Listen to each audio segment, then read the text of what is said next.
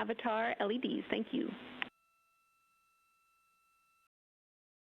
Incredible start to the day for the Artemis II astronauts and the team here in Artemis Mission Control in Houston. We have several streaming partners joining our coverage today, so ahead of that... One cleanup thing from yesterday, I did rediscover the unused chocolate snack from the DFTO. Remind me where to store that for ground analysis.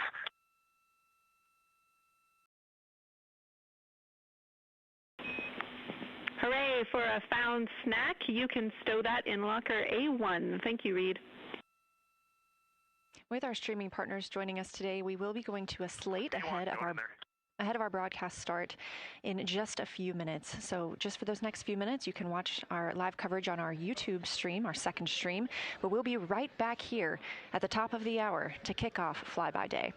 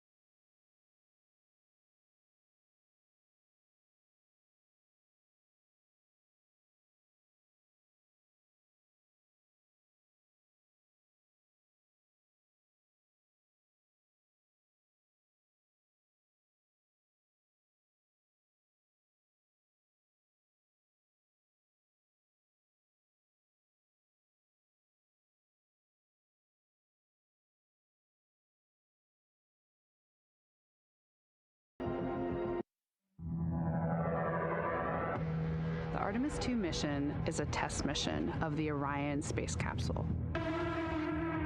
Artemis II will be the first time we put humans on this rocket. We're going back to the moon because it's the next step in our journey to Mars. We were always going to the moon. Pushing ourselves to explore is just core to who we are. That's a part of being a human. And liftoff. We shall return. Continuing to test out every bit of Orion. Coming back to Earth, 7 miles a second. When humanity sets big goals, we can bring together genius from around the world. You have the best people on planet Earth putting this vehicle together. That's what's up. To innovate for the benefit of humanity and to inspire the world through discovery. And here we go.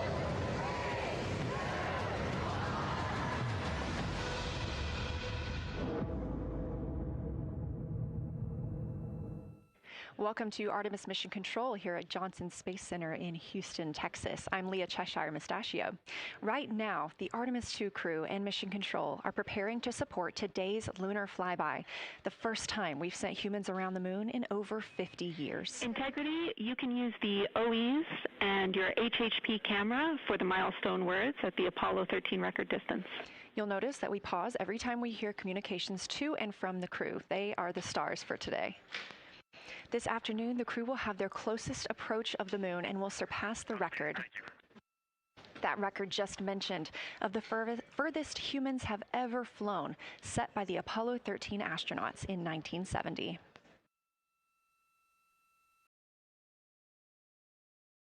You're looking at a live view inside the Orion spacecraft and at our Artemis II crew members. They have just completed their post-sleep period, during which they conduct any hygiene and cabin setup for the day. They also had a chance to eat breakfast before we got into our daily planning conference. The flight control team here in Mission Control Houston collecting information from all consoles around the room that we could relay up to the crew ahead of this monumental day. As you can see on your right, NASA astronaut Christina Cook taking a video of NASA astronaut Victor Glover. We expect to have great views of the crew throughout the day, as well as, of course, the moon.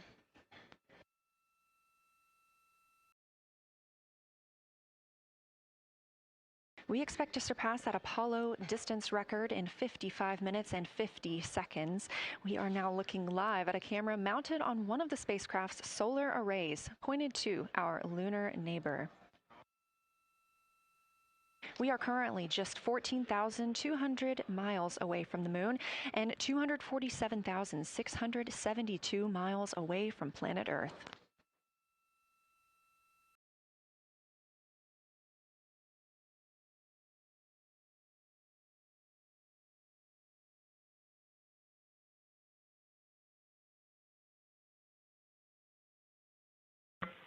Houston, integrity for AGA. Ready to copy.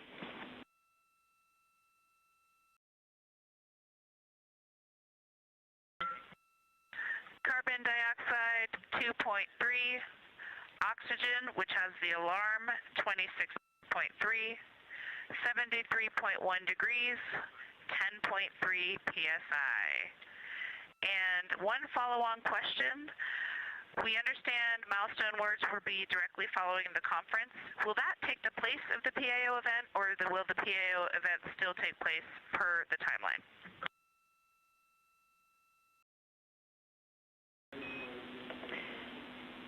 Good question, Christina. The milestone words that we exchange at the record distance at the end of the conference will take the place of the PAO timelined activity.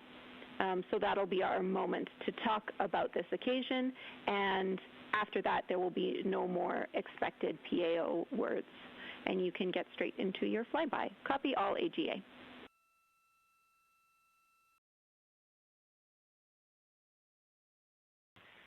Okay, thank you. And final clarification, even though it's taking the place of it, it will all just be on OE1 with HHP camera, no additional video. Is that right? Affirm.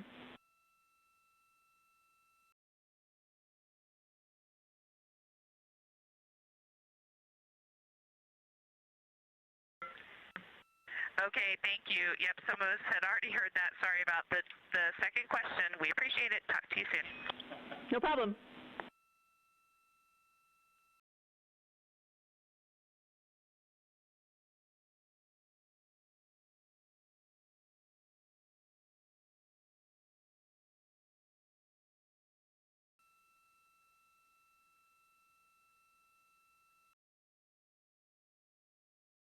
Those communications between NASA astronaut Christina Cook and Canadian Space Agency astronaut and today's Capcom, or capsule communicator, the one person here speaking with the crew right now, that is Jenny Gibbons. She is an Artemis II backup crew member here in Mission Control Houston.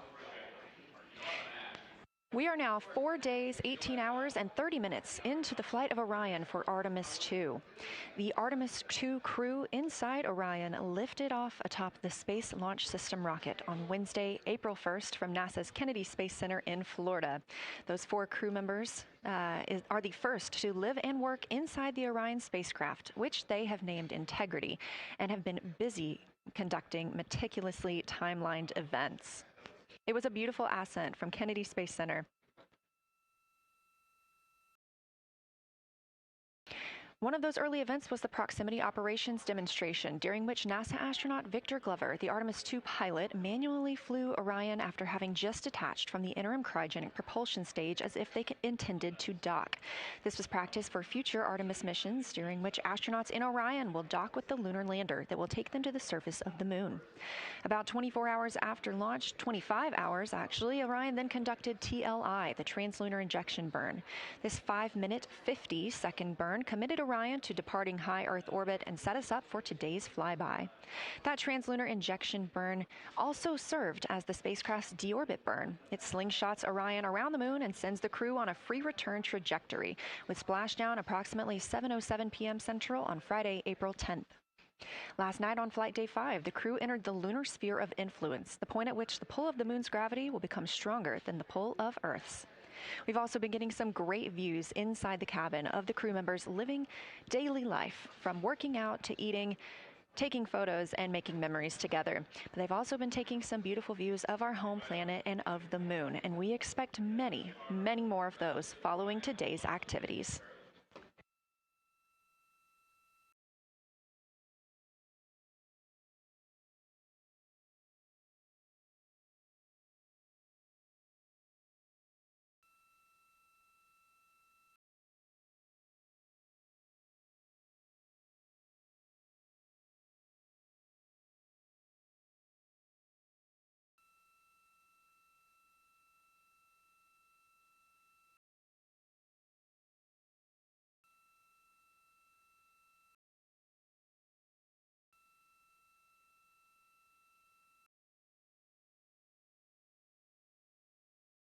These live views back inside the cabin of Orion, but before we get into flyby, let's take a minute to get reacquainted with our crew. Reed Wiseman is the Artemis II commander and a Baltimore native. He's been in space once before. I think there was going to be some families heading into the viewing room today. If they end up showing up, could you just give us a heads up when they're there so we can just wave to them on the camera? Absolutely. And that was the voice of Reed Wiseman. He has been in space once before as a flight engineer. And if they don't come, you could just lie to us and tell us that they're there. That'd be great, thanks. We'll keep that in mind, too. And I'm sure they'll be here. Wiseman also has a great sense of humor. He was aboard the International Space Station from May through November 2014 as part of Expedition 41. This was a 165-day mission during which he and his crewmates completed more than 300 science experiments in areas like human physiology, medicine, science, earth science, and astrophysics. They set a milestone for station science by completing a record 82 research hours in a single week. He also served as chief of NASA's astronaut office from December 2020 to November 2022, and here on Earth he has 2 daughters. The Artemis II pilot is Victor Glover, selected as an astronaut in 2013, when at the time he was serving as a legislative fellow in the United States Senate. His first trip to space was in November 2020, when he launched as a pilot of NASA's SpaceX Crew 1 mission. That was the first operational mission of NASA's Commercial Crew program, which resumed launching American rockets from American soil to the International Space Station since the end of the shuttle program. Victor is a U.S. Navy captain and naval aviator who served as a test pilot, racking up more than 3,500 flight hours in more than 40 different aircraft. He also became the first person to pilot Orion the other day when we saw the Prox Ops demonstration shortly after launch. He and his wife have 4 children. Mission specialist Christina Cook is a native of Grand Rapids, Michigan. She was selected to the Astronaut Corps in 2013, the same class as Victor Glover. She served as flight engineer on the International Space Station from March 2019 to February 2020. During that time, Cook set a record for the longest single spaceflight by a woman with a total of 328 consecutive days in space. She also participated in the first ever all-female spacewalk with her friend and colleague, Jessica Meir, now living and working aboard the International Space Station yet again. Before becoming an astronaut, Christina helped build space science instruments and led scientific fieldwork in some of the most remote environments on the planet. Her hobbies include surfing, rock climbing, community service, yoga, travel, and photography, and she is certainly getting a chance to do that. First-time flyer, Canadian Space Agency astronaut Jeremy Hansen is flying to the moon as a mission specialist on the Artemis II mission. The London, Ontario native was selected as an astronaut in 2009. After that, he worked as Capcom at NASA's Mission Control Center here in Houston. Capcom stands for Capsule Communicator and is the single direct voice communicating with the astronauts in space. He also participated in training exercises like living on the ocean floor off the coast of Florida to simulate deep space exploration for 7 days. In 2017, he became the first Canadian to lead a NASA astronaut class, and he also enjoys getting out on a sailboat, rock climbing, and mountain biking. And he and his wife have 3 children.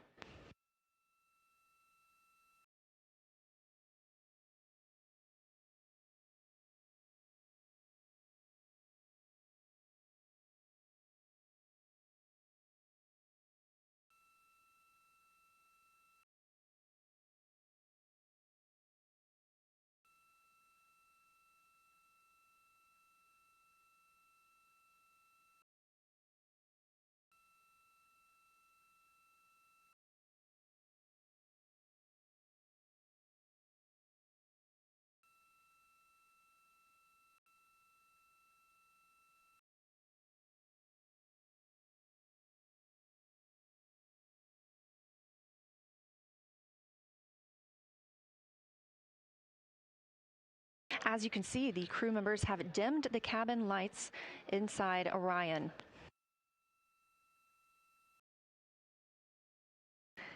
As they prepare for their lunar flyby, they'll be configuring the cabin as they'd like to have it to allow for proper positioning as they move about to and from the windows, taking photos of the moon. Dimming the lights also helps prevent reflections from inside Orion onto the windows. Ahead of this lunar flyby, let's dive in and explain what you can expect over the next several hours. The crew has about 6 hours allotted to make observations about the moon. Throughout the flyby, their activities have been precisely timelined. There are 5 blocks of time during which the crew will be observing the moon from Orion's windows. At any time, 2 members will be at the windows working in a pair. One crew member will be taking photos from window 2 with a blue shroud over the window. This can help prevent that glare or reflection from inside Orion. They have an 80 to 400 millimeter zoom lens to use. The other astronaut will be in window 3 using their portable computing device, you'll hear that referred to as PCD, to make annotations. Both of these crew members will make audio recordings of what they are seeing, and they'll wear headsets connected to those PCDs. Those audio recordings will be sent to the science team at a later date. We will not hear them live. The 2 crew members at the windows will swap roles and positions halfway through their timelined block. The other 2 crew members who won't be at the windows at that time will be serving in the background as support. One will be conducting the science sit reps, or situation reports. This is what we will hear live from the crew. They'll be calling down a few times each hour to discuss what they are observing. Those situation reports include how the crew is positioned, any missed targets, or anything unexpected they saw, lunar target descriptions, any hardware issues, and of course, their emotions and reactions as they fly by the moon. The other support crew member will take pictures of the astronauts at the windows and serve as camera support, providing new SD cards when needed. There's a 15-minute time frame between each observation block during which the 2 support members switch places with the crew making observations.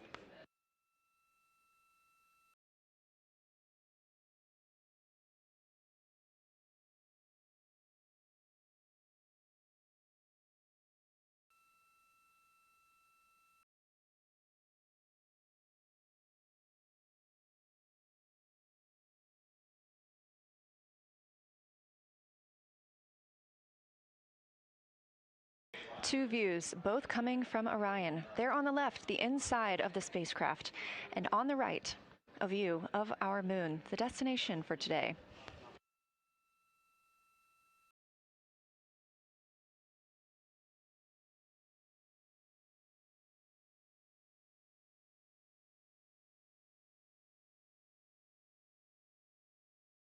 During the lunar flyby today, Orion will provide astronauts with a full disk view of the lunar surface. They'll have a higher vantage point, much farther than Apollo's lunar orbits on average. And these astronauts can observe both holes and large-scale geologic features in a single view. And due to our April 1st launch date and current illumination conditions, the Artemis II astronauts have become the first humans to directly observe certain far-side regions of the moon with unaided eyes.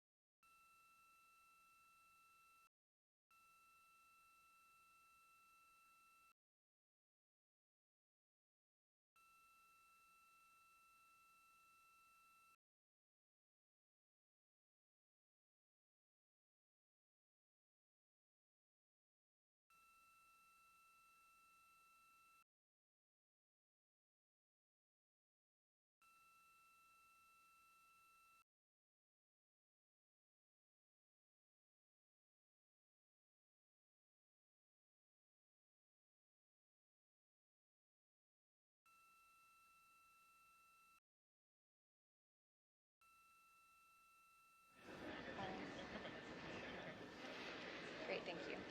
You ready? Go. It's me. It's okay. How do I, is it all?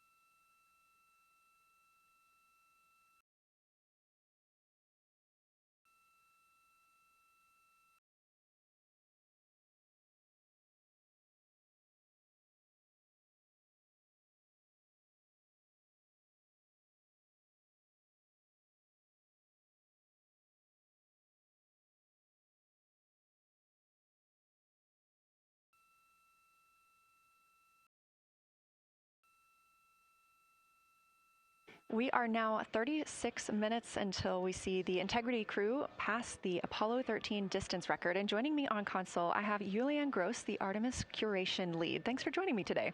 Thanks for having me. I'm very excited to be here. We're very excited to have you. So can you tell me about your role as Artemis curation lead and what that entails? Yeah, so for the overall Artemis campaign, I'm the Artemis lunar sample curation lead. That means I'm helping NASA to return the next set of lunar samples from the lunar surface. And for Artemis II specifically, I'm one of the science theme leads, and specifically I'm responsible, or the voice, for impacts, poles, and landing sites. Fascinating. So what helped us select the targets that the crew is going to be photographing today? So we had a plan coming in where we basically made a list of all the available targets during the April launch window, because before you launch, we wouldn't exactly be sure which targets would be visible. And so once we launched, we then were able to cut down on that list and prioritize our targets. And the 5 theme leads came together and really discussed and talked through which the long lens configured for Lunar FlyBy. Which targets we could then see and prioritize. And so that made it into our plan. We worked then with timeline to make sure that all the targets are visible. Some targets are time dependent, like Earthset or Earthrise, and some targets will rotate out of view when Integrity starts going around the moon. And so we put these in early so that the crew has a chance to describe those to us. Fascinating. I cannot wait to hear what they have to say. So we just heard them say that their long lens is configured. That's very exciting. And for us, when we look at the moon from Earth, what features are we seeing that the crew will also fly by today? Yeah, so I really hope that people on Earth who are in nighttime will look up into the moon tonight. The features that the crew will see that we can also currently see is Aristarchus Plateau. Grimaldi is another feature. They're going to be sort of on our limb. And then Oceanus Procellarum, that really dark, large area on the near side that we can see. The crew is going to see that in the beginning. The more they fly around, the less of that they will see. So those are targets we will hear them describe early on in the flyby. Fascinating. Well, and the crew has been training for years for this day. And so we're going to hear them make a lot of calls about what they are seeing on the moon. And they're going to use a lot of interesting terms that I myself need some brushing up on. So could you walk us through a few of the things that we'll hear them use to describe the moon, like albedo, exosphere, ejecta, just some of those major terms we expect to hear from the crew? Yeah, of course. Albedo is basically a term of a reflectiveness of the surface. And so high albedo usually for the moon means bright areas, and low albedo means like darker areas. And so when you look into the night sky, you can see the high albedo areas are the white parts and the low albedo ones are the darker areas. Ejecta is when you have an impact and it ejects or throws out material that then ends up on the surface, and you can see that as sort of rays or ray systems. So you might hear them describe, I can see Ohm, for example, with its rays. It has an asymmetric rays coming out, and so we're excited to hear them describe that. You might hopefully hear stuff about color or color hues, and so if they can see any changes in those color hues from like white to gray to maybe brownish, we're excited to hear about that. Exosphere is the almost no existing atmosphere of the moon. It's barely there. But there is dust on the lunar surface that can get lofted up through electrostatic forces. And when the sun goes behind the moon, it can scatter forward on those dust particles and sort of like create a little glow on the horizon. And so we're really excited to see if the crew can actually see that. This is so exciting. Thank you so much for walking through all of that with us. Julianne Gross, Artemis Curation Lead, we really appreciate you joining us here today, and good luck to your team. Thank you. I'm really excited to be here. We are now MET 4 days, 18 hours, and 49 minutes into the flight of Orion. This view of the moon from the Orion spacecraft as we get closer and closer.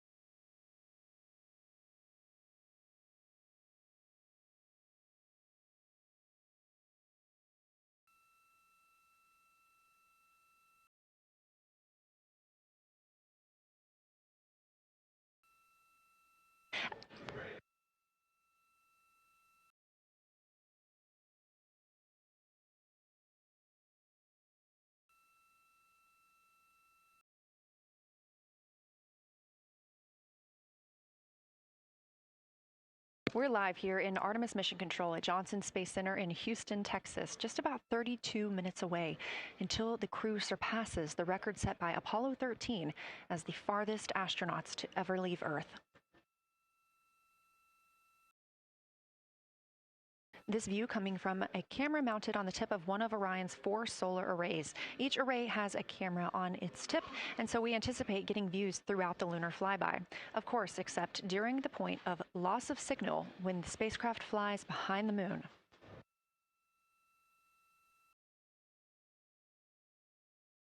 Inside the cabin, the crew are configuring the inside of Orion for today's flyby, making sure they have everything just where they want it to help them take the pictures that they are aiming for the science team here on the ground.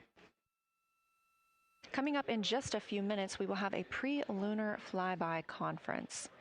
During that Lunar FlyBy Science Crew Conference, our science officer here on console, Kelsey Young, will be speaking directly with the crew members about their targets, about their goals for today, what they expect to see, and what we are hoping to hear from them.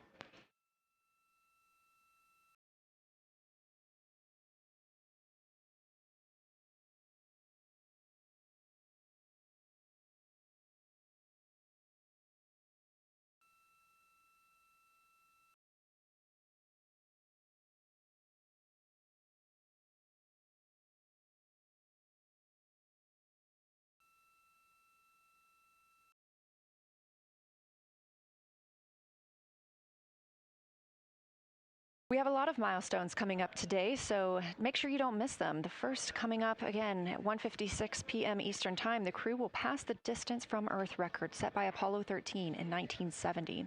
At 2:45 p.m., Lunar FlyBy officially begins. The crew will have that time on their schedules to begin photographing and providing audio recordings of what they are seeing on the moon. At 7:02 p.m., Orion will make its closest approach to the moon, approximately 4,070 miles away.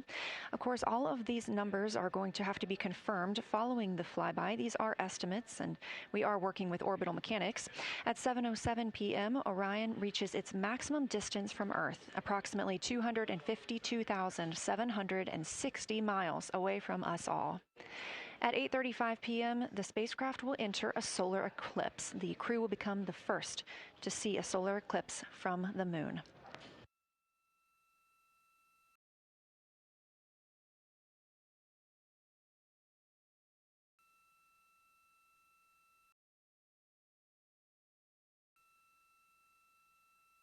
Ahead of the official beginning of flyby today, Kelsey Young, Artemis Science Flight Operations Lead, will be conducting a pre-lunar flyby crew conference.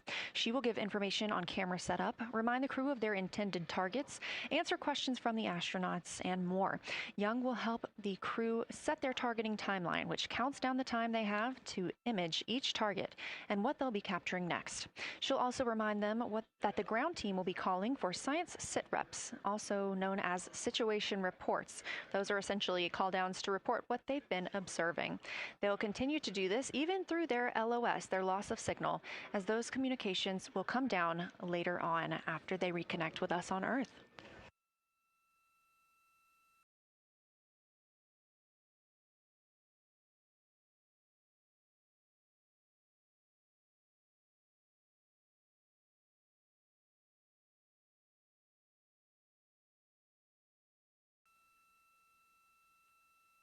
This view in the cabin, you can see the crew members are already using their cameras, getting set up, and they have dimmed the cabin lights to allow them better visibility outside of the windows and fewer reflections. Now, 28 minutes until they become the humans to travel farthest from our planet.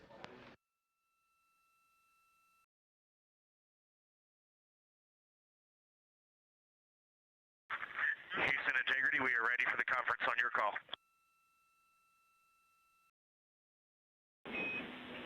Houston is ready for the conference, passing you over to Science.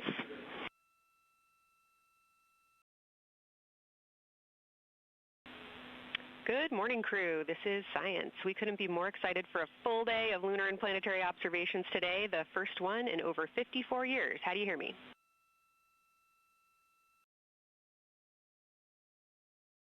We hear you loud and clear, and Kelsey, you just got to know you're pulling us away from the moon right now, so let's go.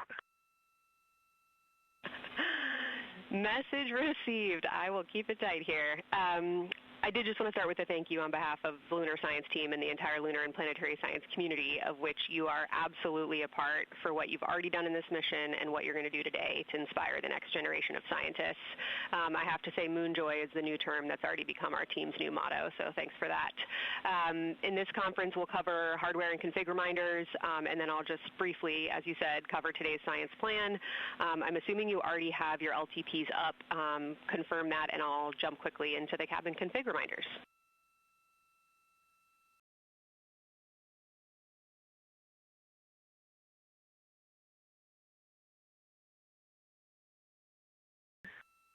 Okay, we have the LTP up just to give you a sit rep on board. You've got Reed and Christina on one PCD, and Ike has his own, and Jeremy has his own.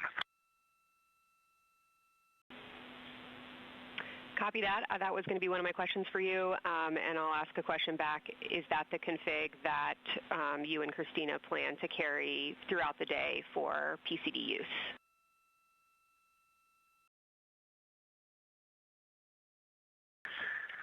Negative, Kelsey. Our plan for PCD use is we have run the power cables to Windows 2 and 3, and we are going to leave one PCD. The yellow PCD will be in window 2, and the green PCD will be in window 3, and we will do that the whole day. And then the red PCD will be a rover.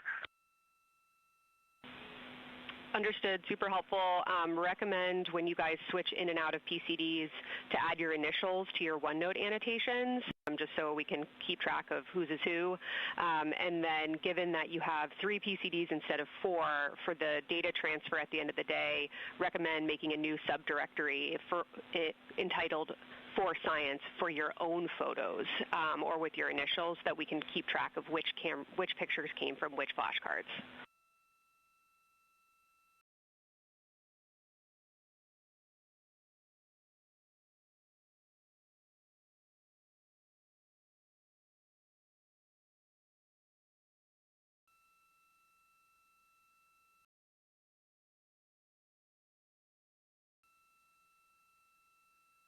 This view.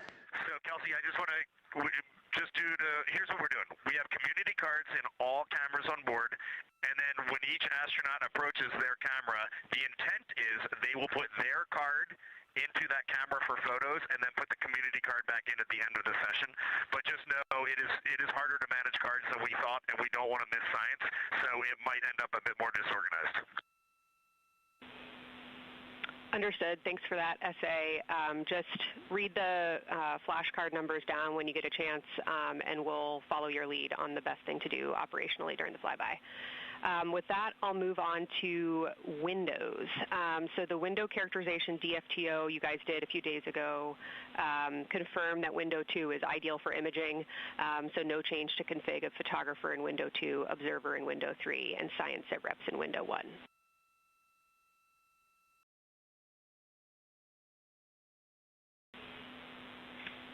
Coming up on a handover. Be back. Hang on, Kelsey. The way we have it configured, tell us if this is going to be wrong.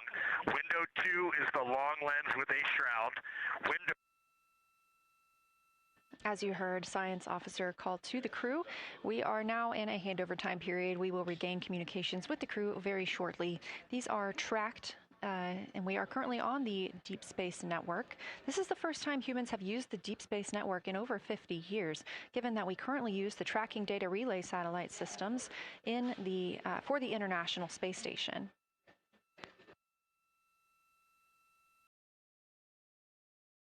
This view from Artemis Mission Control on the right is Kelsey Young. That's who you hear speaking with the crew. Young is the Artemis Science Flight Operations Lead, and we also look forward to speaking with her here today.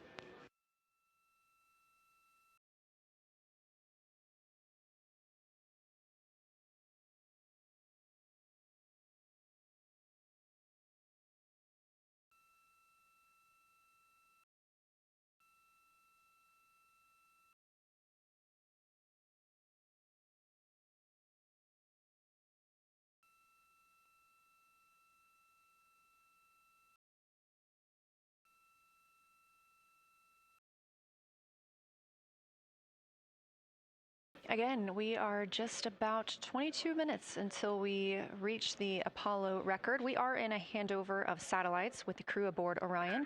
The T-shirt shroud for the Z9 and solar, and then window 3 will be for visual observations, and window 4 is for floater. And thanks, Integrity, for that read. We had a handover during that time, so I'm going to have to ask you to give that read back on window orientation for the crew again.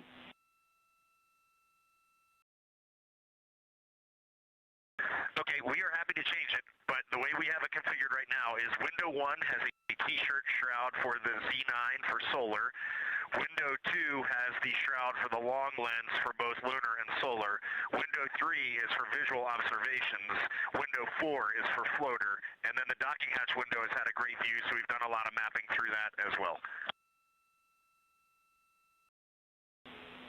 All right, copy all, Reed. A note just on the window 1 T-shirt shroud that you can remove that for the lunar observation block if you want to, if you want that extra view for another floater, but defer to you guys on that. You are go to use the full 400 millimeter zoom on the long lens, but where possible, try to keep the end of the lens flush with the window to prevent imaging through the multiple window panes at an angle. And if you have to take an image at an angle, recommend you limit the max focal length to 200 millimeters or simply acquire the images at multiple focal lengths. Last imaging update as a result of the DFTO is that if you can take the images out of the left side of window 2 where possible, that is the best half the window. Understand that might not be possible with the shroud. Any other imaging questions from you?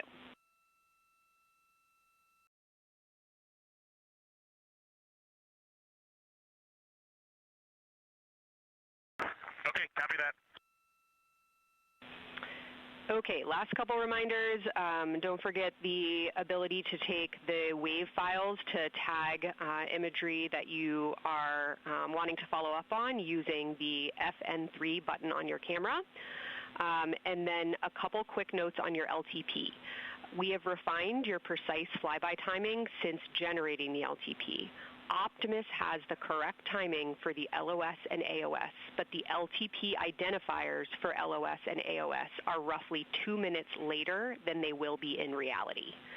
Final LTP timing update is that the green line on your LTP should start automatically 45 minutes before the flyby.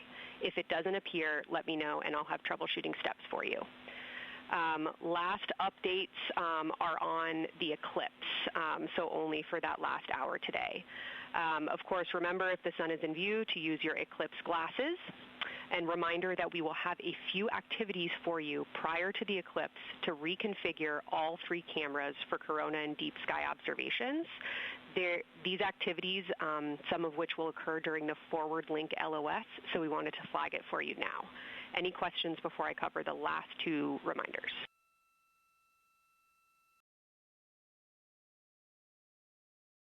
No, we have no questions on that. Last couple eclipse reminders, the sunset period and the first roughly 23 minutes of the eclipse will fall during that forward link LOS, but we'll still have a return link, and we're still looking forward to your science sit reps and observations during that time. And I do have a reminder for you on your preferred starting config for the eclipse in terms of role responsibility. Let me know if you want me to read that up or if you guys have that in your minds already. And if no other questions on config, I'll give you a few science-focused reminders.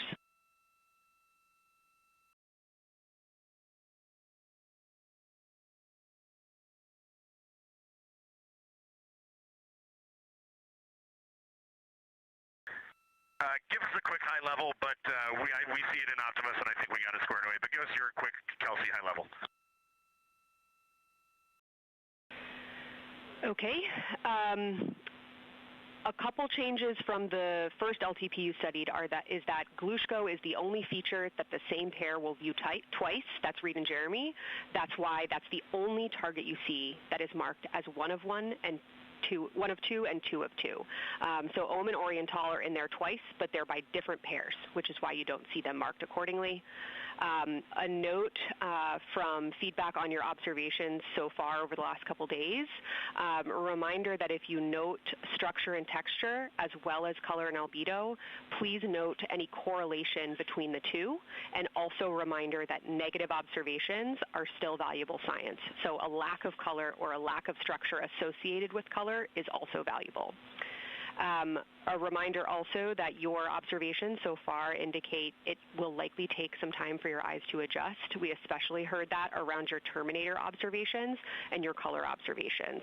So reminder to know that your eye adaptation is going to kind of come in throughout your shift, and let us know when you start to see that nuance. Last reminder is around Earthset and Earthrise. When you're viewing us back here at home, you'll be looking directly at Asia, Africa, and Oceania.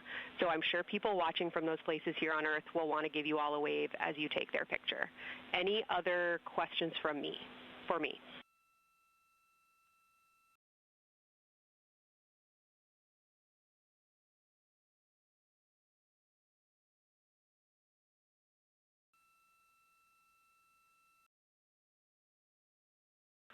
And Kelsey, hey, when you're talking window 2 left and right side, just can you say towards window 1 or towards window 3, and then we'll know that we are talking the same language? Absolutely. So I mean that the side of window 2 closest to window 3 is preferred for imaging.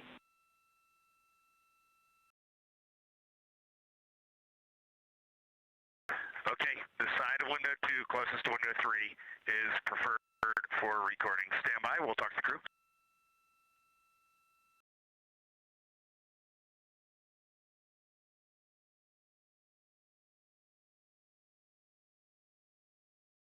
Again, we are in our pre-Lunar FlyBy Science Conference with Kelsey Young. Kelsey Young is the Artemis Science Flight Operations Lead, speaking with the crew aboard Orion. They've been training for this moment for years, and this is their last opportunity to get some further pointers and information. Kelsey, for the T-shirt shroud, what window does the science team think will have the best view? Is it window 1 or window 4? The only time we're strongly recommending use of the window shroud. Eclipse. The T-shirt window shroud for the Eclipse viewing. Which window is primary for Z9? Window 1.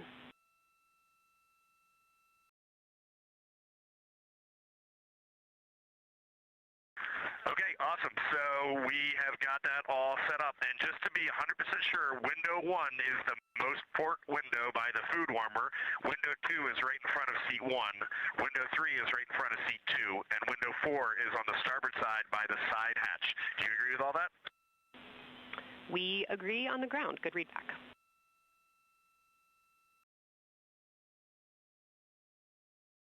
Okay, that's awesome.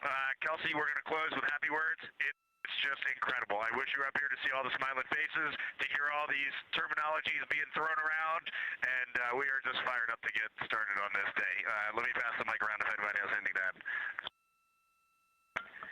Kelsey, it's so great to hear your voice on the loops. I just want to channel everything that you guys are probably feeling right through my eyes and heart.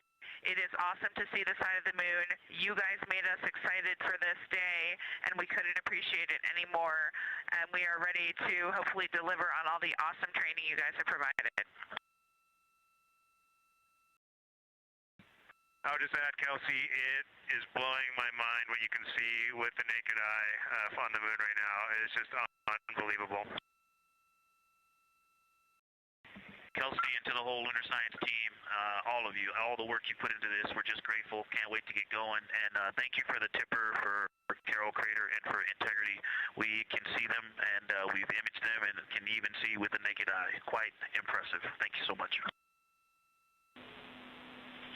Beautiful words, you guys. Thanks so much. And I got video of the science team right now, and they are all absolutely buzzing. Looking forward to today.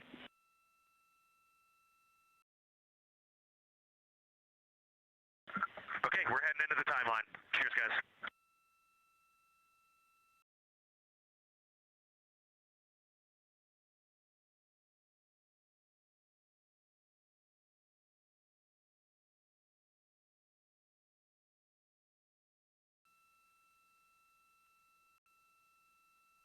of the Pre-Lunar FlyBy Science Conference with Dr. Kelsey Young. Young has served as the Artemis Science Flight Operations Lead, getting the crew ready. And we're live in Artemis Mission Control in Houston, but we are not the only room monitoring today's flyby. As you heard Young mention, in this same building and just down the hall, a multidisciplinary lunar science team supports the Artemis II crew in real time, including experts in lunar geology, impact cratering, volcanism, polar science, imaging, and visualization.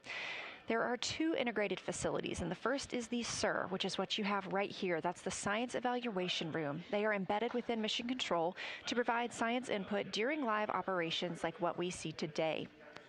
Additionally, and not pictured, we have the Science Mission Operations Room, a back room that processes data, evaluates imagery, and supports rapid analysis.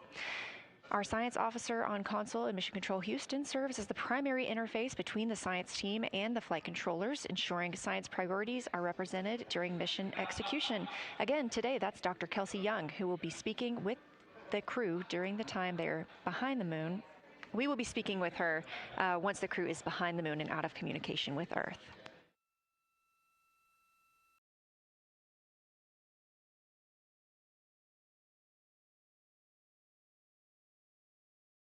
Back inside the Orion spacecraft on your left, closest to the camera, NASA astronaut Christina Cook. To her left, NASA astronaut Reid Wiseman. To his left, Canadian Space Agency astronaut Jeremy Hansen. And all the way in the back, NASA astronaut Victor Glover, our Artemis II crew.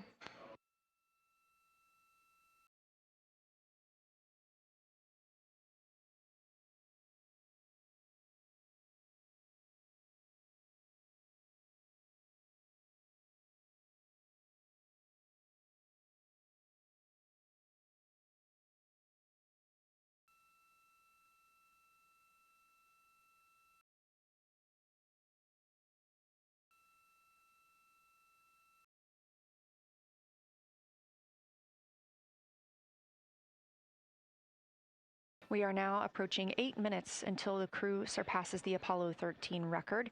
Currently 12,599 miles away from the moon, 248,507 miles away from Earth.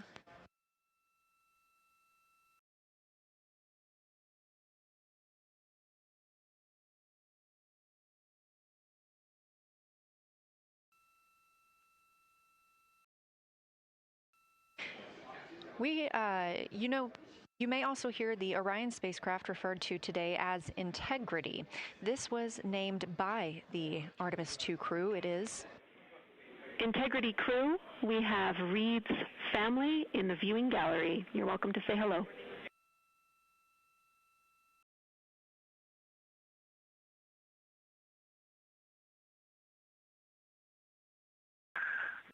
Well, whether you're being serious or you're kidding around, that is awesome to hear. Thanks, Jenny.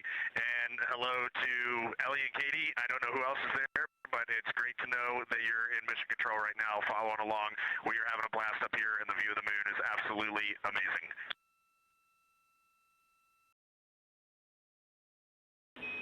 I'm seeing a lot of hearts come out of the viewing gallery and even more smiles. Thanks, Reid.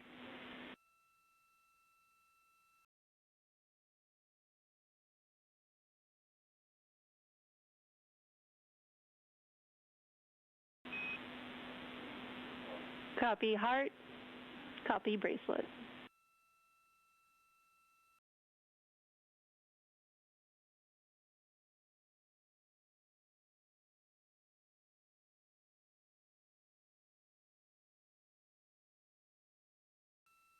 that call from Capcom Jenny Gibbons, Canadian Space Agency astronaut and Artemis II backup crew member, letting Reid Wiseman know that he has family here to support him today in the Artemis Mission Control viewing room.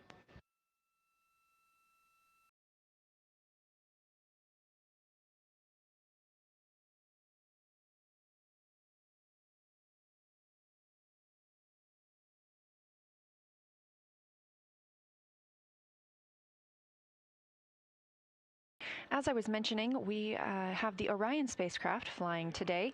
However, the Artemis crew members named their Orion spacecraft Integrity, so you will hear calls to this entire crew with the name Integrity. They say that the name Integrity embodies the foundation of trust, respect, candor, and humility across the crew and the many engineers, technicians, scientists, planners, and dreamers required for mission success.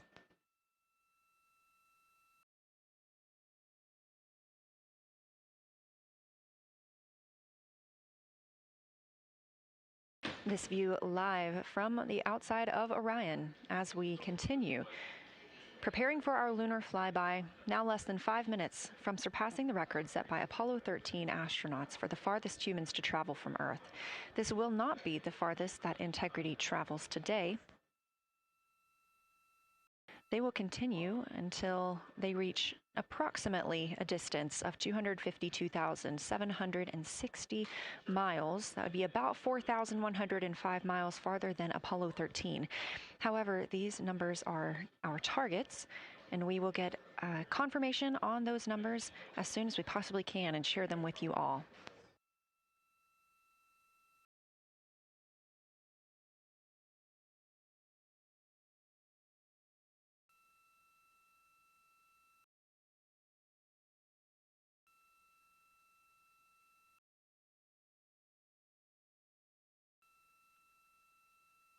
We talked a little bit about what to expect from the crew, whether that's taking photos or making audio recordings.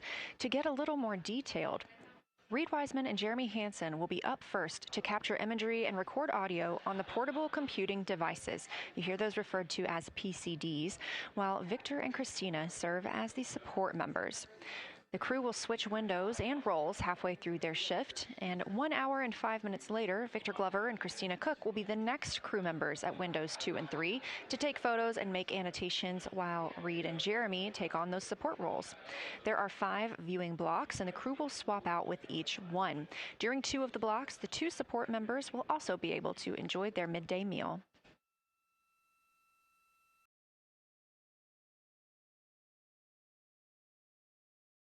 At least 3 times per block is a science sit rep. Again, situational report. This is partially an operational status, reporting back if they missed any targets or gotten any specific ones, if they have issues with their camera or any other operational items. The other part is an actual description of the moon. This task is done by one of the support team astronauts, so that's not the crew currently taking photos or making annotations, but they do have windows 1 and 4 that they can float up and provide that information from. If you watch the entirety of the flyby, you'll also notice the crew will be photographing some targets multiple times to get observations in different lighting conditions.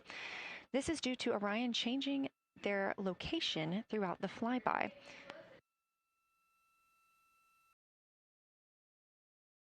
What this crew will be able to capture in a couple of hours of the same targets in different lighting would take orbiters years to do because of solar and spacecraft positioning. This crew has studied the moon extensively, and they're also familiar with what the science team calls the Big 15. These are 15 features that they've memorized, so at any time, they'll be able to see 5 of those and help orient themselves and where they are around the moon. Those targets are diverse and complex in their geologic history, and observations of them could help answer some big-picture science questions.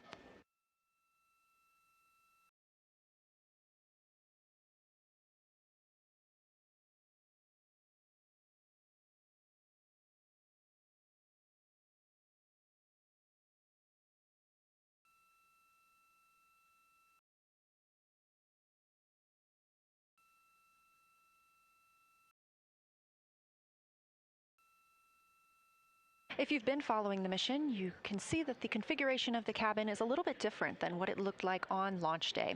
After ascent, the crew were allowed to reconfigure their spacecraft, and you can see that they've taken down seats. They have also taken away footrests. This gives them more opportunity to move about the spacecraft.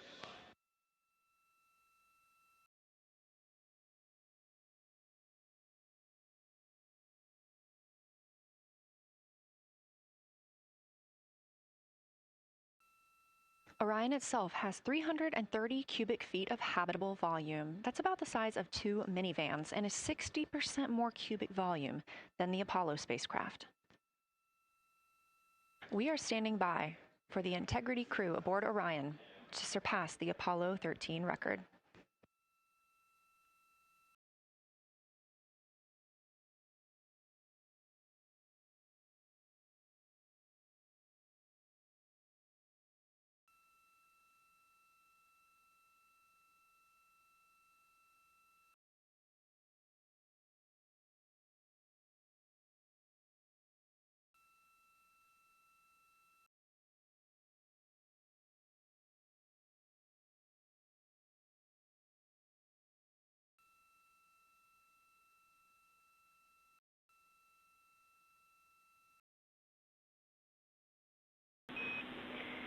Integrity crew, on April 15, 1970, during the Apollo 13 mission, 3 explorers set the record for the farthest distance humans have ever traveled from our home planet.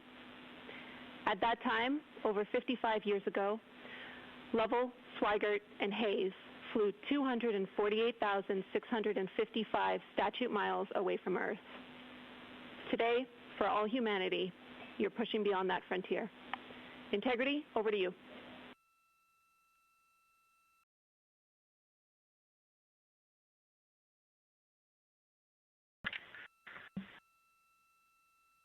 from the cabin of Integrity here as we surpass the furthest distance humans have ever traveled from planet Earth. We do so in honoring the extraordinary efforts and feats of our predecessors in human space exploration. We will continue our journey even further into space before Mother Earth succeeds in pulling us back to everything that we hold dear. But we, most importantly, choose this moment to challenge this generation and the next to make sure this record is not long-lived.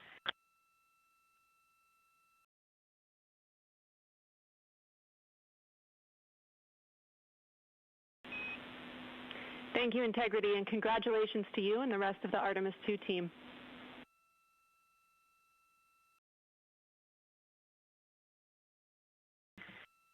Thank you, Houston. We have a couple more things we'd like to take this moment for.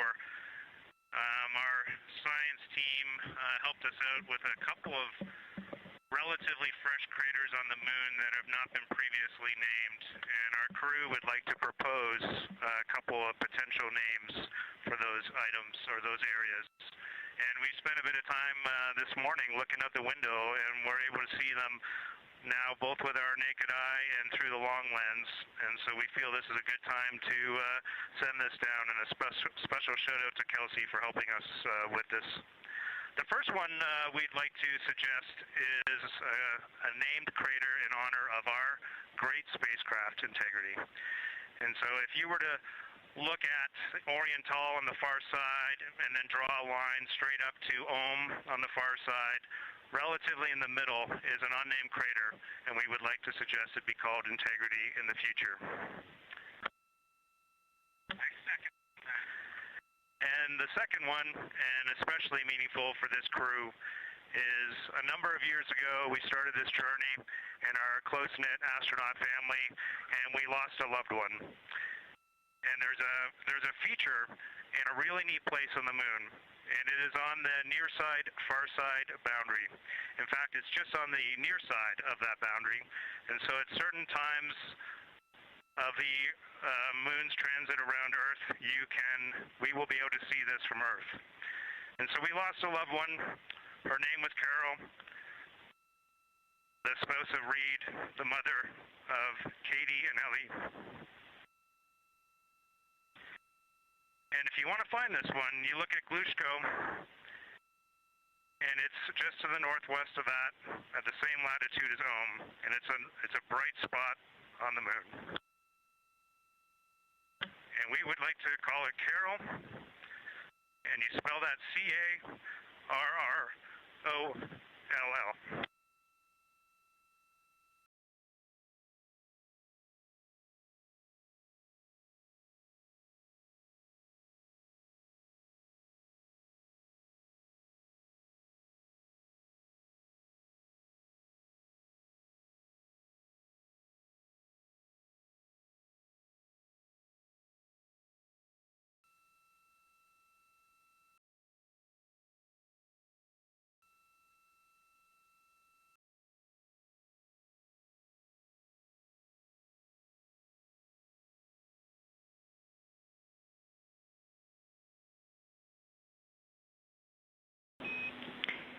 Integrity and Carroll Crater. Loud and clear.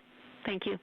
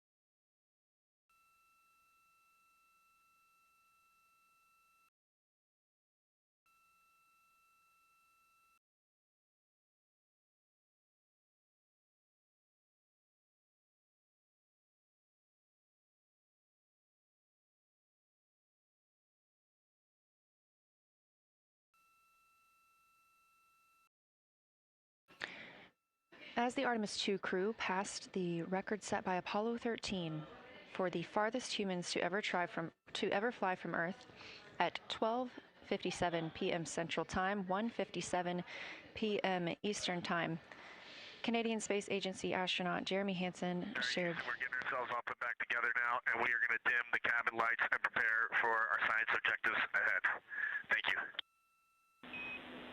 Sounds good. We're doing the same down here, and you are maneuvering to your observation attitude.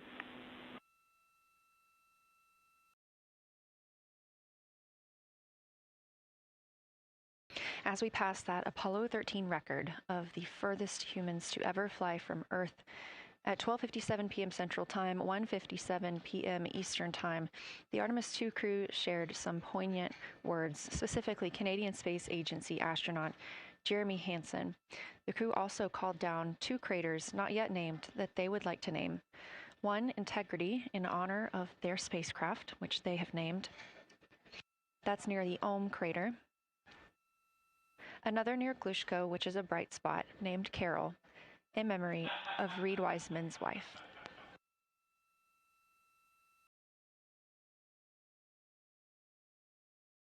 There was a moment of silence here in Mission Control Houston. And now the team and the Artemis II crew are ready to begin their lunar flyby.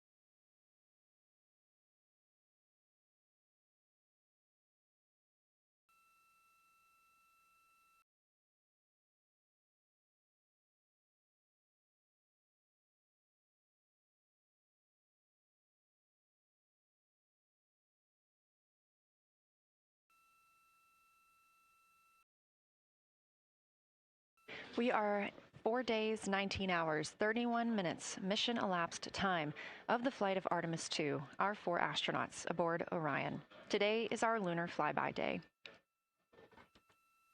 The spacecraft is currently about 12,000 miles away from the moon, and you can keep up with the distance from Orion to the moon and Earth by visiting nasa.gov/track Artemis. Or you can just stay with us here because we're going to be telling you throughout the day.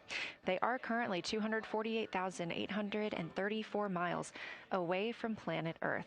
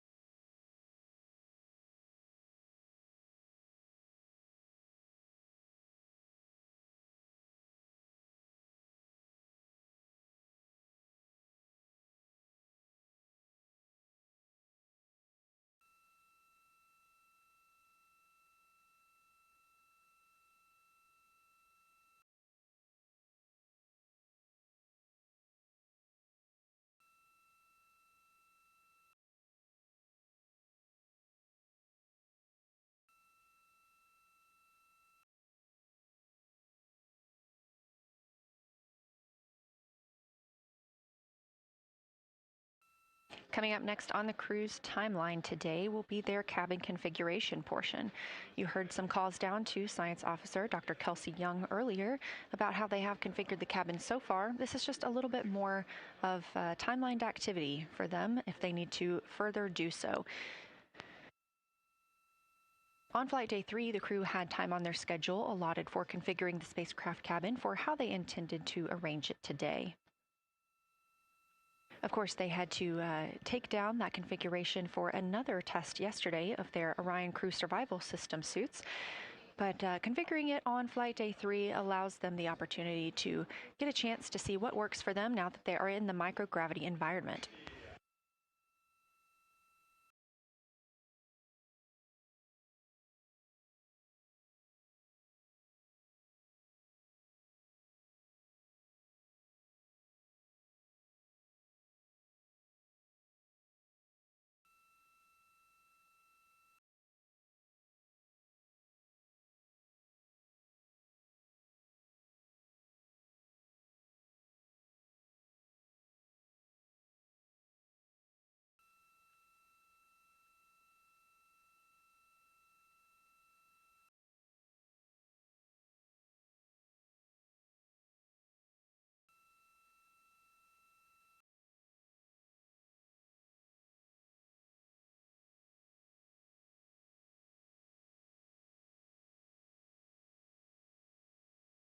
Again, the crew is about to begin their cabin configuration portion of their timeline, though they have been working that already, as well as potentially during their post-sleep period this morning.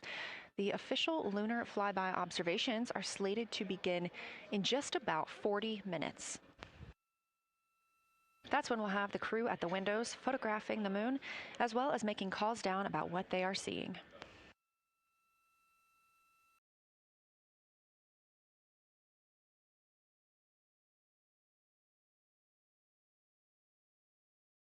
Again, we are live here in Artemis Mission Control for the duration of the flyby.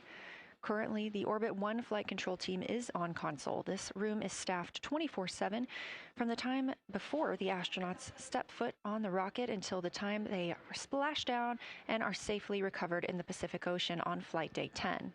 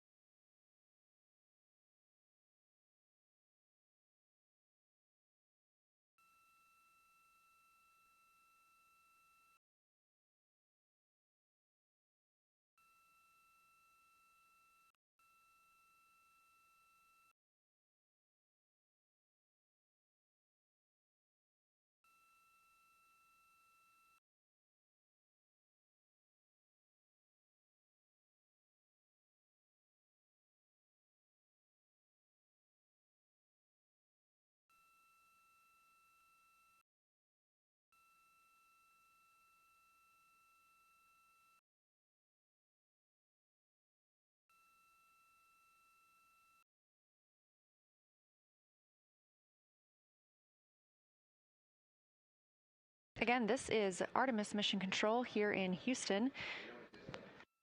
We are now 11,777 miles away from the moon. We did pass the Apollo 13 record of farthest humans away from Earth at 12:57 p.m. Central Time, 1:57 p.m. Eastern Time.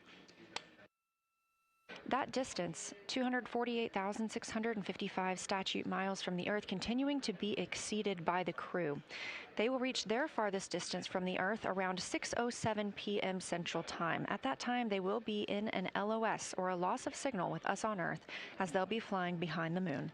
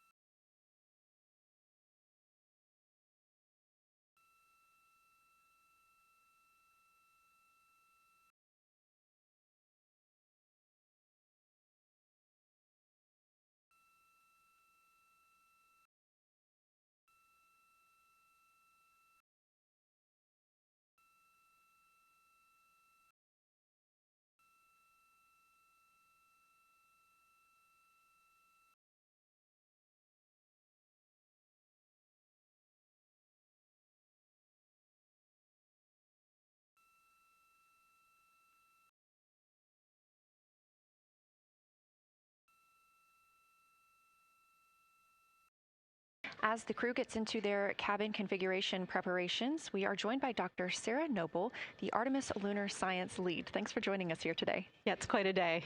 Yeah, we are very excited. I can only imagine how you guys are doing over there. So tell me a little bit about yourself and what your role is for Artemis II. Sure. So I'm the Artemis Lunar Science Lead, so over the entire campaign, and my job is basically to make sure that as we have this big adventure back to the moon, we actually learn new things about the moon. Fascinating. So why is the moon such an important destination today? Yeah, so the moon is a pretty amazing place. It is a great place to learn about basic fundamental processes that happen on like all the planets, like cratering and volcanology. And also it is, part of our Earth-Moon system. And, the Earth recycles its rocks pretty well, right, through plate tectonics and weathering and whatever. Most of the rocks on the Earth are geologically young. But on the moon, we have the entire record that goes back 4.5 billion years since we formed. And so if we really want to learn about what was happening in that period, like the moon is really the only place we can go. We're also thinking about going back to the moon, and we want to go to the lunar South Pole. So what makes that such an interesting destination? Yeah, the South Pole is cool, right? It's far away from the places we went during Apollo. It's different kinds of rocks there, some of the oldest rocks on the moon. It's also a place where we think there might be resources like water.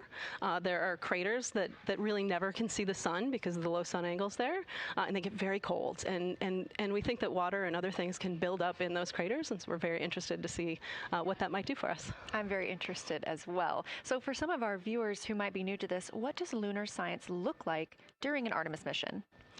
Yeah, it's pretty exciting for us as we have really sort of built this from scratch to try to understand how we can best use the crew to support our science. And so, we've developed a system. We've got a team in place. We've got a back room here in this building called the SIR, the Science Evaluation Room. And there's in fact a back room to that back room over in another building here at Johnson Space Center where we've got our teams of scientists working really hard. They're actually speaking to this room through our science officer. This is now the first time we've ever had a science officer in flight control room. So we're pretty excited about that. So we have a really voice out and up to the crew. I know, it's been so exciting to hear Dr. Kelsey Young speaking directly with the crew today, now so close to the moon. And we have a live view here of the science operation, or the science evaluation room. So this is where the majority of your team is today. Is that right? Yeah, that's right. This is a big chunk of our scientists. You can see them in there now working hard, trying to get ready for the day. And then again, there's a second room where we have a lot of our data folks, where the data will first come down and they'll sort of sift through the data and get it ready for this team to take. What's the mood like right now in the SIR? It is, I would say, giddy. I think we've worked very hard for this. They have done simulation after simulation. They have worked really hard over the last couple of years to get ready for this moment, and I think everybody's just really excited to see. Even already we've had some descriptions from the crew coming down, and it's so great to see their joy and our joy, our love for the moon come through. Yes, we are in for a real treat today, if it's been anything like their observations the past couple of days. So how are the lunar science teams using this test flight to prepare for future missions to the moon? Yeah, absolutely. This is the way that we are building our foundation for the future, from everything from, how do you train a crew to be a geologist, right? And so, working through that, getting them classroom training, field training, building the science team, building these physical rooms that we are in, designing the software that the teams are using, and then, figuring out what happens to that data. They're going to take this data and it's going to come down, and how do we get it out to not only our team, but out to the world and the rest of the science community? Yeah, that's a great point, because when you hear these crew members talk, you would never know that they're not geologists. Your team has trained them so well. They have been very good students. Who can blame them? It's a pretty great topic. One more question for you. How does the science that we're doing on Artemis help support long-term exploration, and including our sustained presence on the moon? Yeah, you know what? We have a saying in the Science Mission Directorate that science enables exploration and exploration enables science, right? So you need the scientists, because we are the ones who are the experts in, landing site and doing analysis of landing site and making sure we can find a good place to land, to understanding the properties of the soil so we can, design our systems to manage that, understanding the radiation environment, keeping our astronauts safe, all of these things, right? But, in return, you provide us with opportunities where now we're going to be able to collect this data and collect samples and deploy our instruments and all of that. So it's a symbiotic relationship. That makes perfect sense. Well, Dr. Sarah Noble, Artemis Lunar Science Lead, thank you so much for joining us here today. Best of luck to you and your team, and I hope that you get to enjoy today too. Thank you so much. We are now getting closer and closer to our lunar neighbor. This live view coming from the Orion spacecraft and a camera mounted on one of its solar array wings.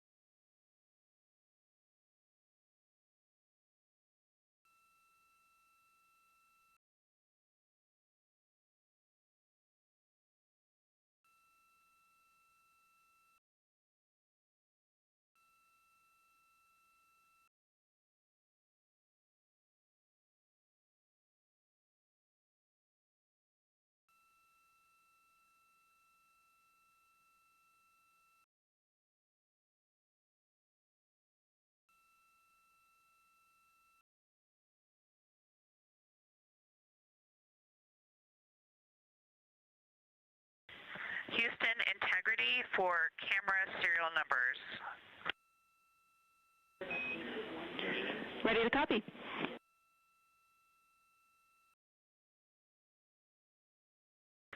Hey Jenny, these are card numbers for the various positions. For the long lens on the D5, we will have individual cards. Victor's 1008, Jeremy 1019, Reed 1012, myself 1015. For the Z9, we will have one card that is dedicated for today, serial number 1007. For the cabin camera D5, we will have one dedicated card for today, serial number 1022.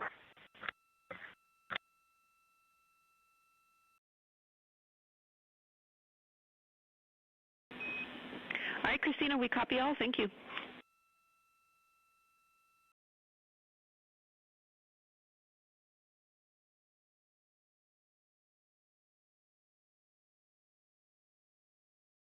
We just realized that we have Earth out window 1 and Moon out window 2, and Earth out window 4 and Moon out window 3, and it gives you the best idea of scale we have had yet. The Moon is about 3 to 4 times the size of the Earth, and it is almost full, and the Earth is just a small crescent out there. It's magnificent. I got a picture of it with the wide lens. Such a majestic view out here. Amaze, amaze, amaze. Thank you, Reed.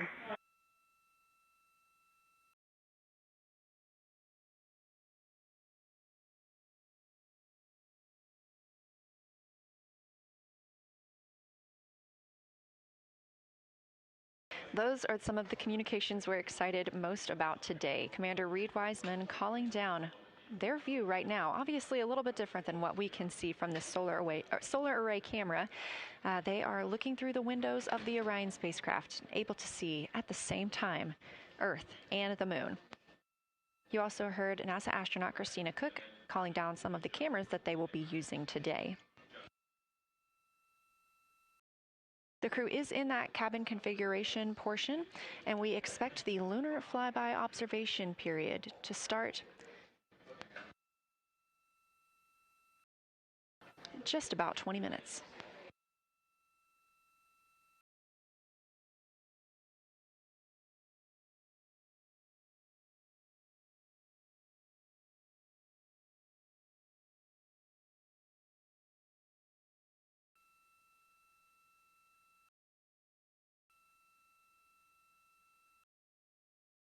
Checking in on Orion's distance and speed, they are currently traveling 1,071 miles per hour, 249,159 miles away from Earth, 11,293 miles away from the Moon, and continuing to grow closer. At closest approach to the Moon today, the spacecraft will be just about 4,070 miles away from the lunar surface. This will be during our loss of signal with the crew as they travel behind the Moon, and we will await their return to get the official number for you for how close they come to our lunar neighbor.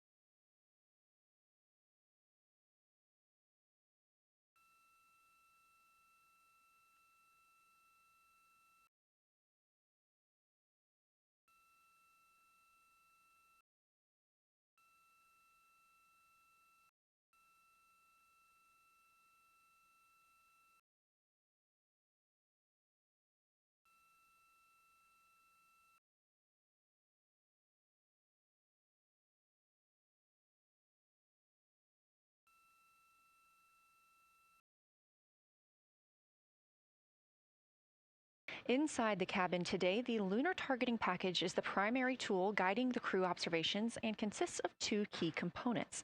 The lunar geography review helped the astronauts study major lunar features in advance and help learn how to orient themselves during the flyby. Because, of course, the moon is not actually labeled like it appears here when we look at this map. The lunar targeting plan provides a detailed timeline of observation targets, background science context, and specific instructions for the pictures the crew should take, as well as the verbal descriptions that will be helpful to the science team reviewing them later.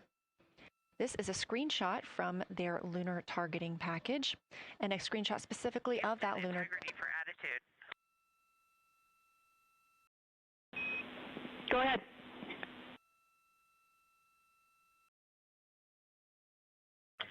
Hey, Jenny. Understanding we are in final attitude now for the Lunar FlyBy. Would it be possible to pitch the vehicle down 5 degrees? That would allow us to get the D5 long lens flush and have the least amount of window distortion. We're checking. That call from Christina Cook, NASA astronaut and mission specialist on Artemis II. Copy. The Orion spacecraft is positioned in a specific attitude to allow the crew to best see the moon outside of their windows today for this imaging opportunity. That call was a request for a potential attitude shift just slightly, another 5 degrees, to give them a better view and to give them a better opportunity to use their long lens camera. They'll also be using that lunar targeting package we were discussing. I am following along with that real time, so I'll be able to share with you exactly what targets the crew is looking at and when. They also trained with a lunar science passport. It's a little reference guide used on Earth to reinforce recognition of key lunar features. It is not on the flight, but it was a significant study tool for the crew to get them ready for launch. The apparent size of the moon will change throughout the flyby, and it'll appear roughly like a basketball held at arm's length at the crew's closest approach. That reinforces the need for careful planning and practiced observation techniques.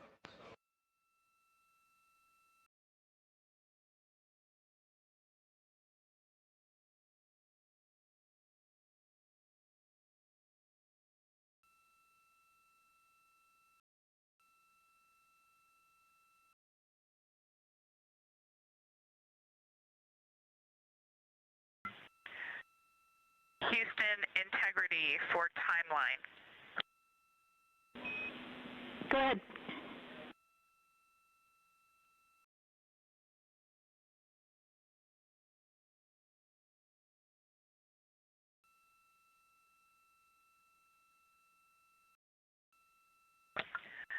Hey, Jenny, just to make absolutely sure that we start observations when expected, we are showing in Optimus that observation time starts in about 15 minutes, and in LTP that our first target, discussion 1, starts in about 29 minutes. Can you confirm you'd like us to start discussion 1 in 29 minutes at 1900 GMT?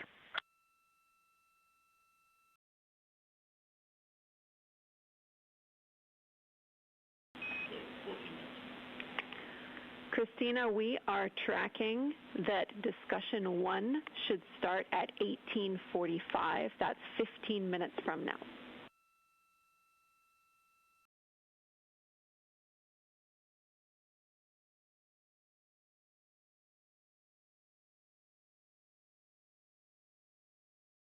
Okay, copy all. It may be a granularity issue with LTP, but understand that we start that observation in 15 minutes, and I bet when we get there, the green line in LTP will match the start of the white band for discussion 1. I think it's just a matter of the labeling and the granularity. Thanks for confirming. Copy, and we'll look into that a little bit more on our side as well.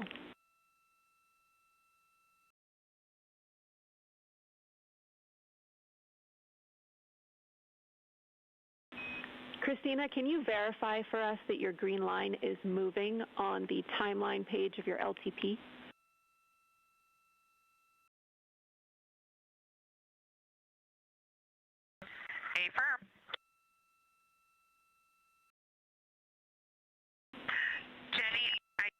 we're good. Looking closer, I see the labels are just not aligned with start or end times of the white visible bands.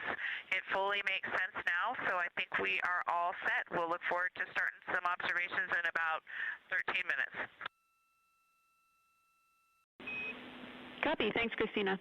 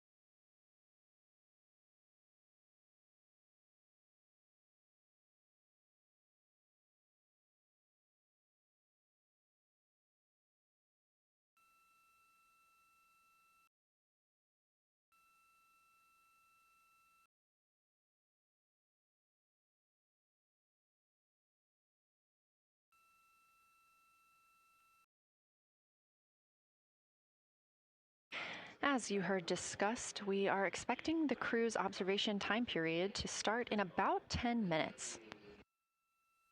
First, they'll be conducting a warm-up, warming up to their science observations of the moon. They'll be discussing with each other, helping each other orient using the major landmarks that they've studied, asking what is familiar. If we roll left, port 5 degrees, that would get the moon closer to the left side of window 2.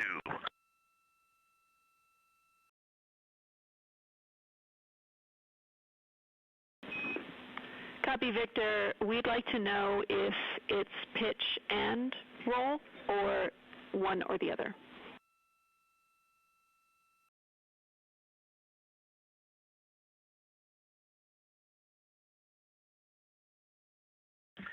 Jenny, we actually thought you already put the pitch in.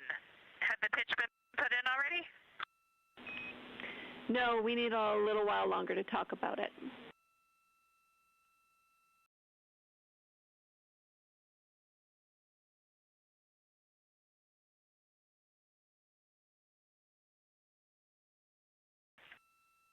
So, Jenny, I guess what's happening is just as our orbit's changing, where it is in the window is changing, so maybe these fancy little adjustments aren't worth it. It's going to continue to move in the window. Or is the spacecraft going to keep the moon at the same point of the window if we adjust the attitude? I assume the previous.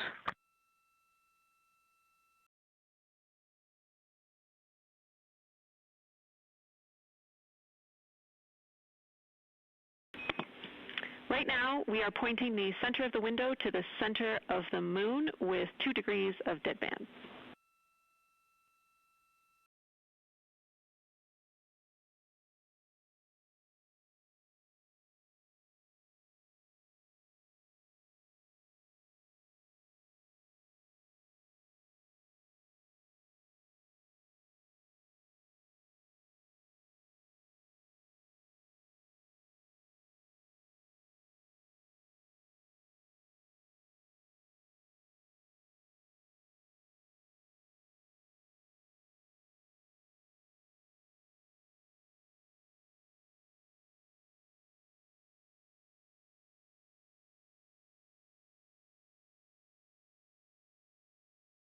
The conversation you hear happening now between the astronauts aboard Orion and Artemis Mission Control here at Johnson Space Center in Houston, Texas. They are in the center of your screen, seated at the CAPCOM, or Capsule Communicator Console. That's Jenny Gibbons, Canadian Space Agency astronaut and Artemis II backup. She was also the lead Capcom for Expedition 63 aboard the International Space Station.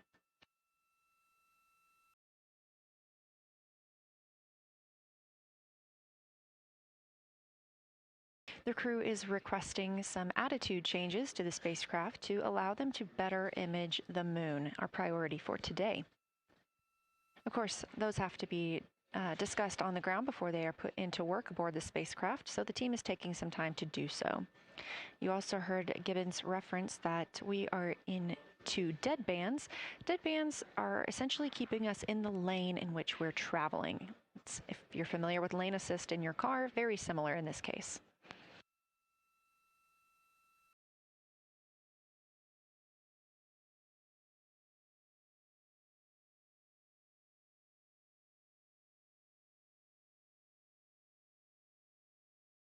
We are now 10,870 miles away from the moon, traveling 1,066 miles per hour and 249,390 miles away from Earth.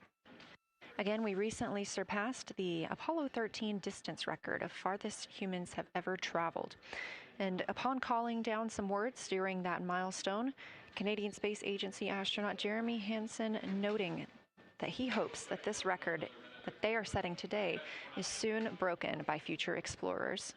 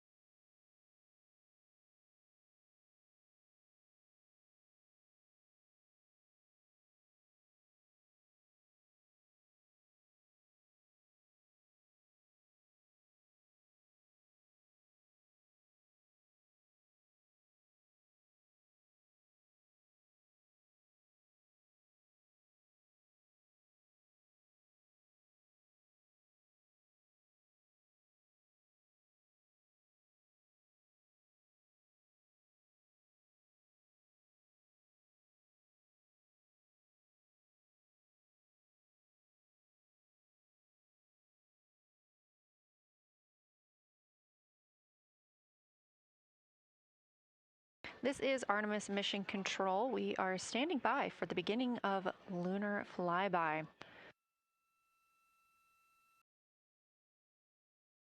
Expecting that to start in just a few minutes when the crew will begin a warm-up discussion preparing for the day.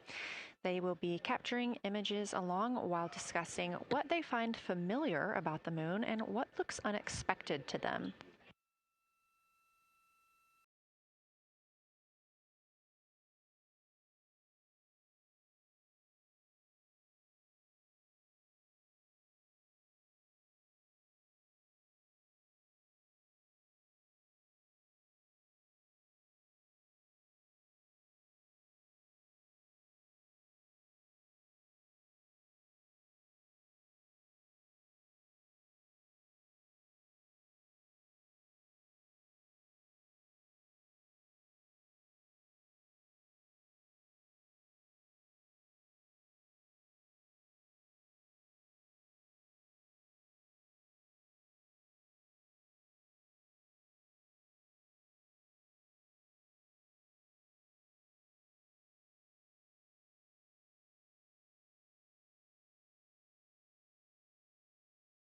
Again, just minutes away from the official start of Lunar FlyBy, or when it is timelined for the crew. We are currently 10,726 miles away from the moon. This view on the left side of your screen coming from the camera on one of Orion's solar arrays.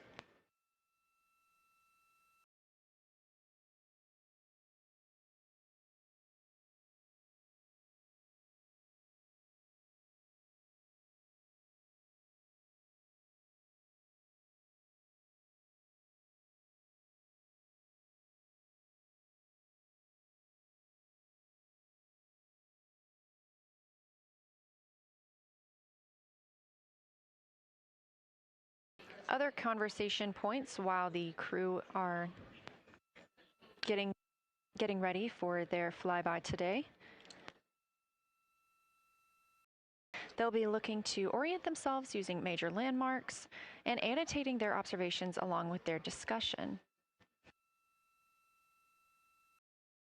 They'll have 10 minutes for that warm-up discussion.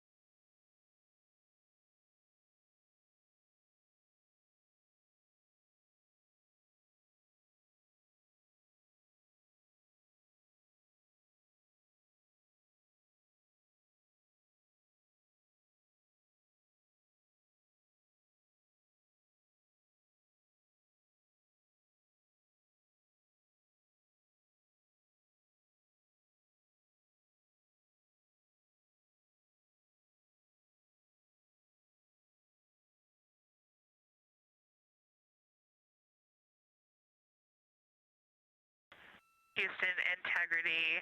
We have two folks at the window deep in discussion talking about all of the awesome features that they're seeing. We just had a huge moment realizing that Hertzsprung is about the same size as our incredible Oriental. We're really excited about this target that's kind of new to us. We're orienting on things like how we talk about albedo, finding some of the prevalent things that we're used to from all of our training, and just overall taking in this view. We also are noticing that the moon is still getting noticeably bigger as we go, even when you're watching it continuously. It's great to see these two guys get warmed up. We love the report, Christina, thanks. And you nailed it on why we added Hertzsprung. As you'll see in the prompts, we're looking for comparisons to the comparatively much older Hertzsprung compared to the younger Oriental. Great words.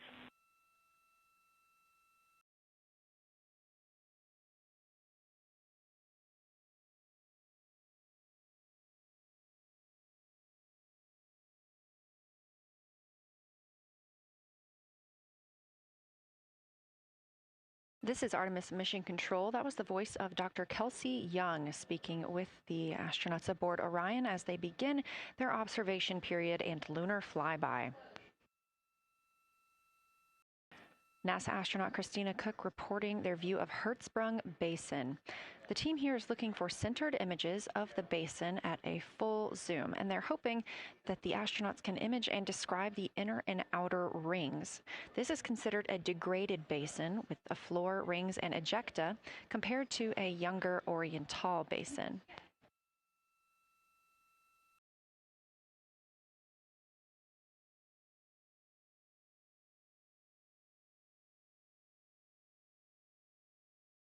We spoke earlier with Julian Gross, the Artemis curation lead, about some of the terms we will hear the crew use today. One of those just called out, that's albedo, looking at surface brightness, or the amount of light a surface reflects.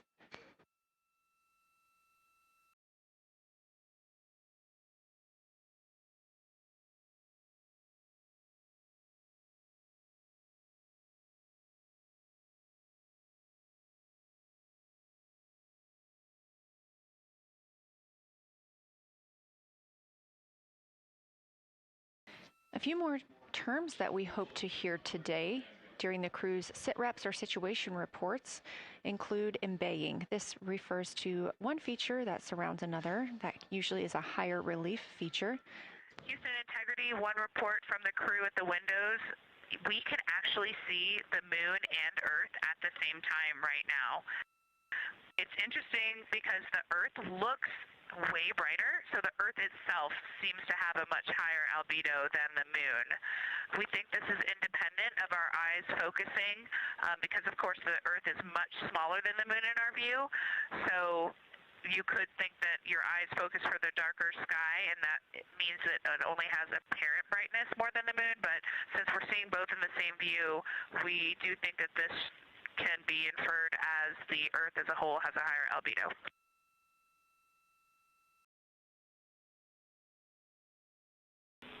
Great observation, Christina, and reminder that as you're starting to look for those subtle color and albedo variations on the moon, the relatively bright albedo Earth might make those a little bit difficult, but as your eyes continue to adjust, we expect you to start to see more nuance on the moon. Thanks.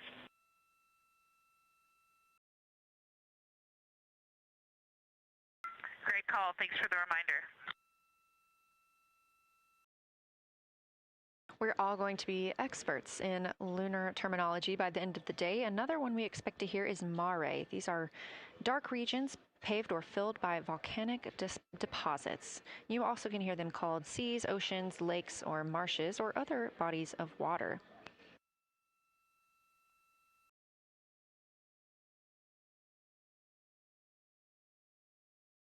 Again, we are live in Artemis Mission Control, but on the right side of your screen, that is the Science Evaluation Room, team members who have been preparing for this day for years.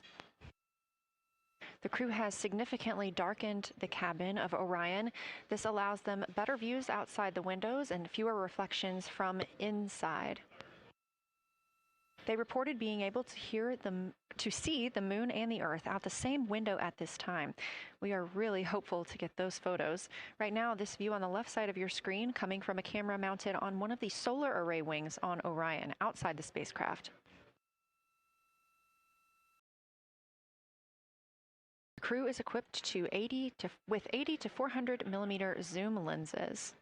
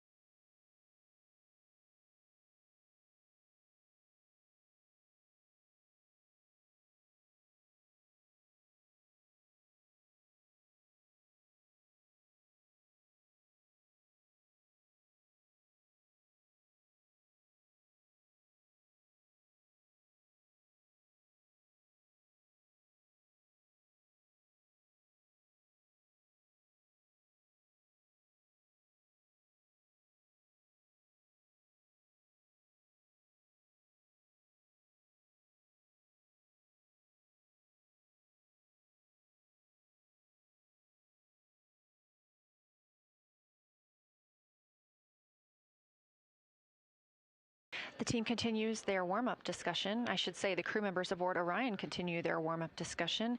However, they are about to be prompted to move on to discussion number 2, which is near side and far side.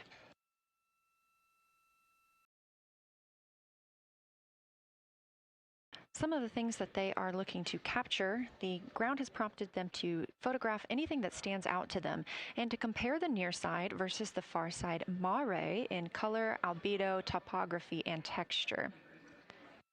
They also want the crew to compare the appearance of rayed craters in the near side mare versus in the far side highlands. Of course, a reminder that some of the items that the crew, or some of the landmarks the crew are seeing today, is the first time that humans have ever laid eyes on those portions of the moon.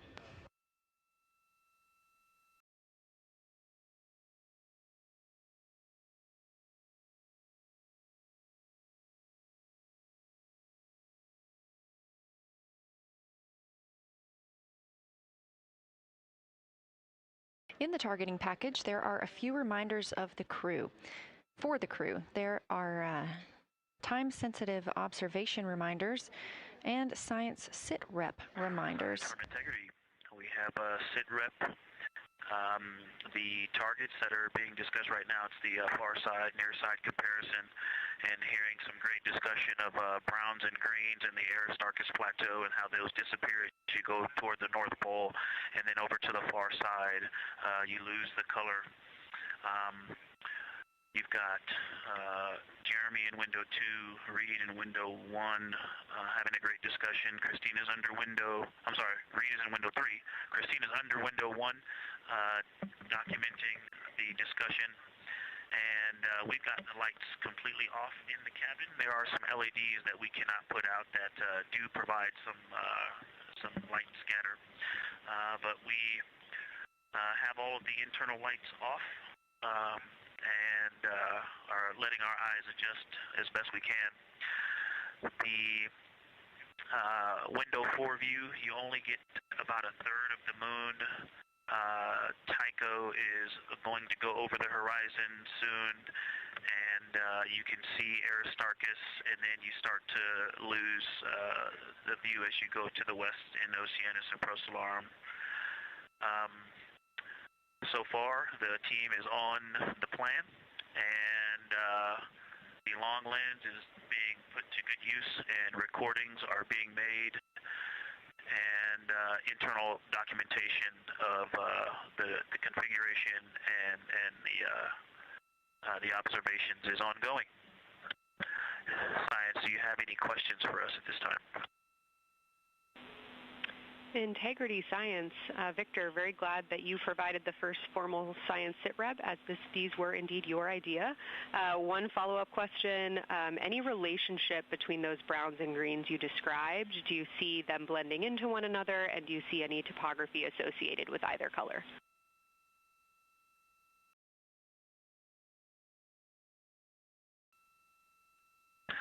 I don't want to bother the window team. I just heard that, overheard that, and so I'm sorry I don't have that detail yet. I will eavesdrop and see if I can pick that up. I will try to answer that at some point. I also heard a comparison of the albedo in Aristarchus, that crater, the very high albedo spot you can see on the near side. There is a feature called, I believe, Burgess alpha that is equally or maybe higher albedo.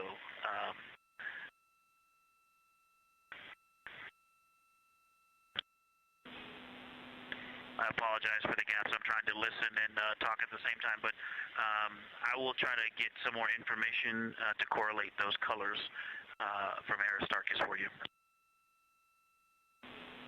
Understood, Victor, and good call to not bug the window team.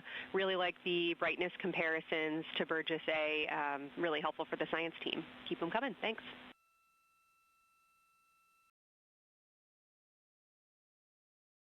I also heard a discussion about the albedo of Grimaldi being a 10, and how many of us, when we were a little further away, saw that as the darkest albedo, and that the bigger mare off to the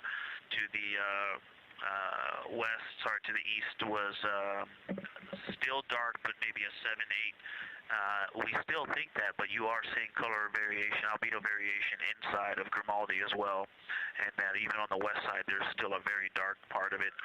but it is still the darkest. It is just not as uniform as it looked when we were farther away. We're starting to differentiate the striations of albedo inside of Grimaldi.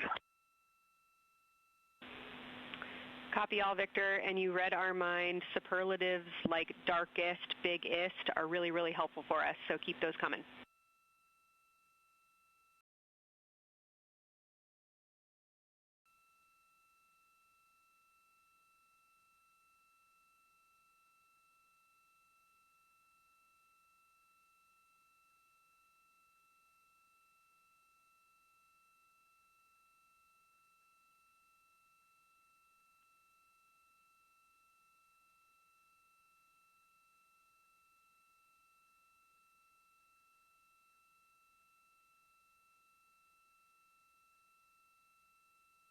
As we were just mentioning, the crew is slated to perform these science sit reps. They are prompted to do so by an icon in their lunar targeting plan. That one coming down from NASA astronaut and pilot of Artemis II, Victor Glover.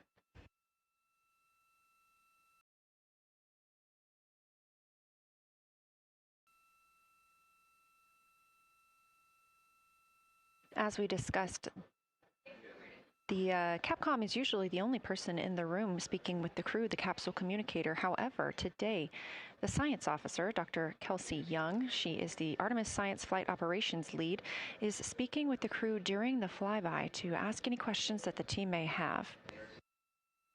To her right is Trevor Graff. He is one of 3 science officers. Those would be Kelsey Young, Trevor Graff, and Angela Garcia, who will also join us later for an interview.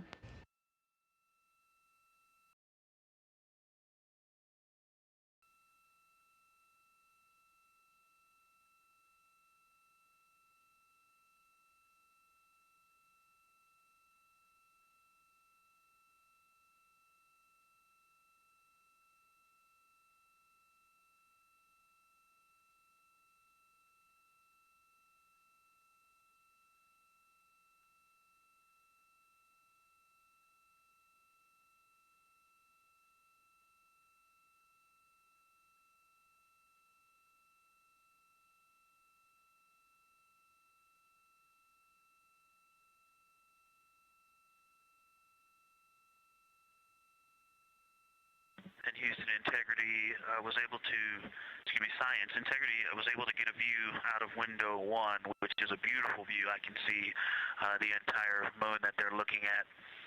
We left the T-shirt up there, so I was kind of peeking through the opening in the makeshift shroud there. And once I was able to get 2 eyes on it, what jumped out at me was Vavilov. It's just peeking out of the Terminator. It's clear of the Terminator now, but it just really jumps out because it's still got the low light, the low sun angle. And so where the, Vavilov has that impact over the top of another crater, where the 2 craters intersect on the eastern edge. So on the side closest to Orion, where the 2 crater rings intersect, the shadow there is the highest peak in the interior of Vavilov, and so you can see that terrain is, there's some real variation in the terrain there, that there's a nice peak where those peaks intersect, where those rings intersect, and we'll get a picture of that. Love the description, Victor, especially the comparison and relationships you just described about topography. And if it's easier for your observations, do feel free to remove the T-shirt shroud from window 1.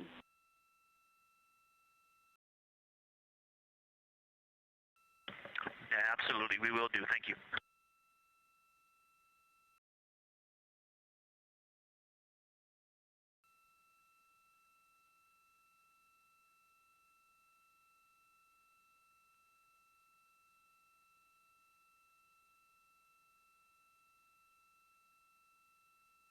Those calls coming from NASA astronaut Victor Glover. As we discussed, the crew is working in pairs at the windows. Right now, taking photos are Commander Reed Wiseman and Mission Specialist Jeremy Hansen. Serving as their support team are pilot Victor Glover and Mission Specialist Christina Cook. You're hearing those calls from Victor Glover, as he is on that support team, and he is tasked with providing the science sit reps, while the 2 crew photographing and making annotations of the moon are in Windows 2 and 3. Windows 1 and 4 are available for the support crew to fly up to, obviously look at the moon themselves, and provide these science situational reports. The view on your screen is part of the lunar targeting package, and it's something that the crew can reference as they are flying by, but this is an animation.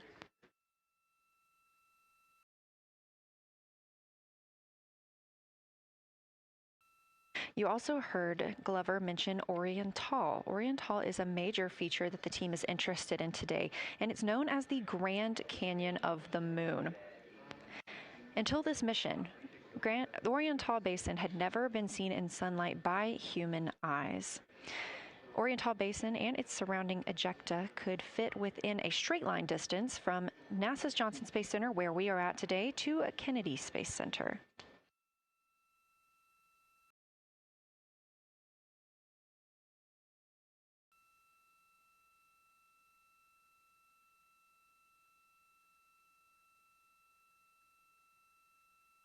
This a live view in Artemis Mission Control in Houston, Texas, where the teams are monitoring all systems, not just for today's flyby, but on the spacecraft themselves. Again, this is a test flight, our very first flight of humans on the Orion spacecraft.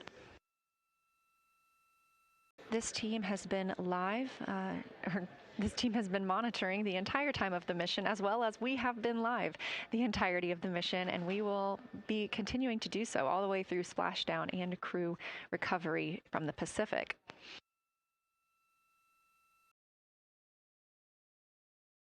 This is a visualization from ARROW, the Artemis Real-Time Orbit website that you can also access at any time by visiting nasa.gov/trackartemis, showing us that we are now under 10,000 miles from the moon, 9,948 to be specific, and continuing to count down.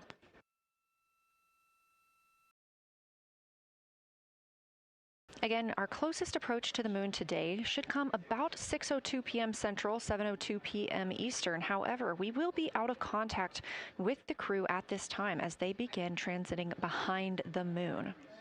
At that time of closest approach, the distance from Orion to the lunar surface will be about 4,070 miles. Of course, these are estimates at this time, and we'll be sure to provide you with the official numbers once that closest approach has been reached.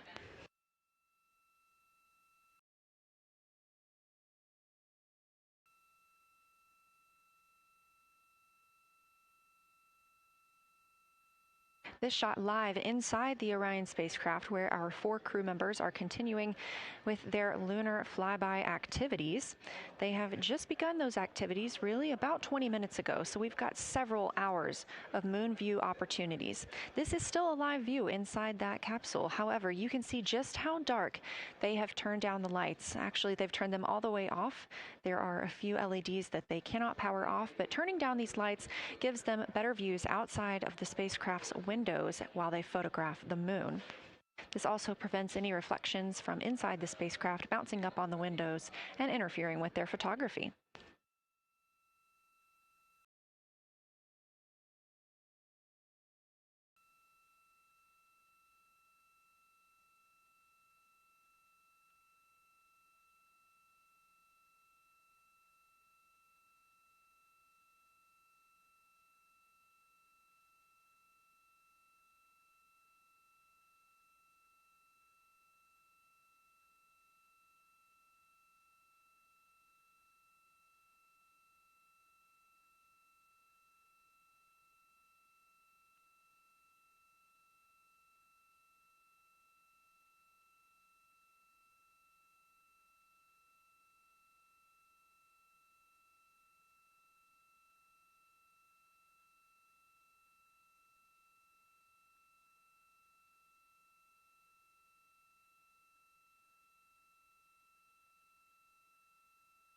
As we were previously discussing, the crew members are serving on teams, the first team being Commander Reed Wiseman and Mission Specialist Jeremy Hansen at the windows photographing what they see. We heard reports earlier that they could see both the moon and the Earth in the same view, and we are looking forward to seeing the moon and the Earth in the same view as well.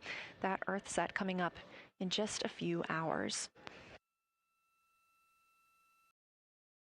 While Wiseman and Hansen are at the windows photographing, Glover and Cook are serving as support crew. They are able to assist with cameras.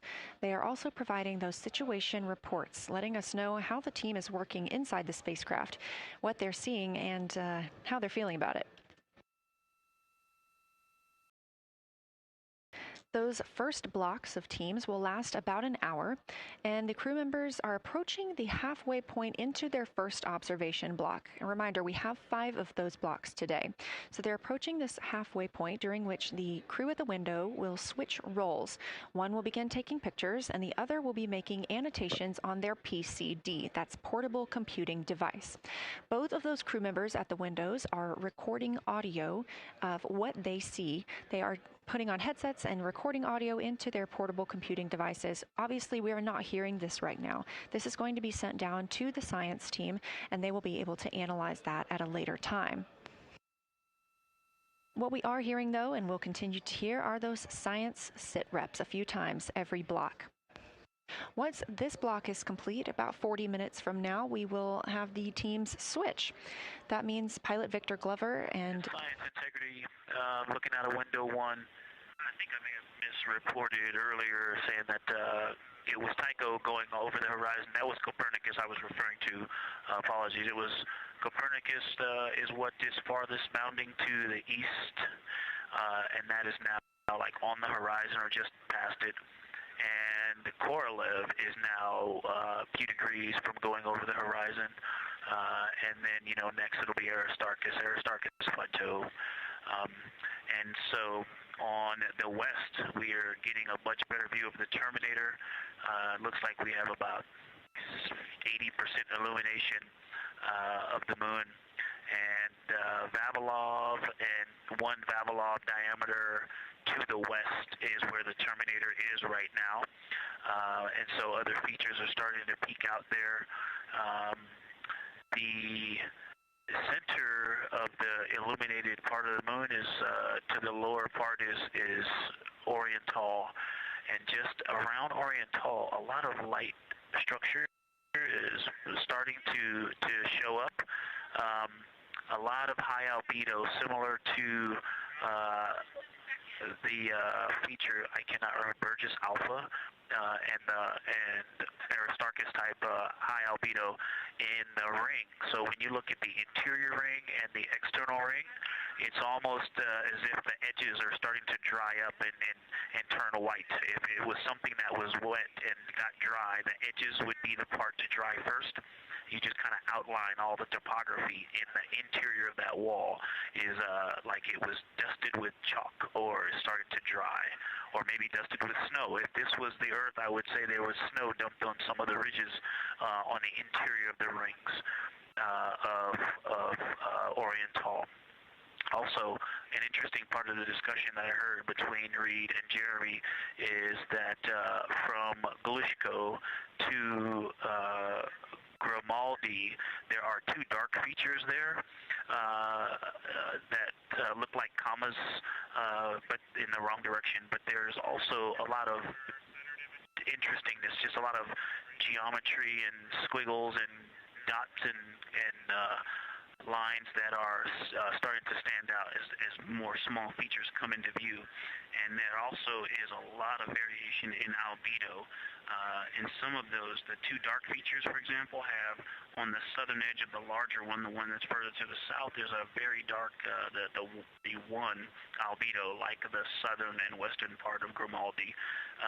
And the one to the north, closer to Geological, is also that same dark albedo. And then around them, there are some very high albedo spots just to the north of the southern one, and just to the west of the smaller one to the north. Very high albedo, almost approaching the 10, a 9 or a 10, like Aristarchus. and lots of little bright spots are just starting to pop up in this view.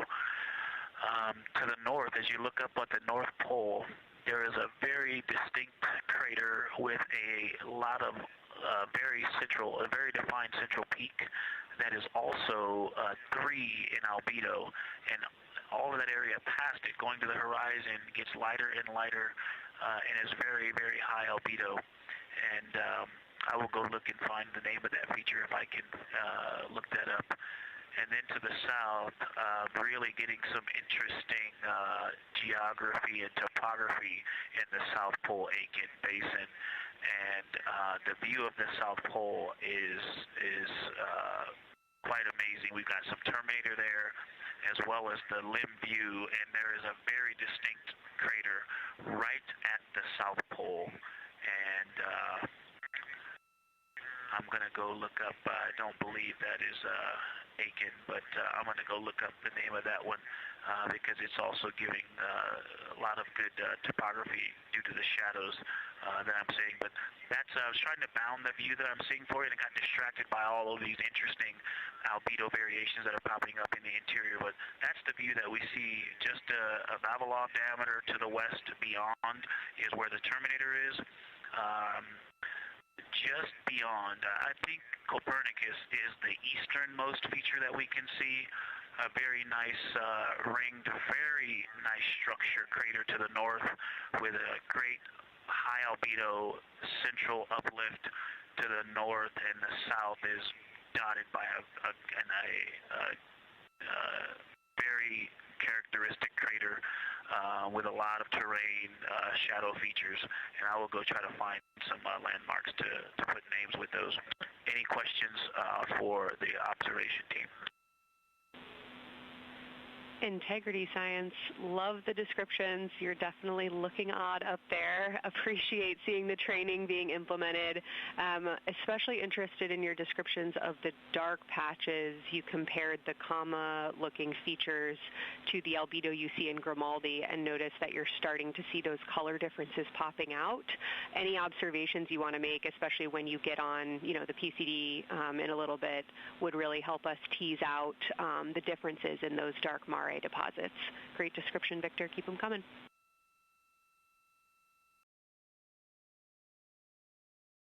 Absolutely will do, and I know you've got descriptions on both of the window observers right now as well. Keep them coming.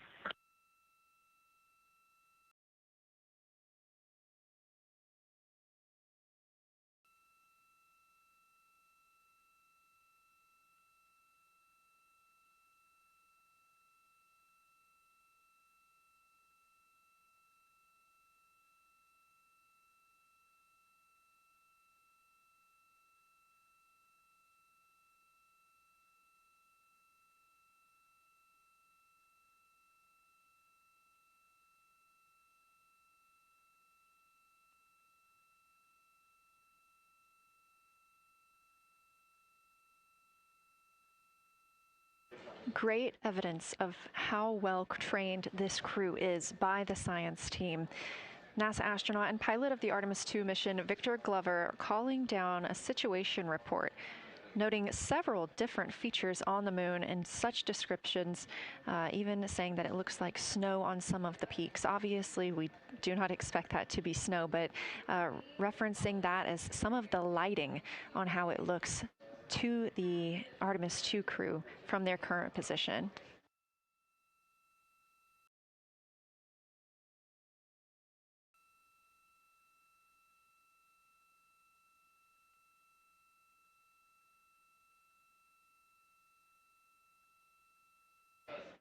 The team is slated to be switching their positions at the windows now. Both Reed Wiseman and Jeremy Hansen have been at windows 2 and 3, one taking photos, one making observations and annotations on their portable computing device. At this time, we also anticipate that they are looking at a crater duo. One of those is Glushko, and the other is Ohm. The team is looking to know the extent of Glushko's ray system and how its rays differ in the Mare versus the Highlands. They also want the team to compare the ray systems of Glushko to Ohm.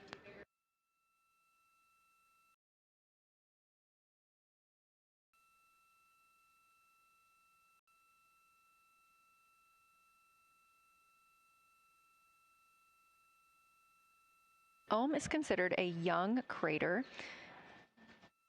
And if you've ever seen a photo of the Richat structure, it's also known as the Eye of the Sahara. It's 40 kilometers in diameter, and that could fit within Ohm's interior.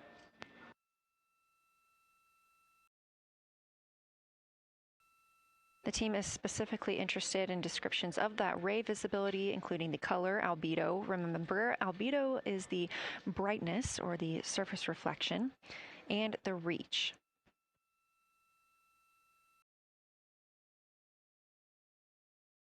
Again, I am using the same lunar targeting package that the crew is referencing on board right now. This helps keep them on time as well as prompt them for when they need to make a call down to the science team and report what they're saying. It also gives them reminders of when they need to swap positions at the windows. Additionally, I'm using the Artemis II Lunar Science Passport developed by Amber Turner and the Artemis II Lunar Science team. Now, this passport did not fly with the crew, but they used it extensively as a study guide here on Earth. So a lot of the descriptions and comparisons you hear today are developed directly by the science team.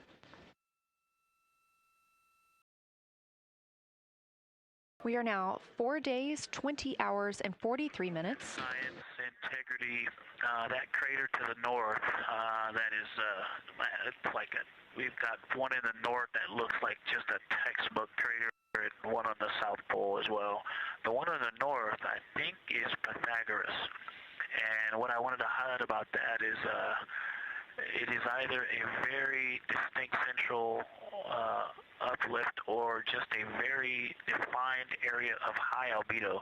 If a majority of the crater, especially the floor of the crater, is, say, an albedo of 5, this center, and gosh, only a tenth of the diameter of Pythagoras is an albedo of 2, maybe 3, but it is very bright and it stands out. And then between that crater and the actual, what is the horizon from here, there seems to be another crater right on the horizon, and right on the edge of that is another patch of that albedo. It seems to be between the two craters. It's hard to tell from this grazing angle, but there is another spot just further north beyond Pythagoras. Between the two, I can draw a picture of this one and show you where that very high albedo, again, another 2 albedo surrounded by 5 and most of the area bounding it.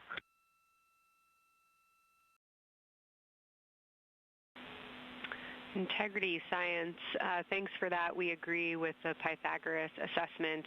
And as a follow-up to your previous report, the SIR had questions about topography comparisons between the North Pole and the South Pole of the Moon, if you're willing to provide words on that.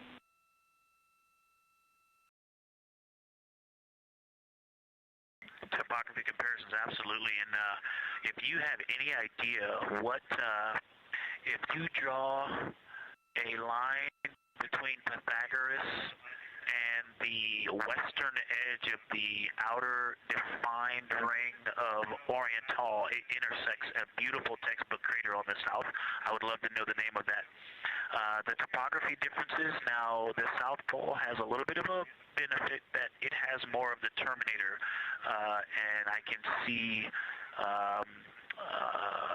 a little more shadowing there, but there's a nice crater right at the South Pole, so that's the main thing defining the topography there. Seems to be quite a bit of elevation change. I can see some very jagged shadows, a 90-degree just to the west of that crater at the South Pole. I can see a very distinct change in the shadow directions, indicating, I don't know, a very high wall or a very deep canyon just to the west of that. And in the north, it seems to be that from sort of the edge of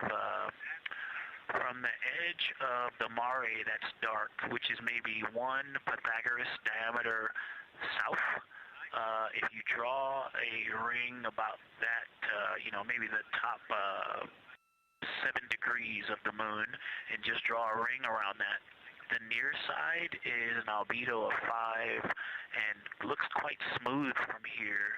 And then along the same edge of the mare, the edge of the mare that kind of Grimaldi's just outside of, Glushko is just outside of, Carroll Crater is just outside of, and you start to see the stark differences between the darker 7/8 and the 5s and 6s.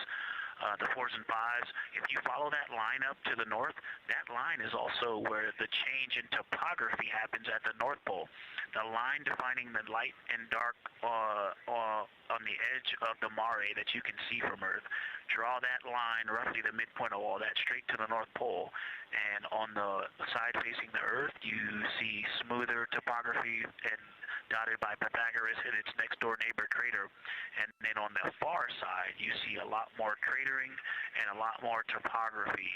And again, the far side has the benefit of a little terminator there, but I am seeing a variation in the topography. It seems to be more jagged and a more challenging place to find a place to land and to even traverse in the south.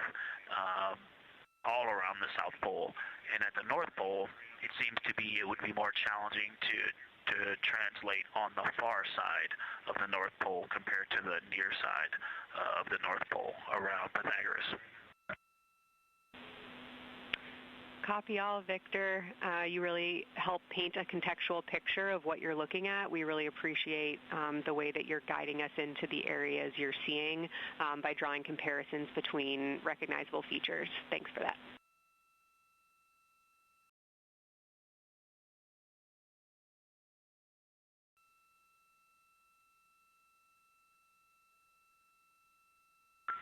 And Kelsey, another little science sit rep moment, something I just heard from the window team is the more I look at the moon, the browner and browner it looks. I thought that was an interesting observation. The 2 observers have been on timeline, no hardware issues. They did start to talk a little bit about another feature that you'll hear more about on the recordings that they call the handprint. That was at the end of their Glushko and before they moved into their current target. They thought that was worth chatting a little bit more about. And they're preparing to switch after this. Houston copies and concurs.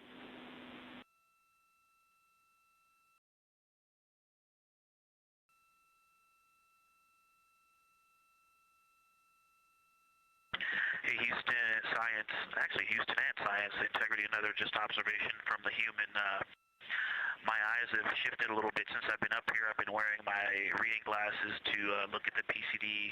Well, this is a very taxing event on the eyes, looking out the window and seeing the very bright moon, then coming back inside to the dark cabin and trying to work cameras and microphones and logistics and lunch and those kinds of things, and then looking at the PCD, which is dimly lit.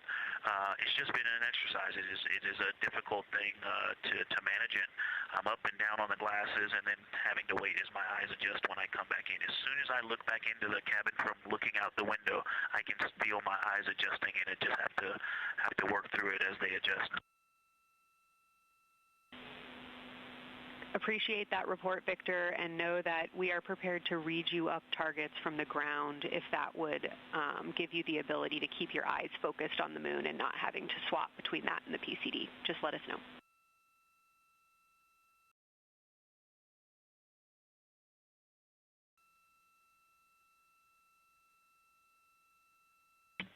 Yeah, we appreciate that, Science, and we will also do that for the window teams, and we'll back each other up that way as well. But we appreciate that. We may take you up on that. Thanks.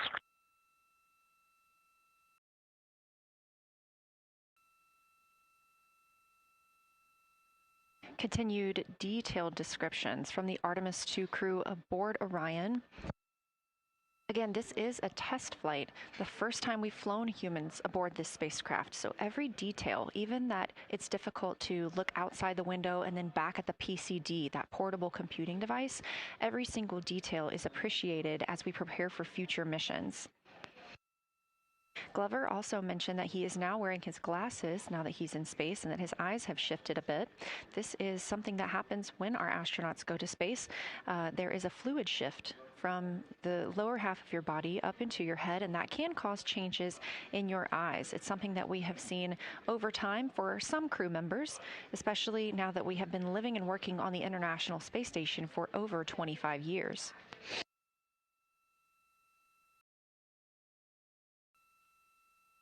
Again, it's clear that these Artemis II astronauts have undergone extensive lunar science training, including classroom instruction, fieldwork, and high-fidelity simulations.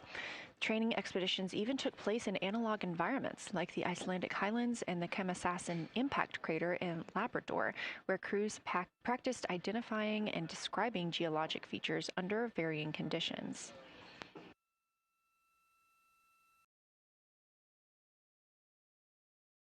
Additionally, here at Johnson Space Center, Orion mock-ups were used to rehearse crew choreography, including three-dimensional space management with an inflatable moon globe to simulate the flyby.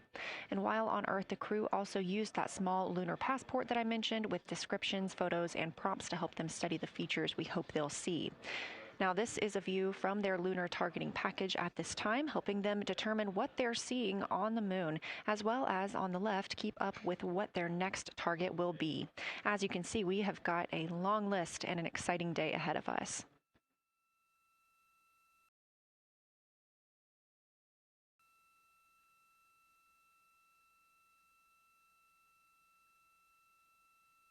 It's now been 4 days, 20 hours, and 53 minutes since Orion launched atop the Space Launch System rocket from Kennedy Space Center in Florida with our 4 crew members aboard. NASA astronauts Reed Wiseman, Victor Glover, and Christina Cook, and Canadian Space Agency astronaut Jeremy Hansen.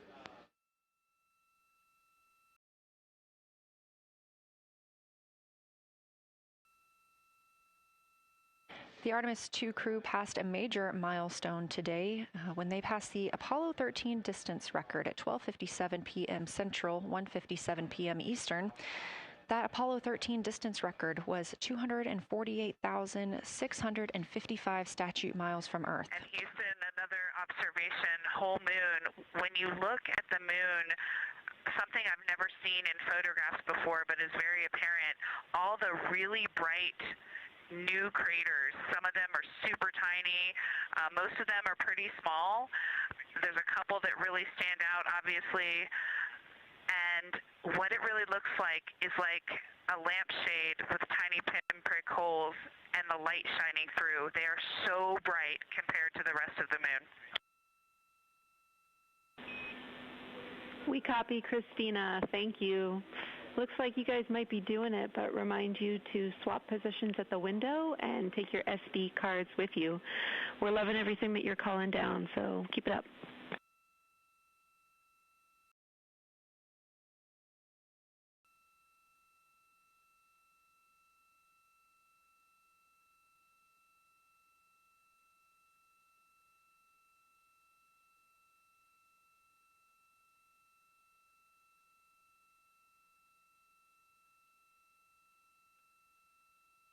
Again, Orion previously surpassed that the Apollo 13 greatest distance from Earth by humans. That was 248,655 statute miles from Earth, and Orion now 250,294 miles away from our home planet.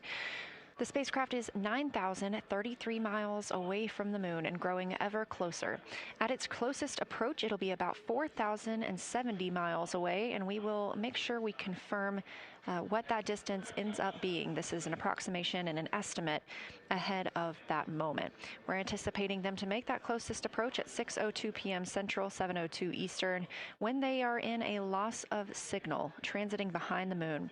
They will be the first humans in over 50 years to fly behind the moon and lose contact with Earth.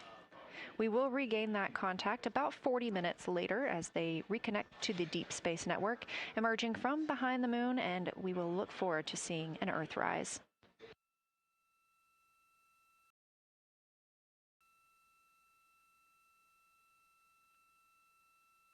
Again, the crew is currently in their position swap portion on their timeline.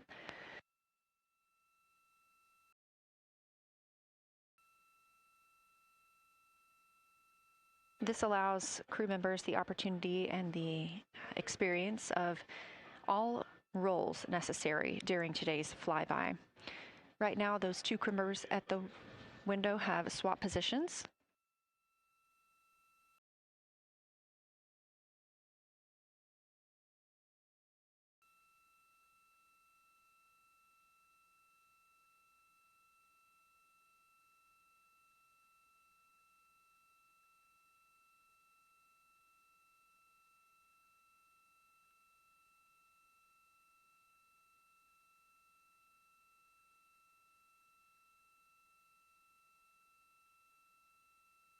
Again, the crew at the windows swapping positions. Right now, that crew is Commander Reed Wiseman and Mission Specialist Jeremy Hansen, while Victor Glover and Christina Cook serve as their support flyby crew members. That's why you are hearing Victor and Christina during those science situation reports. Those voices will change in about 30 minutes when they take a turn, taking photos and making annotations while at the window.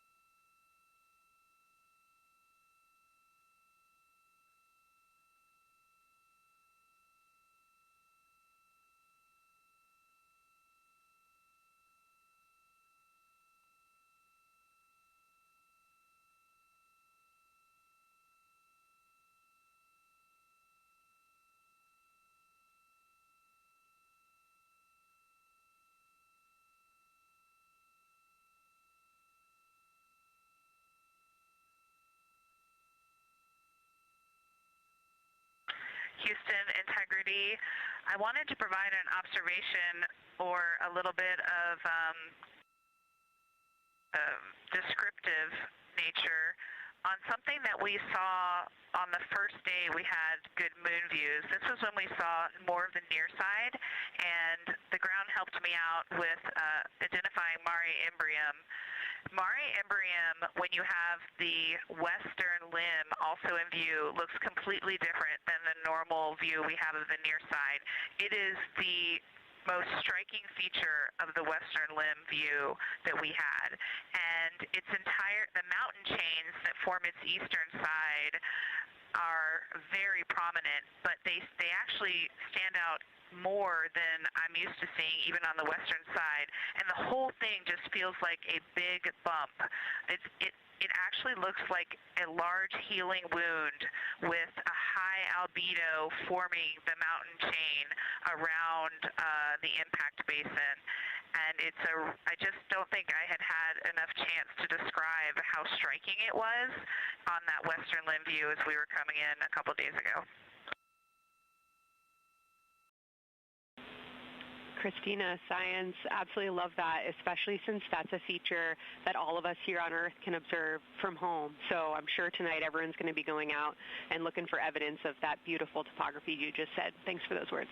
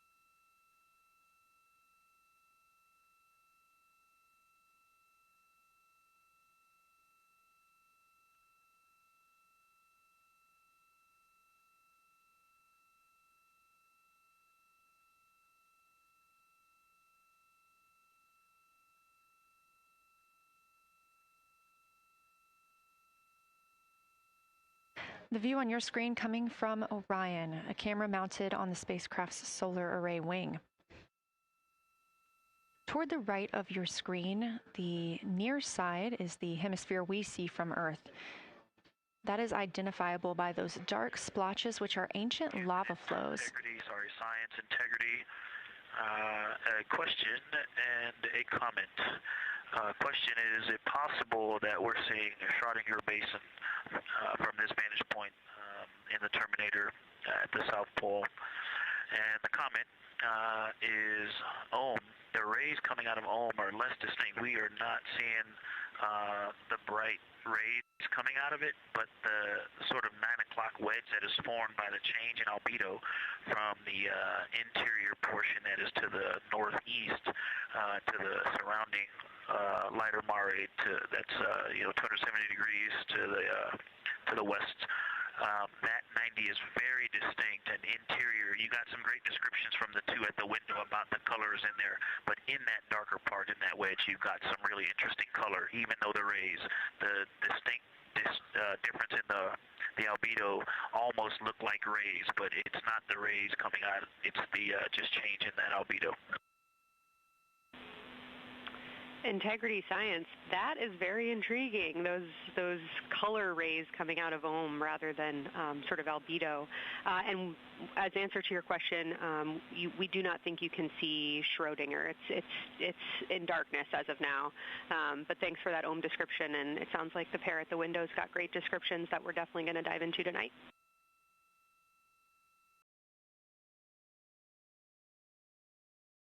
Okay. If you could help me, I would still love to know what it is. There's a very nice crater. You're going to likely have a lot of pictures of it. What would be right in the Terminator at the South Pole or close to the South Pole where it's intersecting the Terminator right now? Yeah, Victor, we're assuming you're talking about, kind of if you're looking at the Terminator, it's basically like 70% down from the North Pole. Is that where you're looking?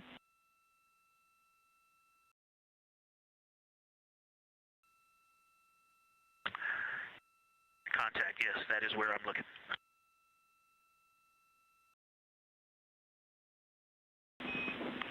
Integrity Houston, that is an enabled caution for wastewater dump required. We have hit our limit.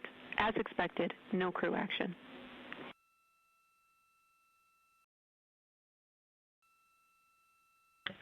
Copy, no crew action.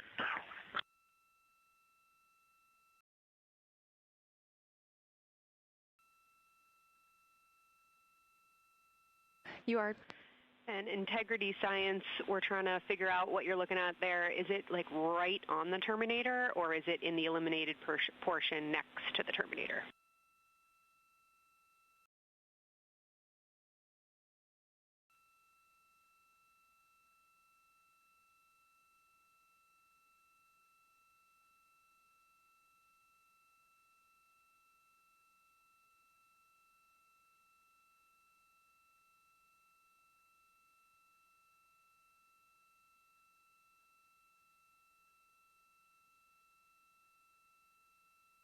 While we wait for a response from the crew, the Terminator is that difference between day and night, or brightness and darkness, that you see on the moon. We see this from the International Space Station as well, looking down at Earth. And science from integrity, excuse my space orientation adaptation. If you draw a line between Glushko through the center of Oriental, and then another line from Glushko through the southern tangent of Oriental, that line would almost perfectly intersect tangentially the crater that I'm talking about, and it is on the Terminator. So yeah, I think I'm not looking at the South Pole. I was a little twisted. That line description was really helpful. I have eyes on the SIR right now, and they are actively discussing lunar geography. We will be back with you shortly.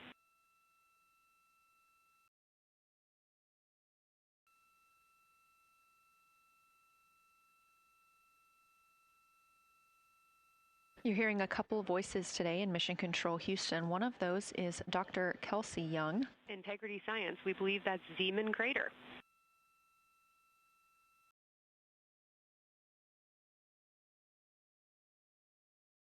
Oh, I floated away from the speaker. Say it again, please. We believe that that is Zeeman crater.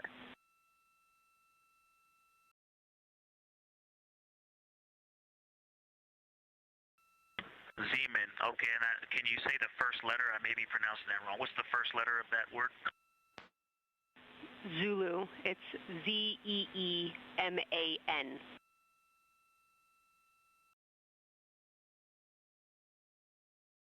Copy. Thank you for that. Yes, we've got a great view of that. And when I went back to the window just now, the view has completely changed. Our trajectory is taking us to a new view, and I'm looking more into Vavilov. I've got a nice, great view into Vavilov. I'm actually away from the window right now, so I'm going to go try to give you some bounding words on the view that we're seeing, but I've got to get back to a window in a minute. Understood, Victor. You're defining new views of the moon in more ways than one.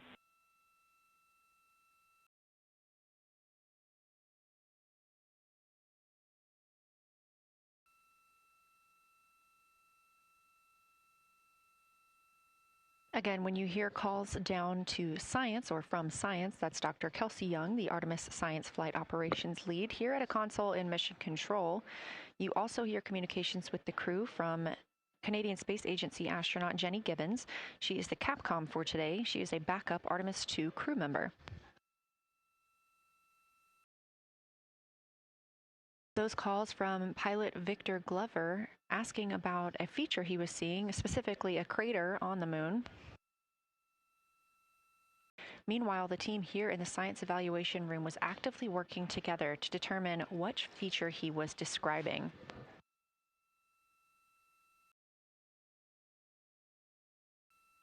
The teams at the window have continued to move through their targets, including Ohm, Aristarchus Plateau, Reiner Gamma, and we are preparing for the cabin and window teams to swap. That's when we'll hear more from Reed Wiseman and Jeremy Hansen when they take on these support roles, while Christina Cook and Victor Glover are at the windows photographing and annotating.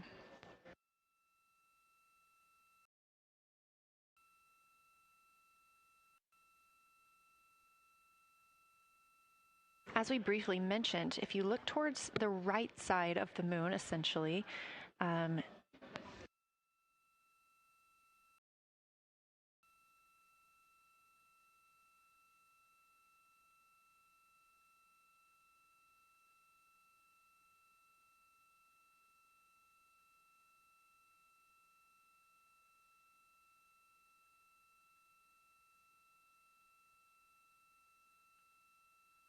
this live view coming from a camera outside the Orion spacecraft, and if you look on the right side of the moon where you see those dark patches.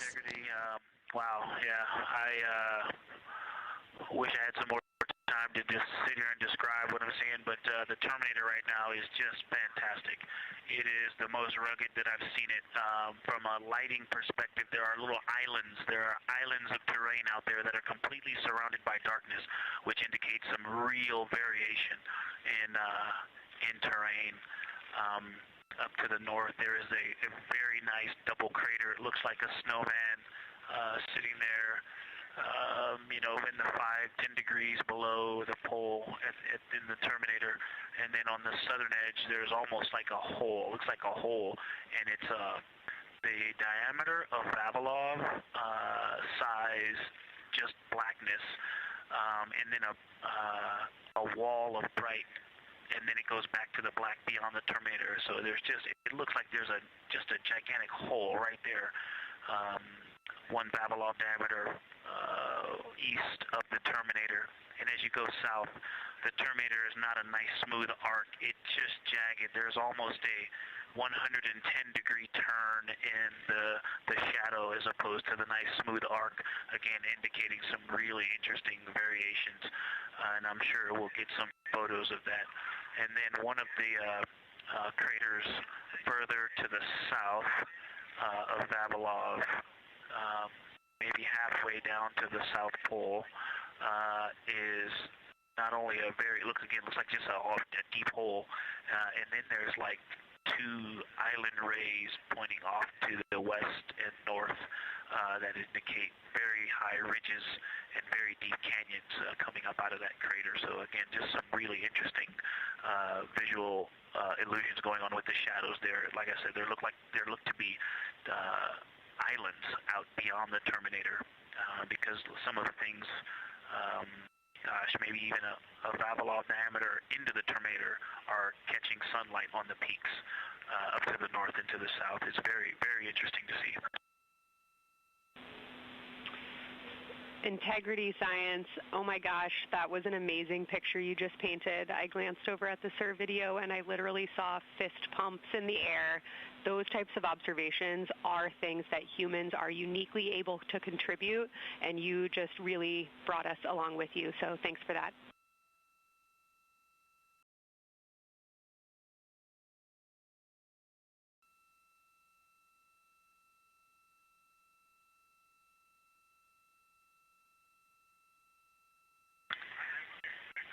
That's awesome, Kelsey.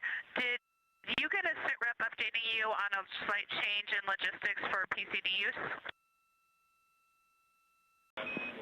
Christina, this is Houston. We did not, but we will take it now.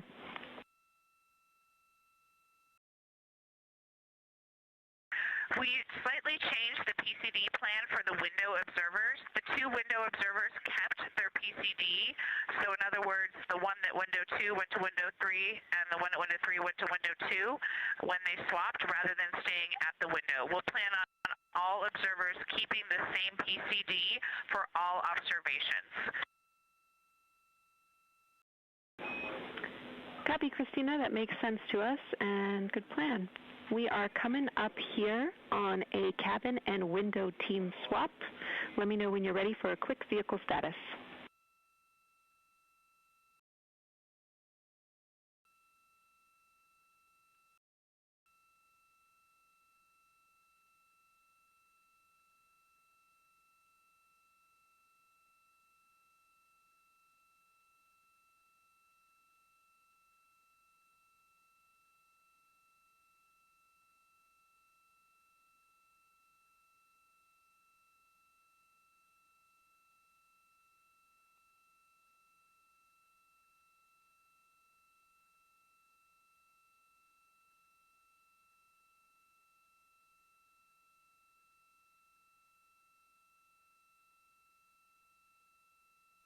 As you heard, science. Houston, go for the vehicle system update.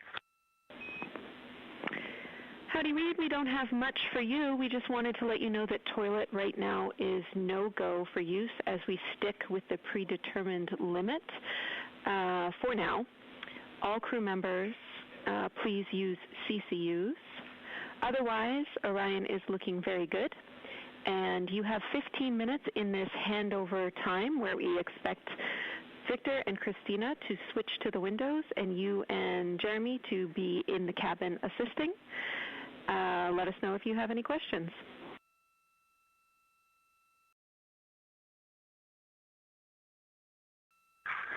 No questions at all, and they're in the swap right now. The first thing I'll tell you, I floated up to the docking hatch window and just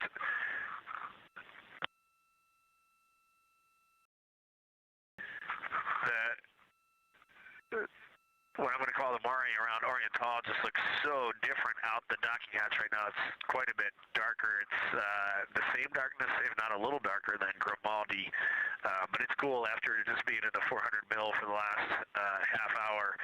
Looking up close, I got pictures of everything Ike was just describing on the Terminator. It really is a fascinating Terminator. And then Oriental just looks so dynamic right now. It's very three-dimensional out the docking hatch compared to what I was just looking at through the 400 mil. We love it.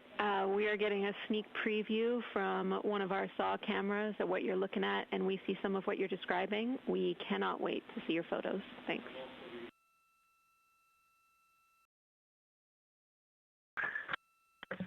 Yeah, Jenny, I wish you had some longer lenses on the solar array so you could see the whole moon, but man, it is, or the up-close moon, not the whole moon, but it is just fascinating here. It's so cool. All right, MPO and INCO, take notes. We want a zoom lens on those saws next time. Thanks, Reed.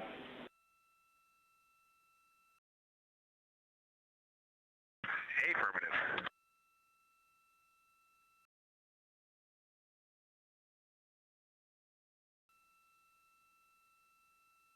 As the crew gets ready to switch positions from the window crew going back to the support crew and the support crew flying up to the windows, this view inside the room, Capcom Jenny Gibbons speaking with the crew, Canadian Space Agency astronaut. The crew has continued to provide excellent descriptions of what they are seeing on the lunar surface. In this picture, or in this live view actually, from Orion and a camera mounted on its solar array wing, if you look at the dark portion on the right side of the screen, those are visible from Earth. That's considered the near side. Those are ancient lava flows from a time early in the moon's history when it was volcanically active. And if you look towards the left, there's that dark, large crater that appears to the left of those lava flows. That's Orion's Hall Basin. It's about 600 miles wide, and it straddles the moon's near and far side. And this mission is the first time that humans have ever been able to see this with their eyes in the daylight. Again, you hear conversation about that terminator. You have a great view of that as well. That's the difference between light and darkness on the moon. Victor Glover explaining that as a very jagged looking terminator due to the peaks that they're seeing and the craters that they're seeing as they prepare to cross over the far side.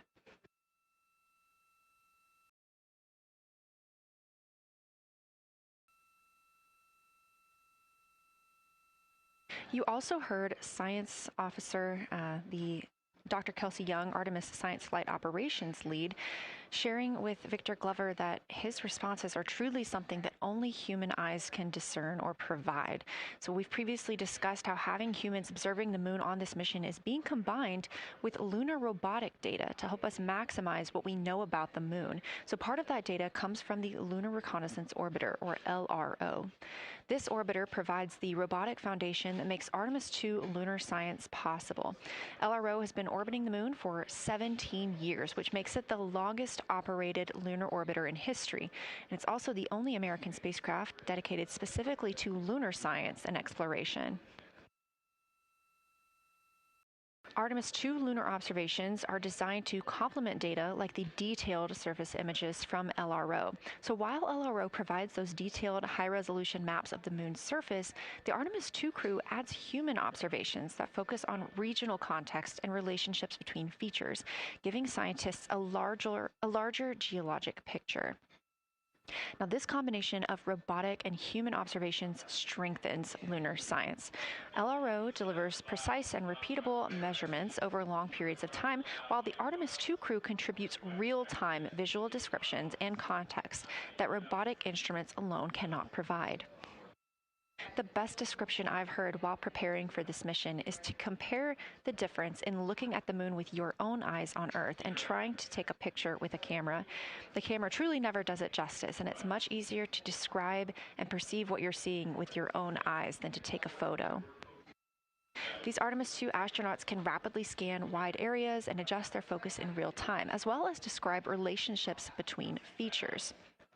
The crew will also observe the same regions multiple times under changing lighting conditions during the flyby and provide perspectives that would take robotic missions years to accumulate.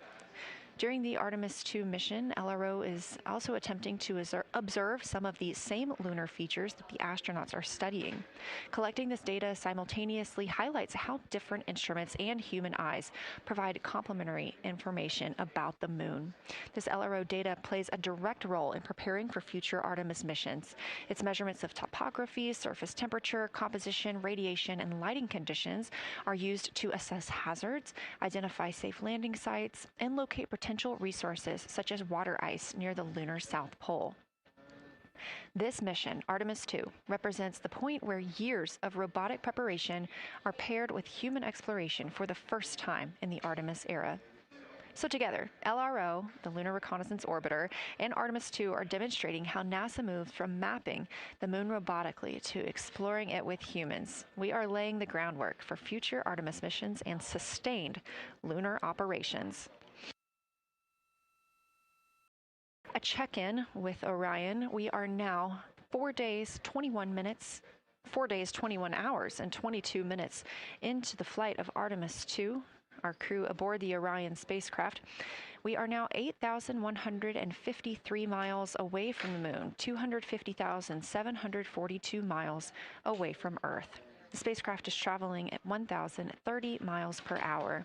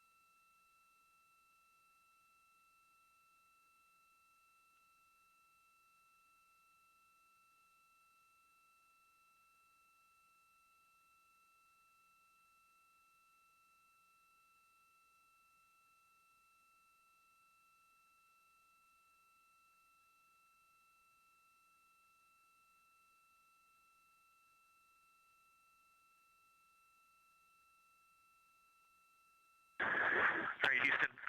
The professional science update giver is now in seat 2. That is where Victor is, and Christina is nestling into seat 1 with the long lens, and we're just getting ourselves oriented here. It's a cool view in the cabin. It's actually a cool view to be off the camera now and looking at my crewmates getting up to their observation posts and looking in. It's super fun.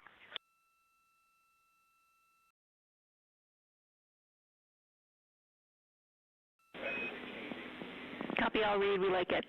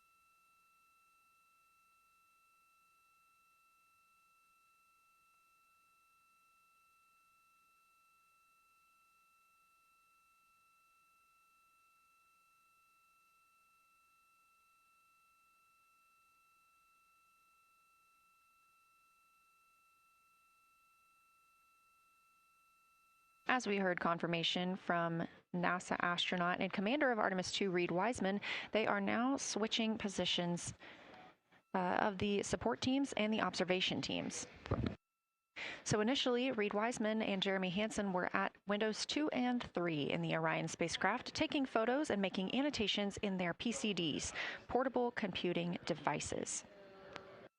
They were also giving audible descriptions into their PCDs, wearing headsets with microphones and providing recordings that the science team will be able to listen to later. We were hearing from NASA astronauts Christina Cook and Victor Glover as they made observations as part of the support team. Now, as these teams are swapping, we anticipate hearing more from Reid and Jeremy as they'll be on the support team, while Victor and Christina will be at the windows taking photos and making annotations.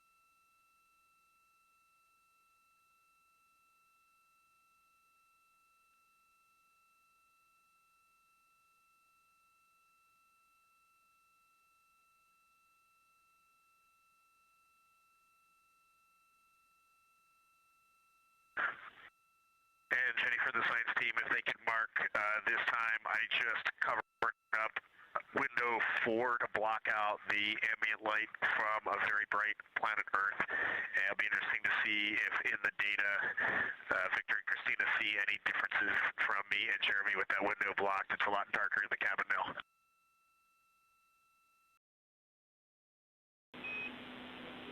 Copy, Reed. We're taking note, and we'd be curious too.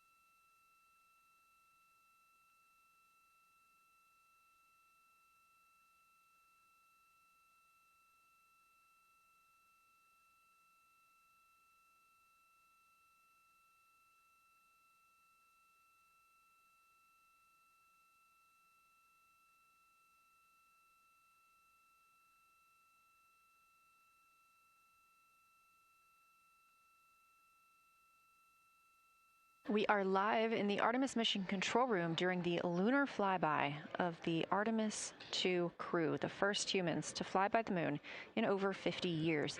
Orion launched 4 days, 21 hours, and 30 minutes ago atop the SLS rocket, Space Launch System rocket from Kennedy Space Center in Florida.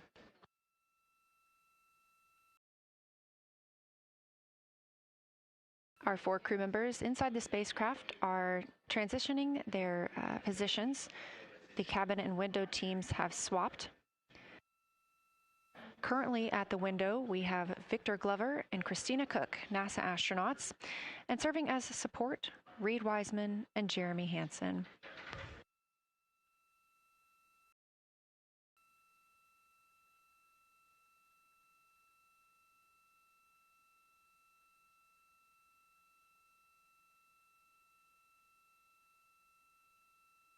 For our crews at the window, they are using handheld Nikons with an 80 to 400 millimeter zoom lens. There are also GoPros on each of the solar arrays on Orion, and that's where this view is coming from right now. We have an interior camera of the crew as well, but they have dimmed the cabin lights. They've actually turned off the cabin lights to allow them to better see outside of the spacecraft. This also helps prevent any reflections from lights inside the spacecraft reflecting onto the windows while they are photographing the moon.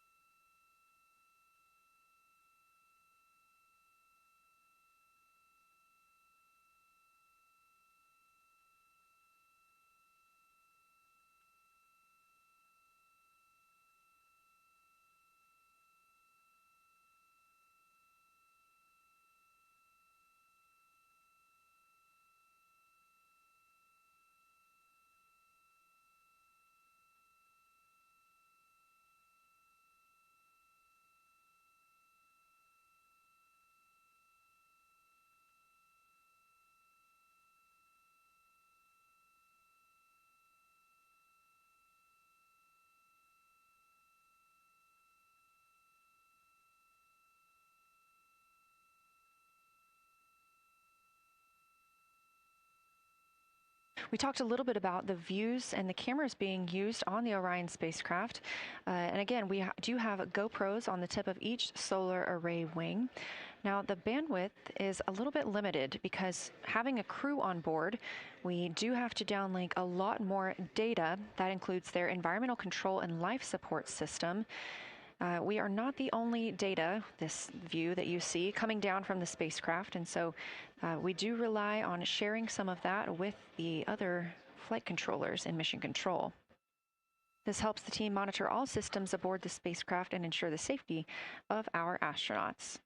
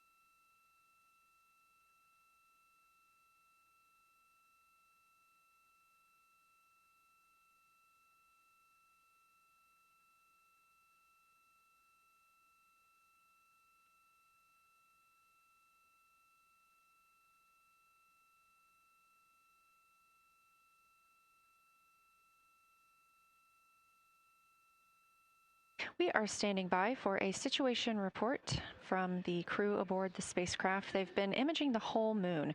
There is now a new crew at the window. That would be Victor Glover and Christina Cook. And so being it's their first time since they have moved up to the window positions, they have a chance to orient themselves and describe and take pictures of any color or albedo variations across the surface. Reminder, albedo is the brightness or reflectiveness. Integrity science for a science sit rep when you're ready.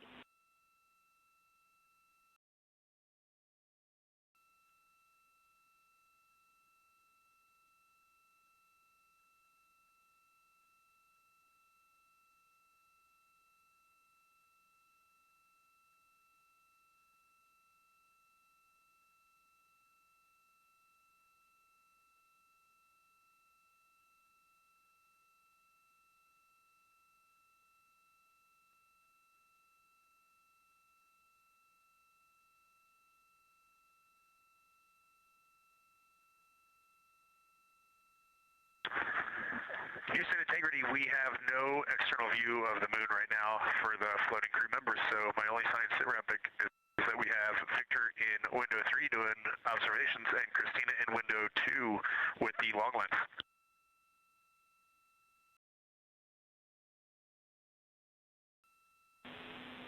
Integrity, we copy. Are the shrouds still on windows 1 and 4? And if so, would you consider trying to get a view through one of those windows?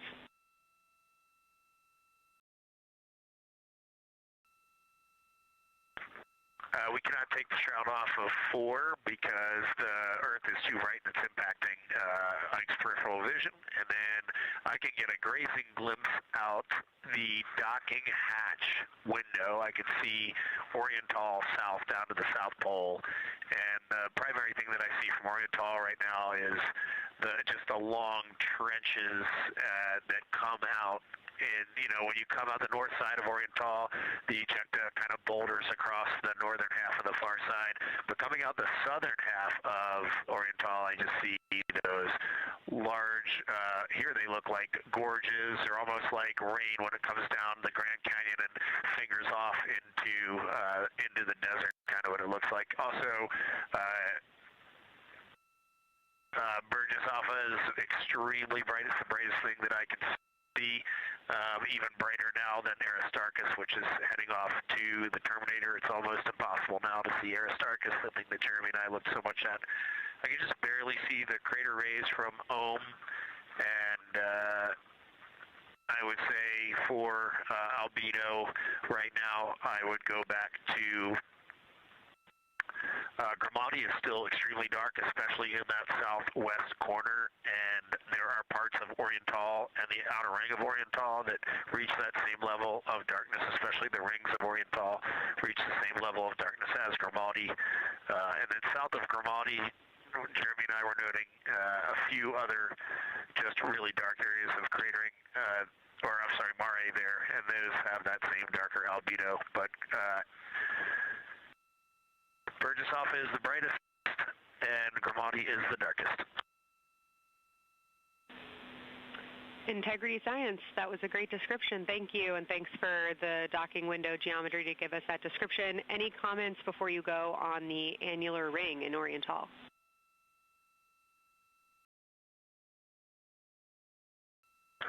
The annular ring, which I think everybody kind of describes as like a pair of lips or a kiss on the far side of the moon from here, is very circular in nature. The northern part of it is wider, darker. The southern part is much lighter. It is very neat looking, and but it is far more circular than I remember it looking in our training. The darkness of the northern side of the annular ring is the same darkness from here out this docking hatch window as the center mare in Oriental. Not quite as dark as Grimati, but it is probably only because dust and lunar regolith has kind of impacted over time. Reed, that's exactly what we were looking for. Thanks so much. You have heart hands coming out of the SIR.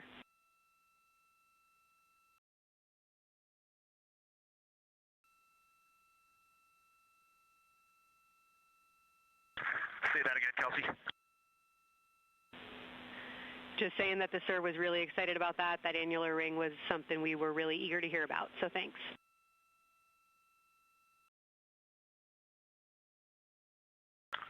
Yep, you bet. And now Victor and Christina are moving on to Oriental. I got them situated over there a little bit late.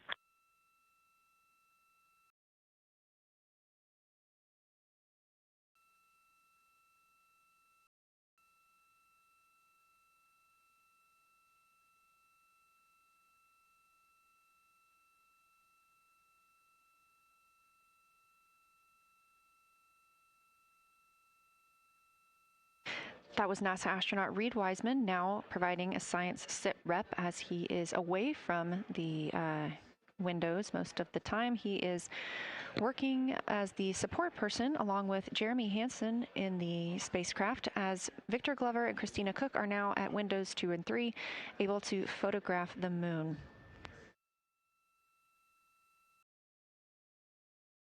Christina and Victor are also providing recorded information to their portable computing devices, that's their PCDs, and the science team will have access to that at a later time.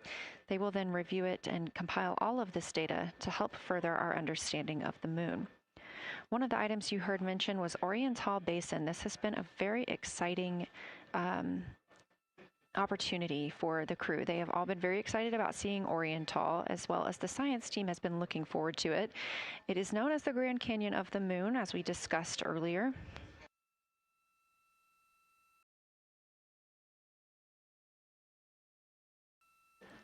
From the pictures, the science team is hoping that the crew will take centered images of the entire basin and surrounding craters in a single frame, but also use those 80 to 400 millimeter zoom lenses to create a mosaic entire basin.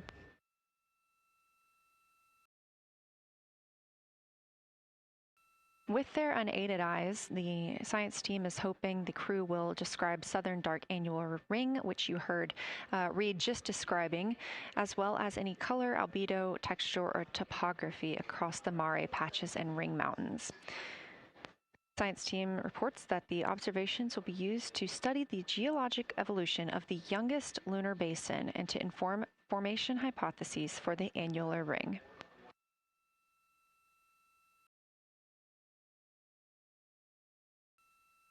And again, another fun fact about Oriental is the diameter is the same distance between Johnson Space Center, where we are today, and Kennedy Space Center, where the crew launched on April 1st.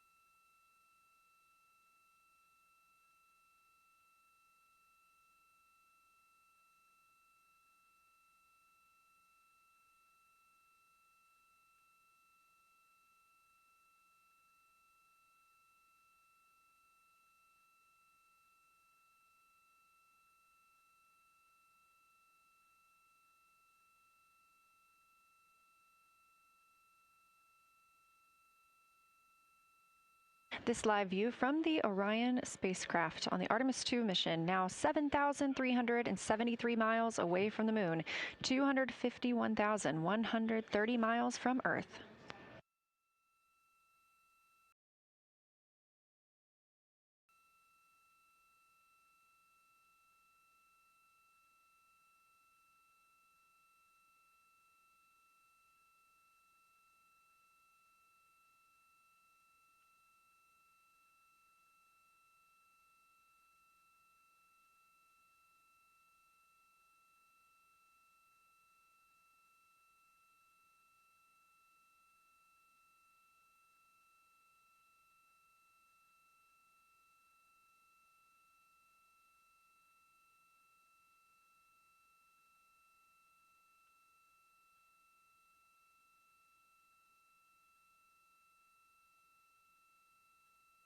Again, the Artemis II crew passed the Apollo 13 record of the humans farthest from the Earth today at 12:57 p.m. Central Time, 1:57 p.m. Eastern Time.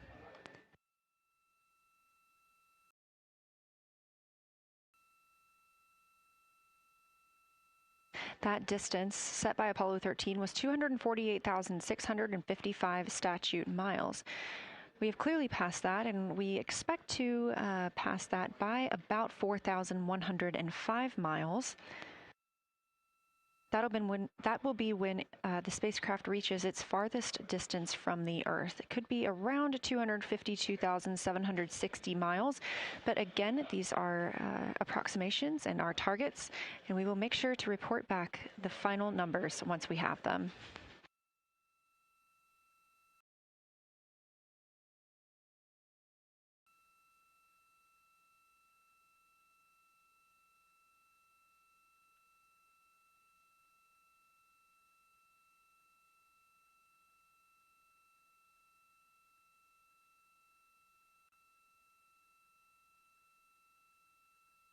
We have some refined times of when we expect to have Earth set of Earth behind the moon while Orion flies behind the moon. That would be about 5:41 p.m. Central, 6:41 Eastern.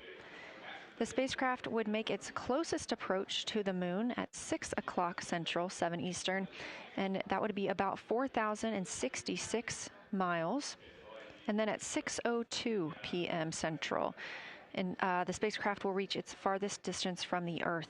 We anticipate that'll be about 252,755 miles, which would be 4,111 miles farther than Apollo 13. We would see Earthrise again at 6:21 p.m. Central Time, and a few minutes later, regain communications with the crew.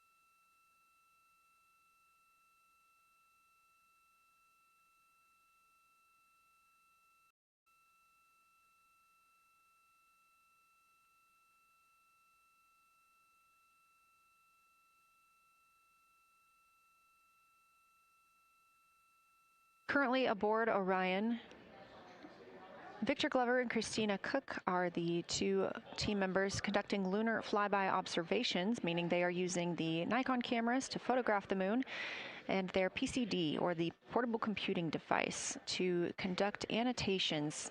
They are both recording information that will be downlinked to the science crew, and tomorrow morning the science team will have a conference with the team while the information is so fresh.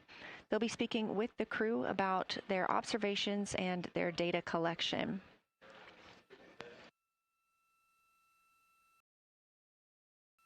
Otherwise, most of tomorrow, Flight Day 7, is considered an off day.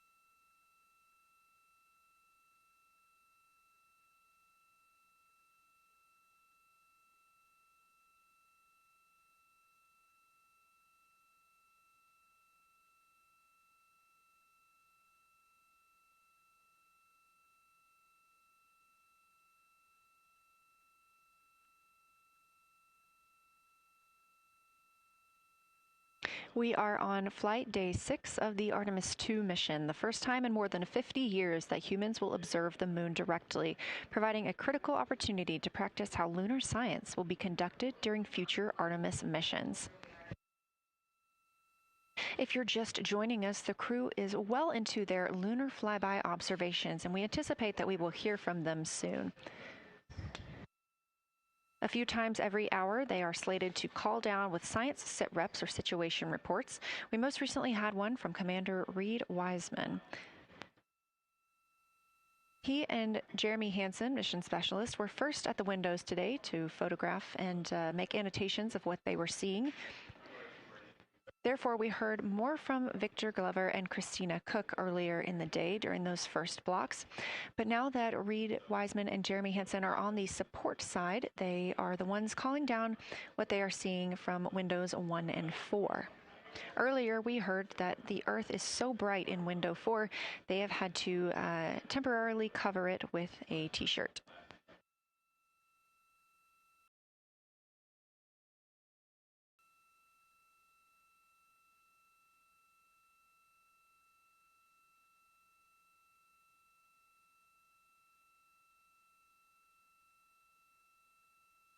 The moon preserves a near-continuous record of solar system history that has been erased on Earth because the moon doesn't have an atmosphere. So things that we experience on Earth, like weather or plate tectonics, don't really apply.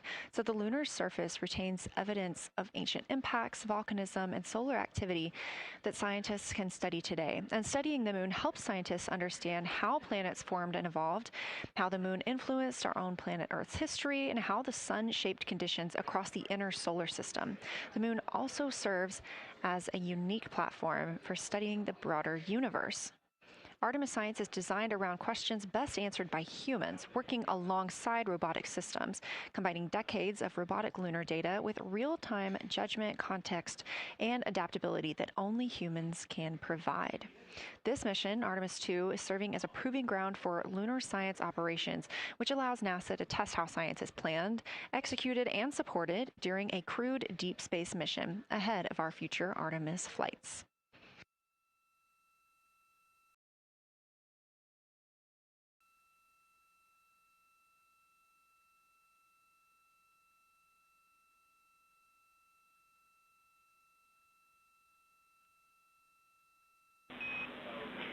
Integrity, time for a window team position swap. So Victor and Christina, please switch places if you've not done so already, and remember your SD card for the camera.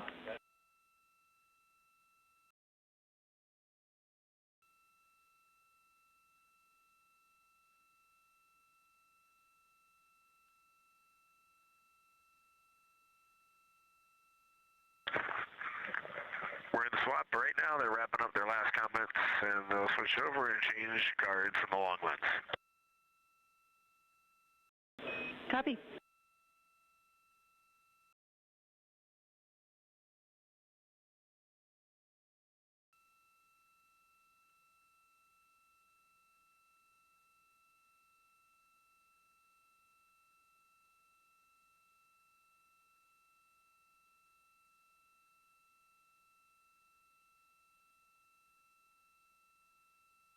As you heard in that call, it is now time for the team members at the window to swap positions.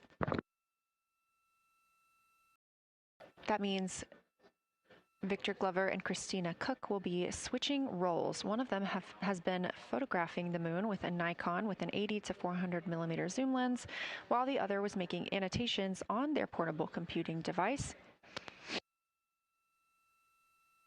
And both are recording audio that the science team will be able to listen to.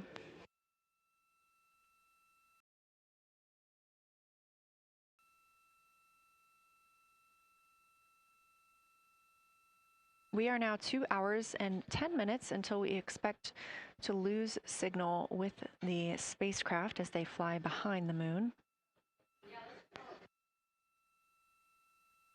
And the next target for the crew is considered a crew choice event. They have the option to focus on any regions or patterns or features that interest them. The science team has asked the crew to capture pictures that illustrate their choice, as well as at different zoom levels, and to describe why those certain features or regions caught their eye.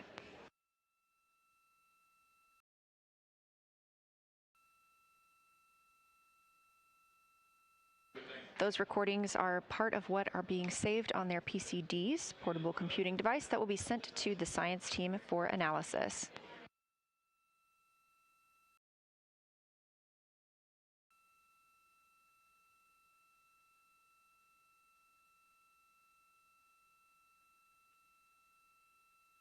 The crew has been allotted 8 minutes for this crew choice event, and it's also a time for a scheduled sit rep or situation report. So we expect to hear them calling down what they are seeing soon.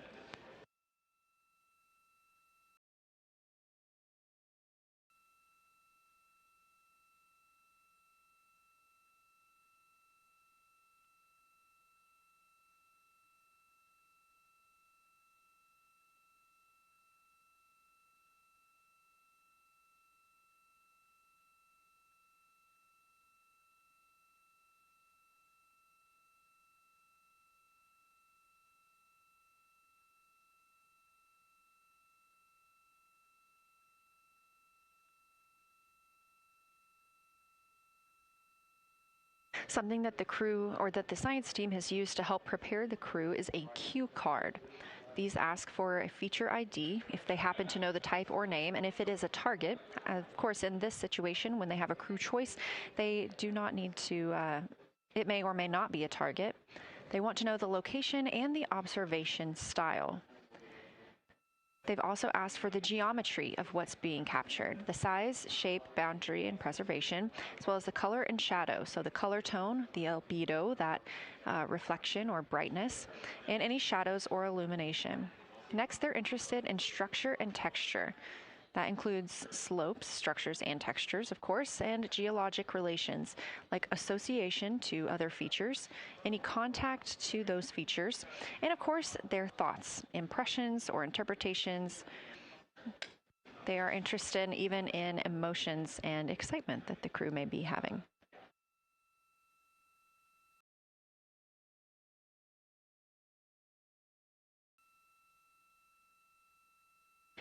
This flyby day has been practiced in many ways, even in sims here in Mission Control Houston. The team also conducted some field work, learning how to look for specific geologic features.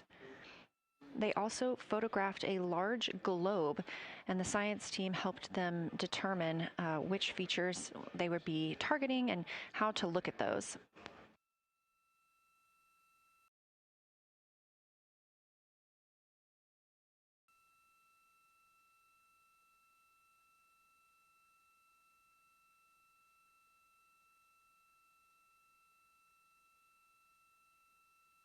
We have a few more minutes that the crew would be photographing their crew choice. Again, this is NASA astronauts Victor Glover and Christina Cook at the windows. They will then move on to another discussion portion. This is for the far side albedo, that reflectiveness, and color that they are seeing. We heard earlier about some browns seen on the moon, which is very interesting, especially here from Earth, where we are just seeing whites, grays, and maybe even black at some points.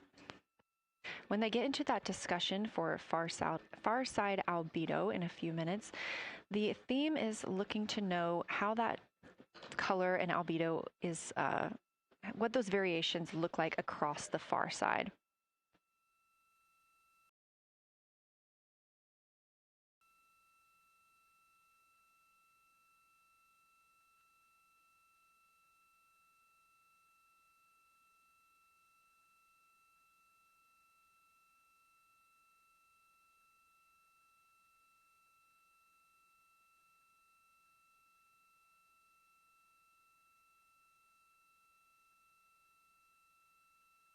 On the right side of your screen, the Science Evaluation Room, or SIR, where team members are looking real time at what the crew is seeing.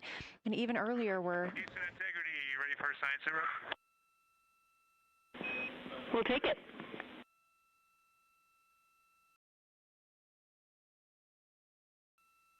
Okay, the crew has swapped positions. They're in their crew choice. element. I've been listening to both of them for a little bit, and they're really enjoying. They both decided to pick the Terminator, and they're spending a lot of time looking at the Terminator, just talking about the resolution that they can see, the depth of the craters, and the various interesting and unique excavations that they can see. So Victor is on the long lens, and Christina is just looking out the window, and I'm sneaking a peek in T-shirt window. It looks like, I don't have the best angle here, but it looks like Aristarchus is on the limb of the moon now. It's amazing how quickly it changes as we speed around the far side of the moon, stuff that's leaving our field of view, and now we have a lot of the dark side of the moon that, you know, it's missing for us right now, but it would be in view if it was lit at all. Jeremy, Science, thanks for that sit rep. Do have a question. A few times we've heard you and the other crew describe change during the course of your flyby. Would be interested in future descriptions of more verbosity about how it's changing. Thanks for the great sit rep.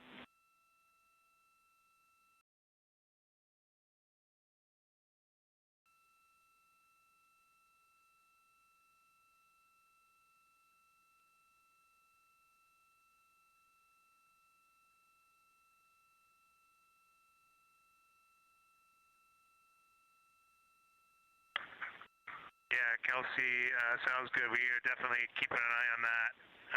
My eyes have just not readjusted. The moon is so bright when you come back to the window. I was just in the interior of the cabin. I've come back to T-shirt window, and it's just overwhelming brightness, and my viewing angle is a bit challenging, so I won't be able to give you great observations from this window. But I will talk about something that I was talking a lot about in my recordings earlier, which was we've been talking about some shades, and so we have obviously the dark and the light gray, and then we've talked about naming some colors, a brownish hue and a greenish hue. And I'll tell you, like right now, Aristarchus, the plateau is hard for me to see from this window, but that had greenish hues to me and was very unique. I didn't see anything like that anywhere else on this side of the moon. And then I see a lot of these what I would call brownish hue areas. There's a number of them. And they, for example, in the northwest corner of the highlands, to me it looks like the brownish hue is caused by ray or ejected material landing on the highlands, and then we obviously see the ray areas as a lighter albedo, but in between the rays where the deposit would be thinnest, that is what it looks like is causing the brown to me. So I saw that in the northwest side of Aristarchus, or sorry, that dark area of the highlands, northwest side of the highlands. I saw it in the highlands to the east of Glushko, and then I see those same brownish hues west of Orion. And I drew a contact there on OneNote, but that's a huge region, kind of like a piece of pie with the point of the pie pointing at Oriental and then going up towards the northern side of Hertzsprung.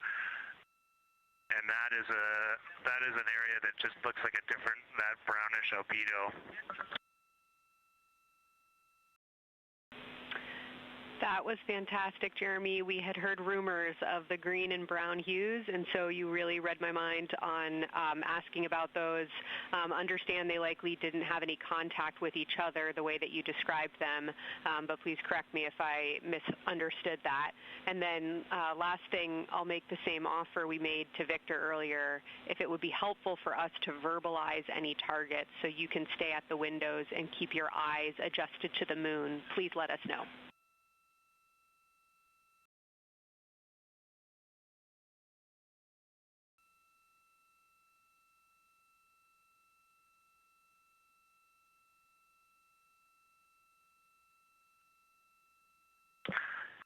If you got something you want us to look at, Kelsey, you can send it on up.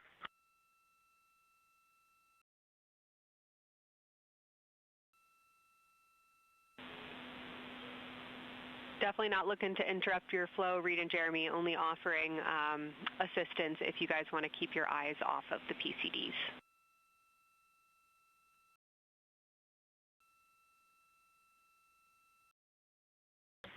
Oh, I see what you're saying. Okay.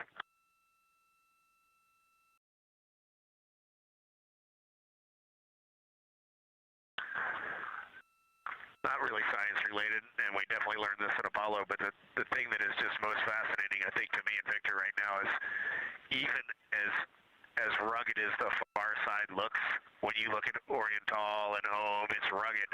But man, when you look at the Terminator, it is just like impossibly rugged, and it reminds you that the whole far side is that way, and just the Terminator is really bringing out the shadows and the hills and the valleys, and it is just, it's unbelievable. It's like no surface of the Terminator is not marked by a meteor impact, and it's just, it is very impressive to look at that, and you realize that that is true across the whole far side. You just can't see it due to sun illumination right now. Reed, Houston copies, and we were commenting on the same thing. Even from our view, the Terminator looks absolutely alien because there's just so much texture in there that we're just not used to seeing. So thanks for sharing that with us.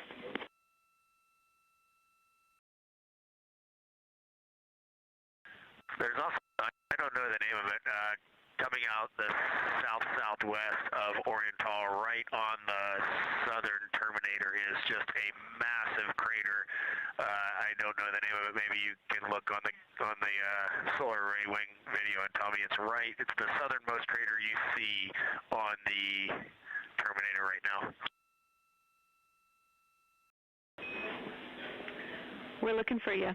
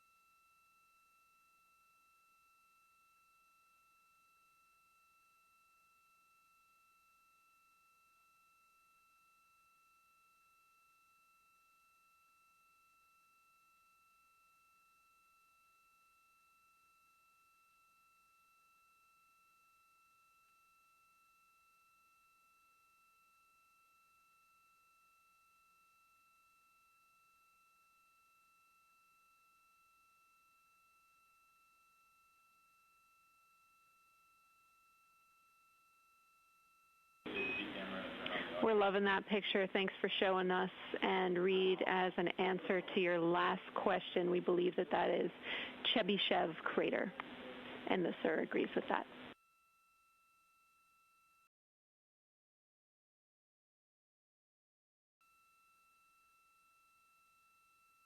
Okay, that picture I was just showing you is an 8X iPhone out the docking hatch for the high grazing angle. It's just amazing. We love it. Thank you.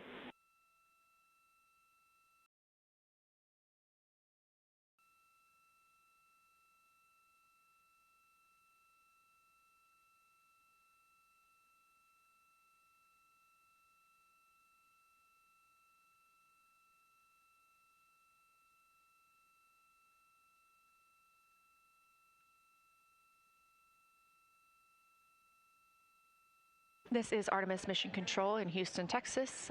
Mission elapsed time, 4 days, 22 hours, 12 minutes into the flight of Orion.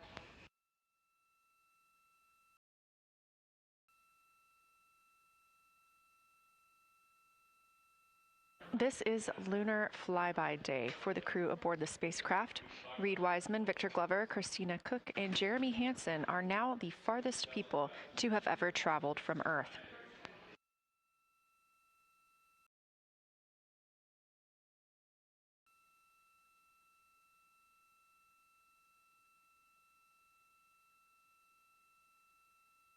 This a live view from inside the spacecraft. They have turned off the lights so they're able to see outside and photograph the moon better with no reflections from inside. And for a very brief moment there. Integrity Science, thanks for those iPhone views. It's helpful to see what you're seeing.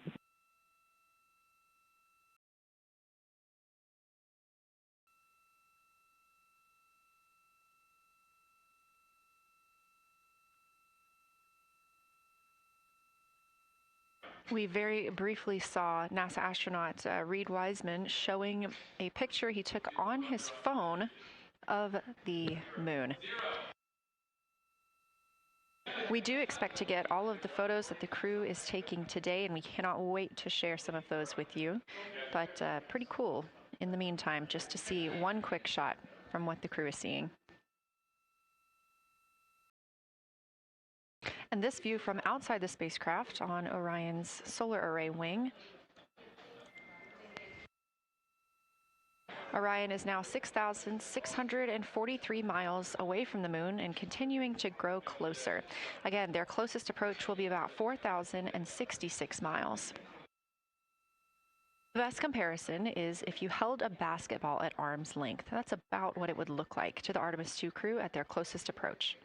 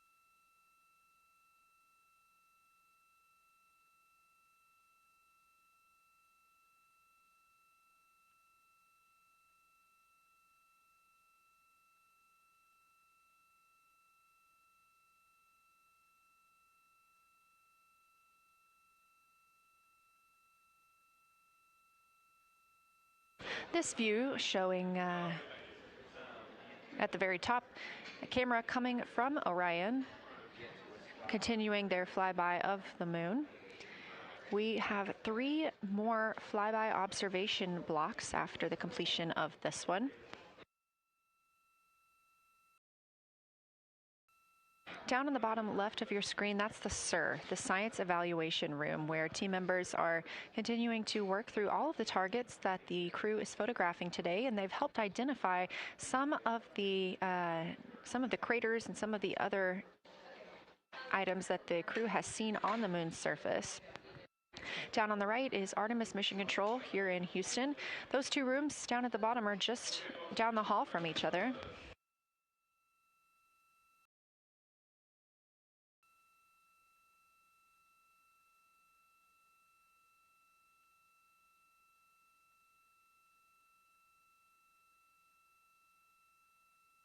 And we are just a few minutes away from the next cabin and window team swap. That means Victor and Christina, who have been at the windows, will fly to the cabin, the background essentially, and be their support crew for Reed and Jeremy. Reed and Jeremy will move back up to the windows.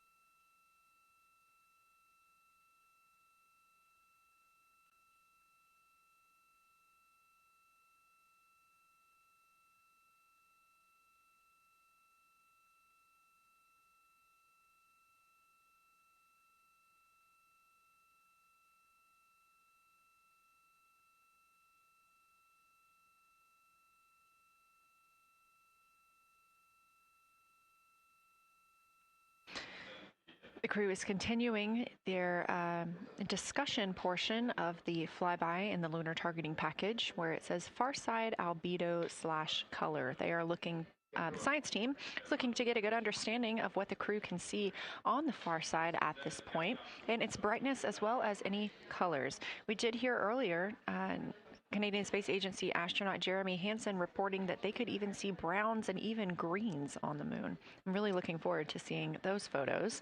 And in just a couple of minutes, the teams will swap from the cabin to the window.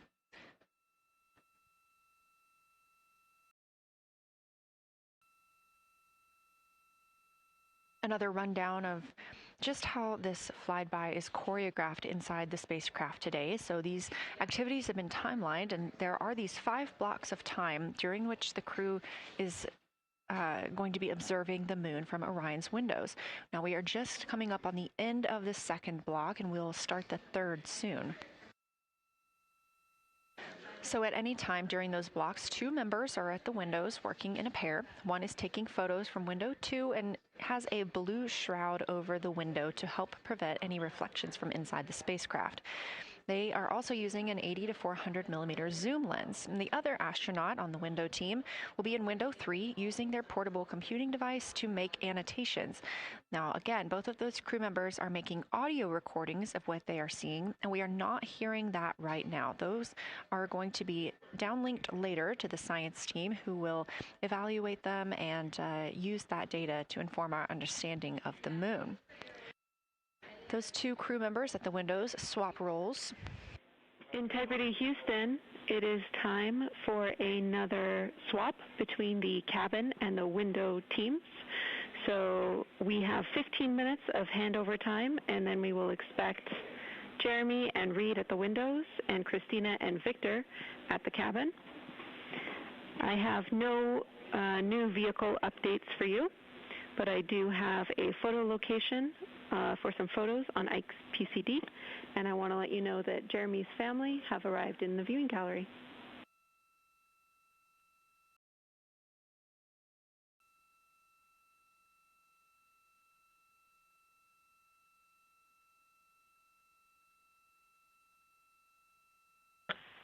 Okay, Jenny, we copied most of that. The only thing we're missing is what you meant about the photo location on Victor's PCD. And hello to my family. I think that must be Catherine and Devin that are there. And I'm glad they made it into the viewing room. And we copy it's time for crew swap. The A team's coming out of the windows and the B team's going in. Okay, copy. All I meant to pass for Victor's PCD is that there are some late load photos that were requested that are now in his favorite photos folder. And you're exactly right. We have Catherine and Devin here. They give you a big wave, and they're super excited and happy to see part of what you're seeing.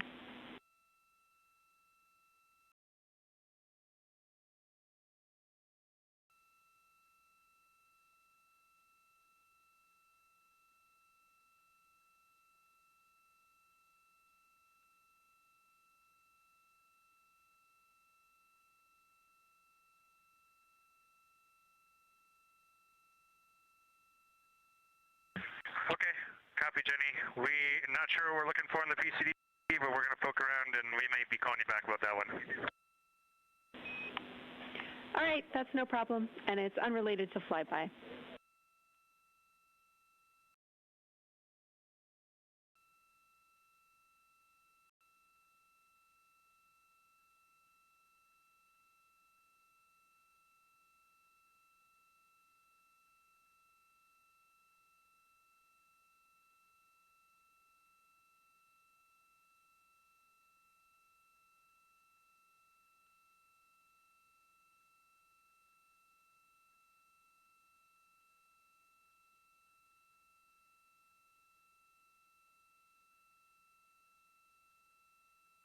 This is Artemis Mission Control here at Johnson Space Center in Houston, Texas. And as you just heard, Capcom, or Capsule Communicator Jenny Gibbons, Canadian Space Agency astronaut and Artemis II crew backup, relaying to the teams in Orion that it is time for a swap from the cabin to the window teams. We're now at the tail end of the second Lunar FlyBy observation block. Again, we have 5 of these today. Most recently, Victor Glover and Christina Cook were at the windows photographing and making annotations, while Reed Wiseman and Jeremy Hansen were in the cabin providing support, whether that is SD card help, but also science sit reps calling down any situation reports for what they are seeing on the moon or anything about the vehicle status. With that call to make a swap, Reed and Jeremy will be back at the windows, making observations for what they see at the moon and taking photos.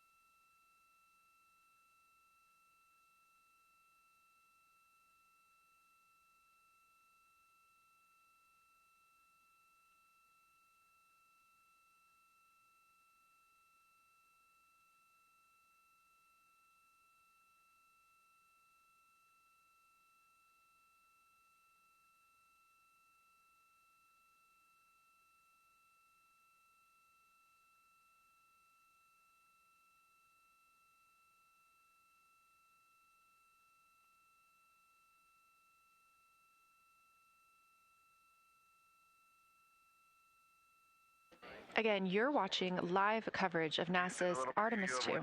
But something that's really awesome up here is we now have the moon and the Earth in window 3 simultaneously, and the moon is a gibbous, and the Earth is a crescent.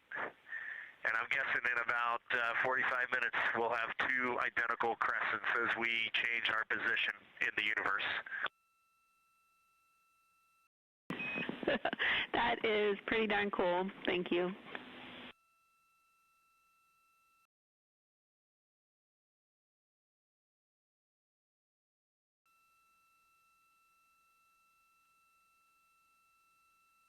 That's the Artemis II crew, the first astronauts to fly by the moon in more than 50 years, reporting that when they look out of window 3, one window, they're able to see both the Earth and the moon at the same time now.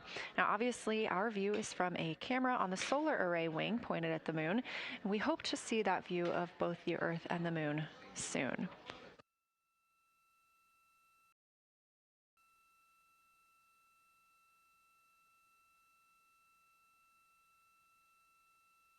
Some upcoming times for what you can expect. In about an hour and 40 minutes, we will have Earth set. And during that time, we will have a view of Earth going behind the moon. Shortly after, just a few minutes later, we will lose signal with the Orion spacecraft. This is tracked as it is going behind the moon and out of reach of the Deep Space Network. At 6 o'clock p.m., the spacecraft will make its closest approach to the moon at a distance of about 4,066 miles. At 6:02 Central, the spacecraft will reach its farthest distance from Earth at about 252,755 miles. Of course, these are approximate, and we will make sure to provide you with the final distances once those are confirmed. At 6:21 p.m., we will have Earthrise from the Orion spacecraft, but we will not have communications with the spacecraft until 6:25 p.m. Central, when we expect to acquire signal with them after they've emerged from behind the moon.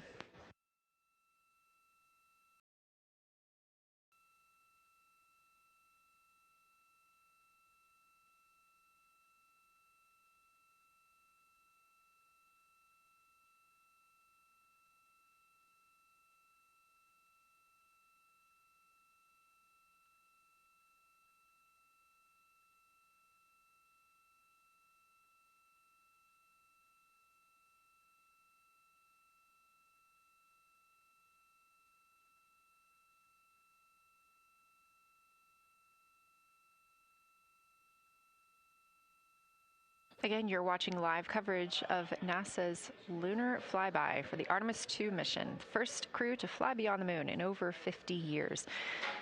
The astronauts inside the spacecraft are switching positions, 2 at the windows and 2 serving in support roles, before they start their third timelined flyby observation for today.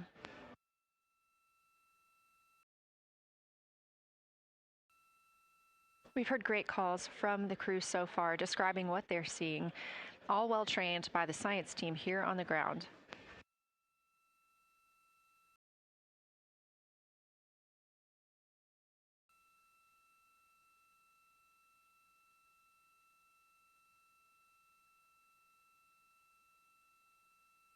Another major milestone for the crew today will be to experience a solar eclipse from their capsule. No one on Earth will experience this solar eclipse. To the astronauts, this will look a lot like a total solar eclipse on Earth, except the moon will be huge compared to the sun. Whereas if you're standing on Earth and looking at a solar eclipse, the moon and the sun appear to be about the same size in the sky. As the moon begins to cover and then uncover the sun, the astronauts will see a partial solar eclipse, so that's before and after totality, and during that time frame they will have to wear eclipse glasses so they can safely view this phase. They also intend to capture images of the sun's corona during the eclipse. This is a rare glimpse at the innermost corona that will only be captured by the astronauts' cameras. During the eclipse, we also look forward to the crew members describing what they will see, which includes unique light features like the shape and size of the corona and potentially even lunar dust. At the same time, Venus, Saturn, Mars, and Mercury will be near the sun, so they may be able to identify what part of the sky they're looking at. This can help train future Artemis astronauts on what part of the sky they're seeing, which is useful knowledge in challenging situations when they may need to rely on that information instead of instruments for navigation and orientation. That eclipse window will last about an hour, and it'll happen near the end of the day today, closer to 7:35 p.m. Central, 8:35 Eastern.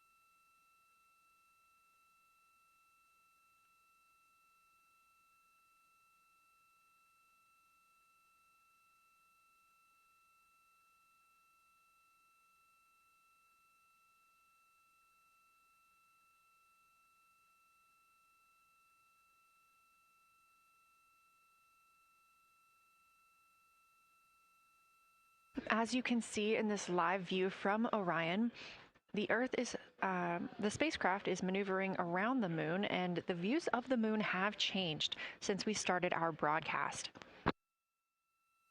The near side is now very far to the right side of your screen. This is the side that we can see from Earth. That darkened portion are ancient lava flows.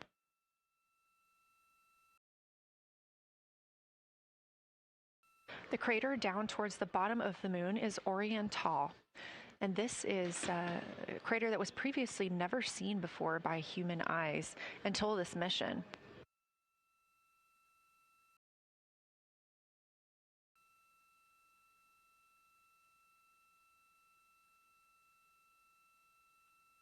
Everything to the left of Orion is considered the far side.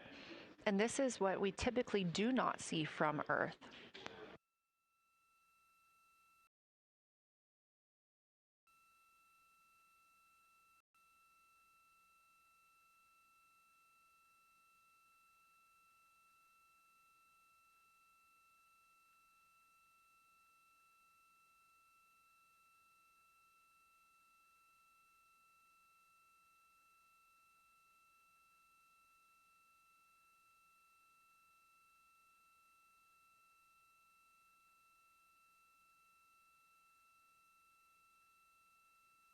Just a reminder about this view. This is coming from a GoPro camera mounted on the tip of one of Orion's 4 solar arrays. Each solar array has a camera mounted on it, and the bandwidth is limited due to we have a crew on board, and this is our first flight of crew aboard the Orion spacecraft. So having a crew means we have to have an environmental control and life support system. There's a lot of data around, a lot of data to bring down for the crew members to keep us up to date on everything happening aboard the spacecraft. So we have to share our bandwidth when it comes to imagery and data.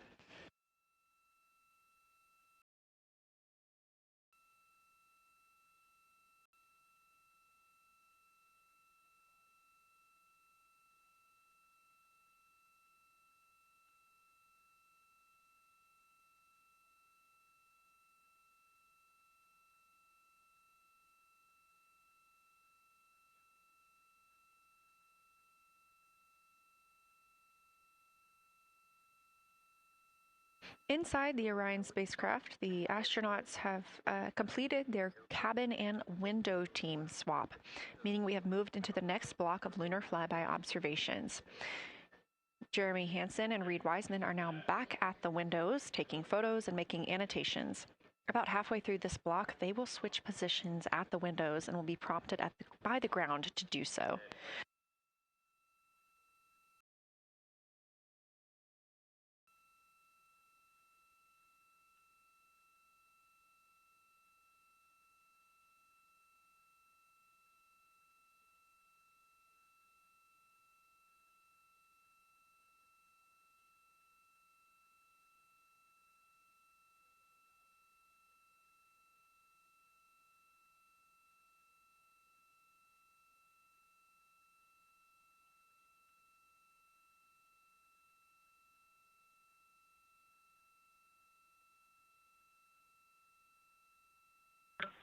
Houston, integrity for SITREP. First of all, I'll just talk about the experience that I had during Victor and my observation time. It was an incredible experience. We definitely noted how much more you can see with the zoom lens. Even though we have a great visible eye image, there's just a lot of texture that just pops right out at you when you can zoom in. So almost just using it like a telescope, the camera lens. We really enjoyed our discussion time. That was a great innovation on the lunar targeting plan. We were both able to describe a lot more kind of with flow, I would say, when we were talking to each other. And it was also, we sort of were able to bounce ideas off of each other and come to new conclusions.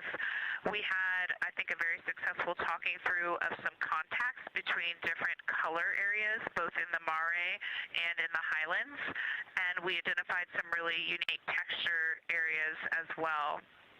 At one point, towards the end of the images of my time in window 3, I just had an overwhelming sense of being moved by looking at the moon. It lasted just a second or two, and I actually couldn't even make it happen again. But something just drew me in suddenly to the lunar landscape, and it became real. And the truth is, the moon really is its own body in the universe. It's not just a poster in the sky that goes by. It is a real place. And when we have that perspective and we compare it to our home of the Earth, it just reminds us how much we have in common. Everything we need, the Earth provides, and that in and of itself is somewhat of a miracle, and one that you can't truly know until you've had the perspective of the other. I'll switch into some logistics stuff. The Peltors, both their batteries stopped providing the active listening, but we have verified they are still recording, and so we are able to have discussion time and hear outside our recordings by just moving the ear cup off of the ear. Other than that, everything's working well technically, and we've been able to find all our targets, and we're having a really great time. Thanks, Christina. We copy those logistics for the Peltors, and also thanks for bringing us into the cabin with you with that description.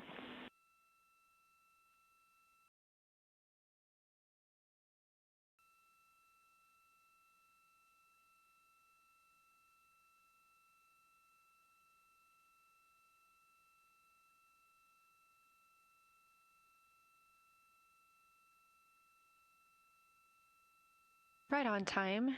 NASA astronaut Christina Cook, a mission specialist for Artemis II, calling down a science a situation report. Good news, reporting that she and her teammates have been able to capture all targets that were listed.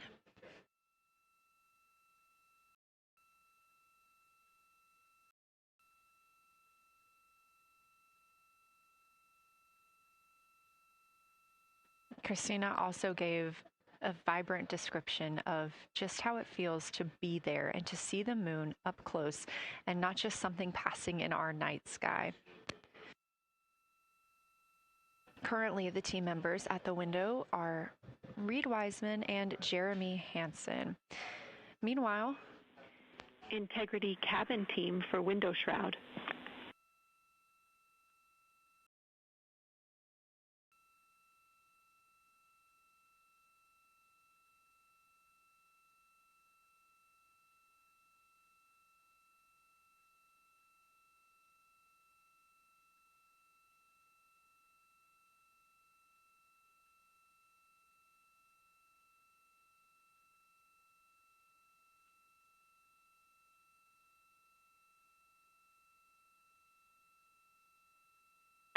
We're listening. Go ahead, Jenny. Hey, Victor, we have a temperature constraint on the windows, and the shroud might be getting us close, so we just want to check on the state of window 4's shroud, whether you believe it's still necessary because maybe things have changed with our viewing, and if so, we would like to request to have the shroud removed.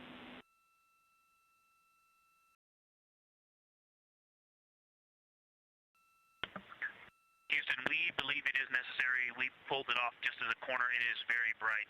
It definitely would affect our night vision and maybe comfort. But is there a time? Can you tell us when we would have to take it off by?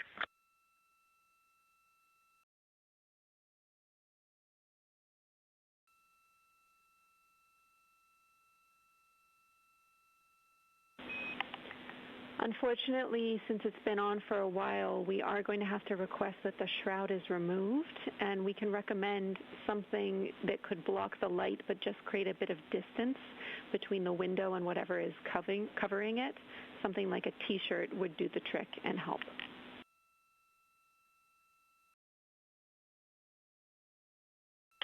Okay, we're removing the shroud, and we'll make it work. Thanks.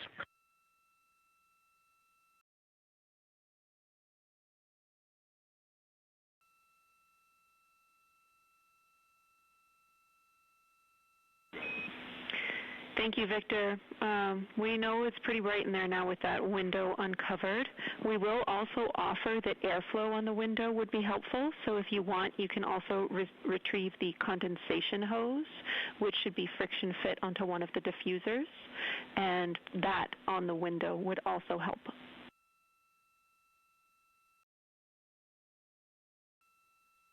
We can easily point a diffuser at the window, so we're going to start with that, and it's pointing at the window now.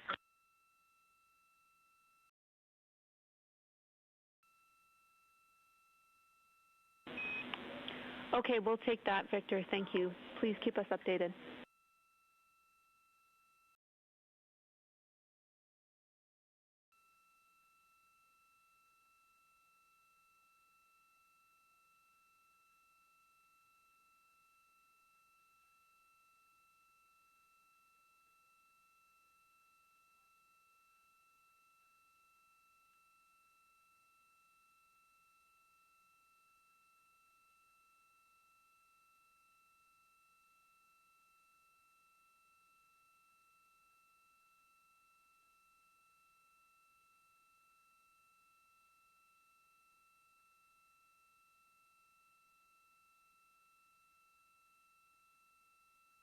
That call from Capcom Jenny Gibbons, CSA astronaut and Artemis II crew backup, to the crew aboard Orion, letting them know that they will need to remove the window shroud they had placed on window 4.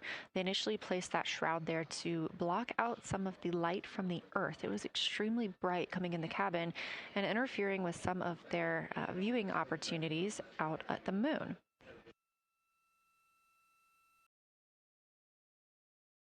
This was a request from ground teams to ensure that they are protecting other systems, and the crew has been offered the opportunity to use something else to cover the window.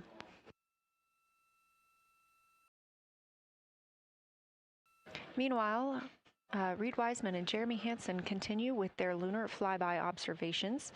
They have just looked at Geological crater. That's about when we heard that call down from Christina Cook with that description of everything she had been seeing during her observation period and what she was seeing at that time.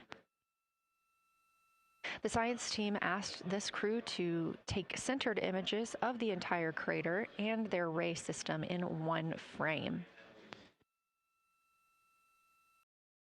They're also interested in knowing the brightness, texture, and extent of Geological's rays and how they differ in the mare, or that sea area, versus the highlands. Geological is considered a young lunar crater, and these observations can help understand material properties of those craters.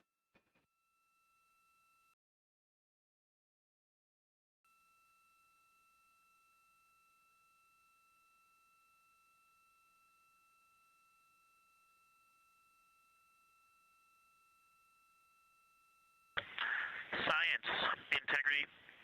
First, I wanted to start off with connecting with what Christina said, that it was very moving to look out the window. I had the unfortunate sequence to start looking out the window and then moved to the long lens, and it was hard to speak looking through the zoom because I went straight where Christina went, and I was walking around down there on the surface, climbing and off-roading on that amazing terrain. I also want to underscore something that she said.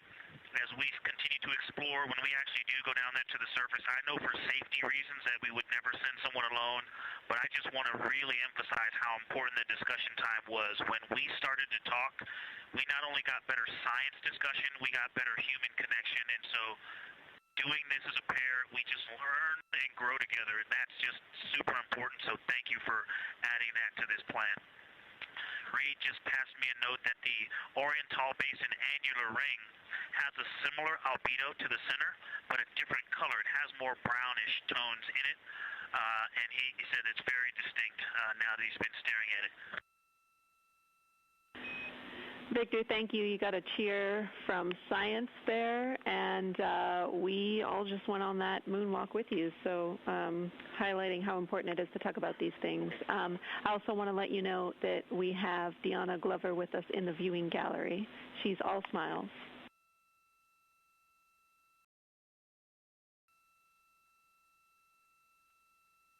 Well, you just got a bunch of cheers up here. Hey, babe. I love you from the moon. We love that we got a hey babe too, and we also have one of your lovely daughters here watching you guys work.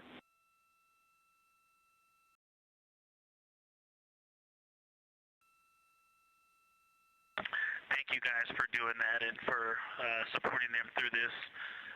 And to all of you, Genesis, Maya, Joya, and Corinne, I love you. And Deanna, I love you. I'm glad you get to be there.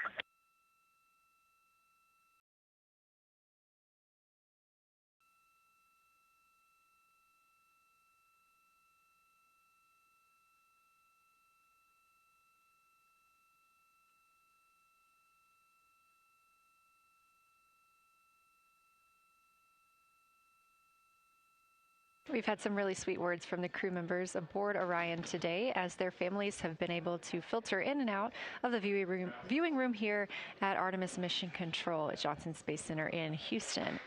Victor Glover also giving a great science sit rep and just a description of how it must feel if you were down on the lunar surface while he was looking through that 80 to 400 millimeter zoom lens. He also expressed how important it was to be able to talk through that real time with Christina Cook and stress the importance of that on future missions, that it not only made their discussions better, but also more human. Glover and Cook are in the support roles right now, not taking photos or making annotations at the windows, but they are also encouraged to have their midday meal at this time. For lunch today, those two crew members have options of beef ravioli, salmon, butternut squash, sweet and savory kale, pickled beets, cherry blueberry cobbler, tuna noodle casserole, tomatoes and artichokes, broccoli, and chocolate peanut butter bar.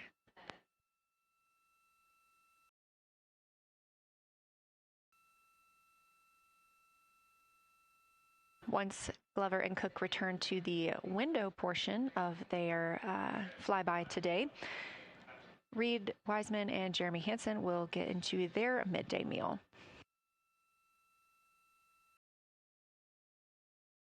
Again, this is the third of 5 scheduled blocks for our lunar viewing today, and if you were watching at the start of the broadcast, you can definitely tell the difference in the distance from the moon. We are now 5,518 miles away from the lunar surface, and again, expecting the crew to get about 4,066 miles away. They are currently 252,050 miles away from Earth, and every mile is a new record, having surpassed the Apollo 13 milestone for furthest distance earlier today.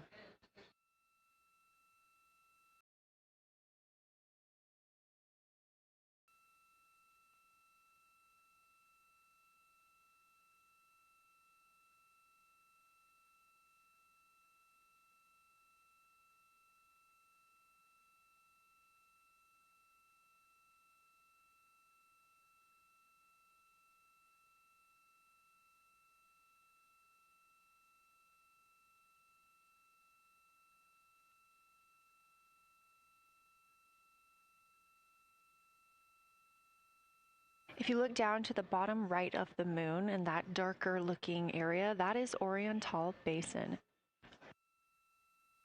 We have continued to lose views of the near side. It is just barely visible over towards the bottom right side of your screen. And then you'll also hear later about that terminator. That's the line between light and darkness while on the moon. It is really exposing some of those craters at this time.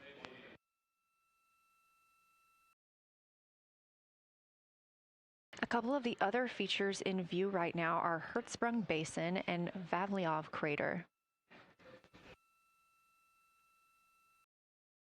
Hertzsprung Basin is nearer to the center of the moon, closer to that terminator line right now, and Vavilov Crater is just on the outskirts of it, closer again to the terminator.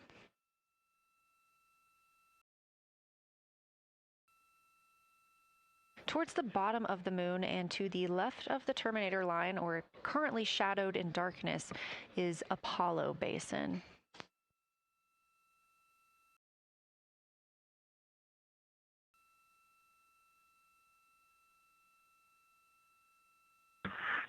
Science from Integrity. Let me find out how far we are from the moon right now. But our view is about a third of the moon is in Eclipse. That beautiful terminator is out there calling to me. We're 4,691 miles from the moon. And what looked like in the terminator, about a third of the way up from the southernmost part of the terminator, looked like a dinosaur print if one was running to the northwest. Now is clearly a crater with a bunch of craters around it. And that terminator, I can only see about half of it. I'm looking through the docking hatch window right now because we have the Z9 in window 1. But that terminator has moved. I guess I've been using Vavilov the whole time, so it's gone 2 more Vavilov craters to the west, and so a few more features are starting to peek out into the sunlight there with that low sun angle, and so you still have ridges and valleys showing up very clearly, a very jagged terminator, and a few islands of light out there with some high elevation shining in the sunlight in that darkness. And on the eastern side of the moon, let's see, Grimaldi appears to be one of the farthest east features, and that is maybe 5 degrees from being right on the limb and going off over the horizon. It is interesting, just looking at Oriental, that my first impression of it is all of the dark areas appear lighter, which I think makes sense because it is now facing, well, it's still relatively the same to the sun, but my angle to it is different. So I'm looking at it from a little more, even further to the side as we pass it. But all the darker features appear to be just a little bit lighter from this vantage point. The darker ring structure in the outer and inner ring and the interior, as well as the annular ring portion, everything seems to be just a smidge lighter at this point. Thanks for that description, Ike. Any additional words you can provide on Oriental would be wonderful, as that is such a high priority target for us. And while I have you, as we get closer to target 15, which is the Terminator target, if you can find Zeeman crater again that you were looking at earlier, everything to your left of Zeeman would be getting into the South Pole Aiken area to help you orient yourself.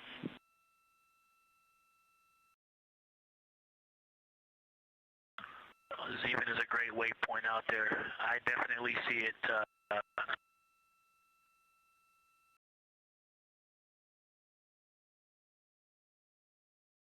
Yeah, Zeeman is very easy to find, and that is awesome. Thank you for pointing that out. Feel free to do that as often as you think of things.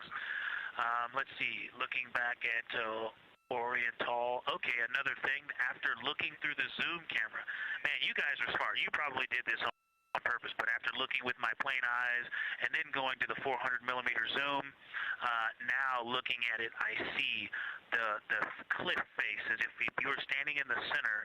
That inner and outer ring have definitely some real terrain to them, and now I can see that as terrain. Now that I look at it even with my naked eye, I can tell that there's a lot of elevation and that, like I said, a cliff face on that eastern edge where all the darker deposits are. And it's just the scale now.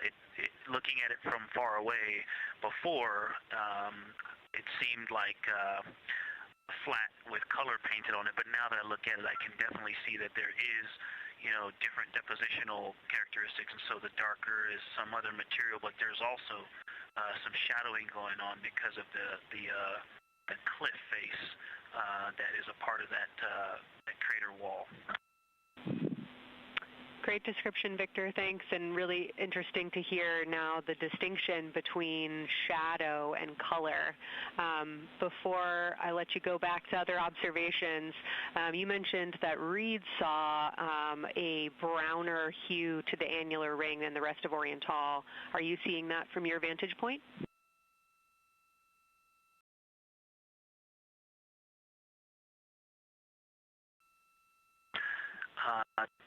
The way that I'm looking at Oriental, again, I'm still in the docking hatch window. There's like a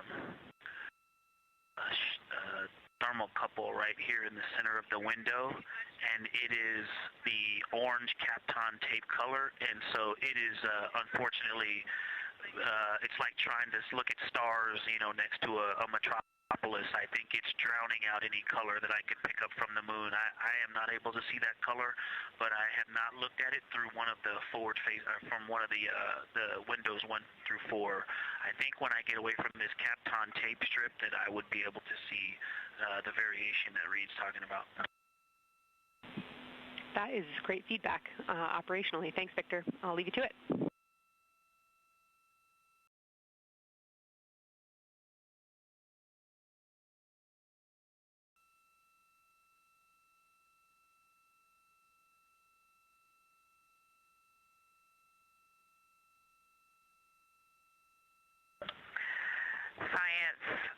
Integrity with a question from the window team.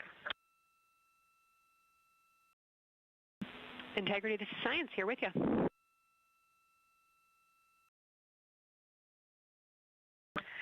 Yes, they have a question to help inform a theory that they're sort of tossing back and forth.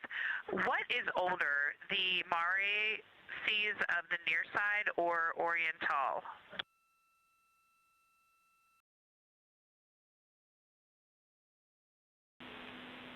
Stand by, Integrity. We're going to get you a little geologic history here.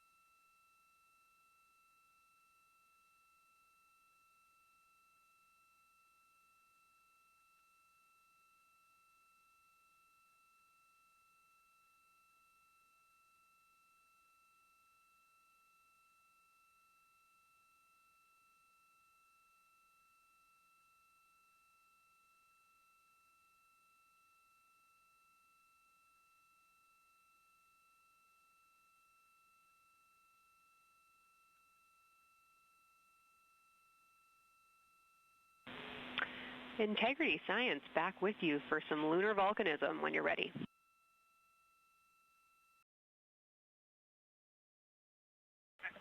Go ahead. You're making our day down here getting to talk about lunar volcanoes. Oriental, as far as Mare go, is younger than almost all of the Mare on the near side. The exception are features like Aristarchus, which really pop out to you guys and really pop out to us here on Earth. That is younger, but other than that, Oriental is pretty young as far as Mare go.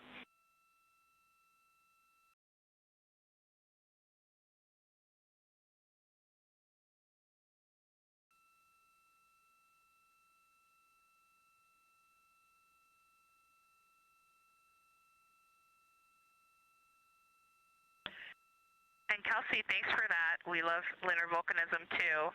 How about when the actual crater was formed?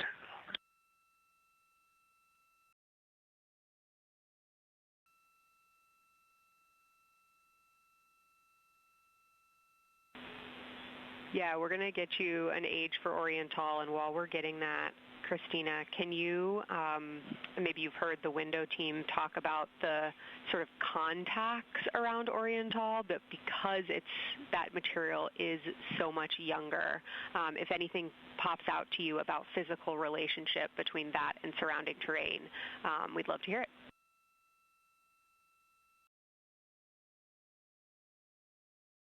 Yeah, definitely. They are discussing a contact relationship that could explain some of the color that they're seeing in certain areas. And so it was really about the ejecta of the creation of the basin and understanding the superposition of its ejecta and Mare on the near side or other features. So thank you. We'll take the insight when you have it.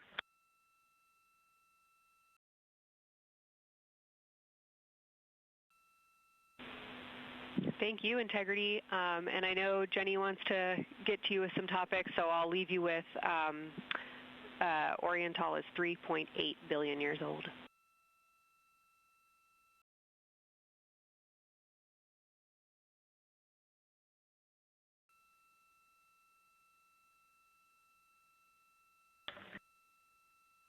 Copy that. So that's on the older side. The actual basin is very old. Correct. As is the case with a lot of mare, typically the big basin formed, and then the volcanic eruption was able to punch through the crust where it was weakened by that basin formation.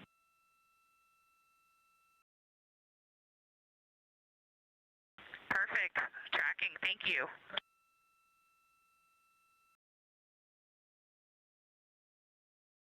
NASA astronaut Christina Cook calling down some questions to the science team on console. The voice you're hearing with those answers is Dr. Kelsey Young. She is joined by Trevor Graff on console today.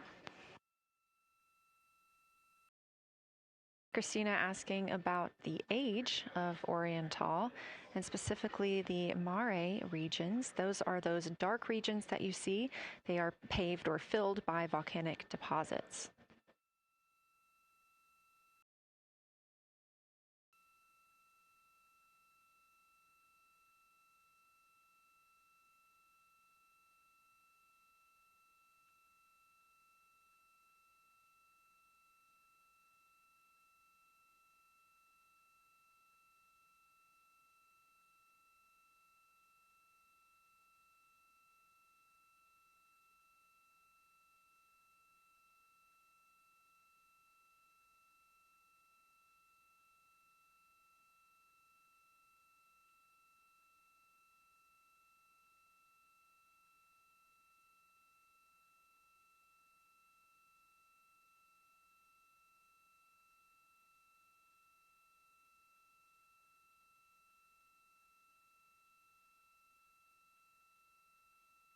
Better answer. Integrity, it's about time for a position swap at the window. So we will ask Reed and Jeremy to swap positions, and I'll remind you again about your SD cards. And Victor or Christina, I have one window task for the cabin team when you're ready.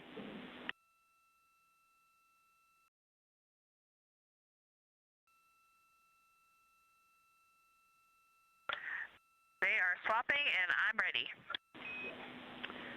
All right, Tina, we found a way that we can reinstall the shroud on the window. We understand it's pretty darn bright compared to everything that you're looking at. So in order to reinstall it, we will ask that you retrieve the condensation hose and you install it on a friction fit on the cabin air outlet port. That's right by one of your diffusers.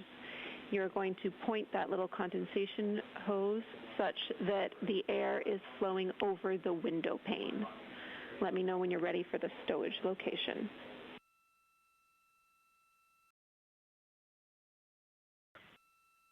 Ready.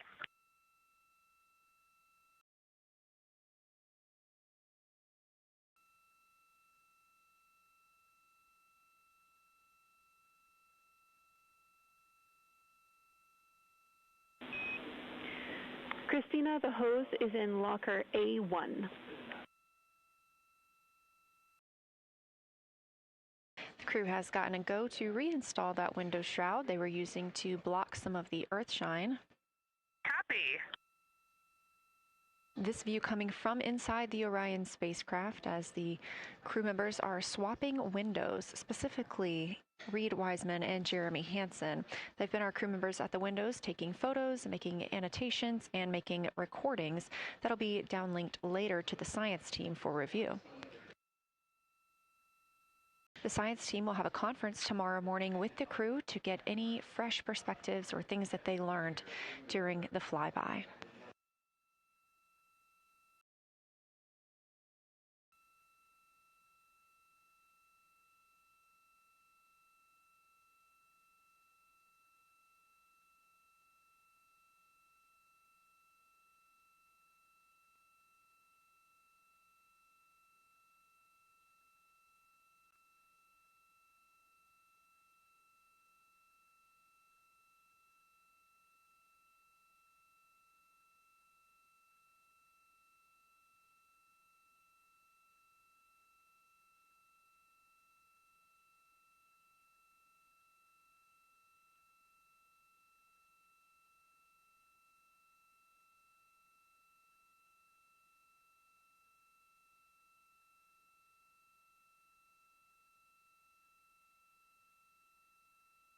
Again, we are now in the third of 5 observation blocks for the crew scheduled for today.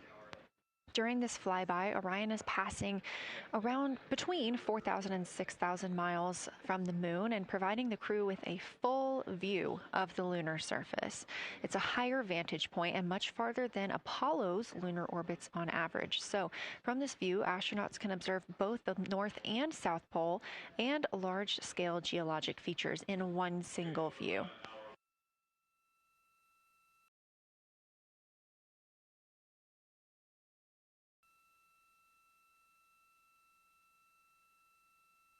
We are now just under an hour until Orion passes behind the moon, and we lose communication with the crew.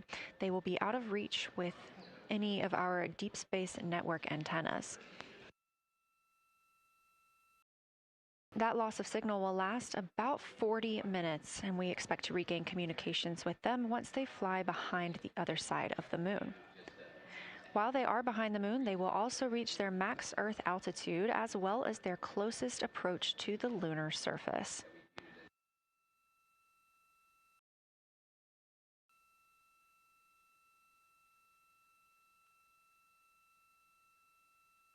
The view you have right now is a live stream from a camera on Orion's solar arrays.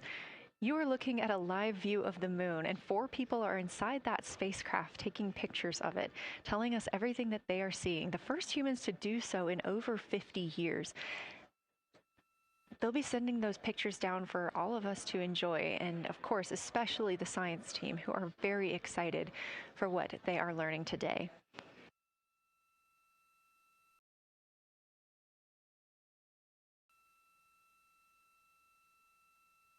It appears the Artemis II spacecraft, Orion, is now under 5,000 miles away from the moon. Again, we expect their closest distance to the moon be about 4,066 miles.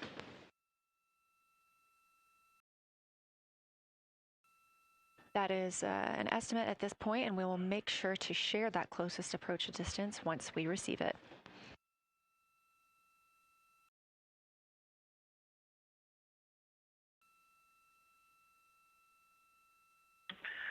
Houston integrity question, did you just want us to cool the window with the condensation hose, or did you want us to put the shroud back on and cool the window at the same time?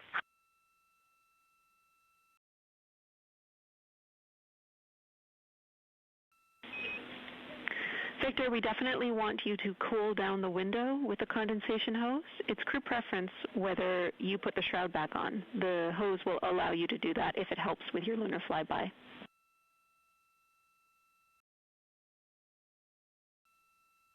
Okay, copy. We're going to do both at the same time. Thank you. Houston copies.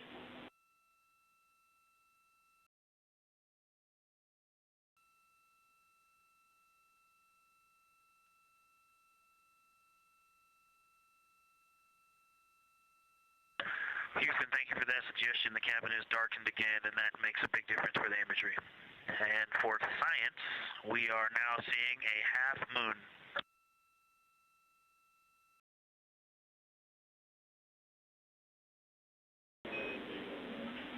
Thank you, Victor. We're happy to hear it, and we see half moon, full moon joy still.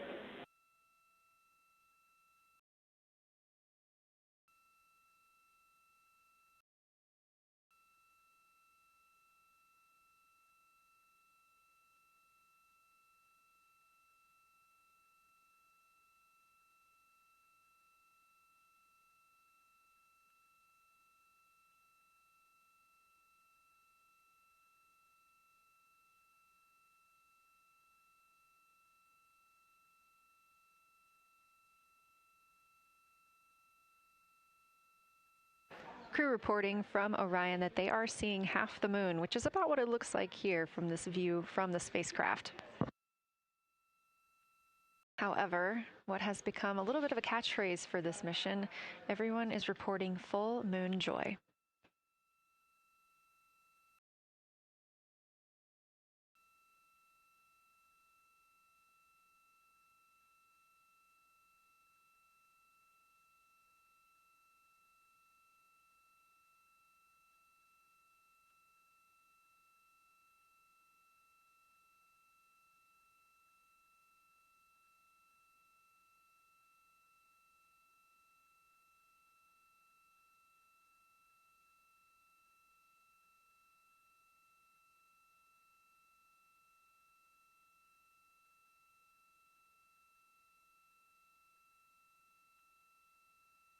We are keeping up with which targets the crew is tracking through their lunar targeting package. They are just wrapping up their second. Science, integrity, another observation the window team commented on and Christine and I discussed a bit is in Hertzsprung.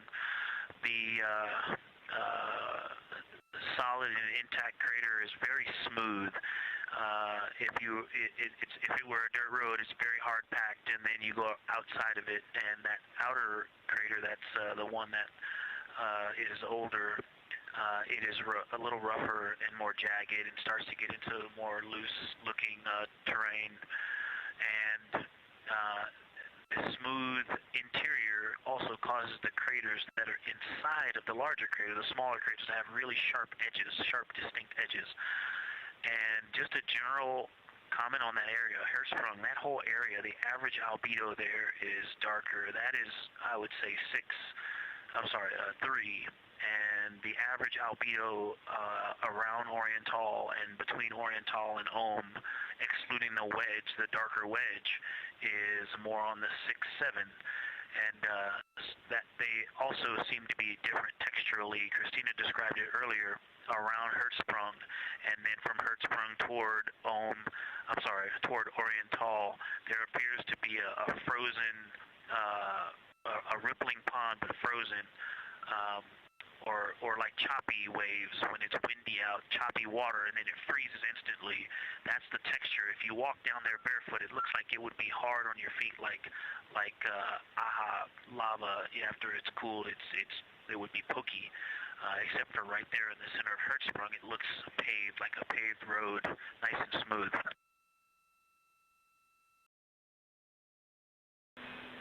Victor, that's a wonderful description. Going from a paved road to lava reminds us of the Icelandic highlands. Thanks for that.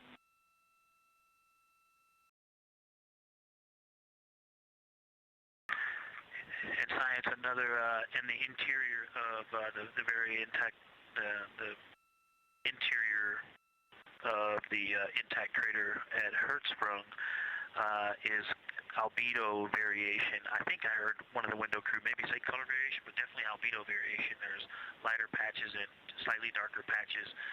It's not swirling, it's just patchy. It just has spots that are lighter, and I would say a predominantly darker average area. Great descriptions, Victor. Thanks. Not swirly, just patchy is really helpful for us.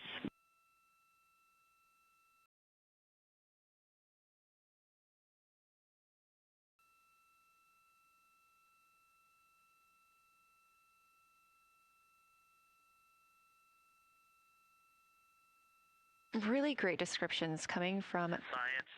The window team is hitting all the targets. They are on plan and starting the discussion of the Terminator. And boy, I'm loving the Terminator. I think I know it's not purely a moon feature, but what it does to the features of the moon, to the terrain, I've probably spent the most time describing into my recordings and thinking about and looking at the Terminator. There's just so much magic in the Terminator.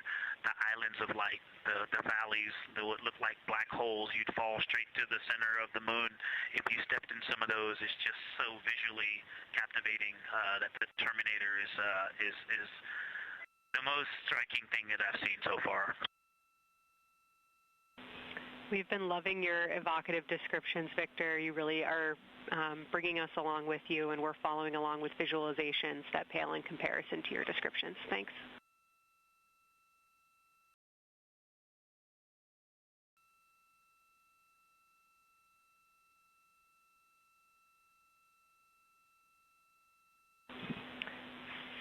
Integrity Science, one more question on a status of what the window team chose to observe for crew choice.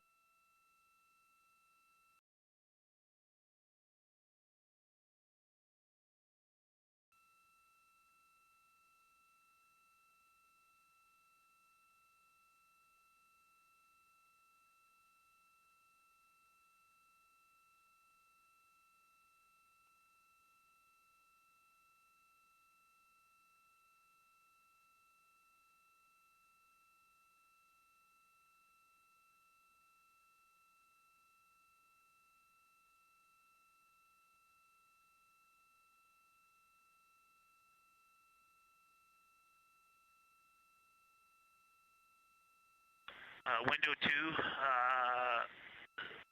talked about Vavilov, look for suspended dust, and the Terminator. And window 3 about the experience and about the three-dimensionality of the moon this close.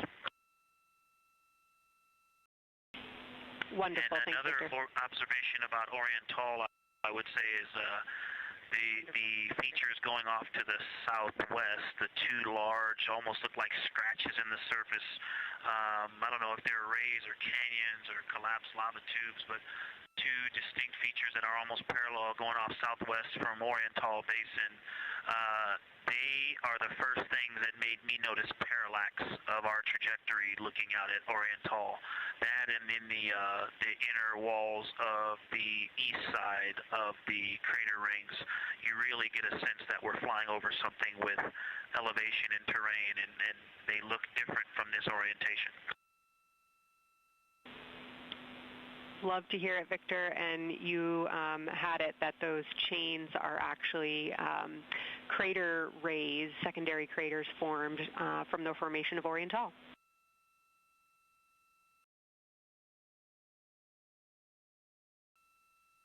Yeah, speaking of crater rays, the crater rays that are going off to the northwest,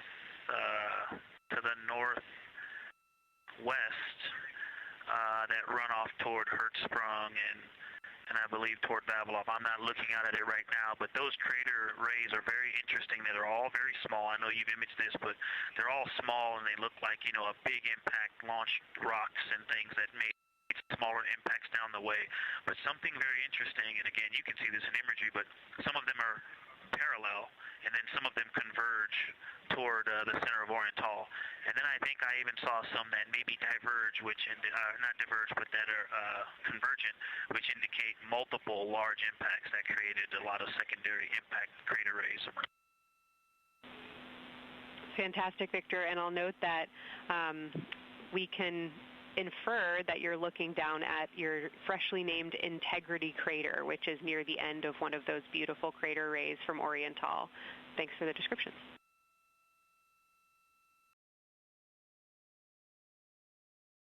Yeah, you're welcome. And Integrity is easily identifiable with the naked eye from this point.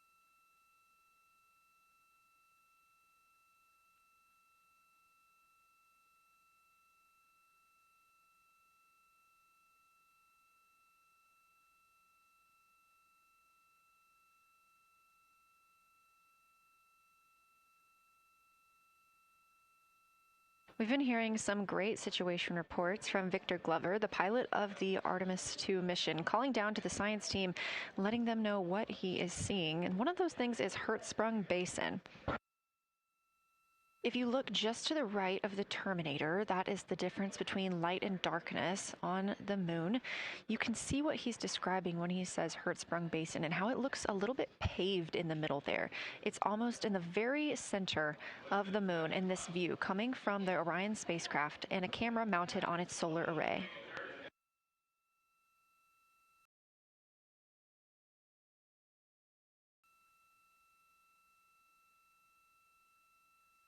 We are now 4 days, 23 hours, and 23 minutes into the flight of Artemis II, and we are standing by for their lunar loss of signal in about 43 minutes. Again, the spacecraft will fly behind the moon, and during that time, we won't have communication with them.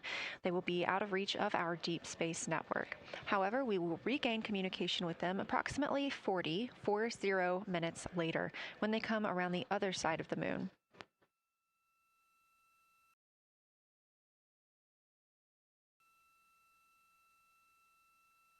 The crew aboard the spacecraft are currently discussing the Terminator, that difference between day and night. The science team is interested in learning about the topography and the color of the lunar surface, and it's already been very interesting to hear that they have seen colors like greens and browns while looking at the moon. Some of the questions that they are hoping the crew will discuss are how do the quantities and sizes of craters and mountains vary along the terminator, and they are looking for the crew to describe the topography of features along or near the terminator. They're also looking for more information on any color or tone variations, and they're hoping that the crew will take images to illustrate their findings. Glover reported earlier that the crew has missed none of their targets when they are photographing at the window. We aren't hearing the conversations that the crew is having right now, but these are being recorded to their personal computer devices, PCDs, and those will be sent down to the science team. The science team will have a conference with the crew tomorrow morning to discuss their findings and experience when looking at the moon today.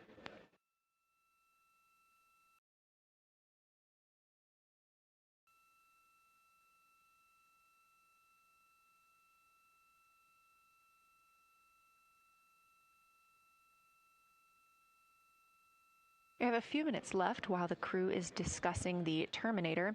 And if you're just joining us, you're looking at a live view of the moon, our moon, from the Orion spacecraft and a camera on its solar array. Inside that spacecraft, 4 astronauts, Reed Wiseman, Victor Glover, Christina Cook, and Jeremy Hansen, the first 4 people to fly around the moon in over 50 years.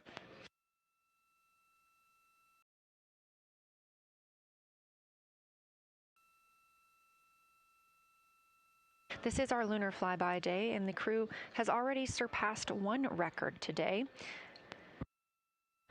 The crew passed the Apollo 13 distance record at 12:57 p.m. Central, 1:57 p.m. Eastern.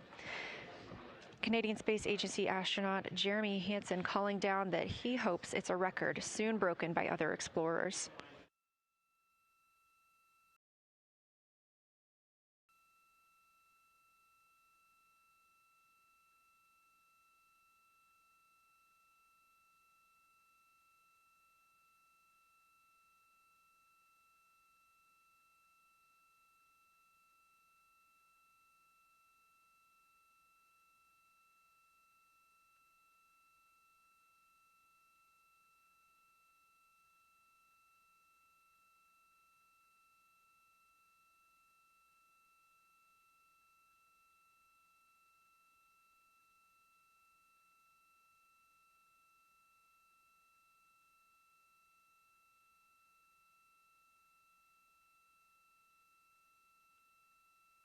We are live in Artemis Mission Control in Houston, Texas, monitoring the flight of Artemis II. All of the flight controllers here, each monitoring a different system aboard the Orion spacecraft. Integrity Houston, we are ready for our cabin and window teams to swap again. We have a 15-minute handover time here, and I have a couple of items I want to read up to you. They'll require you to write something down on your knee boards, so let me know when you're ready.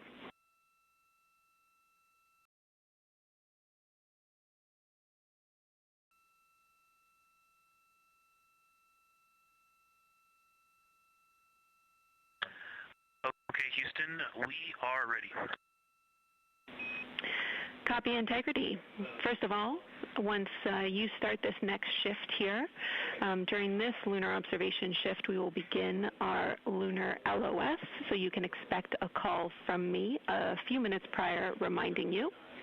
And second of all, FLIDO just sent us updated altitudes and METs for lunar closest approach and max Earth altitude.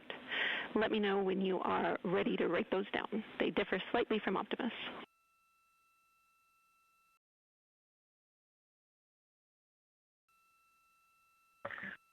Thanks, Jenny. We are ready to copy. Lunar closest approach will be at MET 5 days, 0 hours, 25 minutes, 34 seconds, and the altitude will be 4,067 statute miles. Maximum Earth altitude will be at MET 5 days, 0 hours, 27 minutes, 39 seconds, with an altitude of 252,756 statute miles.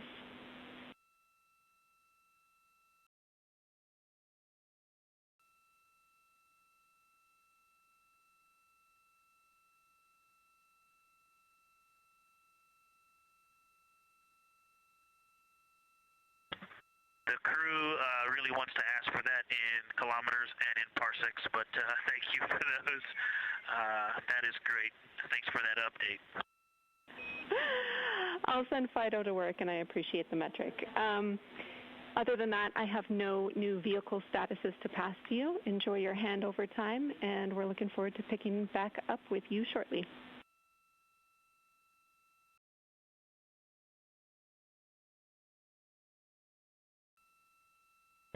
All right, we'll talk to you shortly.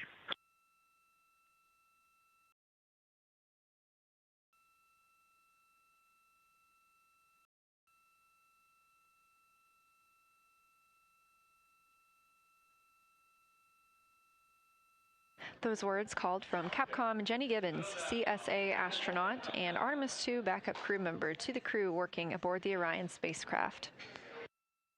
Had a little bit of a view inside the cabin. As you can see, it is very dark. The crew has turned off the lights, and the light that you were able to see is coming through the window, a reflection of Earthshine and from the moon.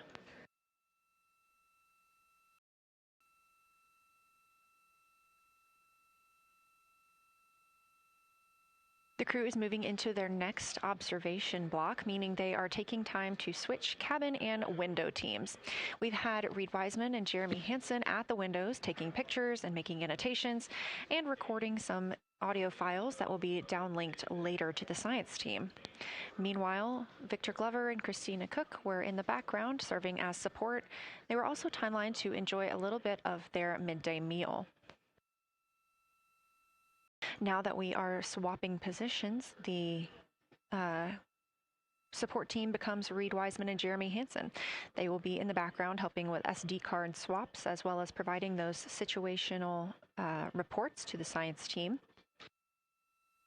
Victor Glover and Christina Cook will be the astronauts at the window, photographing and speaking into those PCDs, portable computing devices, about what they're seeing on the moon. As you heard Capcom Jenny Gibbons call to the crew, this block is also when we will lose communications with the crew. That LOS, or loss of signal, scheduled to be less than 35 minutes from now.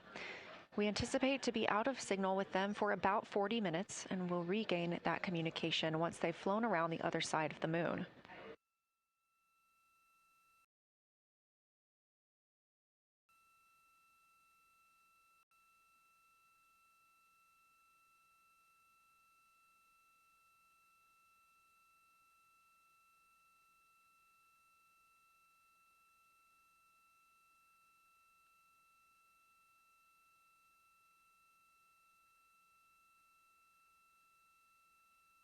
Now, even though the crew will be flying behind the moon, their observation period does not stop. They will still be taking pictures and making annotations of what they are seeing. They'll be looking for the limb of the moon, Earth set, and then Vavilov crater, which we have previously seen. They'll swap positions at the window before moving into a crew choice option. They will get to pick things that are interesting to them on the surface, take pictures, and explain why they find them that way. They'll also be looking for any impact flashes. These are short-lived flashes on the lunar surface caused by impact bombardment.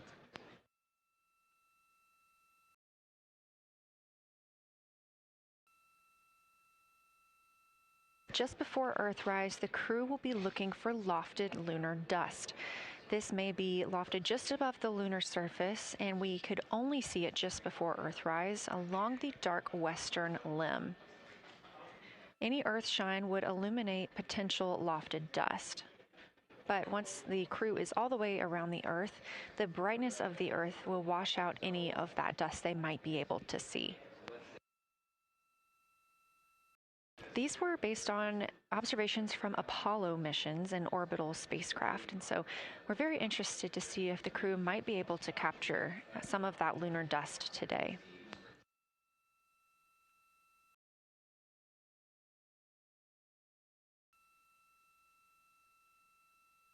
Following that lofted lunar dust target, the next will be Earthrise.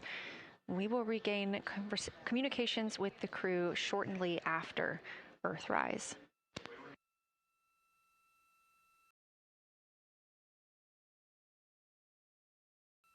There will be a short observation break period where the moon is not in view. That's because we are also anticipating the crew seeing an eclipse today.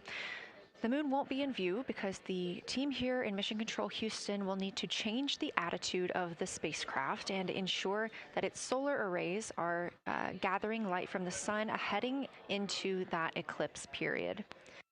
So we will have communication with the crew, we just won't be able to see the moon. However, we will have views during that eclipse time frame. During that time, the science team is looking to know it will only be illuminated by Earthshine at that point. So they want to know what the whole moon looks like overall, but they also want the crew to look into deep space and potentially see if they can spot any planets.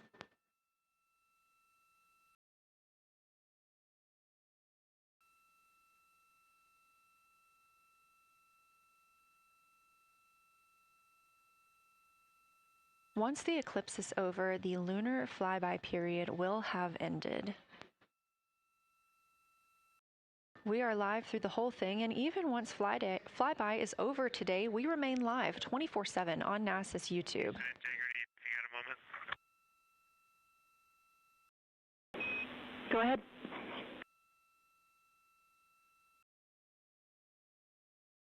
I don't know if Catherine and Devin are still there, but if they are, just wanted to just let them know how much fun we're having out here. It's extraordinary to be on the far side of the moon right now and just see it hanging out there and looking back at the Earth. And Ashley and Kaylin, I know you're back in Canada, but if you happen to be watching too, just wanted to say hi to all you guys. Love you guys, and we'll be heading back your way shortly. Thanks, Jeremy. I hear they are watching, and your family is still here. So thanks for passing that along.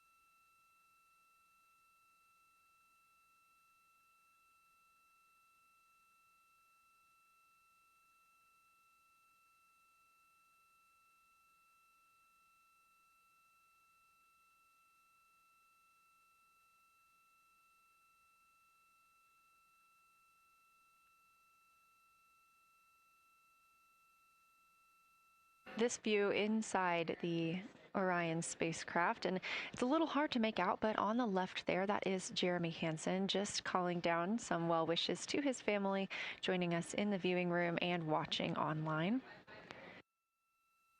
Currently in the window are Victor Glover and Christina Cook. They are taking pictures outside of the window as they are now in their flyby observation block.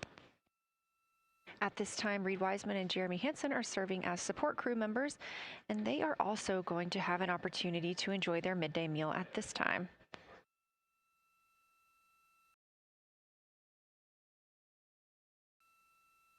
On the lunch menu today for Reed Wiseman and Jeremy Hansen, we have vegetarian chili, salmon croquettes, chicken with peanut sauce, sweet and savory kale, pickled beets, chocolate pudding, barbecued beef brisket, spaghetti and meat sauce, Italian vegetables, butternut squash, candy-coated chocolates, and maybe even a little bit of coffee.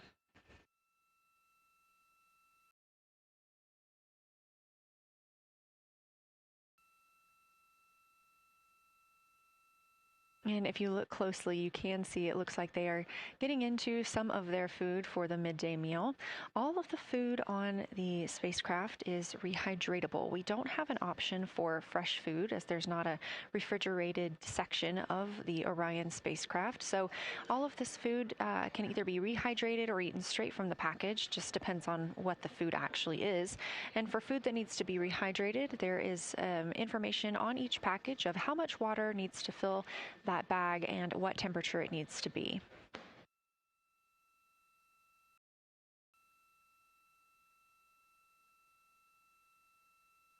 We are now 4 days, 23 hours, and 39 minutes, 40 minutes actually, into the flight of Artemis II, the spacecraft now under 4,500 miles from the moon.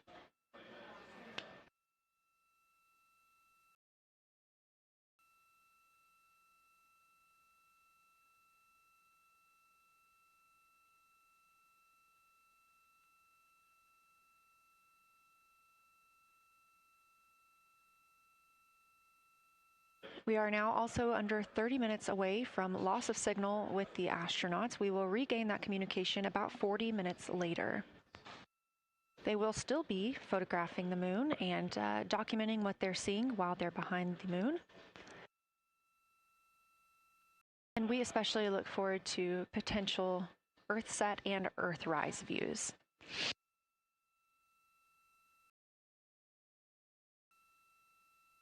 As you can see on the left side of your screen, we are streaming this solar array camera view throughout the flyby. And the science team also plans to capture an occasional still photo with the solar array intermittently, perhaps one every 8 to 10 minutes. Still photos represent the highest resolution imagery from those GoPro cameras. So starting 5 minutes before Earthset and loss of signal, the science team will capture a series of photos, one every 30 seconds, to include Earthset all the way through 5 minutes after Earthrise and acquisition of signal. In order to capture these frequent photos, the solar array camera that we were streaming will need to switch to time-lapse photo mode. So during this time, the streaming video quality won't be as sharp as you have it right now, but we want to ensure that the science team captures the data that they need during these time frames. And we really look forward to seeing those higher resolution images once they're available. But with the view you are seeing right now, we are sharing bandwidth on the Orion spacecraft with every system that is keeping the spacecraft powered and the crew alive, especially the environmental control and life support system. As this is the first flight with crew, this is also the first flight of a life support system, keeping the crew healthy and safe on the way to the moon and the way home.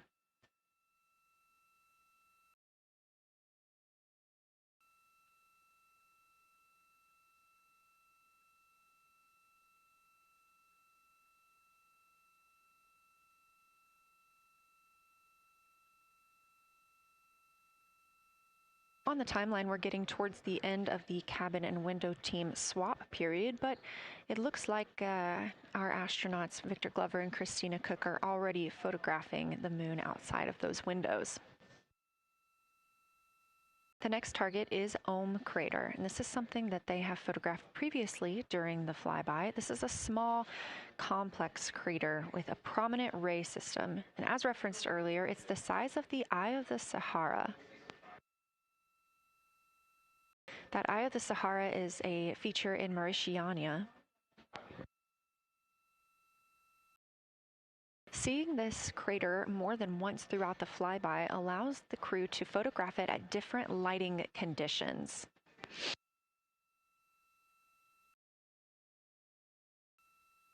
Those different lighting conditions help expose different portions of the target and can help the science team learn a little bit more about how it formed and what it is today.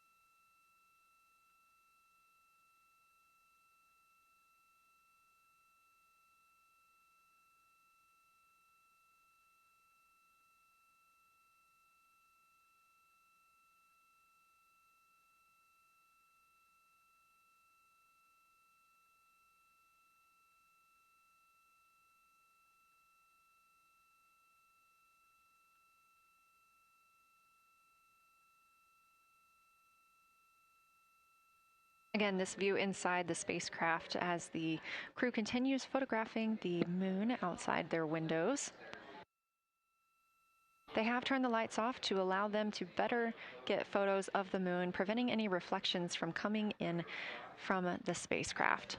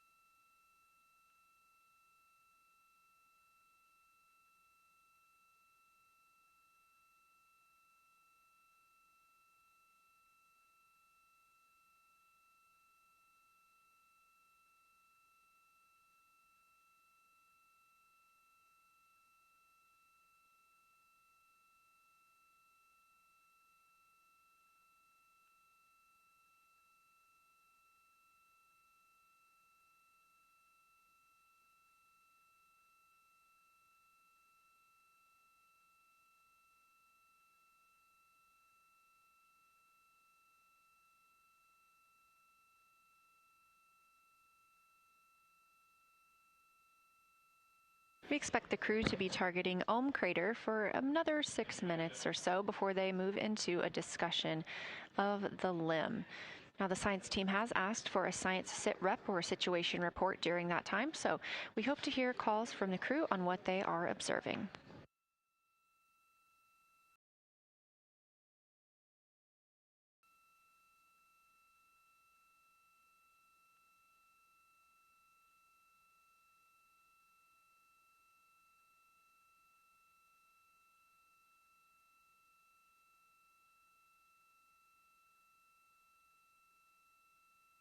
If you've been following along, at the start of the day, we did have much more of the moon visible. And even just an hour or so ago, we could see about half of the moon. We are now continuing to see more of the far side and that darkness where the moon is not reflecting light from the sun.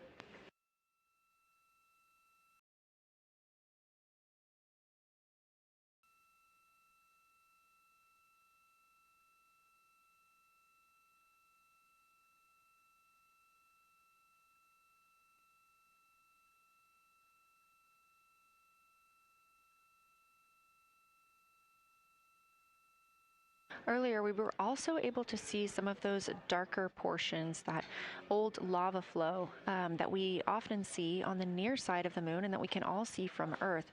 That has mostly gone away.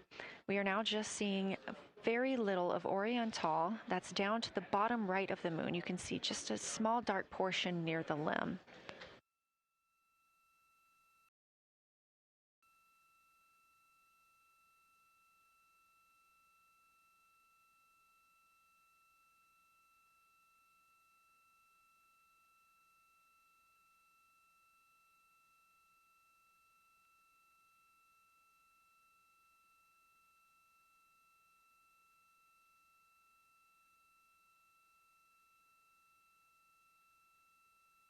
We are now about 18 minutes away from loss of signal with the Orion crew.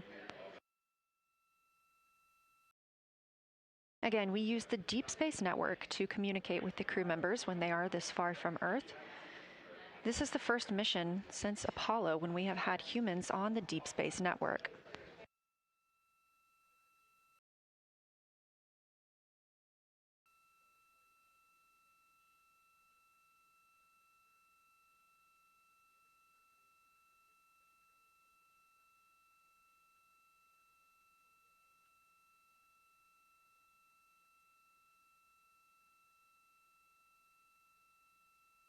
As you recently heard Capcom Jenny Gibbons call to the crew, We expect their closest approach to the moon to be at MET, or mission elapsed time, of 5 days, 25 minutes, and 34 seconds. At that time, their altitude would be 4,067 statute miles above the Earth's surface. Just over 2 minutes later, they will reach their maximum distance from Earth at mission elapsed time 5 minutes, 5 days, 27 minutes, and 39 seconds. The altitude at that time would be 252,756 statute miles. These are our latest numbers, and we'll make sure to verify and confirm those once those milestones have been achieved. Obviously, we will be without communication to the spacecraft at that time, so once we regain communication, we will make sure to find out those numbers and report those to you.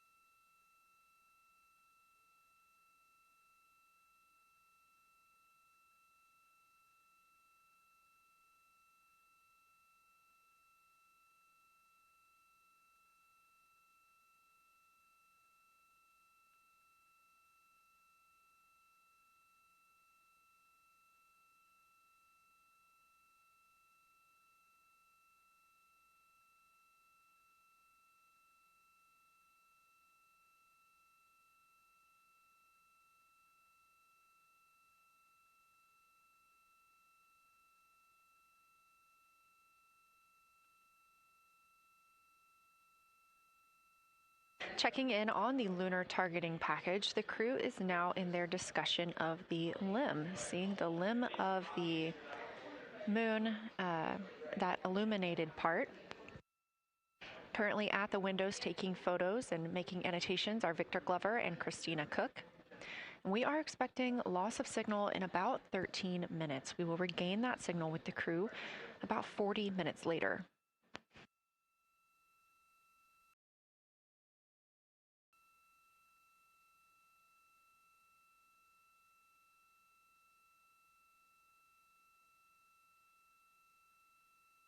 A milestone worth mentioning that this day marks the first time in more than 50 years that humans will observe the moon directly, a critical opportunity to practice how lunar science will be conducted during future Artemis missions.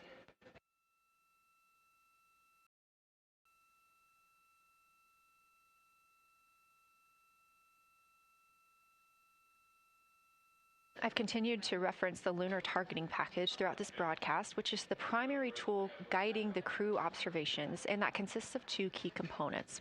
The first of those is the Lunar Geography Review, which helped the astronauts study major lunar features in advance. That also helped them learn to orient themselves during the flyby. The Lunar Targeting Plan provides a detailed timeline of observation targets, background science context, and specific instructions for the picture the crew should take, and verbal descriptions of what will be helpful to the science team reviewing those pictures later. That's what we've been tracking real time and what the crew is using right now to keep up with their next milestones.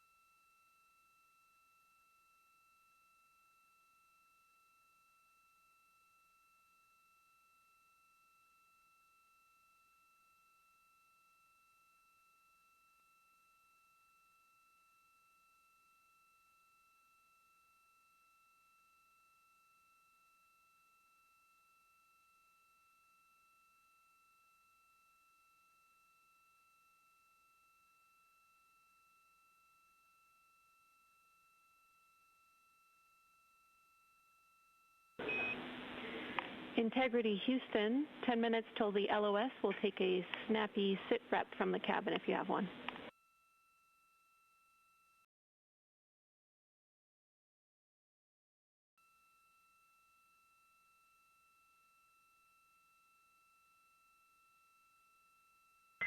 Okay, Jenny, that came, we missed most of that, but just a 10-minute warning, is that what you're saying?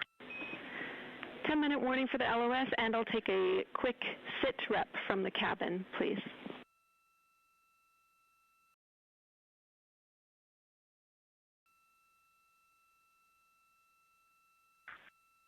All right, cabin is still full of excitement. We've got Christina in window 2, Ike in Victor in window 3. Reed's actually been trying to get some images out of the docking tunnel. We can see the Earth and the Moon and part of the Moon out of the docking tunnel, which is pretty good. And I'm just grabbing some footage right now with our interior cameras.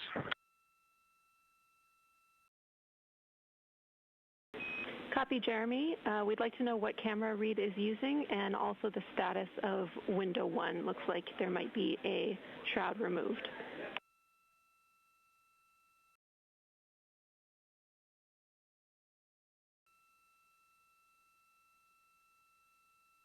Okay.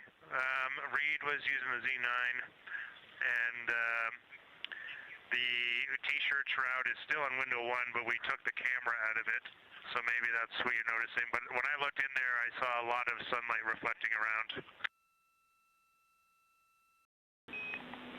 Copy. That makes a lot of sense to us, Jeremy. I want to remind you, coming up on this LOS, that we'll take sit reps in the blind, and as more and more of the Moon is in darkness, we will take any report you have on impact flashes.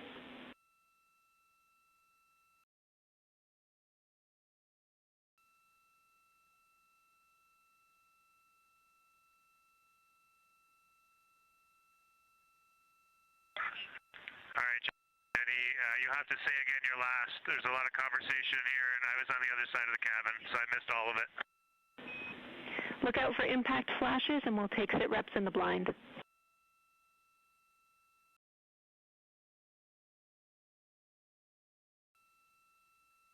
Okay, impact flashes, sit reps in the blind. We got it.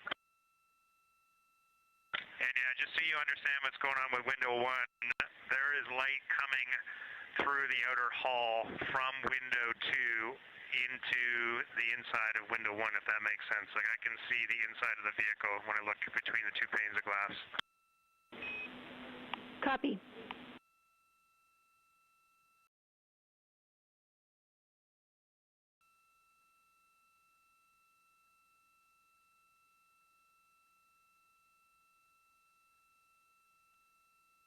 You're getting your first live look at Orion, the Moon, and the Earth.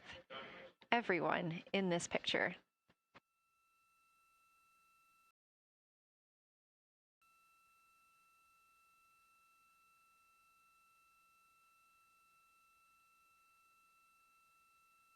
This is a live view from the Orion spacecraft.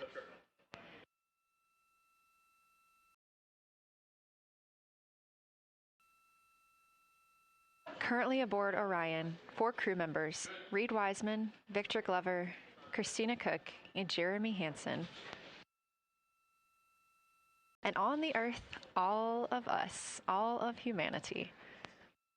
You can see the moon is starting to get a little bit dimmer as the astronauts are going to pass behind it. Now 6 minutes and 26 seconds away from that loss of signal. Again, we will be out of communication with them for about 40 minutes until they come around the other side of the moon and we can re-establish contact.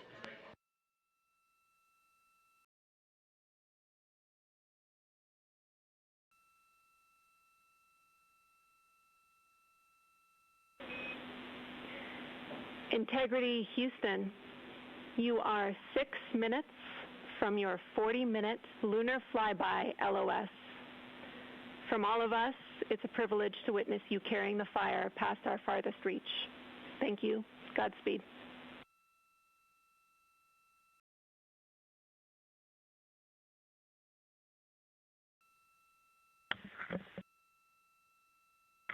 Thank you for that, Jenny. And thank you to all of you for allowing us the immense privilege to be on this journey together. It's quite amazing. And as we go on this journey, thinking about the NASA mission to explore the unknown in air and space, to innovate for the benefit of humanity, and to inspire the world through discovery. And as you've gone along on this journey with us, hopefully we're doing just those things. And as we get close to the nearest point to the moon and farthest point from Earth, as we continue to unlock the mysteries of the cosmos, I would like to remind you of one of the most important mysteries there on Earth, and that's love.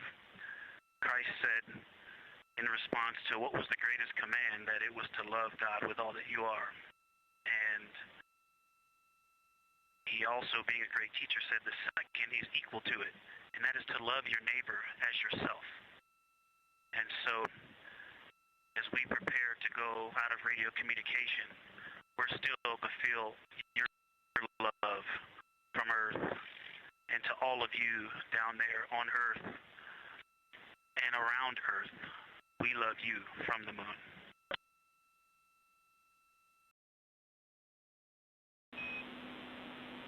Houston copies. We'll see you on the other side.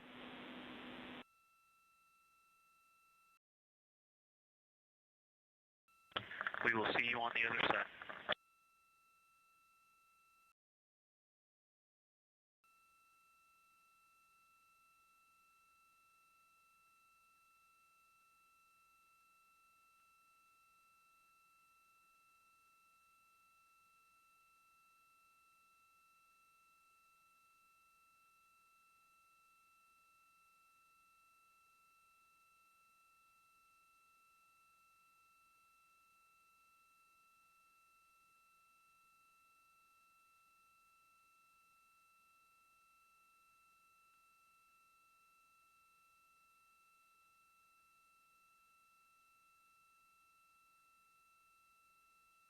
Poignant words from NASA astronaut Victor Glover, and a little bit of a love letter from the other side of the moon all the way to Earth. Glover touching on the teachings of Jesus, including to love your neighbor as yourself. We are now less than 3 minutes away from loss of signal with the Orion astronauts. The Artemis II crew will be out of signal for about 40 minutes as they are on the other side of the moon, continuing their work photographing the lunar surface, and they will reemerge, and we will also get this view on the other side.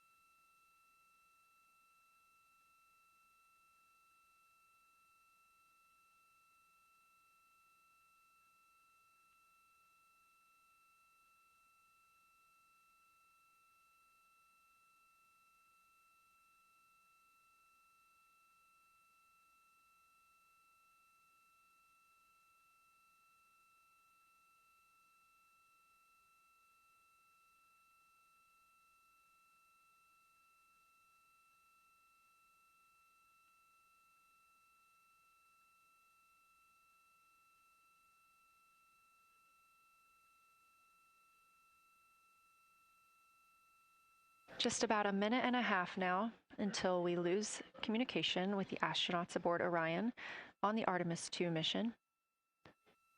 Now 5 days and 6 minutes since their launch on April 1st.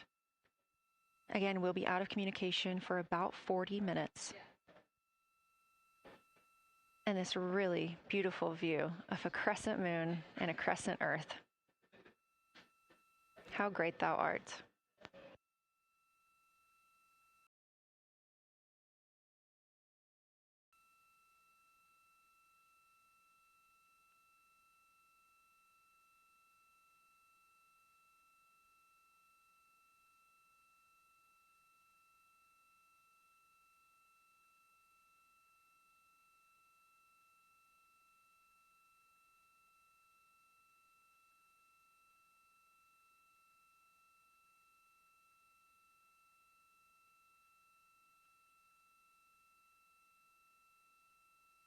"30 seconds now until we expect loss of signal.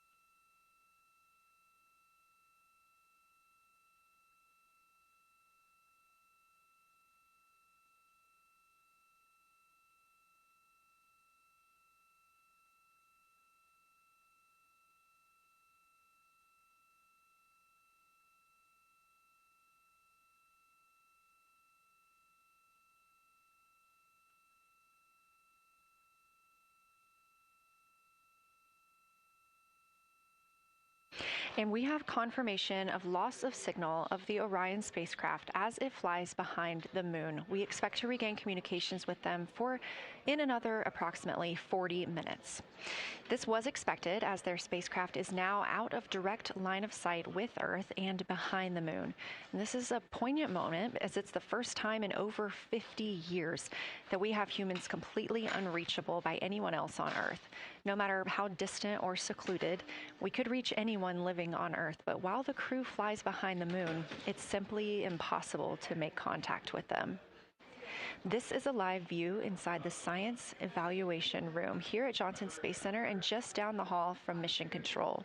This team has been monitoring the flyby all day as the team has continued capturing targets on the lunar surface.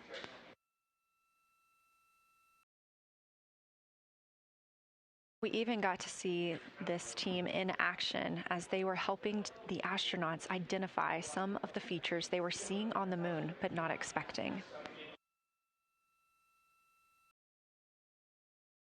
There will be a couple of milestones during this loss of signal.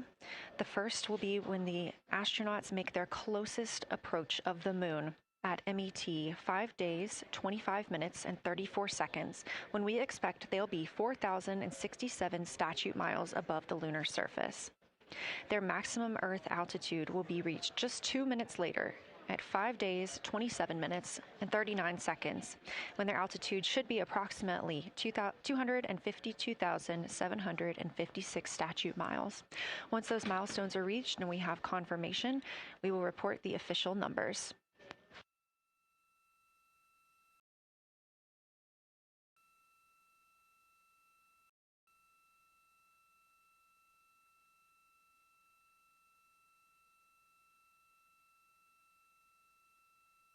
Throughout the Artemis II mission, astronaut voice, images, video, and vital mission data must traverse thousands of miles, carried on signals from NASA's powerful communications systems, the Near Space Network and the Deep Space Network. Let's learn a little bit more.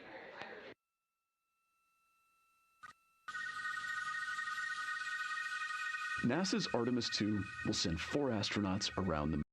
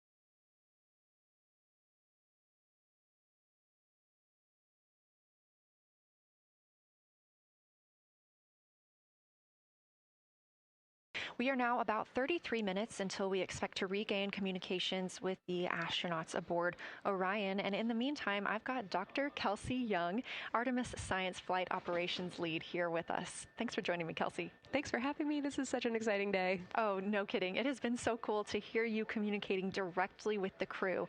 And I know that you have been preparing for this for years, so I am so excited for you and for your team. So just to get into that background a little bit, tell me about your background and what you've been doing on Console.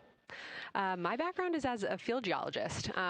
actually, I studied impact cratering in the field for my PhD, so all these descriptions of impact craters have me just absolutely swooning. How I got into this, though, is, during my PhD, I got an internship at NASA and ultimately never left to integrate science into flight operations. So we developed the Science Officer Console, for which this is the first mission we're supporting. We developed the Science Evaluation Room that's right upstairs, and so it's so gratifying to see this operation structure come to fruition, especially on a day like today. I would have to imagine so. And we've got a great view of the Science Evaluation Room right now. Is there anything that has stood out to your team so far? Absolutely. So as you might have heard in some of the press briefings and content that, we've been putting out, color and albedo were really exciting targets for us. We've heard several amazing color descriptions so far. Just to highlight maybe one of them, we heard about greenish and brownish hues near Aristarchus, which is actually a feature that we can see here from the near side. And those greenish hues could actually tell us something about the volcanic evolution of that area. So you can bet that the science team is going to be prioritizing downlinking those images and the crew audio that we didn't hear that went into those recordings to learn a little bit more. Wow, that is fascinating. I was hearing those colors and very interested just from a personal standpoint, because looking at the moon from, 250,000 miles away, we don't see green or brown. So just hearing that, them being so close and getting to see that, fascinating, and I know very exciting for you. So what are you expecting to see in the upcoming portion of the flyby? The upcoming portion is actually going to be really exciting. So right now, as we speak, while folks in the room are kind of taking their, their stretch breaks and everything, the crew are still hard at work. They still have targets to image and describe during this LOS. But when we come out, the first thing, of course, we're going to hear about is Earthrise. We're really looking forward to hearing about the crew's experience with something that we can connect with and that, Apollo 8 brought us such amazing images from. But then we start to get into describing the Terminator, as well as looking for things like lofted dust, which tell us about the modern lunar environment. Then the vehicle's going to orient away from the moon for an hour and then pivot back for the eclipse observations, which is a whole different set of science observations that we're really looking forward to. It's kind of nice that the crew will get a little break in there, because they have been hitting it hard today with photos and videos and annotations. What are you hoping that the crew sees coming up? Is it that lunar dust? Oh my goodness, that's a hard question to answer. I mean, we've already gotten such great descriptions. I mean, the Terminator seems to just be like one of their favorite things to look at and describe. So I feel like, that was something we were looking forward to. I feel like we've really gotten some great descriptions. So absolutely, I'm looking to the human moment of Earthrise. Lofted dust is an exciting one, and lofted dust will be a target for them in the right around the time of Earthrise, but again in the eclipse period. So I'm really looking forward to seeing. I mean, they've already highlighted just in the course of their flyby so far how the moon has changed, and this is going to be even more dramatic change to go from their end of this kind of lunar illuminated piece of the flyby into the eclipse time frame. And I can tell you they're going to be experiencing a very different moon during that time, and I can't wait to hear what their observations are. Yeah, that's absolutely fascinating, and what an privilege that we get to do that on this mission, because that's not always the case. If we had launched on a different day other than April 1st or 2nd, we wouldn't have gotten to see that eclipse. Is that right? That's correct. April 1st and 2nd. I will say, I was asked a lot in the weeks leading up to the launch, well, what's your favorite day? And my answer truly was, there is no bad day to launch to the moon. We were going to get great science out of it no matter what, but it's a really neat opportunity to, bring the sun into the picture, bring different planetary bodies into the picture while still literally keeping the moon in center stage. Fascinating. So what differences are we looking for at each site? We're hearing a lot of different terms. We're looking at craters. We're looking at mare. What are the differences that you're hoping to see? We do have, as you highlight, kind of different prompts for each target. That's what they're looking at in their lunar targeting plan, which I know you've been showing. And we have even different prompts for the person with the, the really long lens on the camera versus the people with the unaided eye. And you've heard the crew talk about, oh my goodness, when I go from one to the other, I can really detect different nuances. And that's something that we experienced in simulations, but hearing them actually, see it for real has been really gratifying. But we're looking for different things based on the target. Sometimes we're looking for color. Sometimes we're looking for texture. For the Terminator, we're looking at kind of what texture and morphologies pop out to you and what kind of diversity you see along the Terminator. You've heard, Victor especially make some comments about future impacts for exploration. So already I think that their descriptions in this first part of the flyby have told us something scientifically, but also about future surface missions. Well, it was so interesting to hear Victor talking about he was imagining in his mind's eye being down on the surface and walking around. That was very cool to hear. And when we're thinking about targets, I know some of them are determined based on the launch day because that determines the lunar illumination. So the ones that we're looking at today, how and why were these selected? Such a wonderful question. This really gets at at the heart of some of our really highest priority science questions. Illumination conditions is a big one, right? So of course we need the targets that we're interested on the lunar feature to be illuminated by the sun in order to view them, but the timing in which they see them during the flyby enables us to ask different questions. So you heard in the pre-flyby crew conference talking about, well, the same pair, Reed and Jeremy, will get to actually look at Glushko crater twice, and that looking at it from different illumination angles allows us to understand that feature better and connect color and albedo with topography and morphology. Then you have other craters where you want to look at it with the sun shining on it obliquely versus straight on, and that tells you something different about the scientific objective that drove the target being on the targeting plan in the first place.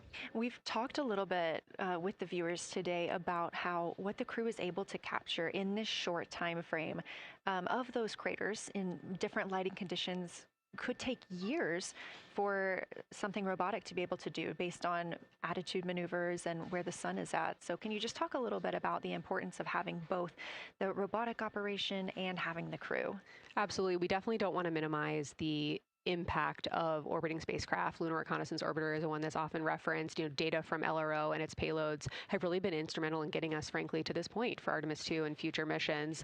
But the human experience, the crew observations that we've already been hearing about, it is such a perfect complement to the orbiting spacecraft data because they are able to have this unique perspective. They are far enough away where they can make these contextual observations. You've already heard it. How many times have we heard the crew and their science sit reps say, if I track this feature from all the way up here in the northern hemisphere down to the southern hemisphere, here are comparisons I can make. That right there is not something we had the ability to do with the Apollo missions, and it allows just literally in the blink of an eye to synthesize observations that it would take, a really significant effort to coordinate with different orbiting platforms, and they're making it like that. Wow. It has been very, very exciting to hear all of their calls so far. And so I've heard they were able to capture every single target so far too. Is that correct? I think that's correct. And I think it's important also to remember that, and I know the science team is anxiously awaiting this, we've been hearing from the crew members who are not at the forward windows, right? Those crew who are, really in the thick of the observations, they are recording minutes-long observations per target on their crew tablets. We will be getting those down starting here in a couple hours, and that's going to contain really meaty science information that we haven't heard live yet, and that's going to form the basis of my conversation with them tomorrow morning, where we're going to have a really deep dive into the science and absolutely nerd out about what they were able to do today. One of the most gratifying things for me today is hearing multiple crew members say, thank you for putting the discussion times in the targeting plan, because when we have had the ability to put multiple brains on a problem, we have elevated each other. And I'm looking forward to them, sleeping on it overnight and then us actually being able to really, truly have an elevated science discourse tomorrow. Well, we're looking forward to it too, and I cannot wait to hear everything that you guys get to learn overnight from some of those audio recordings and just everything that they'll be able to share tomorrow. So, Kelsey, I know you are very busy. You've done a great job today, and thank you so much for joining us for this interview. Thanks for having me. It's such an exciting day. We are now expecting acquisition of signal in about 24 minutes. As a reminder, the Orion spacecraft has flown around the other side of the moon, where they are out of contact with our deep space network.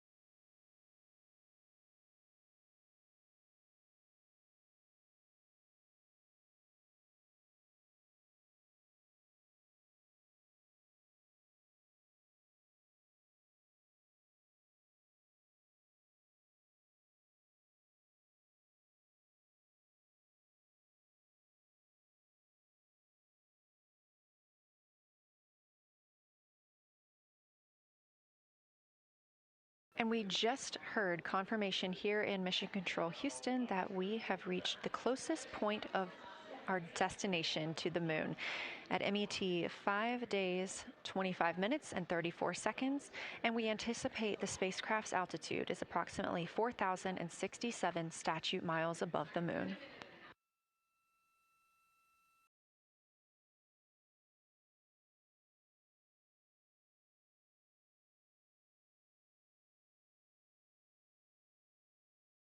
We're continuing to track what the crew is doing while around the other side of the moon. They are continuing to take pictures of the of the moon, the Earth now out of sight. What they are in right now is a crew choice event. The science team has encouraged them to find interesting features on the surface, to take photos of those, and describe why they were interesting. Something else that they'll be looking toward next, just momentarily, will be impact flashes. They've got a few minutes allotted to look at the darkest portions of the moon. They're interested in short-lived flashes on the lunar surface because these would be caused by impact bombardment. After their impact flash targeting, the team is interested in if the crew can see lofted lunar dust. This would only be visible just before Earthrise. Now 20 minutes until we expect to regain communications with Integrity and the astronauts for Artemis II.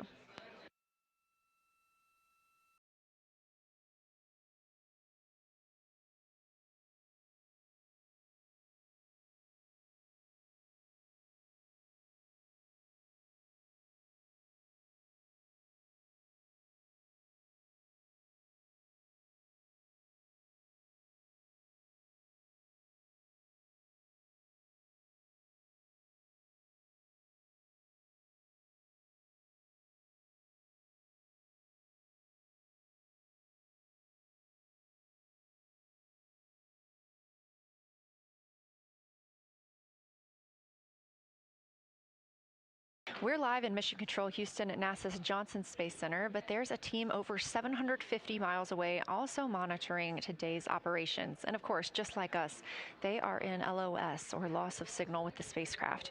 This is LUCA, the Lunar Utilization Control Area, and it's joined by LISA, the Lander Engineering Support Area, which are twin control rooms that will support missions and operations in lunar orbit or on the moon's surface in real time at NASA's Marshall Space Flight Center in Huntsville, Alabama. The LUCA and LISA are right next to each other and just a short walk away from the SLS Engineering Support Center, which is used during launch, and the POIC, where science on the International Space Station is monitored. LUCA primarily supports Artemis science operations, while LISA will provide engineering support for landing astronauts on the moon.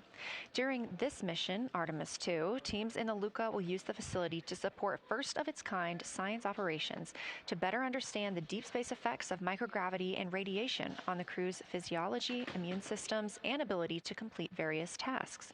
The data from these science operations will inform future crewed flights to the moon.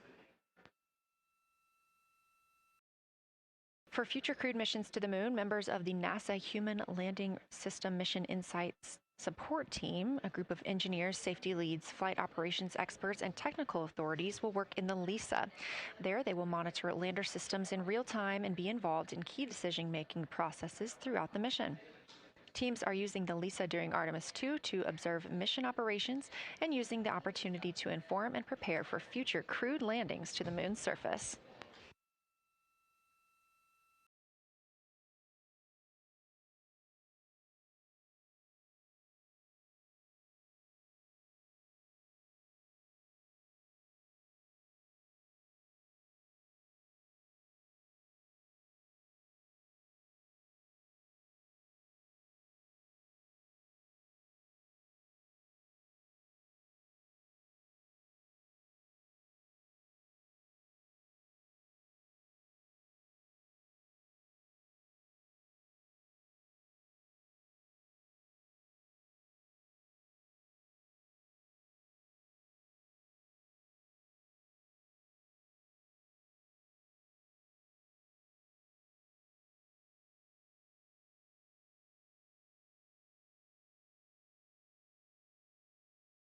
We now expect to regain communications with the astronauts aboard Orion in about 17 minutes. In the meantime, a little overview of how our crew members flying by the lunar far side at an altitude of between 4,000 and 9,000 miles are testing the capabilities of the Orion capsule. Artemis II visualization lead Ernie Wright has simulated views of the flyby using detailed topographic maps of the lunar terrain and photorealistic lighting scenarios. The Artemis II crew members have been using these visualizations to prepare for this historic mission, which is paving the way for future exploration of the moon's surface and beyond.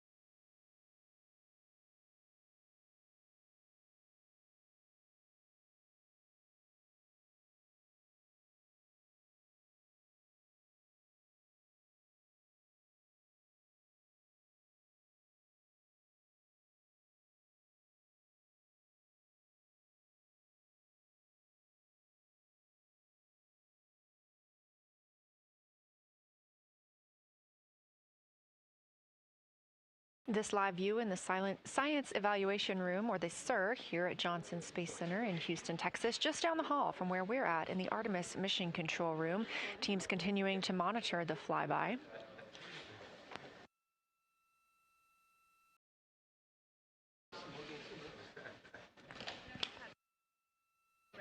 The crew continues their observations of the moon, even though they are out of touch with Earth. We expect to hear from them in 12 minutes and 26 seconds. Again, this is approximately 40 minutes loss of signal while they are out of reach of the Deep Space Network. Right now, they are imaging or attempting to image lofted lunar dust. Throughout our coverage, we've talked a lot about the science and engineering behind today's lunar flyby, but we also spoke to the crew about what the moon means to them and how they see its place in human history.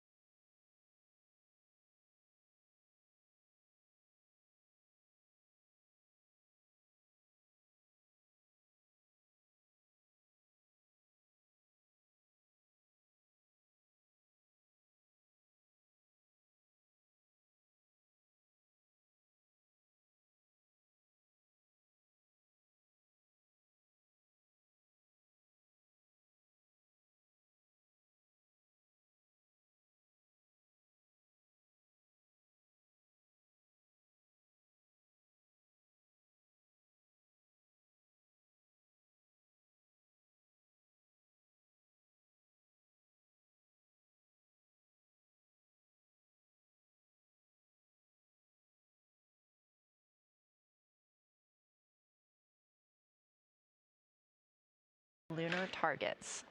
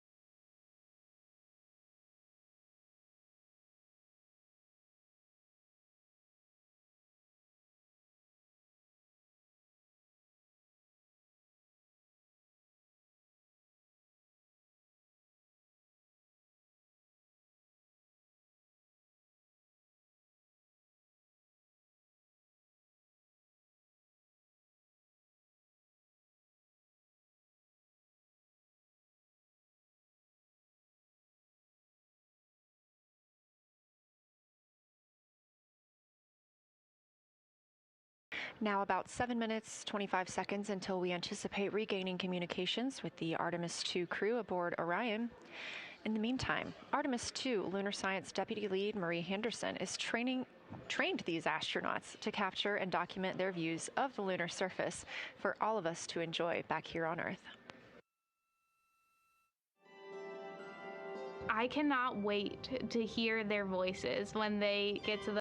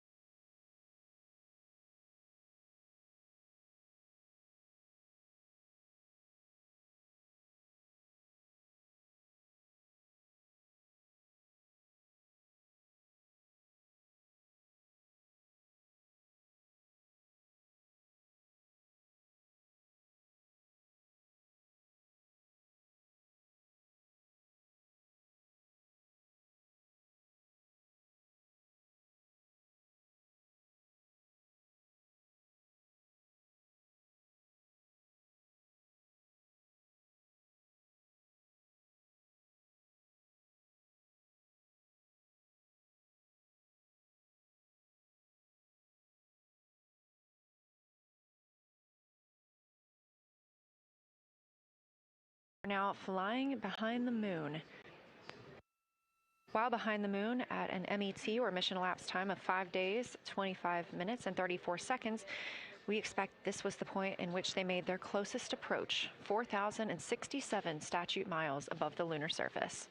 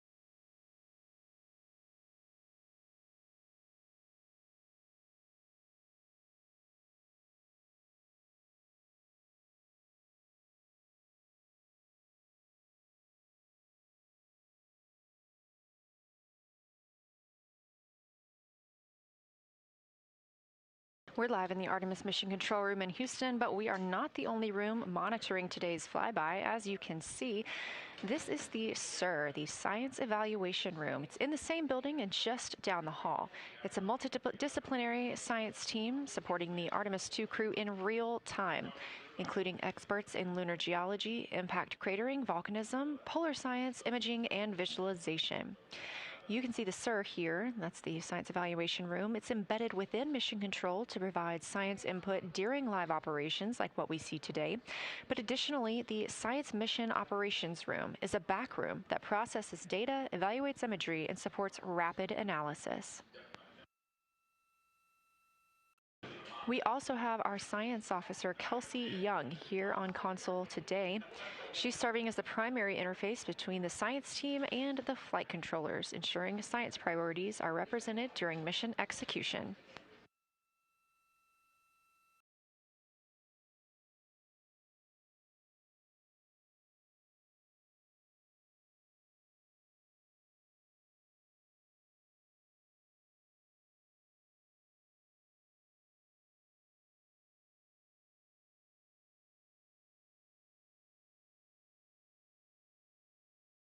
Coming up on 1 minute and 36 seconds until we contact Orion.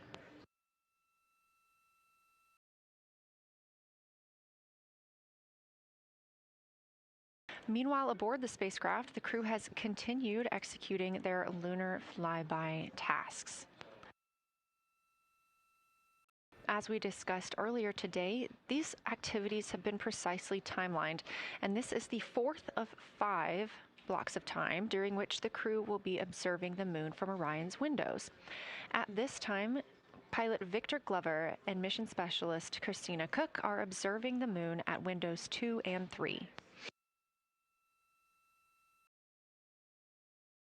One crew member is in window 2 with a blue shroud over the window, taking photos and using an 80 to 400 millimeter zoom lens, while the other astronaut is in window 3 using their portable computing device, also known as a PCD, to make annotations. And both of those crew members are making audio recordings of what they are seeing. They are wearing headsets connected to their PCDs, and those audio recordings are being sent to the science team tonight. We are not hearing those live. However, we have been hearing quite a lot of great descriptions from the crew who have been serving as the support. Right now, the support team members are Reed Wiseman and Jeremy Hansen. Those team members are providing science sit reps, situation reports, calling down a few times each hour to discuss what they're observing. And even though we're out of contact with them right now, they are still conducting those science sit reps as they'll be available once they come back around the moon. The situation reports include how the crew is positioned, any missed targets, or anything unexpected they saw. They're also including lunar target descriptions, any hardware issues, and their emotions and reactions.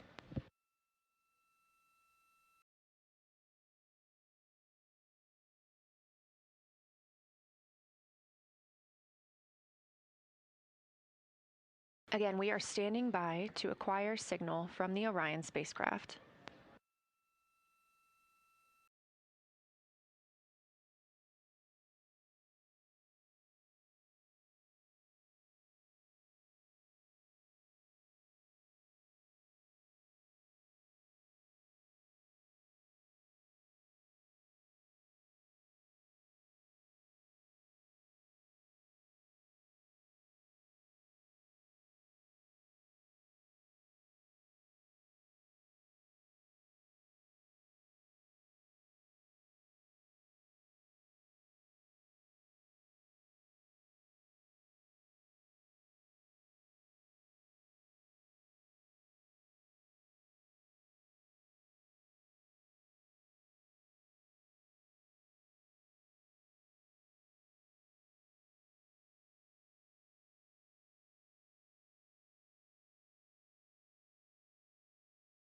We're in the Artemis Mission Control Room at Johnson Space Center, getting our preliminary contact with Orion, that acquisition of signal coming after a 40-minute loss of signal, during which the crew was flying behind the moon, out of contact with anyone on Earth.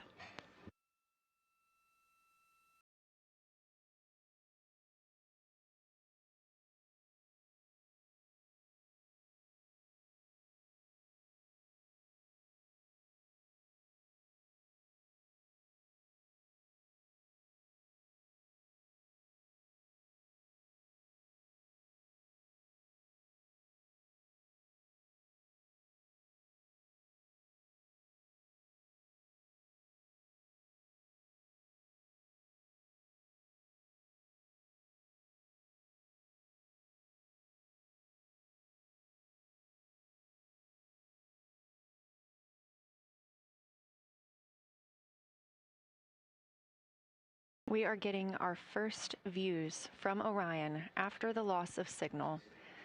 Orion has come back around the other side of the moon, and that little crescent that you see is Earth, over 252,000 miles away.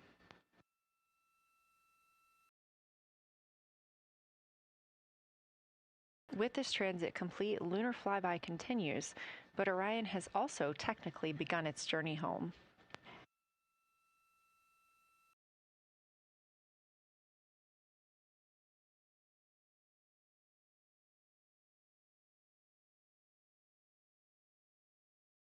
Right now, the crew are getting a few moments to enjoy and take photos of Earthrise for themselves, and we expect to contact them shortly. But we do have good signal coming from Orion.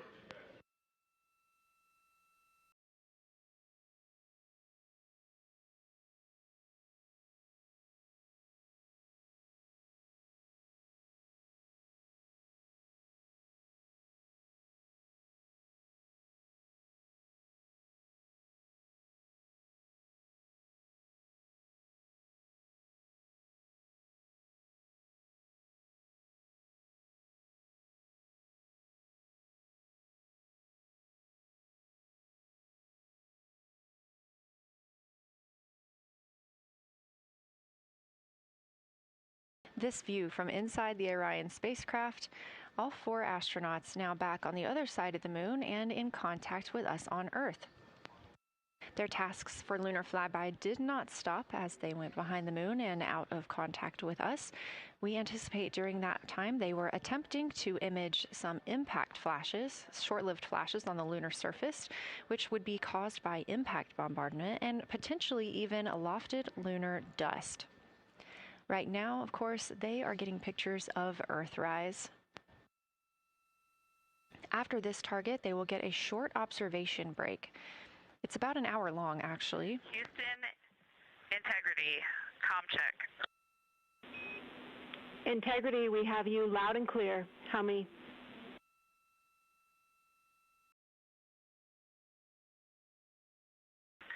Houston, we have you the same, and it is so great to hear from Earth again.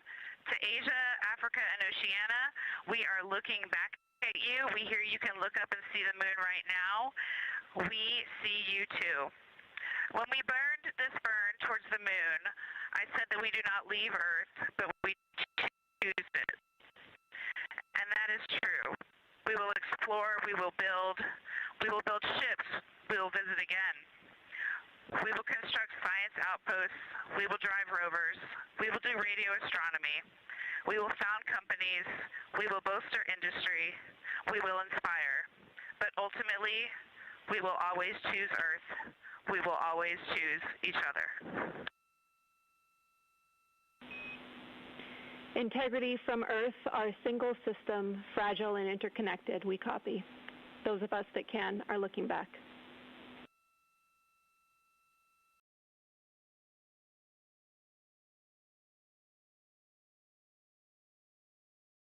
We are happy to say we copy.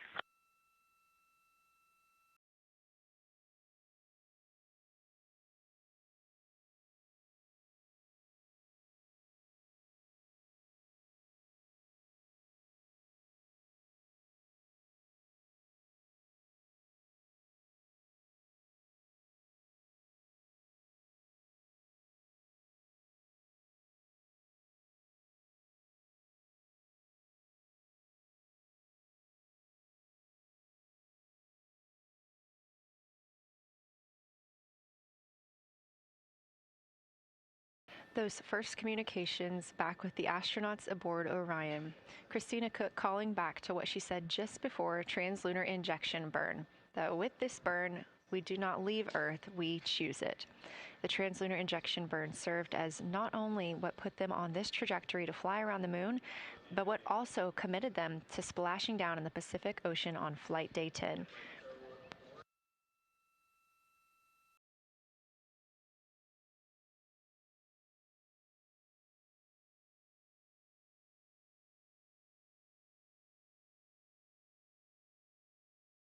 At this time, the crew is entering an observation break. We expect this to last about an hour, And it's probably a welcomed break following their very, very busy day taking pictures, making annotations, making audio recordings, and communicating all of the wonderful things that they are seeing on the moon. This observation break is also partially due to the fact that we will be entering an eclipse later. This will be the first solar eclipse that humans have seen from the moon. The astronauts will need to wear eclipse glasses for the first 2 minutes until the sun is completely covered by the moon, and then they have additional targets that the science team is hoping that they will photograph. We will have communications with them during that eclipse time frame. Because of that eclipse, Orion's attitude must be changed right now so that its solar arrays are in the sun. This will help it charge the batteries needed to power it through that eclipse time frame. This view on your screen is a visualization. The spacecraft now 4,224 miles away from the moon, and that number will now continue to grow, while the number of distance from Earth, 252,699 miles, will continue to shrink all the way until our crew is back home.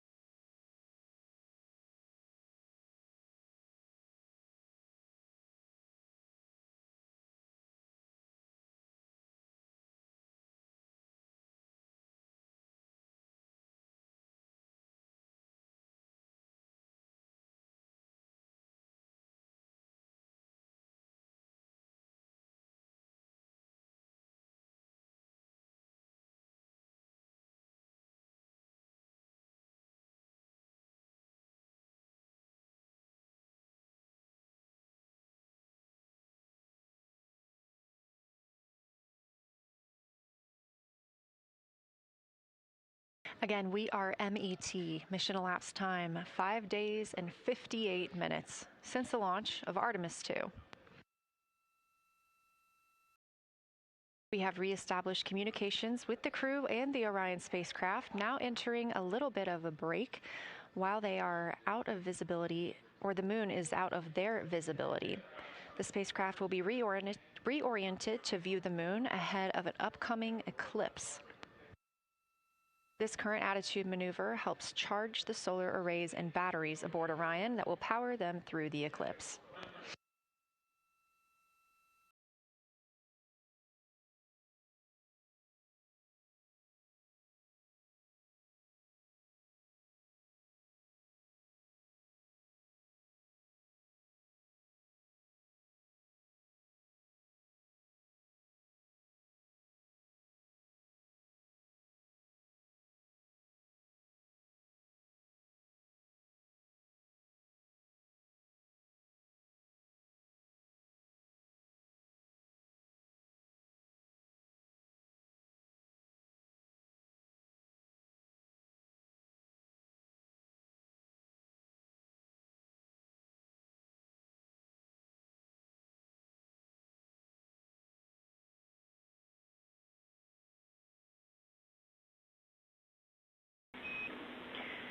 Integrity, Houston. In mission control, all of your flight controllers and your flight director have flipped their Artemis II patches around. We are earthbound and ready to bring you home.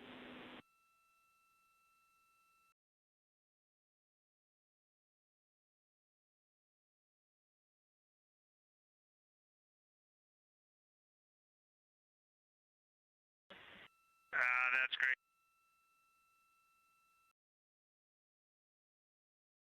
See the light of day as we head back to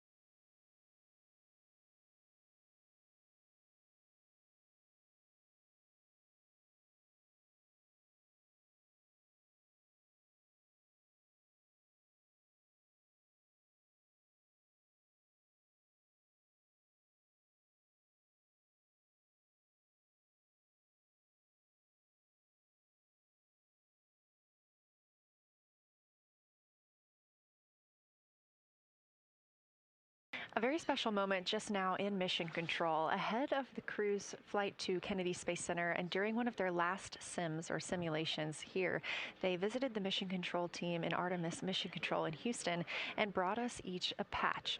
Everyone in the flight control room has had these on their signifiers at their console. On one side of the patch that you've probably seen is the moon with the Earth behind it. Now that we've passed behind the moon and we are returning home, the flight control team has instructed everyone in the room to switch their patch around so that the Earth is closer and the moon is behind us. We are really looking forward to seeing the Artemis II crew. And the Capcom, Jenny Gibbons, did call that update up to the crew that the flight control team here has turned their patches around, as was instructed by the crew during that last sim. And we are counting down the days until they get home. They are now 5 days, 1 hour, and 3 minutes mission elapsed time into the Artemis II mission.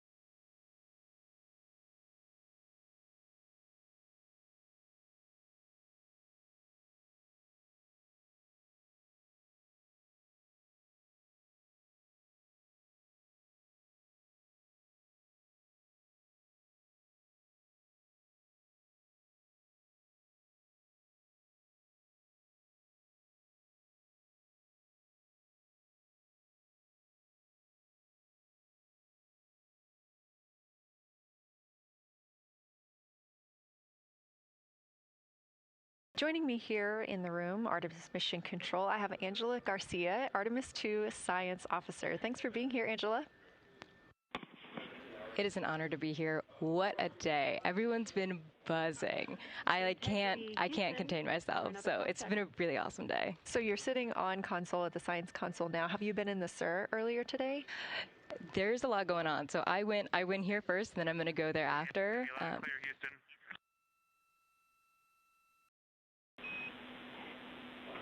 All right, Integrity, we hear you. That was a little clipped, but I think we have a better link now. We experienced some blockage from a solar array.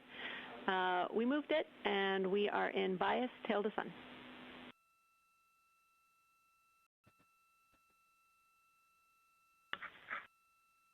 Okay, Houston, you're coming in loud and clear, and copy, we're in bias tail to sun now.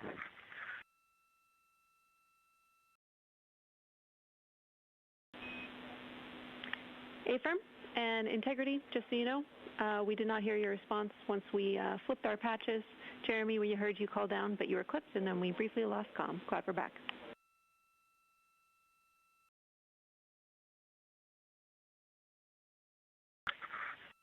Okay, copy that. We were just excited that we got to share in that you, the MER, and Mission Control have flipped your patches around, and that side of the patch is getting to see the light of day. Thanks for sharing that with us. Our pleasure.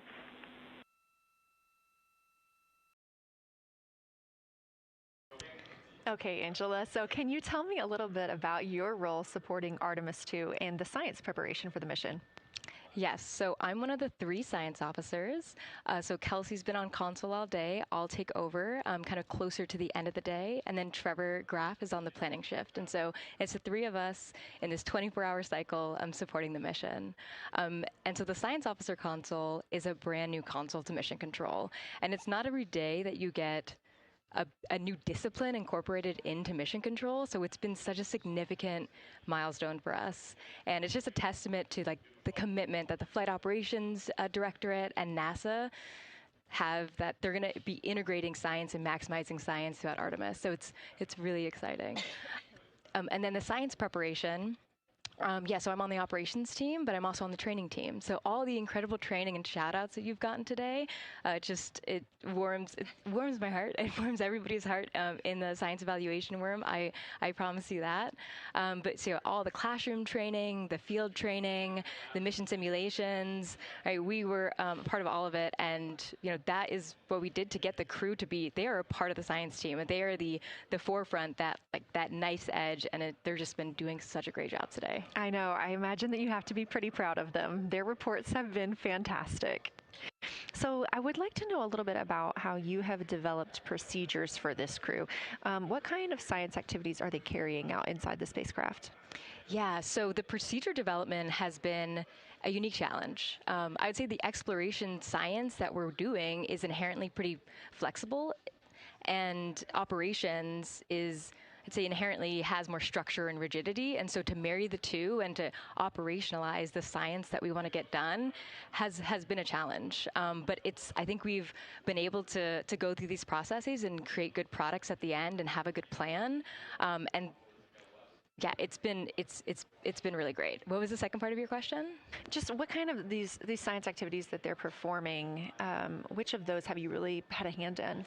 Yeah, so a lot of the procedures help organize what the crew is doing in the cabin. And I know we've talked a lot about, what they've been doing, and they've been doing a lot, and it's been a little dark, so I can re-explain what some of those things that they're doing. So the observation blocks are about an hour long, and the crew is organized, the 4 crew members are organized into 2 pairs of 2, the window team and the cabin team.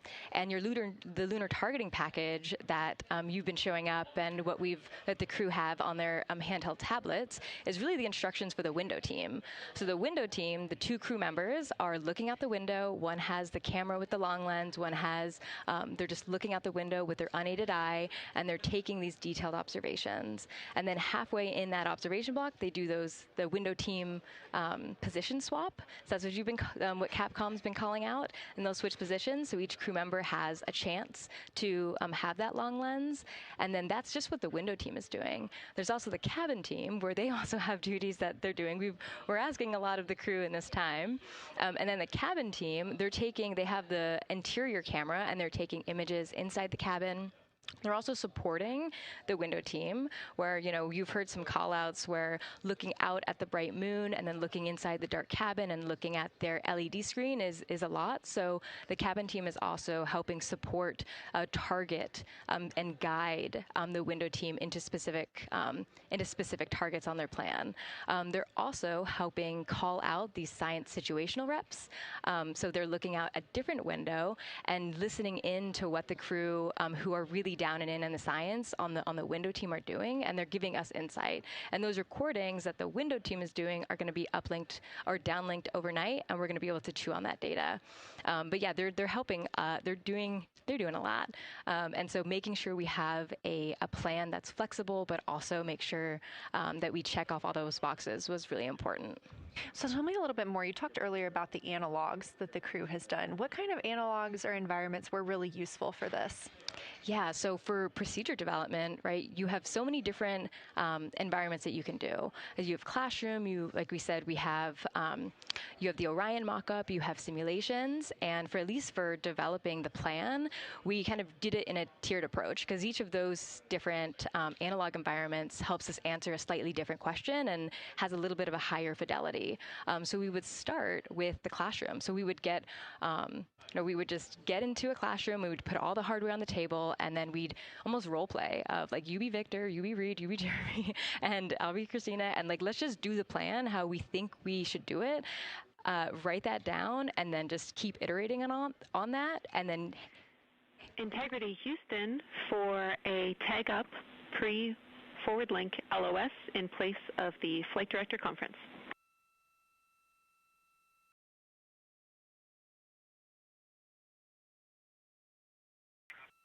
Okay, Jenny, we're ready.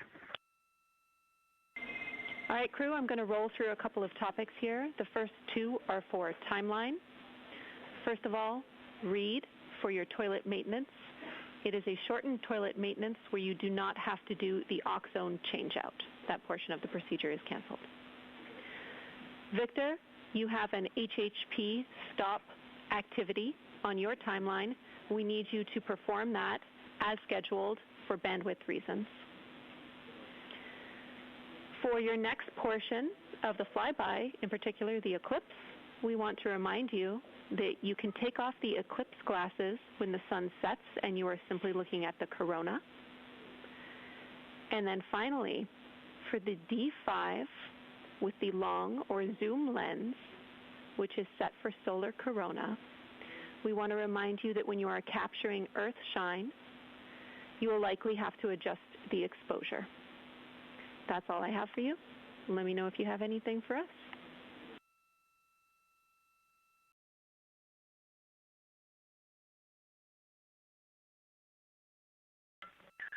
Okay, Houston, we copy all. Thanks for those words, Sydney.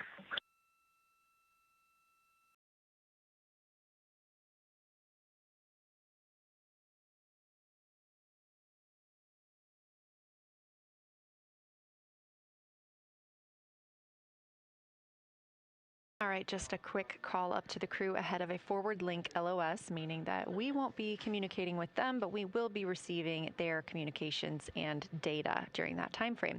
So, Angela, we were talking about analog environments. You were telling me about the classroom and getting in there and pretending who's Victor, who's Reed. Tell me more about this. Yeah, it works pretty well. So you're going to do the plan how you expect it to be, and then once we finalize that plan, we'll give it to a completely new group of people and have them practice it, and then they'll be like, these steps don't make sense. And we'll reiterate on it over and over.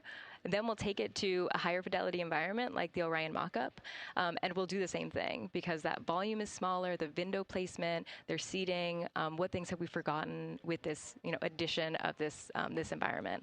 And then once we reiterate on that, we'll take it then, we'll give it to the crew and have them execute off of it during mission simulations. That's the highest fidelity that we can do before we send it to space. So this is the first time we've had to do this because we're a brand new console, and it just sparks so many neurons of like, how are we going to do this for surface missions and integrate this in so many different ways. So excited to have kicked off this process, but there's so much more to come. Fascinating. And I think it was really well thought out too, because each crew member gets an opportunity to do each task. And so you're getting different perspectives and different insights from each crew member, maybe even about the same target, but something that one person sees could be completely different than something another person notices.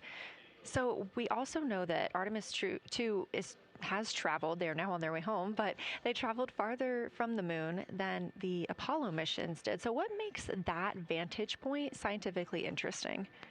Yeah, observations are so fundamental in the scientific toolkit, particularly observations from different perspectives, different scales, and with different techniques.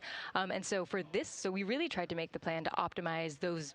There's pros and cons for all those things for this mission. So we really just focused the plan to have all those pros. So in terms of scale, this zoomed out scale, you can learn different things. This different perspectives. So their perspective, as Kelsey talked about, photometry around when they orbit the moon. And then also just their different the different things they're able to observe. So yeah, let me talk a little bit about scale, because I think observations at different scales, you can gain a lot of different information. So like, for example, if you were an astronaut on the surface looking at a rock, and you describe at this micro scale. So in training, we kind of talk about observations from micro to macro, or from outcrop to orbit. So looking at a rock at this scale, you can describe its components, you can describe what it's made of and its colors and its minerals, and you're like, okay, and this rock came from this boulder, and it's this part of this boulder, and these are the different things that I'm observing around. It gives me context to this sample, and then you zoom out a little bit more, and you're like, okay, well, I can see that this boulder came from, it rolled from this mountain ridge, or this high ridge feature. And then because I can see the trail that it came from, okay, now let me describe this ridge and different parts in it and maybe other boulders that I'm seeing. And then you zoom out further of the orbit scale and you're like, this ridge is a part of this larger crater. So all of those different steps give you different information. And so that's why observations at these different scales and these different perspectives are so important. So this zoomed out kind of far view is this full lunar disk view. It's the full lunar on Earth, we see the full lunar disk as well, but now we're able to see it on the far side, and we're able to see it, all at the same time, which enables the astronauts to compare very quickly to different parts of the surface. And the color particularly is very compelling because you can just be able to very quickly compare from 3 different regions. Is it in the same family? Is this actually a little bit different?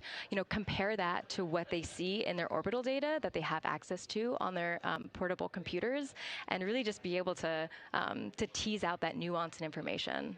Yeah, we heard them make a lot of those connections today, and especially the color. We talked with Kelsey about this a little bit, just how exciting it was to hear the browns and greens and things like that. I cannot wait to see those pictures. So one last question. We are coming up on the last lunar flyby observation block, and this is when we are going into a solar eclipse. So can you tell me what you're interested in the crew learning during that time frame?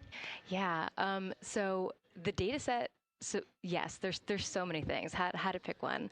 So I would say the thing that I'm most interested in seeing is some of their annotations that they're taking.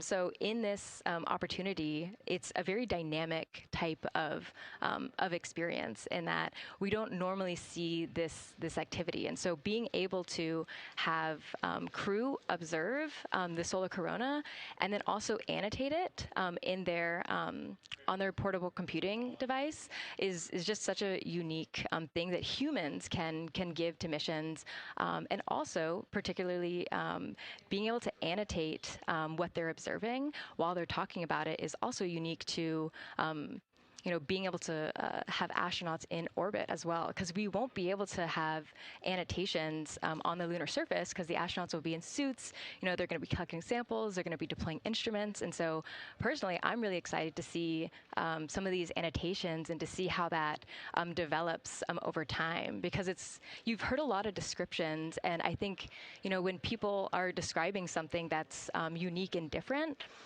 you can interpret it differently. But if you're drawing and you're marking, particularly just going back to like the color provinces, for example, and those boundaries, you know exactly what they meant. And really, I'm just very excited about those annotations. There's been some famous annotations that the Apollo crew have made, particularly about solar coronas and the structures that have, and lofted dust that have given a lot of debate within the scientific community of they're observing this phenomenon, and now it's our job to hypothesize of like why are they observing this, like what is going on.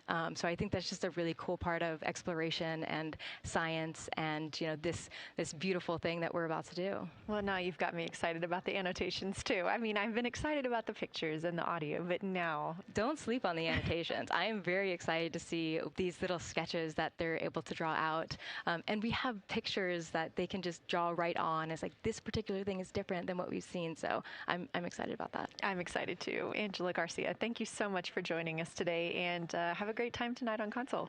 Thank you, and you've been doing a great job, and it's so excited to see where we go from here. Thank you so much.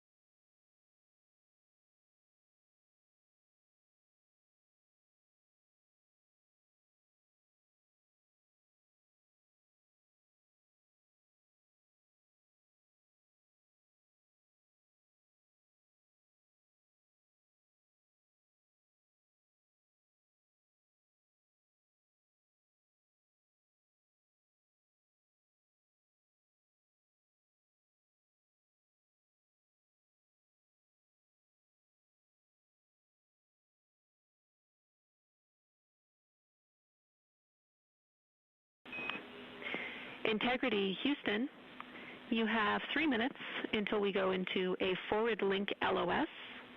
We will be back up with you in about an hour during the eclipse on Madrid.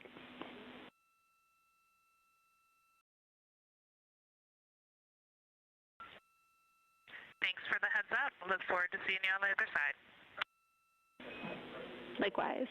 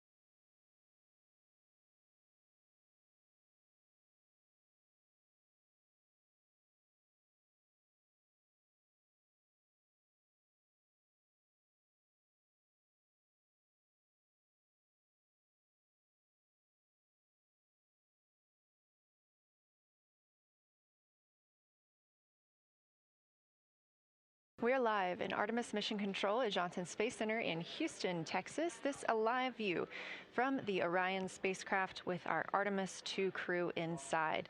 That's Reed Wiseman, Victor Glover, Christina Cook, and Jeremy Hansen. We are still live for our Lunar FlyBy coverage. The crew is in a short break while the spacecraft is pivoted away from the moon. We are going to be going into a solar eclipse. This is the first time anyone has ever seen a solar eclipse from the moon. So it's going to be a unique vantage point for our crew. But ahead of heading into that solar eclipse, we need to charge the batteries on the Orion spacecraft. Therefore, we have positioned the solar arrays into the sunlight to allow time for those batteries to charge. We will get back pointed at the moon just in time for that solar eclipse.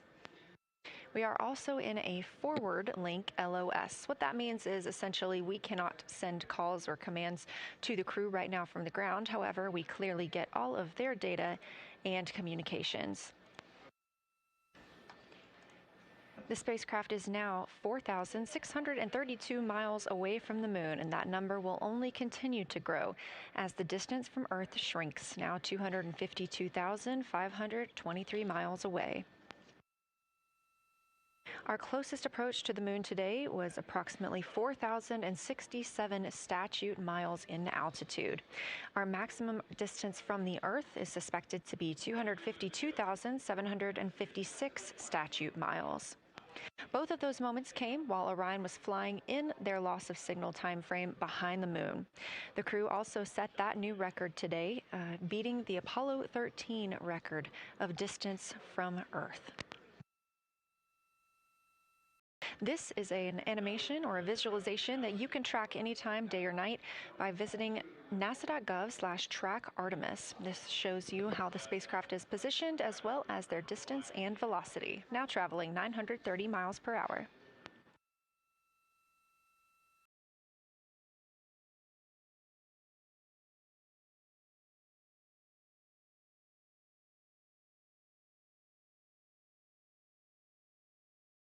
During this break in their time today, the crew is working on a couple of other tasks.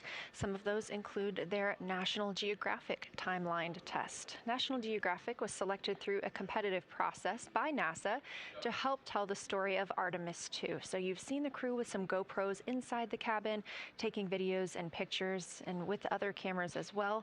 National Geographic plans to leverage its portfolio of media assets, including magazines, social and digital content, and television programming for engagement opportunities. Throughout the flight, the crew has been timelined a little bit each day to film from a shot list provided by National Geographic, and that includes their morning routine, talking with their families, exercising, and just their overall thoughts about the mission. And I cannot wait to see that footage.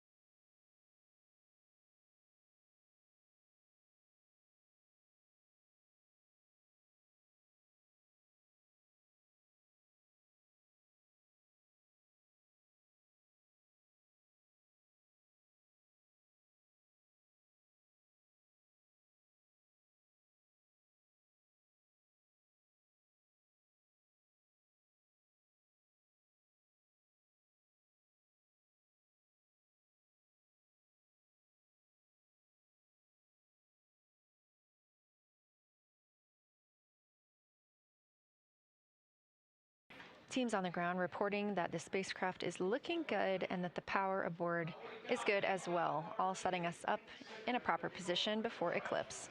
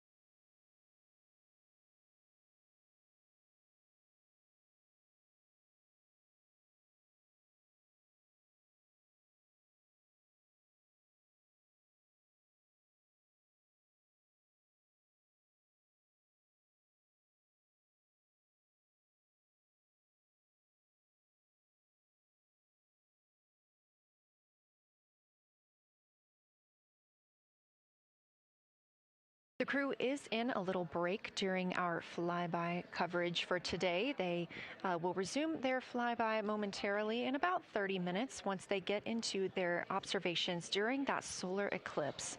Now, the moon is our nearest celestial neighbor, orbiting Earth at less than 250,000 miles on average. When our astronauts venture there for future Artemis missions, they'll target landing sites near the lunar South Pole. There, ancient rocks, minerals, and trapped water ice will not only provide resources for human explorers, but they may also contain clues to the formation and evolution of our planet and the solar system.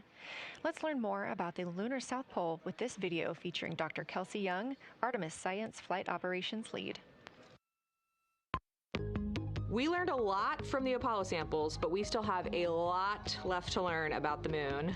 The Apollo missions visited only a pretty narrow swath of the moon. All the missions were concentrated near the near-side equator. Really interesting and really critical insights were unlocked with the Apollo samples, but we have so many questions still to answer about the moon and the evolution of the moon. And liftoff of Artemis I. We rise together, back to the moon and beyond. NASA's Artemis missions are NASA's plan to send people to the surface of the moon. We'll be sending people and roving assets and scientific equipment to, among other things, answer a lot of really compelling science questions. Scientists have a lot to learn about the moon. It's our nearest celestial neighbor here to Earth, so what the moon has experienced, we've experienced. Except here on Earth, we have things like plate tectonics, oceans, forests, people that erase the rock record. Whereas on the moon, that whole record of our planet's history, of the moon's history, is just kind of waiting there at the surface for us to explore. The South Pole, which is where Artemis missions are going to target, is specifically interesting for a couple key reasons. We think there are volatiles at the South Pole of the moon that are not present near the equator. Things like water and water ice that are trapped in the lunar regolith, which basically just means lunar soil, that can easily become untrapped from that lunar regolith, and scientists can scoop up and study for return to Earth. The lunar South Pole is a really exciting scientific target, and it also comes with some challenges for operating. For example, the lighting environment will change drastically within the course of one mission, and even over sometimes the course of one spacewalk. So preparing the crew members, preparing the hardware that we're sending to the moon, and preparing the mission control teams is really, really important. The South Pole Aitken Basin is particularly exciting. We think it's one of the oldest and largest impact basins in the solar system. And if we can get the right rock from the South Pole Aitken Basin and bring it back to our labs here on Earth, we can use that sample to constrain the entire evolution of our solar system and really understand the timing of how the moon and our planet and the entire solar system evolved.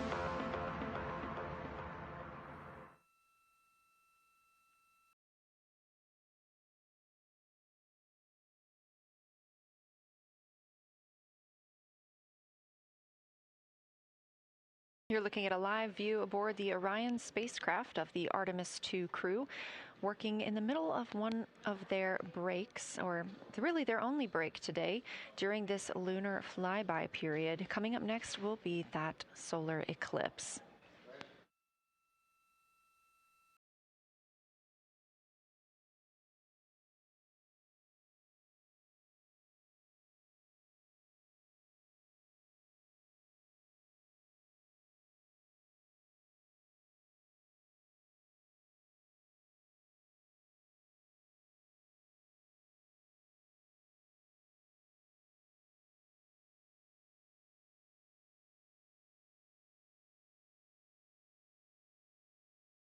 Throughout the Artemis II mission, and of course throughout today, you've likely heard the crew being called with the name Integrity. The Artemis II crew members named their Orion spacecraft Integrity during a news conference September 24th, 2025. The name Integrity embodies the foundation of trust, respect, candor, and humility across the crew, and the many engineers, technicians, scientists, planners, and dreamers required for mission success. They said this name is also a nod to the extensive integrated effort from the more than 300,000 spacecraft components to the thousands of people across the world that must come together to venture to the moon and back, inspire the world, and set the course for a long-term presence at the moon. The crew also said that integrity is rooted in a shared core value of NASA, the agency's astronaut office, and the CSA, the Canadian Space Agency.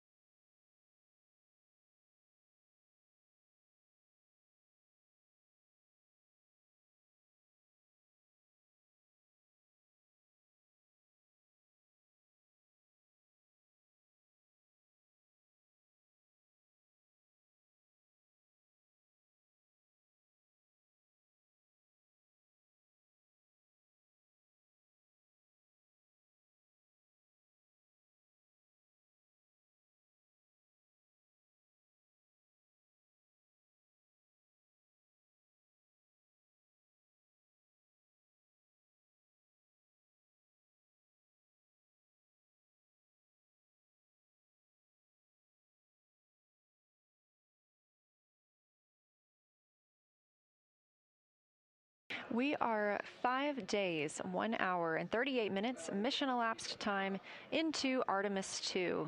In this view on the screen, you can see the crew starting to even look through some photos that they may have captured today. We really look forward to sharing these photos with you as soon as we possibly can. And the best way to keep up with those is to follow NASA on social media. You can do so at NASA, and for this mission specifically, at NASA Artemis.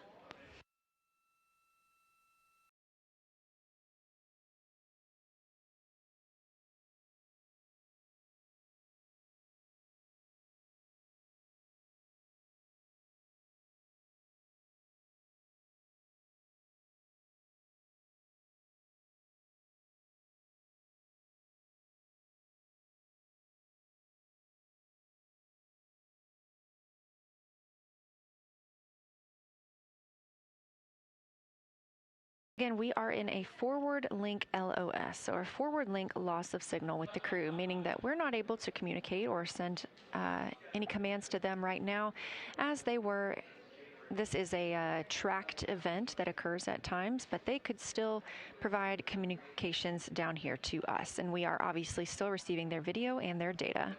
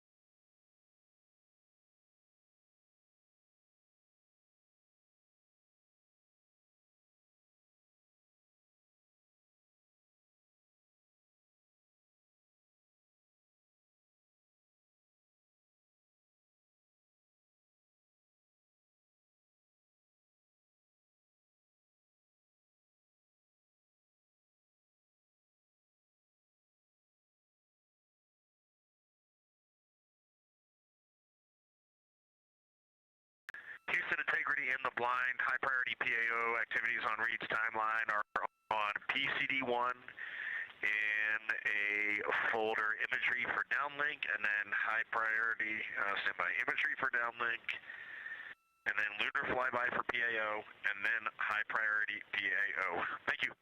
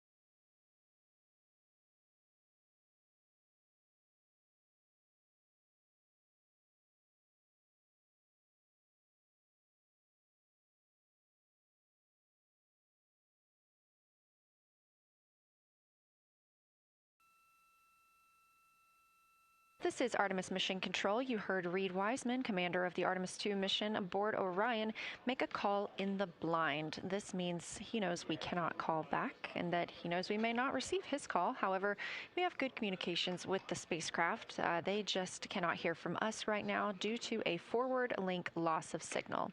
Again, we were tracking that this would occur, and we will regain that momentarily. But that call that came down from Wiseman mentioned some imagery, so we are very much looking forward to getting pictures taken from the moon today. Again, to see those images, make sure you follow NASA on our social media at NASA and at NASA Artemis.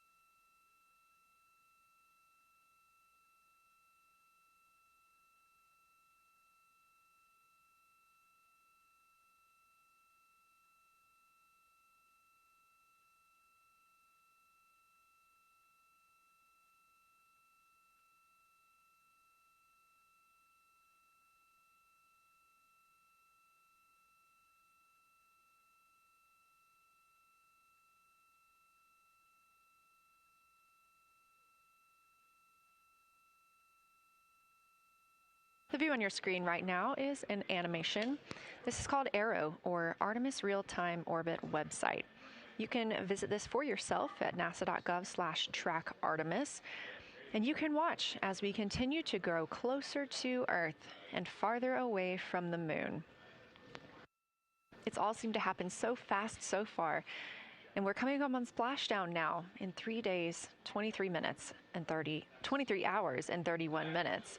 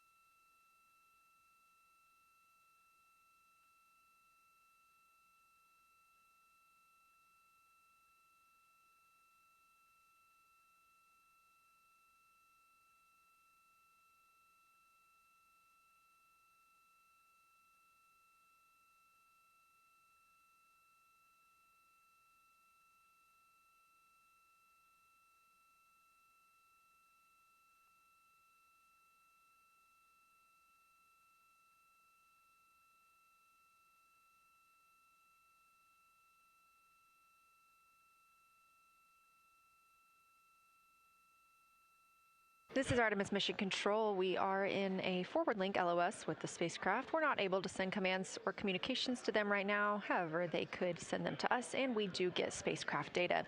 This is tracked as we are on the Deep Space Network.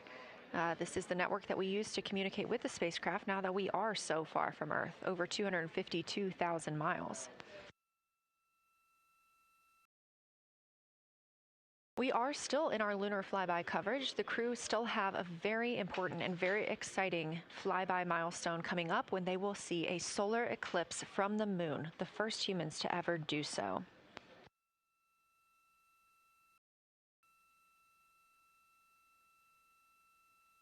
Something that we also have to consider when it comes to our missions and launches is space weather. So since the Apollo 16 and 17 missions, there were some solar eruptions near that time frame that could have been dangerous to our explorers. Over those 50 years since those storms, the data, technology, and resources available to NASA have improved, enabling advancements towards space weather forecasts and astronaut protection, which is key to NASA's Artemis program to return astronauts to the moon.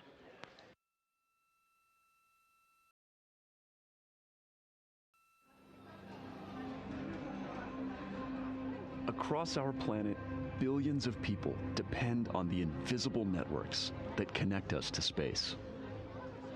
Every day, those networks are at the mercy of our temperamental sun and the space weather that it unleashes across our solar system. That's why NASA's space weather program tracks solar storms from the moment they erupt, modeling their paths, anticipating their impacts, and leading the research that the world's industries rely on.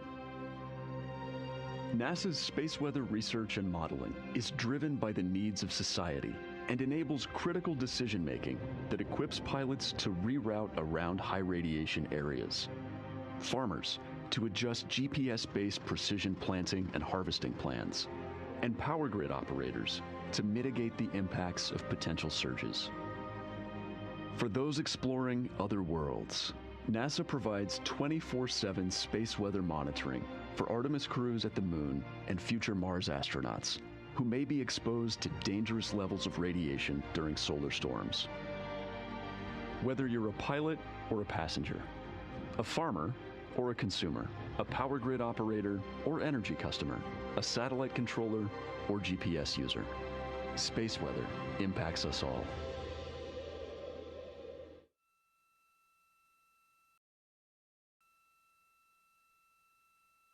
This is a live view from the Orion spacecraft on the Artemis II mission. It's now been 5 days, 1 hour, and 54 minutes since we launched.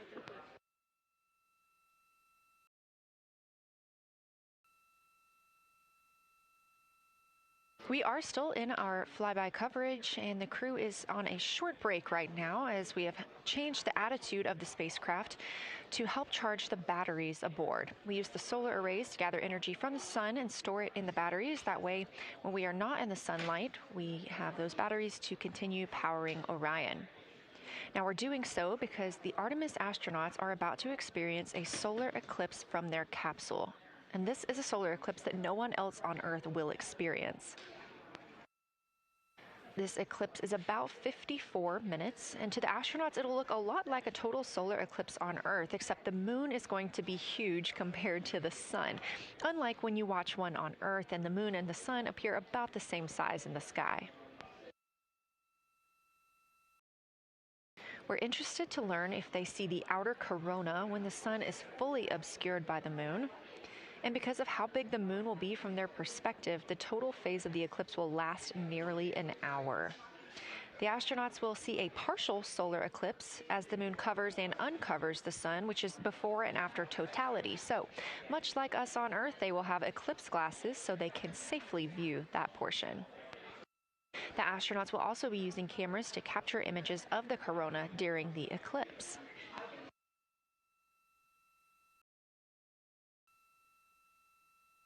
There also may be some other planets visible during the eclipse, including Venus, Saturn, Mars, and Mercury. If they can identify what part of the sky they're looking at, this can help train future Artemis astronauts on what part of the sky they're seeing. This provides useful knowledge in challenging situations when they may need to rely on that information instead of instruments for navigation and orientation.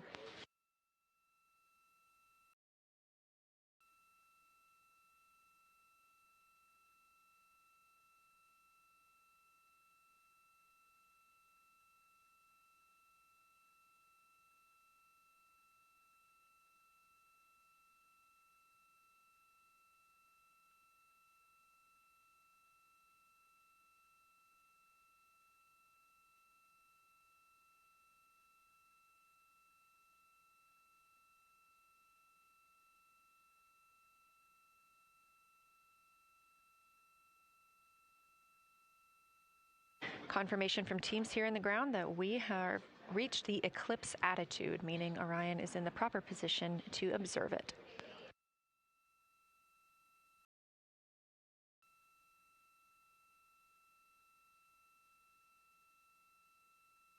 The astronauts' break during this observation period is now over, and we are resuming their lunar flyby observations. The first of these is sunset. This is the solar corona that we'll be looking for. It's the outer atmosphere of the sun. The science team is also interested in if the astronauts can see polar plumes. These are thin streamers that project from the sun's north and south poles. Additionally, they're interested in seeing if the crew can witness coronal loops. These are arcs close to the sun's surface. And something else that we've previously mentioned is lunar dust. This is dust from the moon that is lofted above the lunar surface and illuminated by the sun. It was reported visible by Apollo astronauts.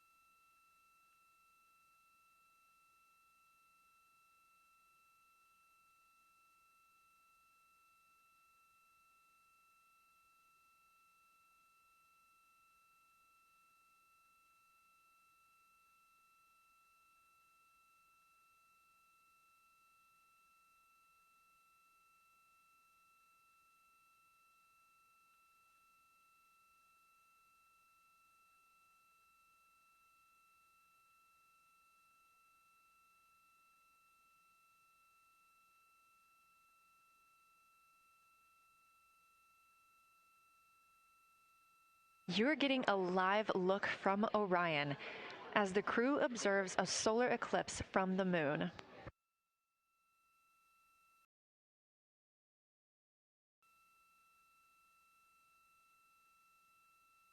Again, this solar eclipse is only visible to the crew on the spacecraft. It's not visible to anybody on Earth. The science team is interested in several different targets for them during this time frame. And we're personally looking forward to getting those images as well. Again, during the beginning portion of this eclipse, the astronauts will need to use eclipse glasses, just like we do from Earth, to safely view it. Once the moon has completely covered the sun, they'll be able to take off those glasses for almost an hour. Totality on Earth during a solar eclipse lasts only a couple of minutes. So this opportunity gives them a chance to look out into deep space and to look into see if there are other planets nearby.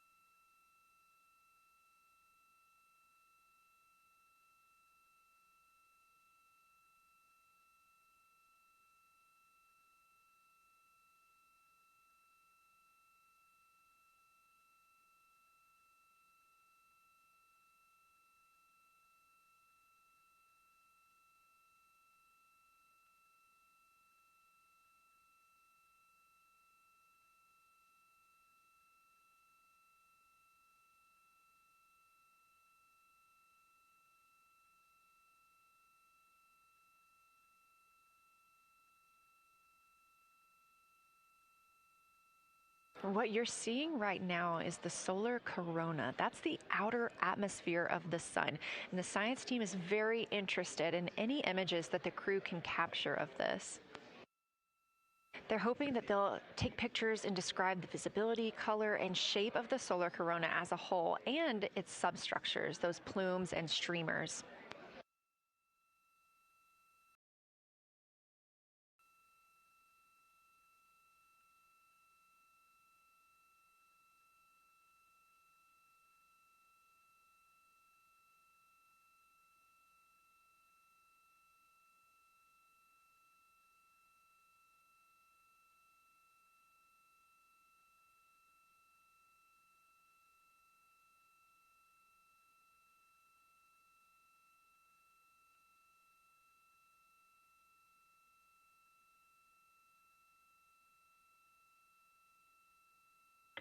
Science, integrity in the blind. This is continues to be unreal. The sun has gone behind the moon, and the corona is still visible, and it's bright, and it creates a halo almost around the entire moon. But when you get to the Earth side, the Earth shine is already shown. I mean, almost seconds after the sun set behind the moon. You could see Earth shine. The Earth is so bright out there, and the moon is just hanging in front of us. This black orb out in front of us, in front of now, not the blackness, but the gray that blends and drifts into the blackness. We can see stars and the planets behind it. And Christina is in window 1, Reed is in window 2 with the long lens, and Jeremy is describing it in window 3, and it is quite an impressive sight.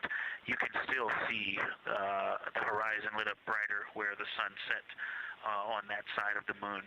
It is bright, and Earthshine is very distinct, and it creates quite an impressive visual illusion. Wow, it's amazing.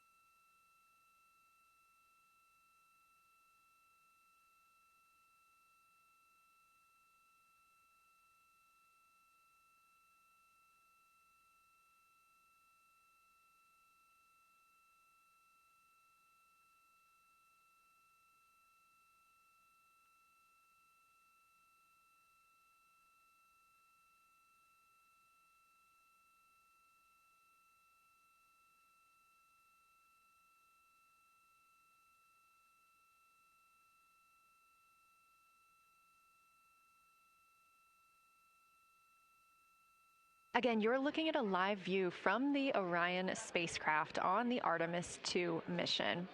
Orion is now 252,125 miles away from us all on Earth.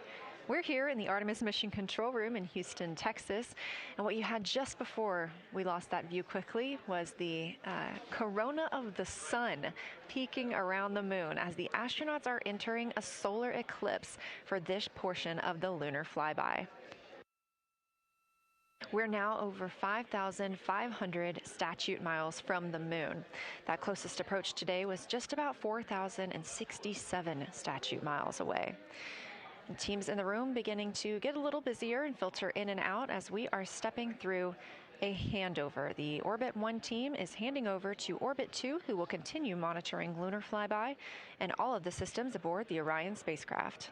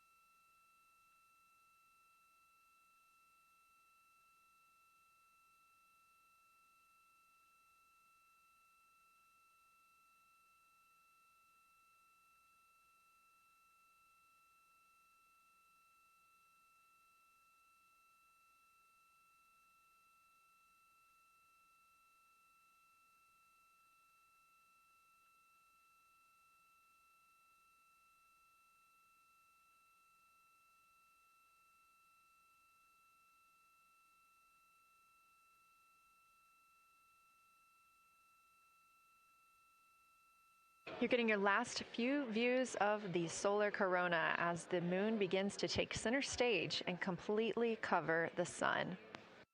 If you see that bright dot up near the top left of your screen, we think right now that that may be a part of the spacecraft, but we'll be sure to correct that if we end up figuring out later that it is something else entirely.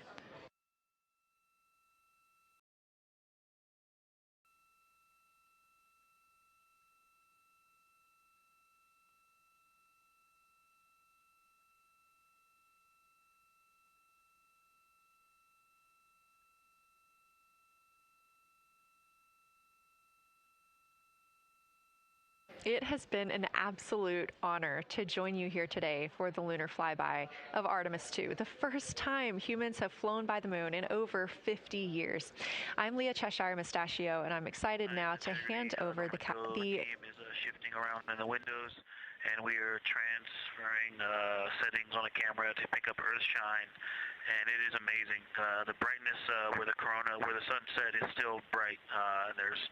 I think there may still be corona visible, but that part of the horizon is still lit brighter, and you still have a distinct Earth shine.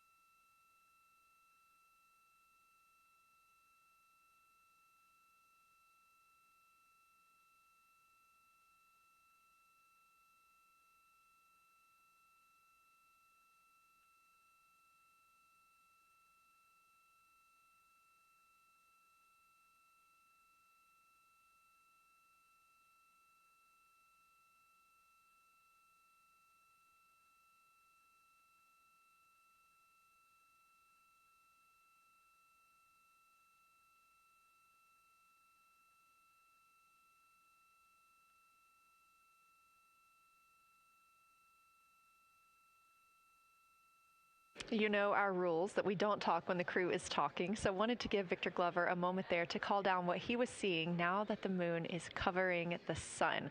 A really amazing time during today's Lunar FlyBy. Again, thank you so much for letting us help tell this story today. I am Leah Cheshire Mustachio, handing it over to my friend Anna Schneider at the PAO console as the Orbit 2 team comes to join us. So thank you so much, and I hope you all enjoy tonight. Anna, you can take it away. Thank you so much, Leah, and it's been a joy listening to your coverage over the last several hours. So as you mentioned, the Orbit 2 team of flight controllers is currently making their way on console and completing a shift handover with the Orbit 1 team of flight controllers. The Orbit 2 team tonight will be led by Flight Director Diane Daly, and she is currently handing over with the Orbit 1 flight director there on your screen, who was Flight Director Jeff Radigan.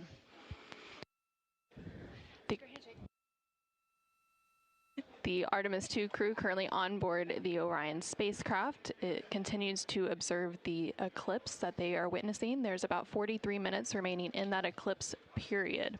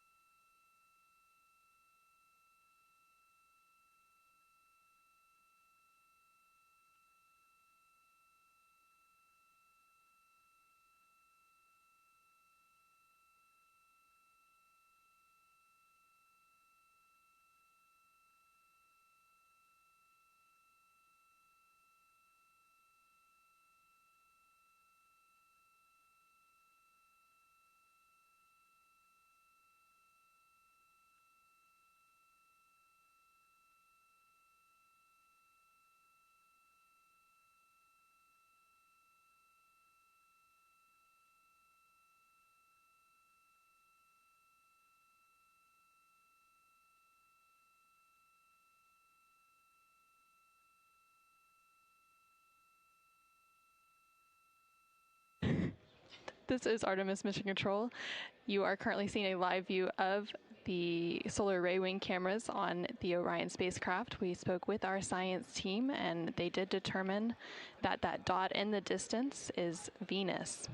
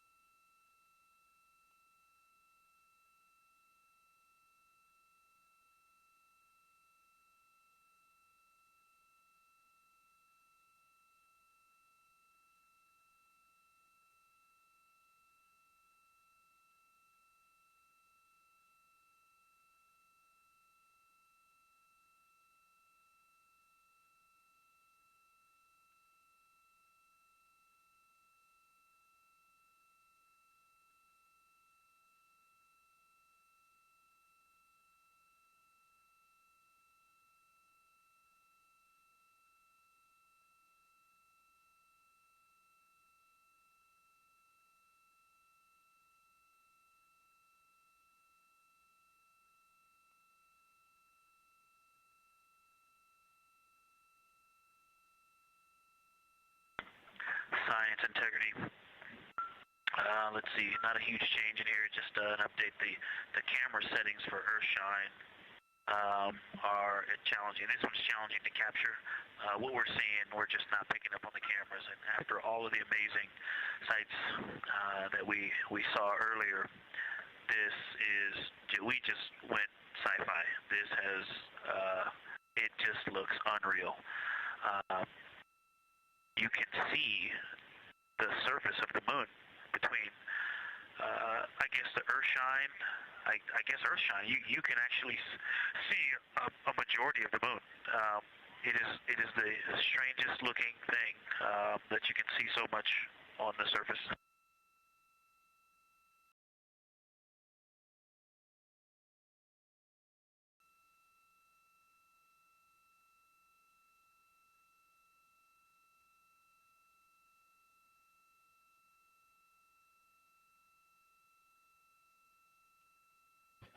This is Artemis Mission Control. You were just hearing some communications called down from NASA astronaut Victor Glover, currently on board the Orion spacecraft. They are currently observing an eclipse. There's about 39 minutes remaining in that eclipse period. Currently, we are in a forward link LOS, or loss of signal, so the crew can communicate down with... He's seen 2 meteors, science.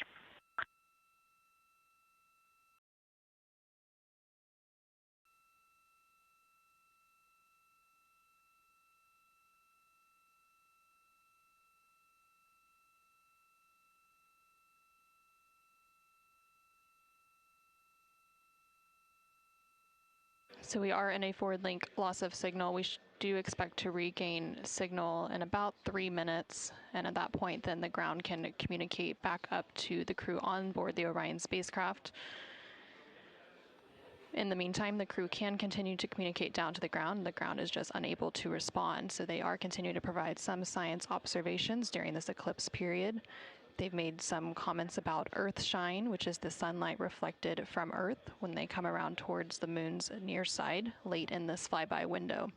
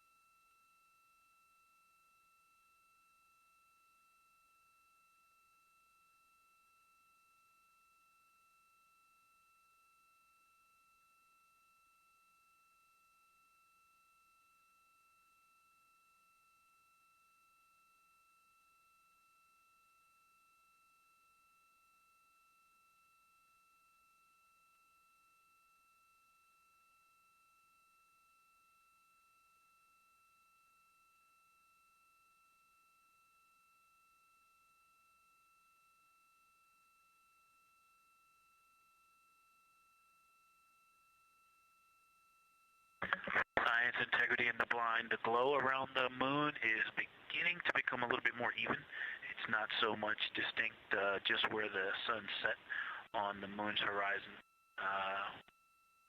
as we're flying through this trajectory, and then the sun's going to come up out of the other side. I think it's we're starting to see the glow around the moon get balanced out. I still see Earth shine, and the Earth is very bright out there.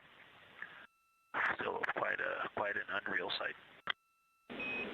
Integrity Houston, we have that sit rep loud and clear, and we are back with you. How do you hear me?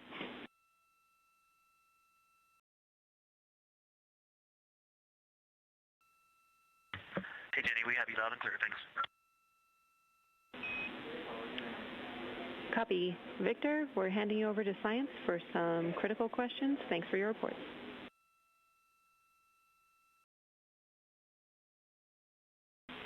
Integrity Science, we were loving your science sit reps in the blind, and it should come as no surprise that we have a number of follow-up questions.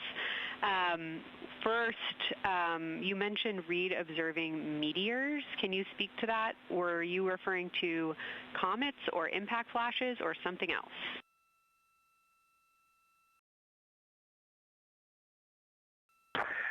Yeah, there was a little bit of giddiness. We have seen 3 impact flashes so far. I saw 2, and Jeremy has seen 1. Undoubtedly, Jeremy saw 2, so that's 4 total. Undoubtedly, quick impact flashes. It was not sun glint off of particulate from the thrusters or the purge tanks. It was definitely impact flashes on the moon. And Jeremy just saw another one. Go ahead with your next question. Amazing news. I literally just looked over at the SIR and they were jumping up and down literally. If you could describe where on the moon you saw them, please.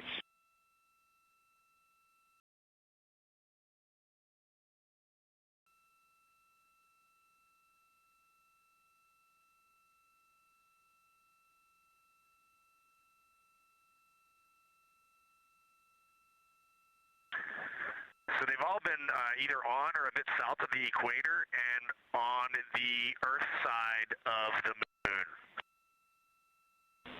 Stand by. All right, so Jeremy has seen them kind of on and south of the equator, kind of spread across the moon, and mine were both south of the equator and just a little bit left of center of the moon. Incredible news, Reed, and reminder, we have citizen scientists here on Earth looking for impact flashes, so hearing you saw them on the near side means that people saw them too.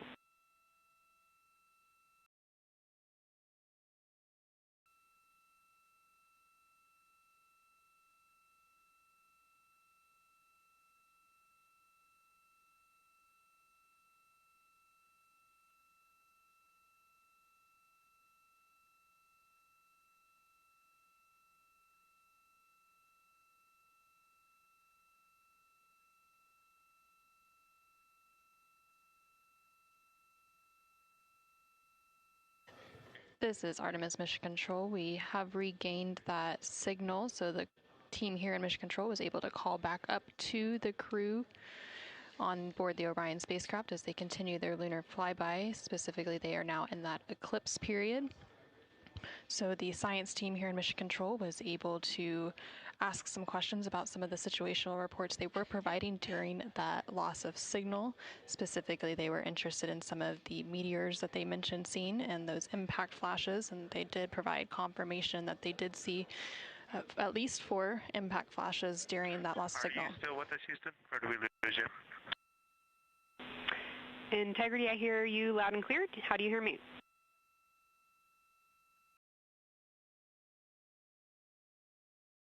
Okay, we got you loud and clear. One of the other things I wanted to describe, which was surprising to me, but the entire moon is lit up. It's glowing behind the entire moon. I thought it would look, dark against the black sky or deep space, but the sun is lighting up the entire limb of the moon. You can see the entire perimeter of it, and even now with the sun far behind the moon, you can still make out little bits of topography around the entire limb, just bumps as you go around it.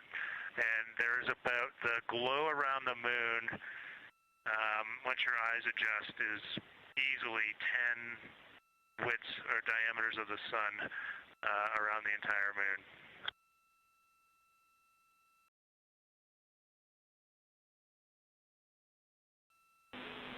Incredible to hear, Jeremy. Were you able to actually pick out any discrete features on the lunar surface? And if so, how do they look different than when you observe them in solar illumination?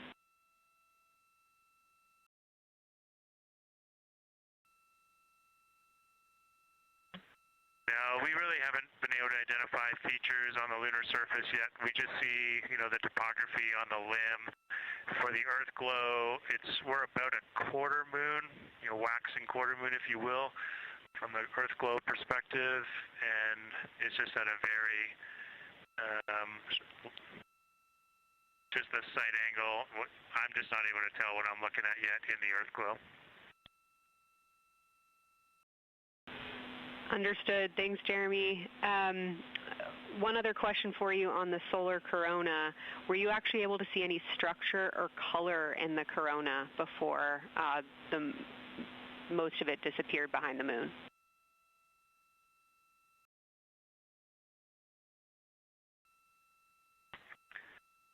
Yeah, I didn't pick out any color, but definitely structure.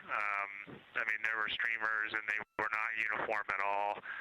For me, the 5 o'clock position, there was just this constant streamer. It would change in intensity and diameter, but it was always there, and it was always at the 5 o'clock position. I only saw one plume, and it came out of basically the 3 o'clock position of the sun. That was very short-lived when I could see the plume. Exactly what we were looking for. Thanks, Jeremy. And a heads up that we, calculated here on the ground about how long you could see the corona for, and we expect it to start to appear again in the next 11 minutes. Thanks for those amazing descriptions.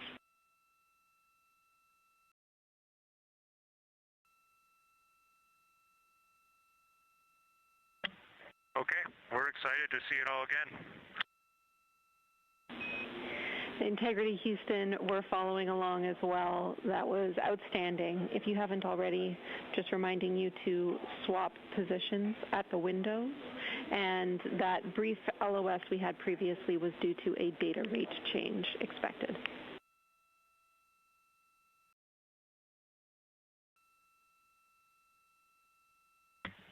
Okay, we copy that, Jenny.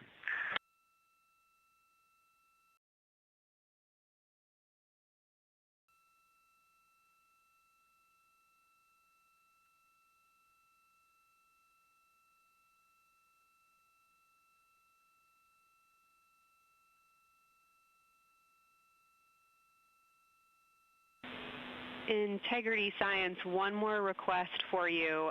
While it's still fresh in your mind, any annotations or sketches you want to make of what you're seeing either around the corona structures you just mentioned or even on Earthshine would be so appreciated.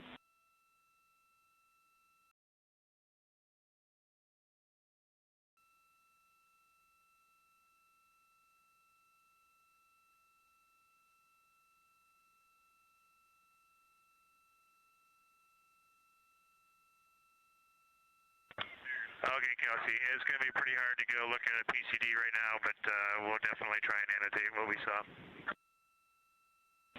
And if the annotations come in the next block where you're cleaning up your documentation, that sounds like a good plan to me.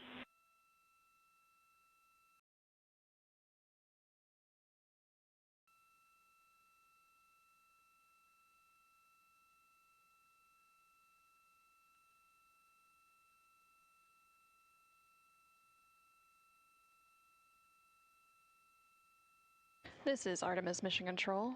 On the bottom right corner of your screen, you can see a view of the Science Officer console here in Mission Control.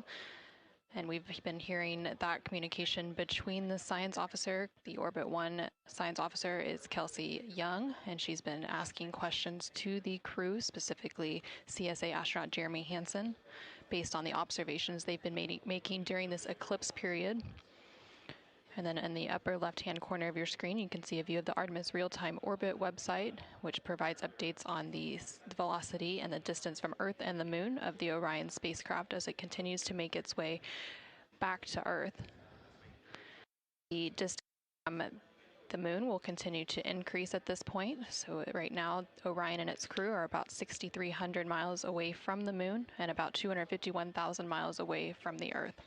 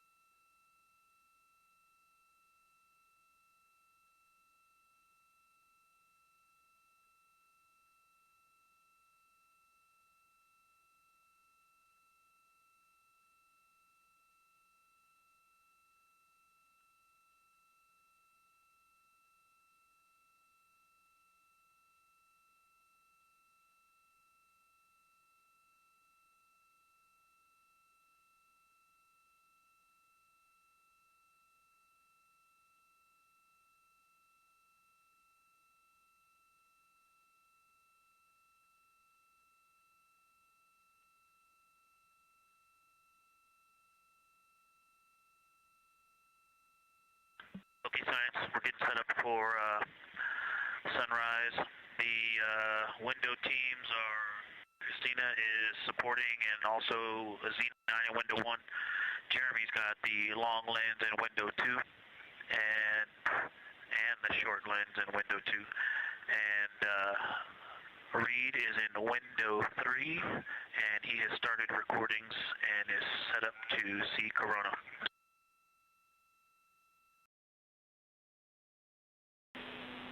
Great, sit rep Victor. That sounds like a good config, and we're showing coronal effects start to appear on your video camera. So in the next few minutes, we should start to hear your observations.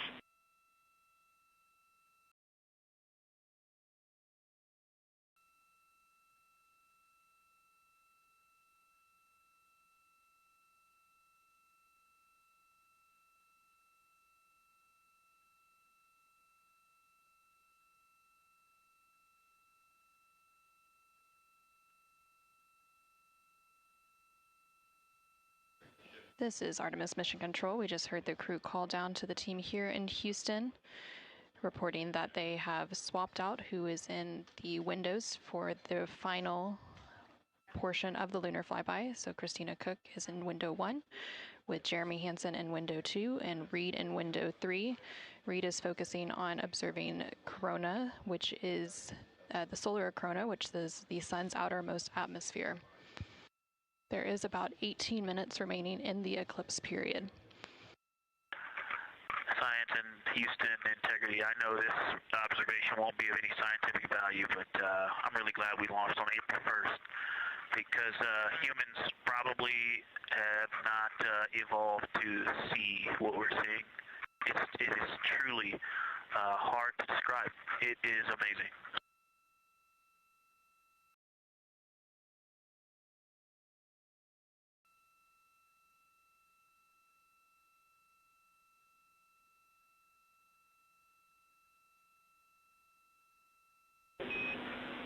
Amazing. Thank you, Victor.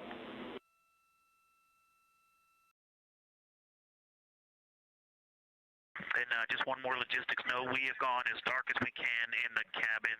We have turned the DUs all the way as dim as they can go, so you can't see anything on the screens. Every bit of light in the cabin affects the view. You're definitely seeing the brightness go closer. It's definitely brighter on the Earth-shine side, and so we're expecting to see some corona here soon. We copy all. Excited for what you see next.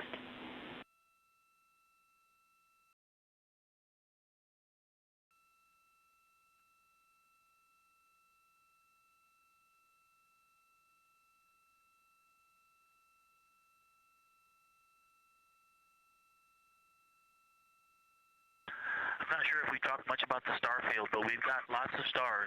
You've got the nice glow around the moon, but right off the well, we're upside down now, but from upside down 4 o'clock, right off the edge of the moon, looks like a planet. That line of planets, there's something a moon diameter to the left, and something right off the limb of the moon to the right, and then something orange. It looks orange to the right of that, about half the moon diameter. So. But anyway, there are definitely stars. I think some of those planets that you said we might see, we're seeing. And so in unreal view, yeah, the moon in the foreground is one of the darkest things we see out the window. And now it's deep space behind it is kind of dark blue like it looks from Earth, but we can also still see stars. It's quite a wicked view.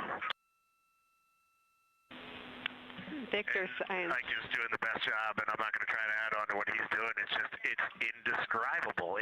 No matter how long we look at this, our brains are not processing this image in front of us. It is absolutely spectacular, surreal. There's no adjectives. I'm going to need to invent some new ones to describe what we are looking at out this window.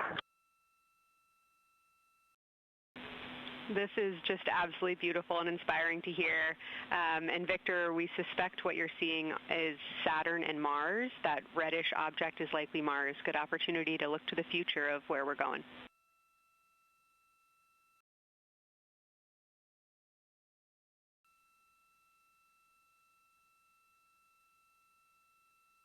Yeah, we can absolutely see the color of Mars. That's awesome.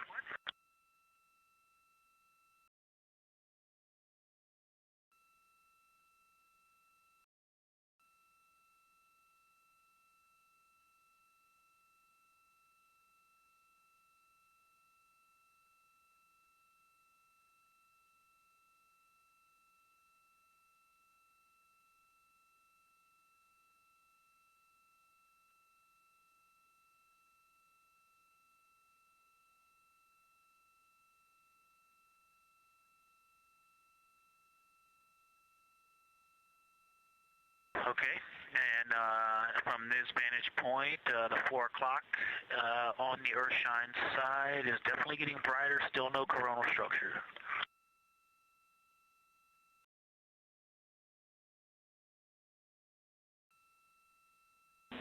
Houston copies.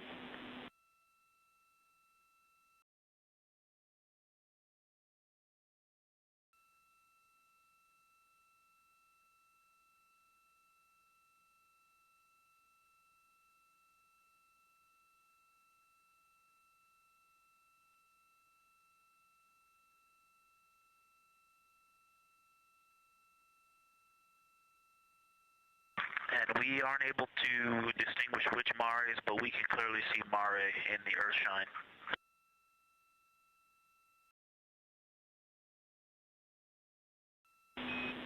We copy.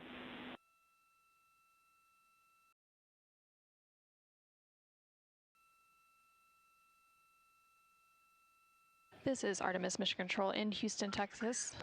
We have not seen an impact flash in the last 5 minutes. Sounds unlucky, but you had a pretty strong start, so we'll take it. And actually, right after I said that, right at the South Pole, near the South Pole on the Terminator, Reed just saw one. Amazing.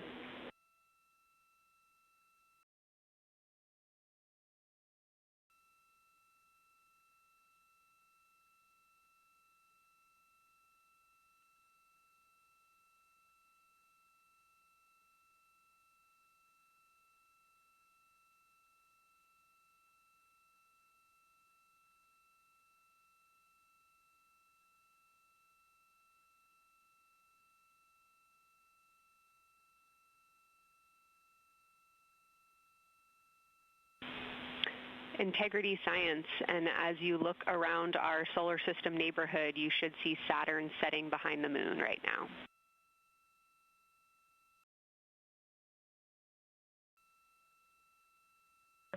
We do. We've been watching it track close to the horizon, and it's right tangential to the moon at this moment.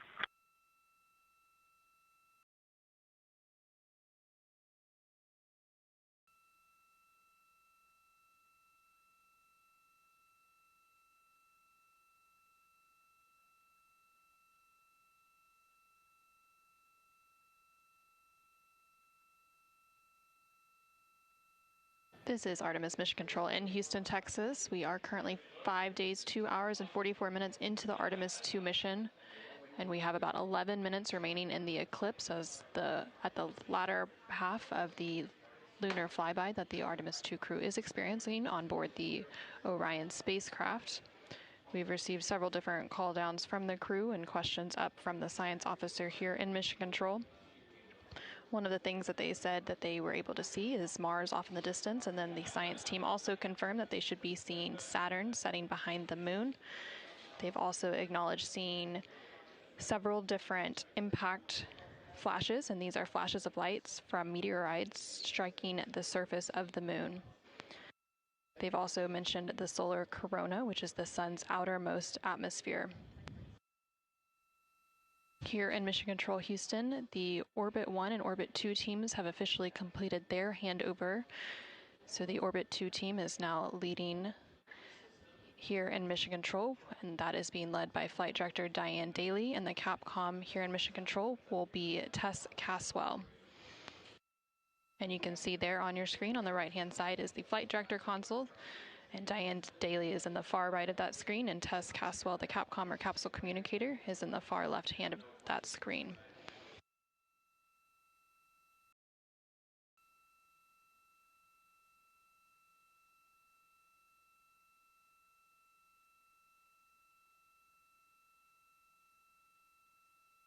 Okay, the light is continuing to grow in intensity.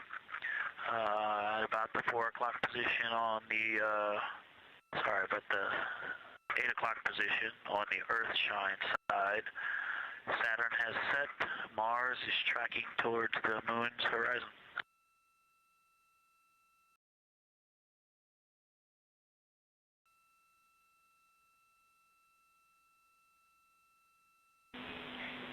Integrity Science, we copy, and we're starting to see it on the vehicle stream. Looking forward to any coronal observations you can share with us.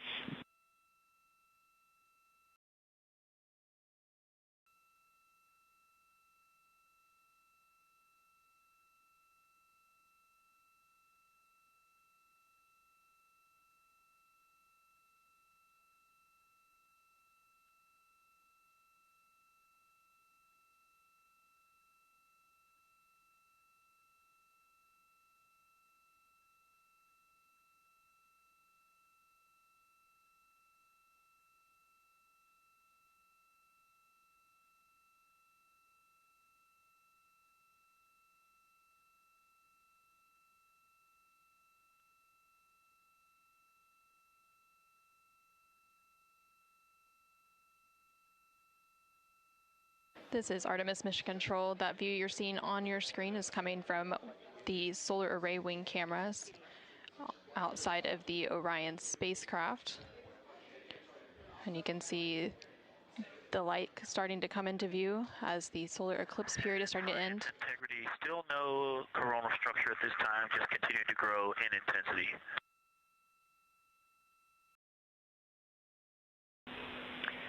Copy, Victor. And reminder, you still should have several minutes before the Eclipse classes need to go on, and we can send you up a reminder when you're getting close to take your eyes away from the D5 viewfinder, but you should be good for several more minutes.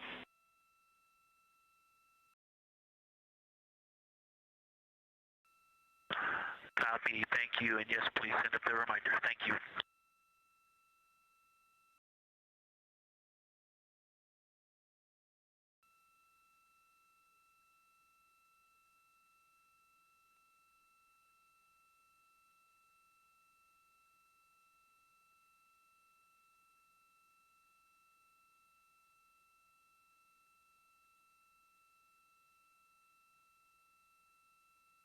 Okay, we all think we're starting to see something. I believe the most popular term is baby hair. As the light grows in intensity and the horizon on this side becomes very distinct. You can still see Earth shine, even though the sun's brightness is definitely growing in intensity.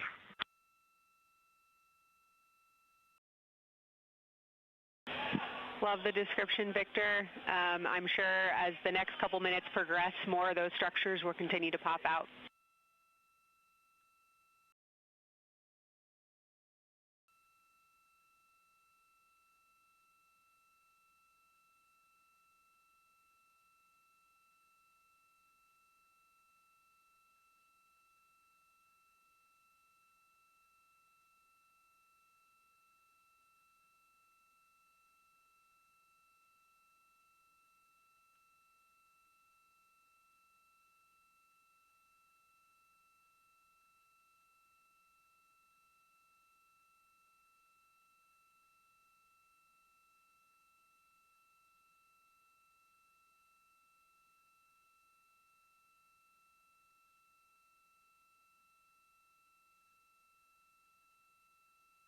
This is Artemis Mission Control in Houston, Texas. The Artemis II astronauts on board the Orion spacecraft are currently observing an eclipse. And to the crew on board the spacecraft, the eclipse looks much like a total solar eclipse here on Earth, except the moon is much larger compared to the sun, unlike a terrestrial solar eclipse where the moon and the sun appear the same size in the sky. We are definitely starting to see structure. That baby hair is rapidly growing out toward the 9 o'clock and the 8 o'clock.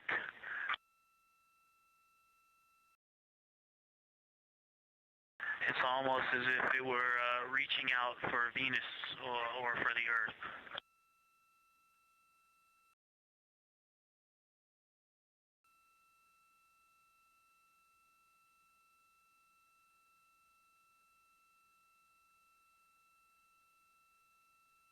If you've ever seen the spotlight off the top of the Luxor at night in Las Vegas, this looks like what that wants to be when it grows up.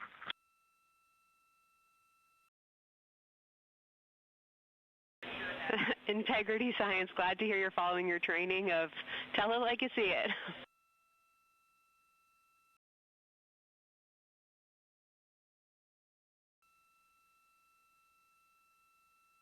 So far, it's pretty symmetrical. There are 2 or 3 streamers that are growing in intensity and in magnitude, and it's slowly starting to widen, starting to spread out across the horizon. Pretty amazing view.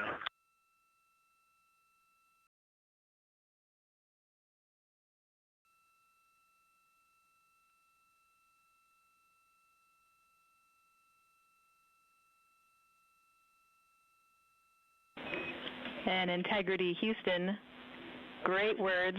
Reminder for you, we are approaching the brightness level at which you should no longer be using the viewfinder on the D5.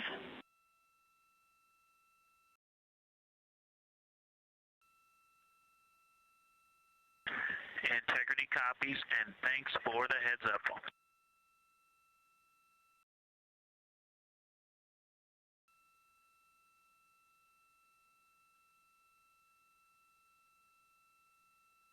This is Artemis Mission Control. And I think we're seeing some directionality. Some of it is going in different directions because it appears to be moving and combining and recombining as it it's pointing in different directions, and some of it appears to be going like down toward the south pole of the moon, but it's and then coming back together and going out towards Venus and the Earth. And depending on how I stare at it, it looks like one large structure, but then it definitely has wisps, and you can see 3 or 4 structures inside of it. It's like watching a flame. It's like looking at a flame, and stand by. And so it has some inherent movement. Now there's a very bright spot. There's a very bright spot in the center of it. There's a towering light of. There's a towering light, and then there were like 2 streamers that were going 30 degrees out from it, and now it is just extremely bright.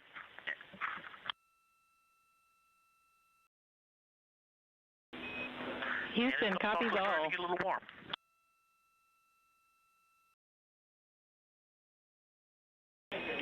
And we copied all. We wanted to remind you at this point on the Eclipse glasses. Should be about time for those.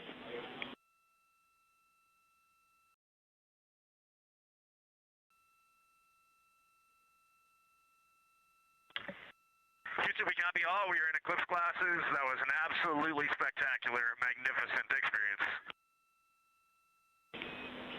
Thanks for the report. We sure wish we were there with you.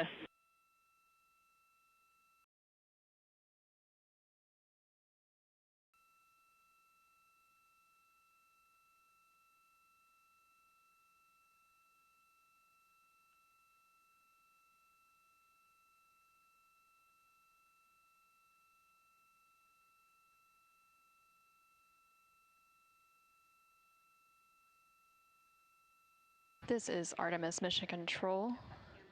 The eclipse period is coming to an end, and we did hear that call up that the crew now has to put on those eclipse glasses to be able to protect their eyes for this final portion of the eclipse.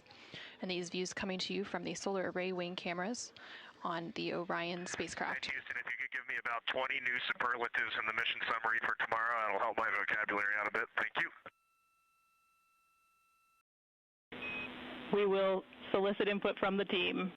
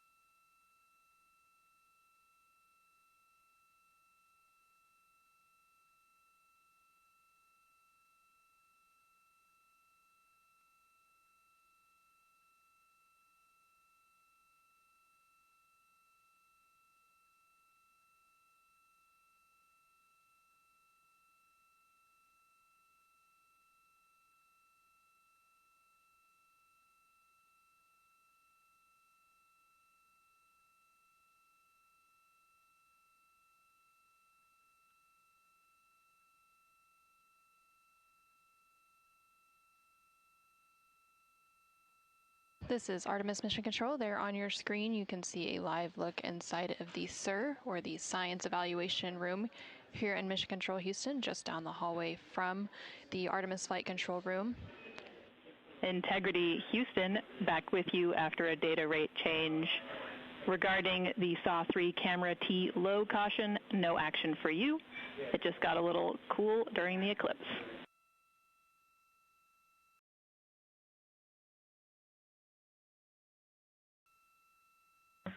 Okay, we copy, and if you didn't copy my request for the mission summary to add about 20 new superlatives to help my vocabulary, I would appreciate it. We copied it fantastically.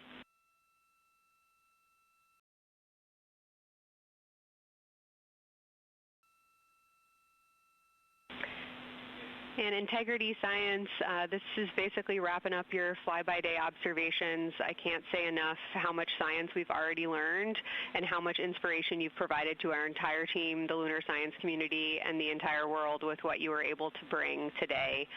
You really brought the moon closer for us today, and we cannot say thank you enough. And Science signing off, and can't wait to talk to you tomorrow morning.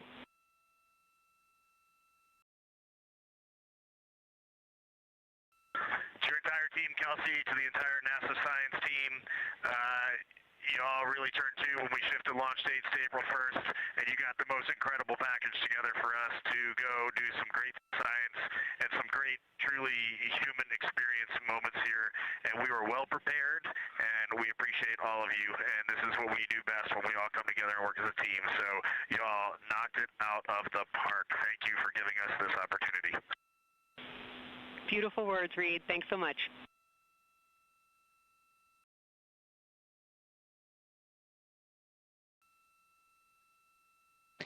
And this is Artemis Mission Control. The Lunar FlyBy observation period is starting to come to a close following that eclipse. And there on your screen you can see a look into the Science Evaluation Room, or the SIR, which is embedded within Mission Control to provide science input. And they provided that input throughout the live flyby operations today. They also have a back room called the Science Mission Operations Room that processes data, evaluates imagery, and supports rapid analysis. And then, of course, we have the science officer on console here in the Artemis Flight Control Room, which you can see a view there on the bottom right-hand corner of your screen. The science officer throughout the flyby operations today has been Kelsey Young, who is the Artemis Science Flight Operations Lead. And then to her left is Angela Garcia, who will be the science officer taking over for Orbit 2.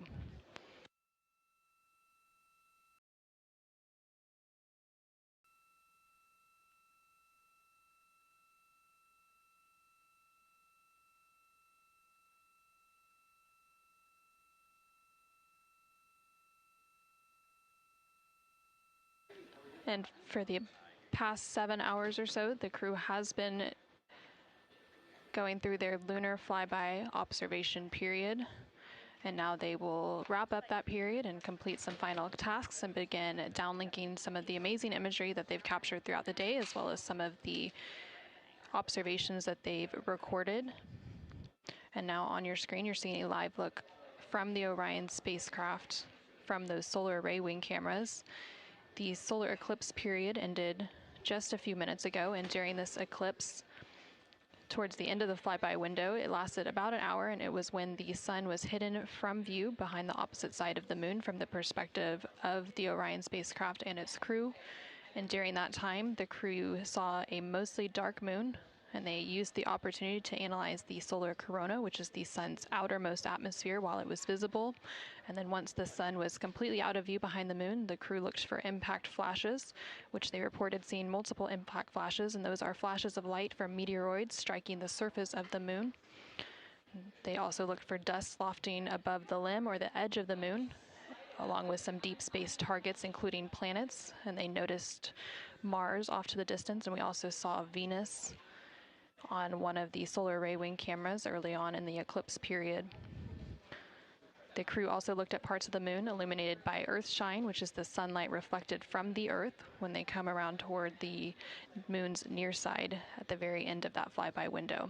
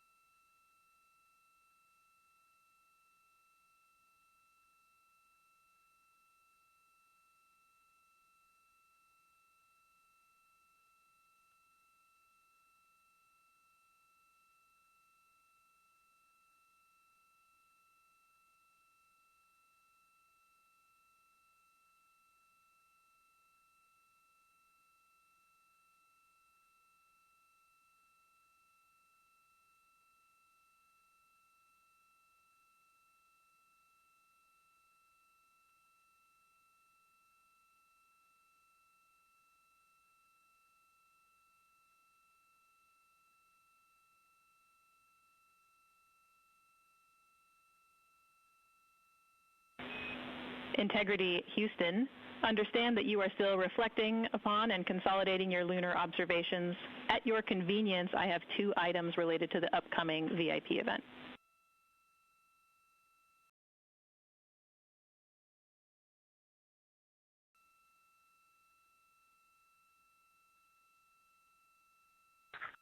Go ahead.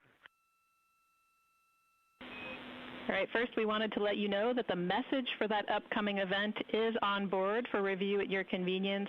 That's message 3.06.04. The second item is that we've seen a couple of video blips in previous events. So during the HDPAO setup activity, we're wondering if Jeremy could please confirm for us that the TS rate is set to 1300 when you get to step 10.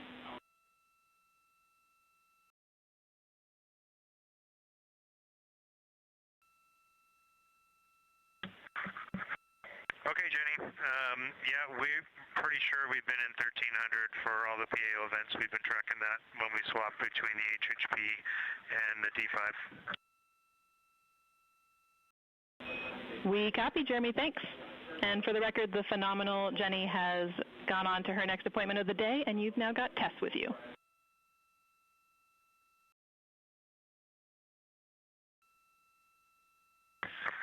I'm sorry, Tess. Great to have you on board Integrity. No worries. Happy to be here.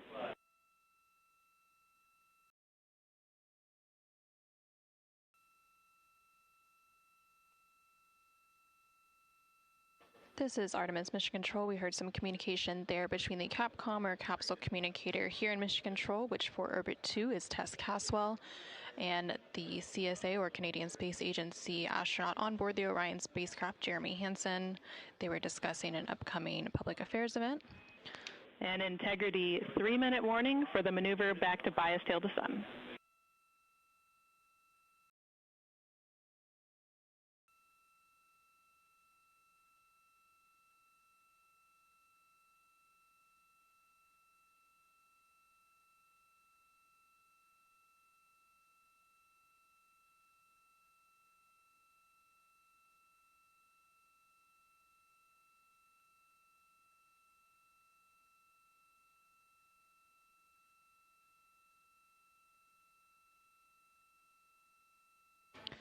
The crew on board the Orion spacecraft recently completed their lunar observation period.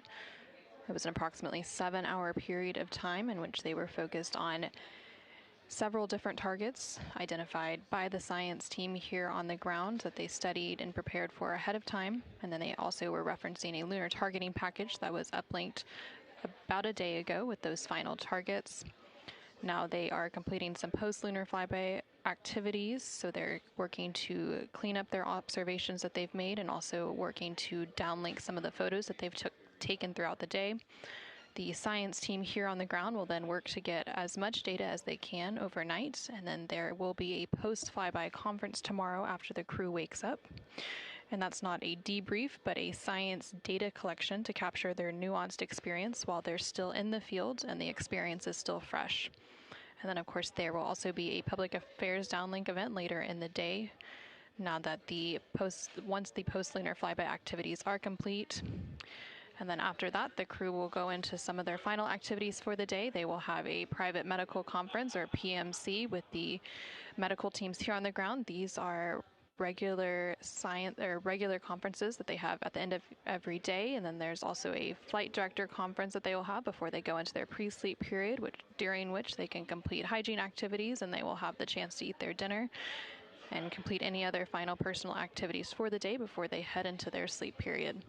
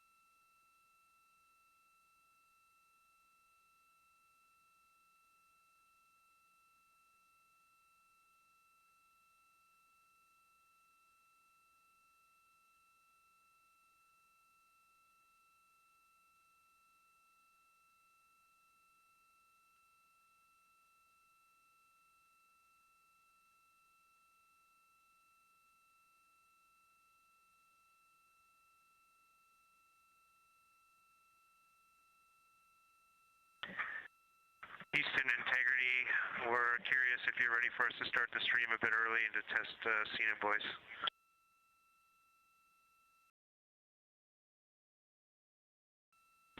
Checking.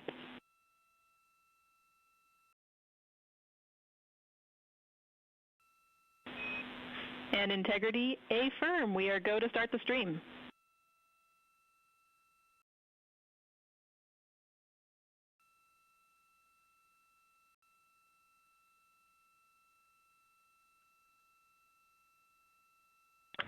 Okay, Houston, the stream has started. We checked the TS rates 1300 and audio is true. So I will give you a voice check now on the mic. We copy good settings and we've got a good view.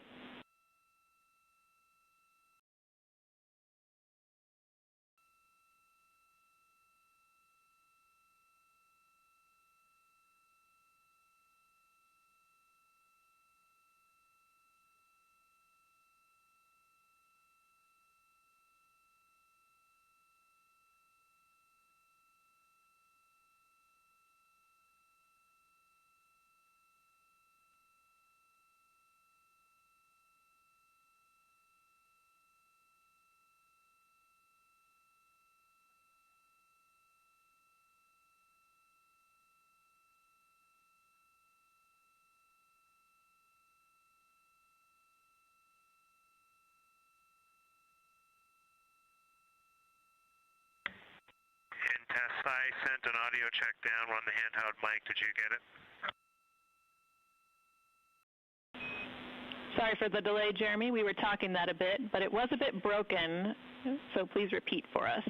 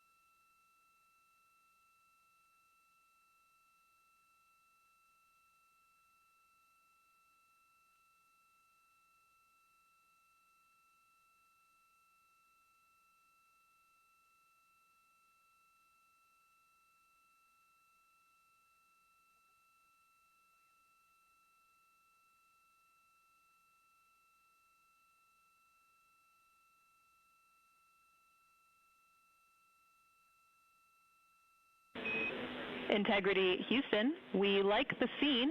At your convenience, we'll take a 10 count with Jeremy in frame.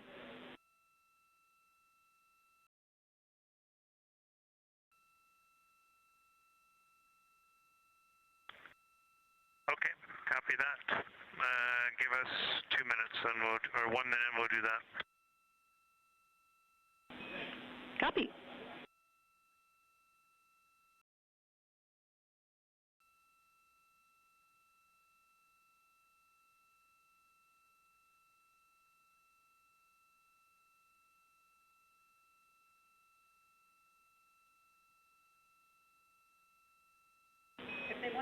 Great voice check and good words. We like the scene.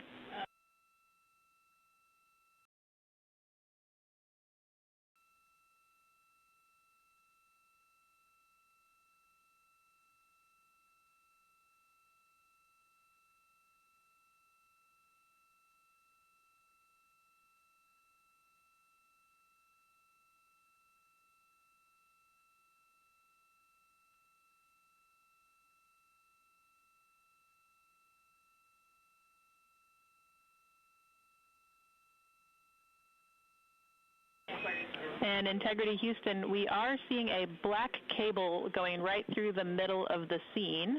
At your convenience, if you would please move that, PAO would appreciate it.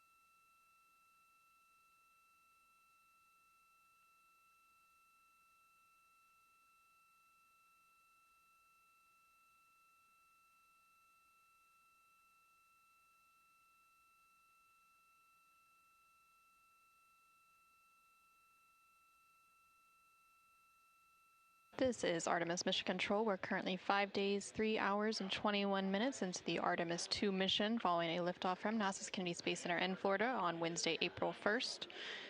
The crew on board the Orion spacecraft is currently wrapping up their Lunar FlyBy cleanup activities. They're making final... Houston Integrity, high priority PAO images from the Eclipse are on PCD-1 in a so-named folder. We copy, Christina. Thanks.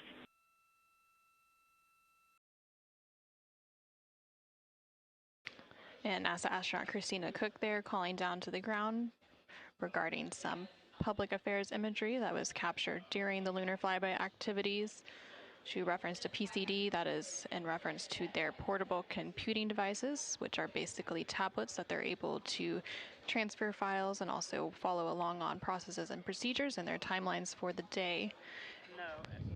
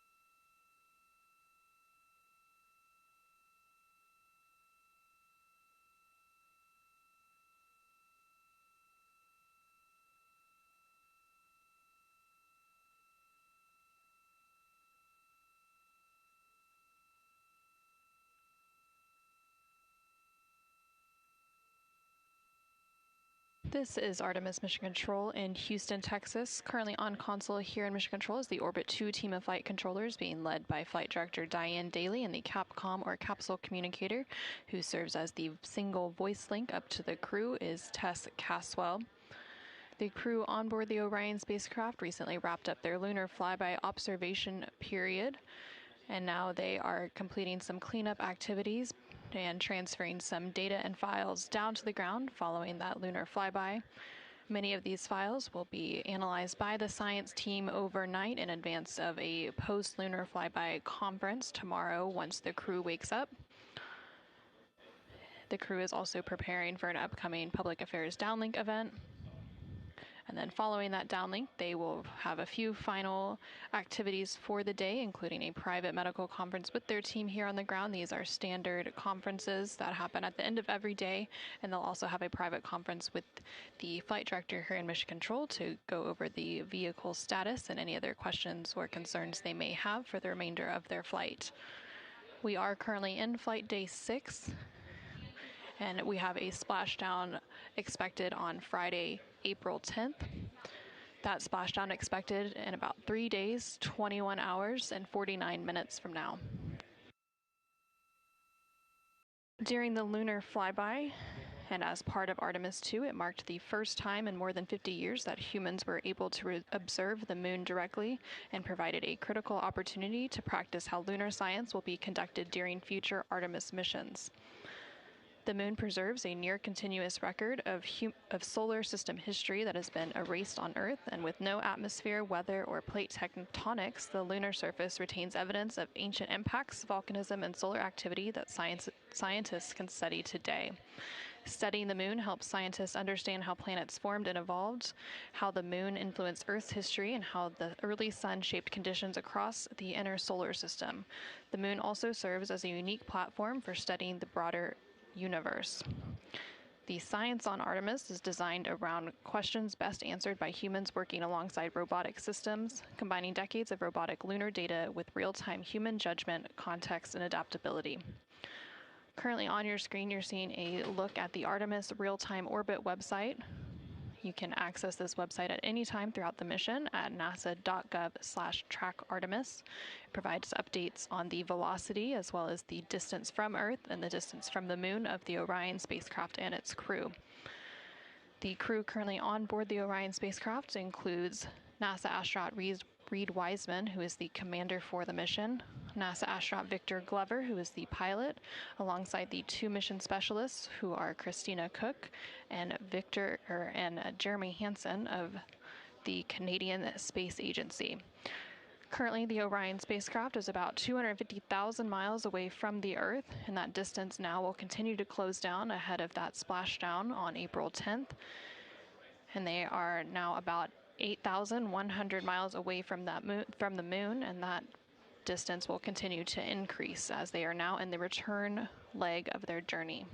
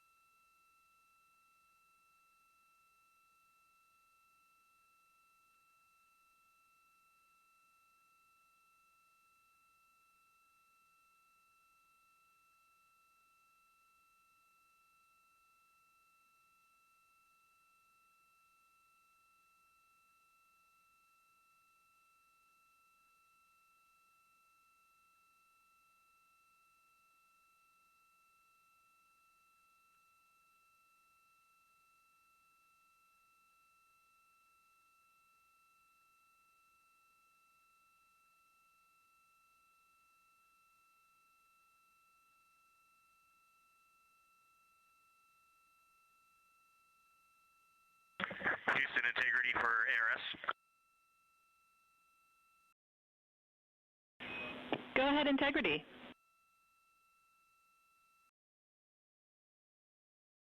Hey, Tess, great to talk to you.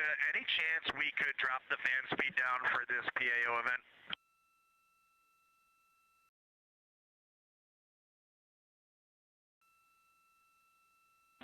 We will put that in work.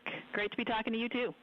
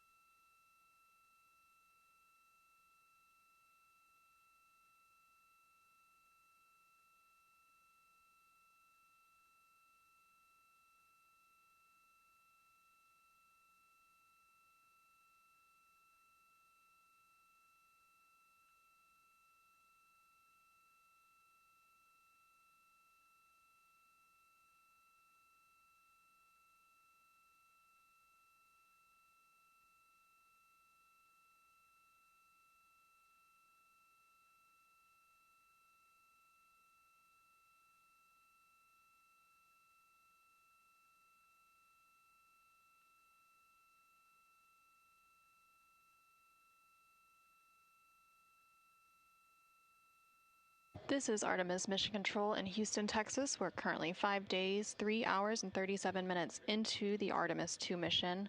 The crew on board the Orion spacecraft has recently concluded their lunar observation period during the Lunar FlyBy. As part of that Lunar FlyBy, the Orion spacecraft and its crew made the closest approach to the moon at a distance of 4,067 miles away from the surface at approximately 6 p.m. Central Time, 7 p.m. Eastern Time. Now, although the Artemis II mission is a new opportunity to study the moon, teams are also conducting other scientific experiments, including on the crew themselves. Here's a little bit more about the science of the mission. Artemis II is our return of humans to the moon, flying around the moon on board Orion. But along with that, we're doing a lot of great science. One of the exciting things about the Artemis missions to the moon is that science is actually a fundamental pillar of why we explore, why we're going, what we're doing in Artemis. I think it's incredibly exciting that not only are we testing the vehicle, but we're testing science on board. Science where the astronauts are conducting experiments, science riding along with the astronauts. We have astronauts looking outside the window and really observing the lunar surface. It will help us understand the deep space environment. It will help us understand how that environment affects our astronauts, our systems, and life in general. So deep space is a challenge for us because you have to leave Earth's protective magnetic field. Here in low Earth orbit, the crew members are protected from some of the harmful radiation. Going to the moon, they'll no longer be protected, so they'll have a higher radiation exposure. Much like Artemis I, we have so many radiation sensors and detectors that are inside the capsule so that we can fully understand and appreciate the radiation environment for protecting our astronauts. In my hand here, I'm holding a tissue chip model. This is the exact design that's going to be flying alongside the astronauts. We'll be collecting samples from each of the crew members, and we can make these organ chips out of the astronauts themselves. So every crew member will have their own avatar on board, and then upon return, we can evaluate that deep space radiation environment and what that compares to the astronaut themselves. Not only are they going to help change the course of medicine for the astronauts, but revolutionizing that on Earth as well. We're looking at sleep, we're looking at team dynamics, we're looking at how you interact with the environment. We're also looking at the immune system, so what are the biomarkers? We're using saliva as a method to study hormones and different things in your body that may change during a mission like this. And then finally, how do we function after microgravity, being close to the moon, then returning to Earth? Which will ultimately help us achieve our goal of getting humans to Mars. And then on top of that, we have an opportunity to look at the moon from deep space on the far side for the first time in over 50 years. Having human eyeballs and brains back around the moon is going to unlock a new generation of lunar science discovery. The human eyeball is capable of taking in so much data in just a split second. They'll be able to tackle impact history, volcanic history. They'll be able to look at how the albedo, or kind of the shade and hue of the moon and the color of the moon, can tell us something about how that terrain evolved over time. We're integrating science in ways that have never been integrated into human exploration before. We have a front room mission control flight controller position called the Science Officer. We have a brand new science back room where it's basically our brain trust of lunar scientists and geologists supporting the crews of the future. And Artemis II will allow us to really test how this works so that future missions are really set up for success. We'll also be deploying some CubeSats. They're small shoebox-sized spacecraft of their own. They're each provided by another country, one of our partners. As they conduct their research, they'll complement what we are doing at the moon with Orion. It is so incredibly exciting to be a part of this mission. And it has been, really one of the privileges of a lifetime. I can see the work I'm doing benefit crew members right now and benefit the crew members in the future. So it's incredibly exciting and it's very rewarding. As this rocket launches humanity off of the Earth, we'll be setting the stage through our science to prepare humanity to leave Earth and explore the solar system.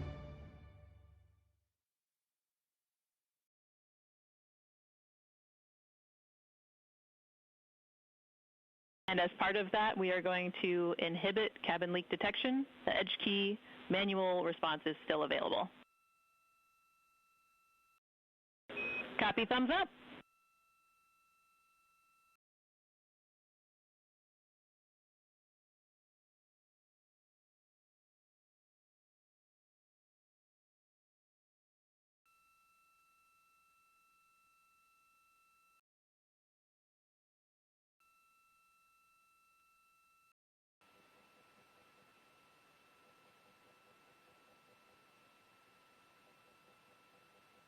This is Artemis Mission Control. Again, we're hearing some communication between the ground here and the Artemis Flight Control Room in Houston, Texas, specifically the Capcom or Capsule Communicator, who for Orbit 2 is Tess Caswell, and the crew on board the Orion spacecraft, that spacecraft named Integrity by its crew. They are preparing for an upcoming public affairs event, so they are discussing the camera views, which we will see here shortly. There on your screen on the left-hand side, you can see the Artemis Real-Time Orbit website, or ARO.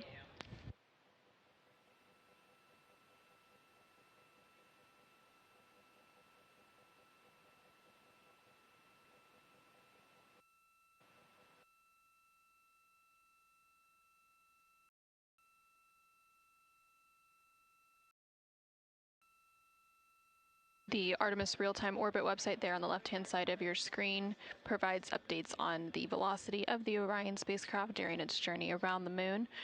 Following a lunar flyby earlier today, which concluded about an hour ago, the crew has been conducting some cleanup tasks, so they've been transferring some of their documentation, their photos and data that they captured during the flyby to the ground to be evaluated by the science team, and of course some of that imagery will also be evaluated by the public affairs team here at NASA and then shared with the world once it's available. The crew will also have a post-lunar flyby conference with the science team tomorrow following their sleep period to go over some of their observations while it's still fresh and at the top of their mind. On the bottom right-hand corner of your screen, you can see a look into the Artemis Flight Control Room here in Mission Control Houston, specifically the Flight Director Console and the Capcom or Capsule Communicator Console.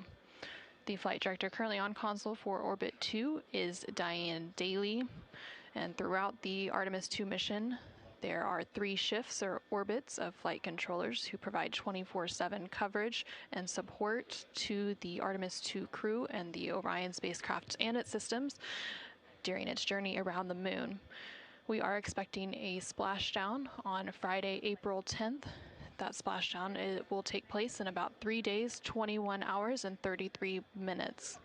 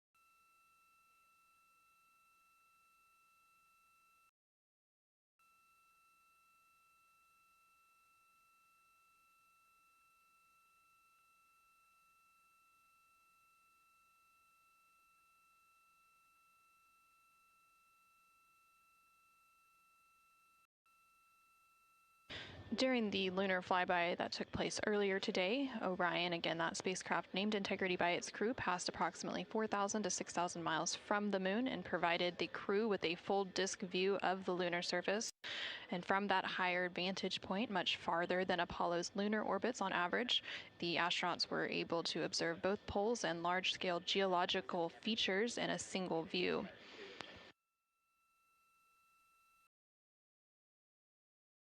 And there on your screen, you're currently seeing a live look inside the cabin of the Orion spacecraft.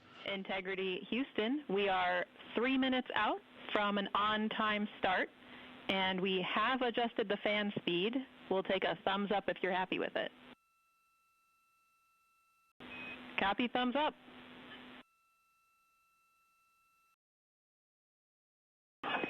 Superlative thumbs up.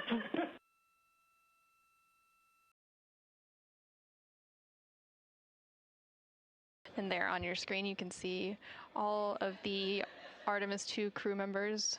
CSA astronaut Jeremy Hansen just floated out of view behind the camera, but you can still see NASA astronaut Reed Wiseman, NASA astronaut Christina Cook, and NASA astronaut Victor Glover as they prepare for an upcoming Public Affairs Downlink event, which is scheduled to take place in just a couple minutes from now. And there, floating back onto the screen, is CSA or Canadian Space Agency astronaut Jeremy Hansen. He is making himself comfy on some of the OX or Orion Crew Survival System suits that have been stowed for the outbound and now return journey.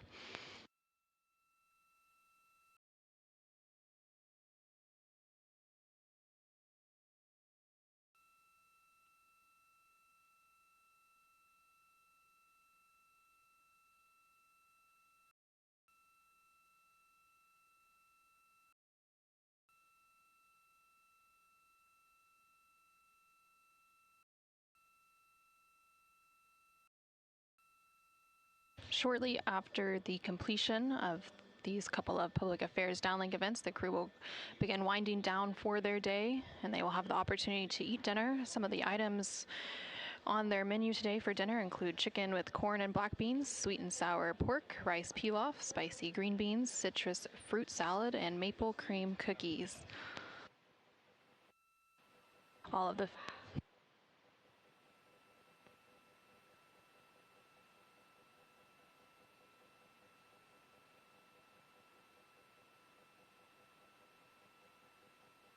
And now we will go ahead and stand by for that public affairs event beginning in just about a minute.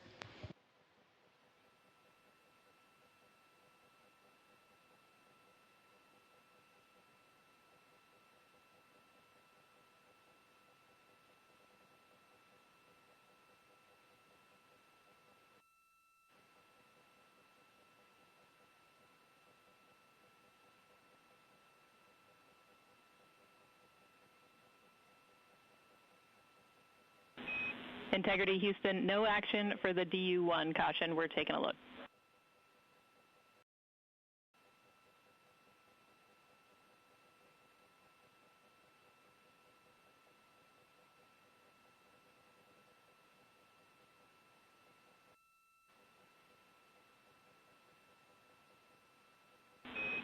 Integrity, this is Houston. Are you ready for the event?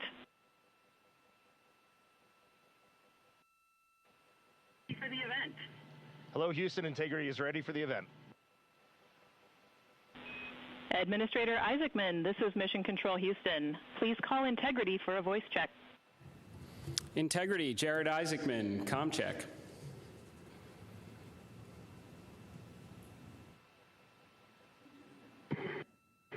Administrator Isaacman, we've got you loud and clear, sir. How us? I've got you loud and clear. Artemis II crew, we have a very special guest who wanted to be the first person to greet you after your return from the far side of the moon.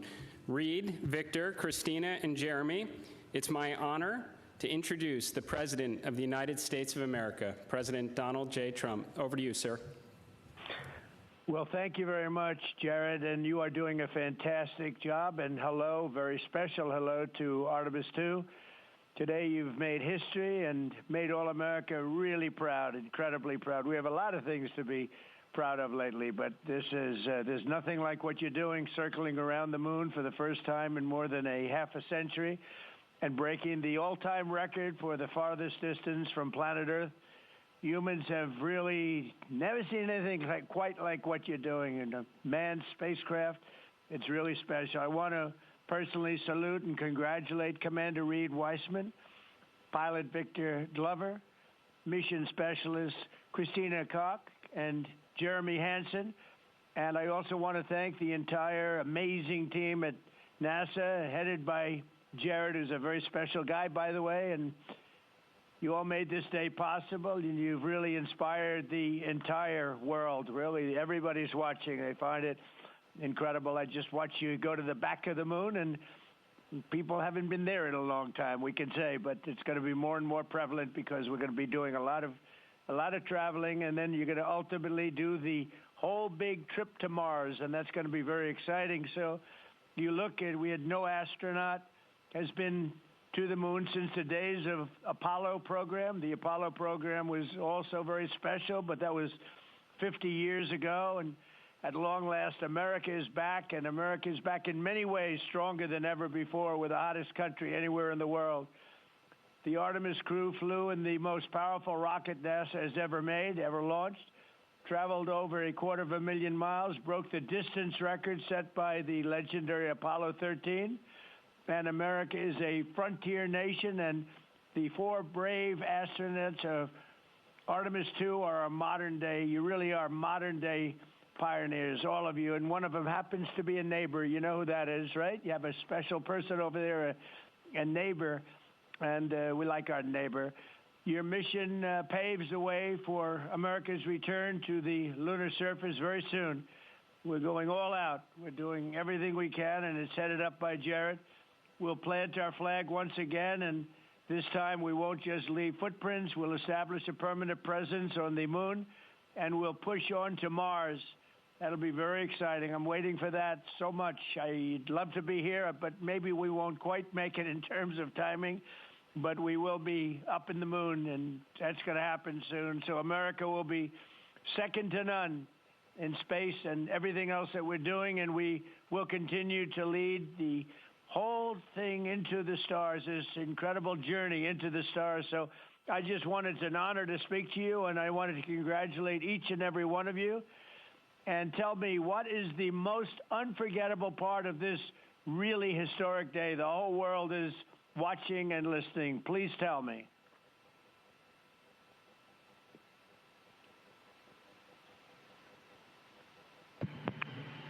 President, this call is certainly special to all of us, and we really have a lot of faith in our administrator, Jared Isaacman, who is with you. We appreciate his leadership in NASA and in the international community. We are doing great things, and we are proud to be a part of it. I have to tell you, as we came around the near side of the moon, seeing all the sights that we've seen from Earth for all of our lives, but we're seeing them from a different perspective, and then we started to get a glimpse of the and we saw sites, Oriental sites that no human has ever seen before, not even in Apollo, and that was amazing for us. And then the surprise of the day, we just came out of an eclipse where the sun, moon, and the entire dark moon about that big right out the window that we were watching. We could see the corona of the sun, and then we could see the planet train line up, and at Mars, and all of us commented how excited we are to watch this nation and this planet become a 2-planet species. That is fantastic. You know, I had a decision to make in my first term, and the decision is, what are we going to do at NASA? Are we going to have it be revived, or are we going to close it down? And I had very little hesitation, and it's really great to have somebody like Jared involved, because he really makes it much easier for me. But it was not even a question in my own mind. We've spent what we had to do, and then of course we have Space Force, and Space Force is very much related to what you're doing, and that was my baby. That was a very important one, and it'll turn out to be truly one of the most important, I believe, decisions I've ever made. So we're very proud of Space Force, and we're very proud of all of you. Does anybody else have anything to say? A lot of people listening.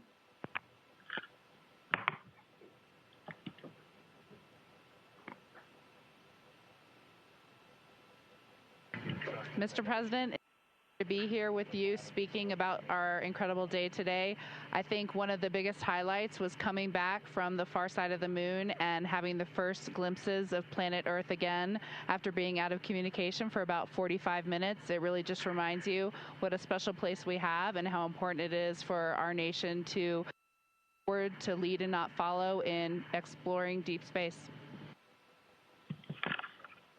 I'd like to ask, what was your feeling when you had no communication, zero communication? All of a sudden it was cut off by, obviously, your very special location.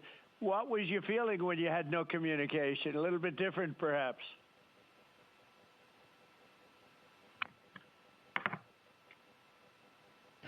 Yes, Mr. President, it was cool. I said a little prayer, but then I had to keep rolling. I was actually recording scientific observations of the far side of the moon. You know, that is actually the time when we were the farthest and the closest to the moon. And so we were really able to make some of our most detailed observations of the far side of the moon up close. And so we were busy up here working really hard. And I must say, it was actually quite nice. Did you see a difference, a big difference, between the far side of the moon and the near side of the moon? Was there a difference in feel or difference in look? What did you see?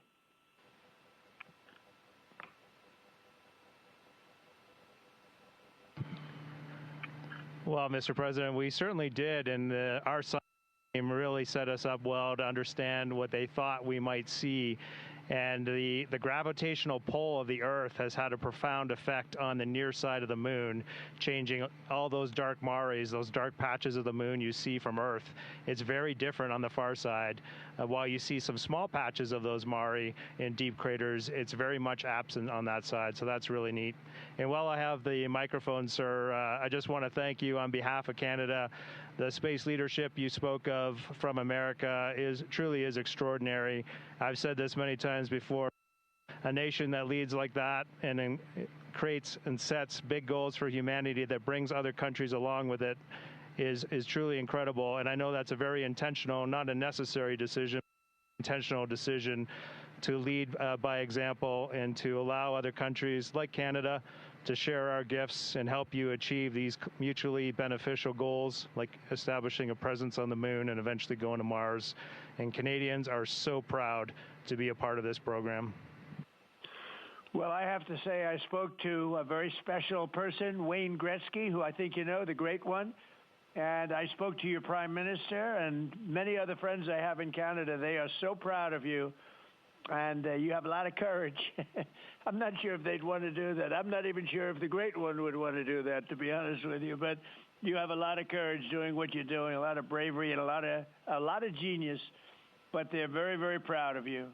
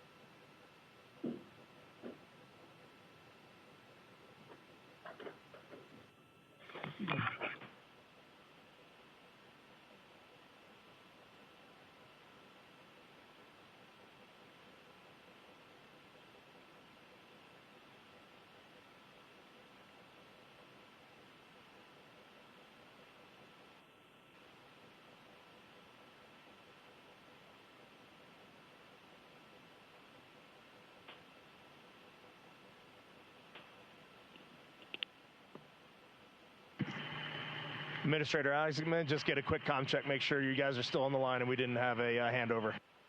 I am. Yes, I am. And integrity, and back over to you, Mr. President. Yeah, I think we might have gotten cut off. It is a long distance. It's a long ways. The reception's been great. There's a little bit of about a 9-second delay, but no, I just had a statement for, I don't know what you heard, but I was just saying they're very proud of your brilliant person from Canada on the ship. And Wayne Gretzky is a great friend of mine, and he's very proud of him. And the Prime Minister I spoke to, they're very, very honored that you have a courageous person from Canada. You have a lot of courageous people from Canada, so it was very nice. I'm not sure if you heard me say that, but it was very nice.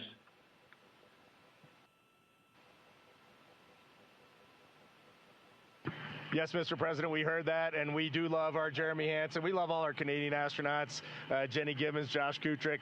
They're just great people, and they're such a welcome addition to our Corps. Great. Well, I really look forward to, when we can, I look forward to seeing you in the Oval Office. I'll ask Jared to bring you over, and I'll ask for your autograph, because I don't really ask for autographs much, but you deserve that. You really are something. Everybody's talking about this. And I look forward to having you in the Oval Office at the White House, and we will celebrate your incredible achievements and triumphs. This is big. This is really big stuff. The whole world is talking about it. And if you have the time, I will certainly find the time. I've been pretty busy also, as you know, but I will absolutely find the time, and we'll get together, and I'm going to be giving you a big salute on behalf of the American people and beyond that.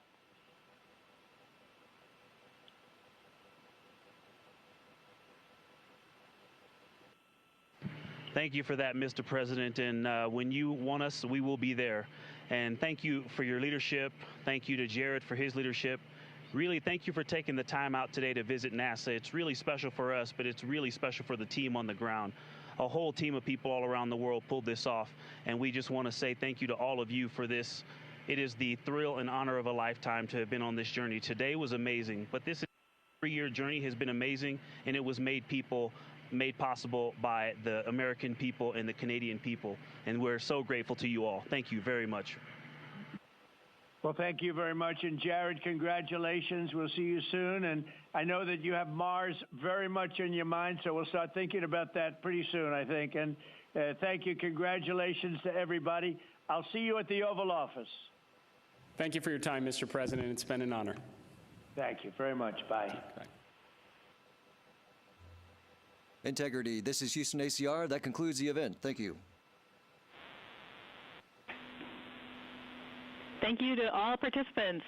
Integrity, we are now resuming operational audio communications.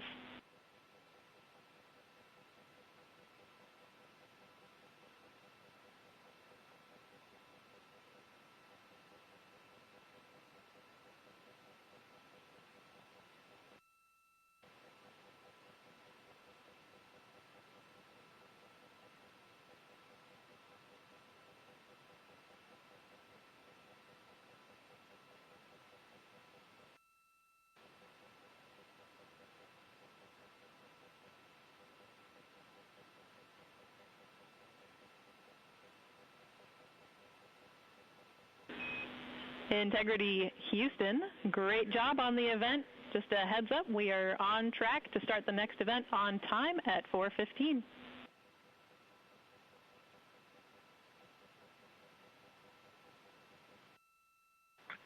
Okay, sounds great. We'll be ready.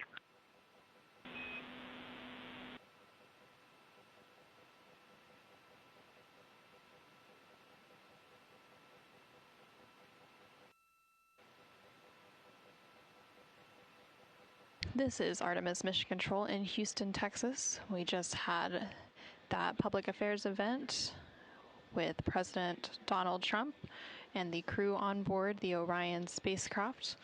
And coming up in about 10 minutes, there will be another public affairs event. That event taking place at a mission elapsed time of 5 days, 4 hours, and 15 minutes. Currently on your screen, you're seeing a look at the Artemis Real-Time Orbit website, which provides updates on the velocity as well as the distance of the Orion spacecraft from both Earth and the Moon. The Orion spacecraft and its crew, that crew including Reed Wiseman, Victor Glover, Christina Cook, and Jeremy Hansen, are currently about 250,000 miles away from the Earth, and that distance is starting to become smaller as they are now on the return leg of their journey. And they are about 9,300 miles away from the Moon. They made their close approach to the Moon. Integrity Houston with a question about fan speed.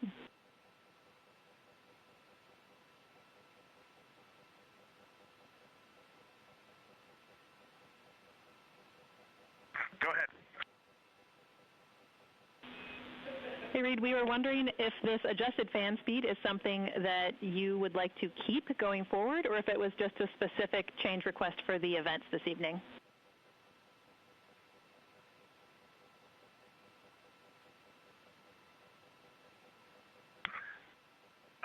Certainly for PAO events, this is an ideal fan speed. If you're willing to give us this fan speed for routine habitability, I think we would take it and try it for a while.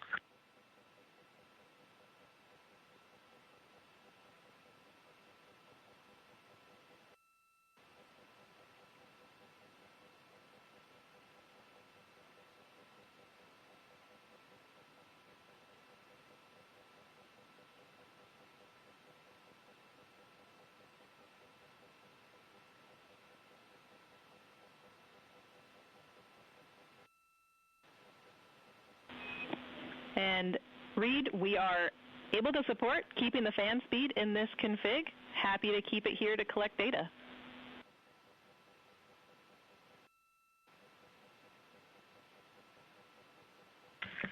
Okay, you got 4 happy astronauts up here. We'll take it. Obviously, when we go to exercise, we'll need to bump it up, but I think for quiescent living, this will be great. We copy, and we love seeing those smiles.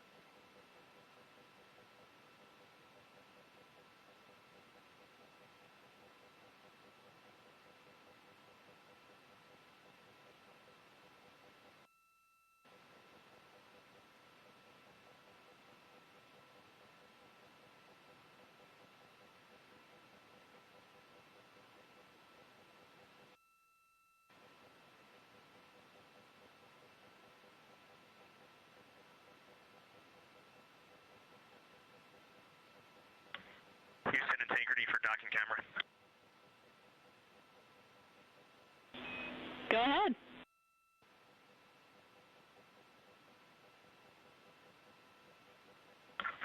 Just want to make sure we have the config you're expecting. I have the dual camera bracket is installed, the window shade is closed, and the docking camera is stowed in its Alpha 3 storage area.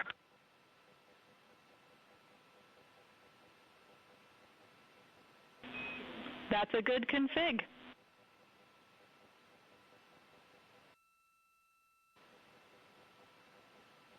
Thank you. And while I've got you, we are 3 minutes out from an on-time start of the next event.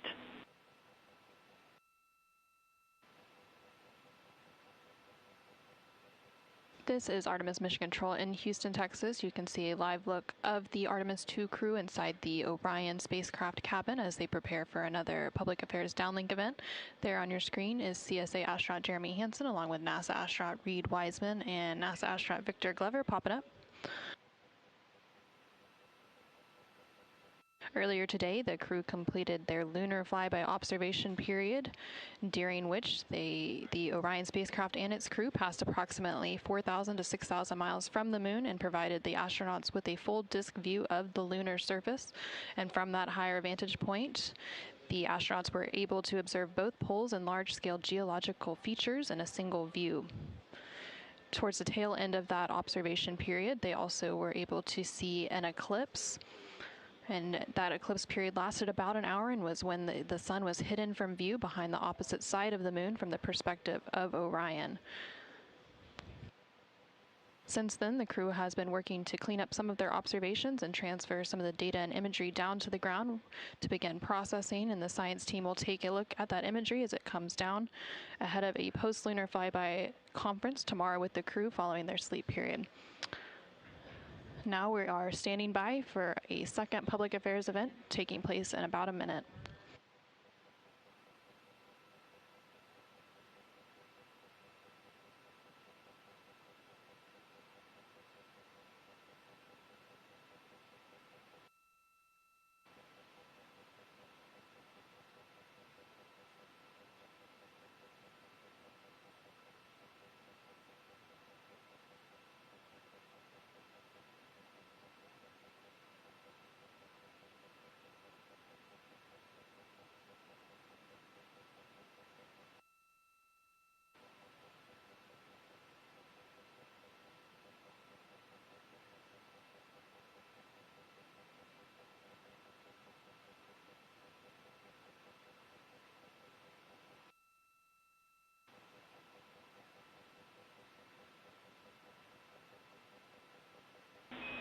Integrity, this is Houston. Are you ready for the event?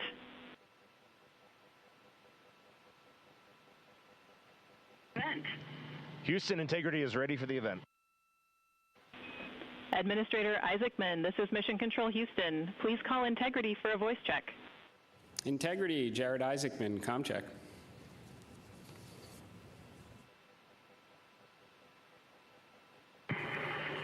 Administrator Isaacman, we've got you loud and clear up here. I've got you loud and clear, and let's see if we can top that last PO event. That was pretty special. So we are going to spend the next 20 minutes doing Q&A from a number of questions that have been submitted, and we are going to start with one from me. You all have spent years preparing for this moment and imagining what it must be like when you look down at the moon, at the lunar surface. What has surprised you all that you did not anticipate?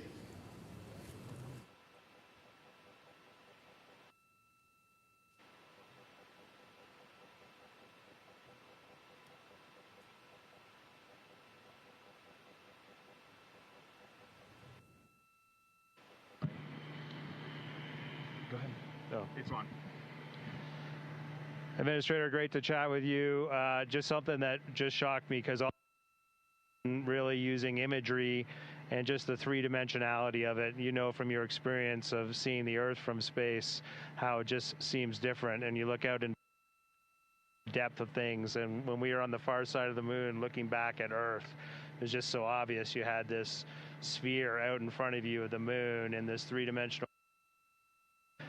You really felt like you weren't in a capsule. You'd been transported to the far side of the moon, and it really just bent your mind. It was an extraordinary human experience. I'm so grateful for it.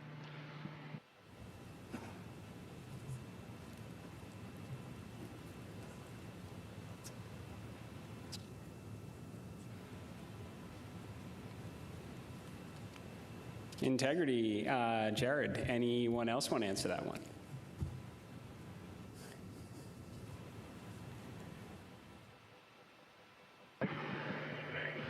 You know, we had an amazing launch. The SLS is quite a powerful rocket, and got us into a 1,200 by, eventually a 100-mile orbit, and clearly power and speed, and then we did our translunar injection, and we were going quite fast. And so with all of that speed, though, it still took us days to get here. And so the scope of all of the things to a 321-foot tall rocket was amazing. It just puts the power required to do this in perspective.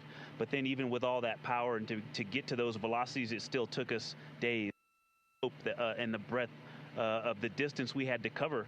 Watching the distance from Earth count up and the distance from the moon count down was one of the most surprising things I've enjoyed. Well, as I was trying to formulate an answer, at first I couldn't think of anything because there are so many things to choose from. I'll try to just narrow it down, but I'm going to go with something we did yesterday, a manual flight test objective, where we just basically got to sit at the vehicle. It was Jeremy and I this time, and just drive around using the rotational hand controller, basically just drive it with the stick, and how well it handled, how tight the control algorithms were, and watching it respond when we actually degraded it on purpose by going into 3 degrees of freedom control, by actually inhibiting some of the jets, which even though we have jet redundancy, of course, for each other in these complicated algorithms. So it was just amazing to be in a deep space spacecraft and just be flying it around by hand. The one other thing I'll say, how fast it has gone by. I'm not ready to go home. I can't believe that something this cramped of quarters can fly by and still be fun every single minute. And I'll just close out with, I think just scale, Jared, is the thing that is just blowing my mind. You flew Polaris Dawn to some amazing apogee numbers, and on the International Space Station, we're 250 nautical miles up, and that's the most beautiful view I think a human could ever experience. And we are dealing with numbers that are 250,000 miles, and every time Mission Control points this vehicle either at the moon or at Earth, and it reminds me every day that humans have to go, we've got to explore, we got to go further to expand our knowledge, expand our horizons. And every time we take another step forward, it makes the world seem a little bit smaller and a little bit more manageable. And just putting these numbers in perspective, it is impossible as a human to look at these displays and comprehend them. But here we are, and NASA is doing this, an international team is doing this, and they're doing it very well. Excellent words, Integrity. So certainly a very wild insertion orbit. I can imagine the contrast between perigee and apogee, the scale of it all, the 3D, seeing the moon come alive, and then certainly manual control. Well, every Dragon crew for the last 5 years is very jealous on that. Okay, so we're going to questions here. This one, the Artemis II crew, inspire all of us, but what inspires you?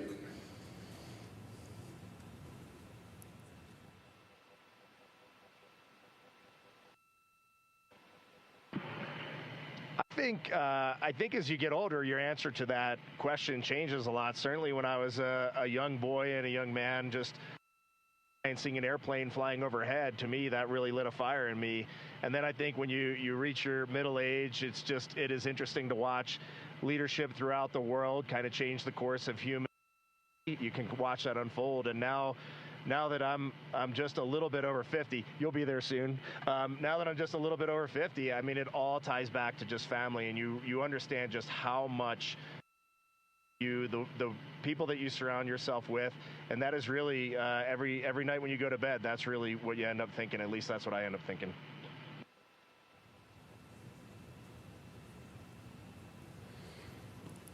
Thank you. All right, so here's a question. It's a good one. So for the Artemis III crew, what is the advice you would pass along for the next astronauts that will go in Orion?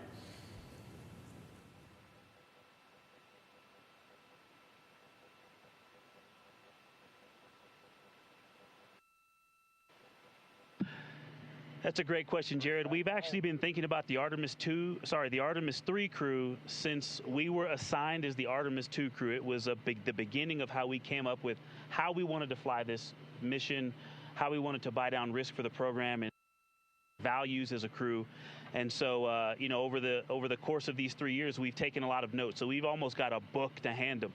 But I think a few practical things, you know, just sitting here, we've been living for the past 6 days. How you pack is a huge impact to how you will live on the journey. And so things like food and your hygiene products, and then, you know, you know what's going on with our waste management system, the technology that we have, practicing that and being familiar with that and being prepared mentally. I used it on the space station. I used it at home in training, but I'll be honest, I wasn't really prepared to have to use it for over half the mission. And but you know, we adapt and overcome, and so I can't wait to talk to that crew. I'm glad you said it, or else I was. We definitely have to fix some of the plumbing. Okay, this question is from Merriam-Webster. So wordy one here. So you are going to be, well, you've already surpassed more than 250,000 miles from Earth, farther than any human has gone before. So what are some words that come to mind when you try to wrap your mind around this very unique experience?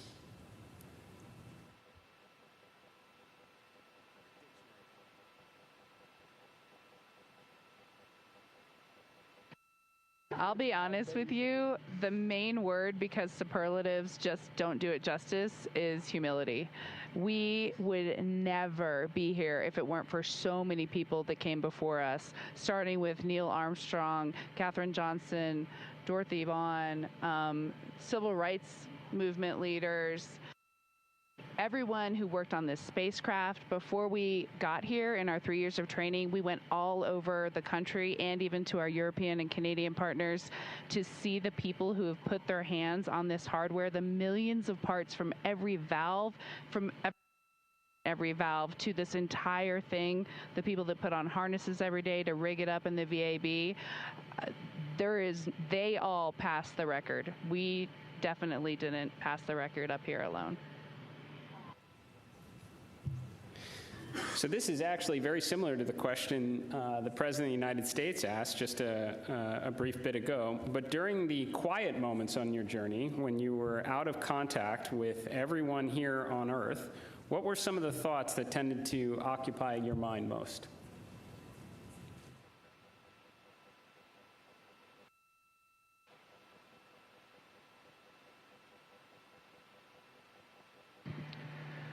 Yeah, as Victor said earlier, when we were on the far side of the moon and out of contact with planet Earth, we all knew it, and it was a milestone. We saw Earth disappear, the Earth set.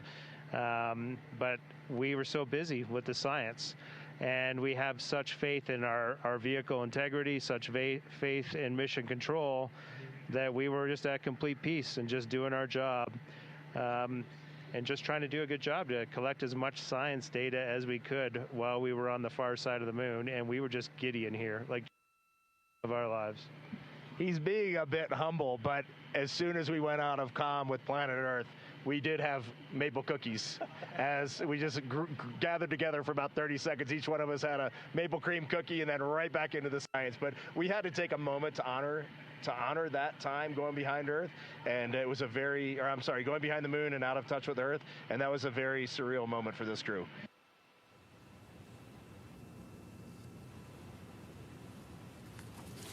Copy that. Copy good maple cookies on the far side.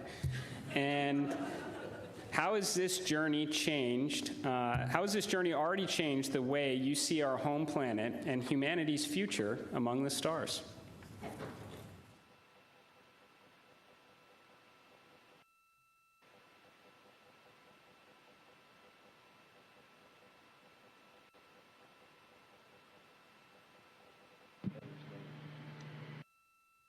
There's so many directions I think we could go with that, and I just, I think that there's, global, but I think real impact is local, and is to see the Earth as an entire thing and look at it, this system, and to see it all in once.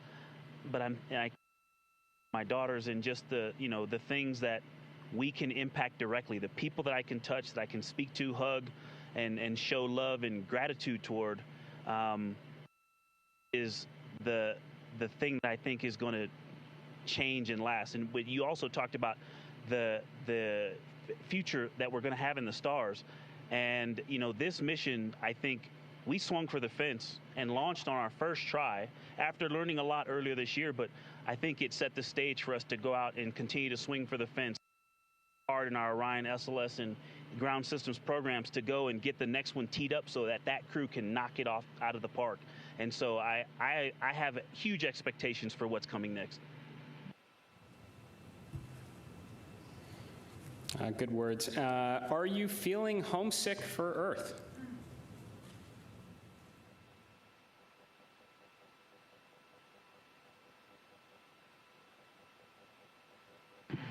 I will tell you, last of my eyes, I did start thinking about getting home. It's not homesickness at all, but the first time probably in 3 years, I let my mind get past the moon and back towards home, and I had to catch myself right there. You're an operator just like we are, and you know that is the place to be when you're up here. We got to look one step ahead. What's next? What's our next burn? How are we setting up our trajectory to get home? And we are going to do that. We are locked in, and we are definitely excited for the second half of this mission. And we are on guard. We are first crew to fly this vehicle. We are ready for any contingency in any scenario, and we are going to stay locked in every second until we are back on that Navy ship and then home reunited with our families. And copy that. Astronauts like being in space. That checks out. Okay, there's a lot of questions from the space photography community. How are the pictures going so far?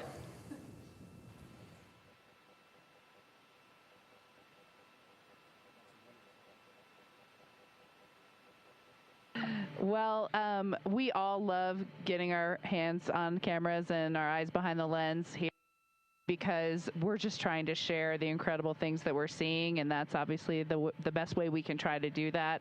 I've been into night sky photography for a long time, and so this is really a dream come true for me. I have thought specifically to that community, the time lapses I've been trying to get, those are a little tougher because we have a very dynamic vehicle. It's not like being on ISS where you can get the city lights below and the auroras and the spinning stars around the North Star. There's a lot going on. So, but what we got to matter is out of this world.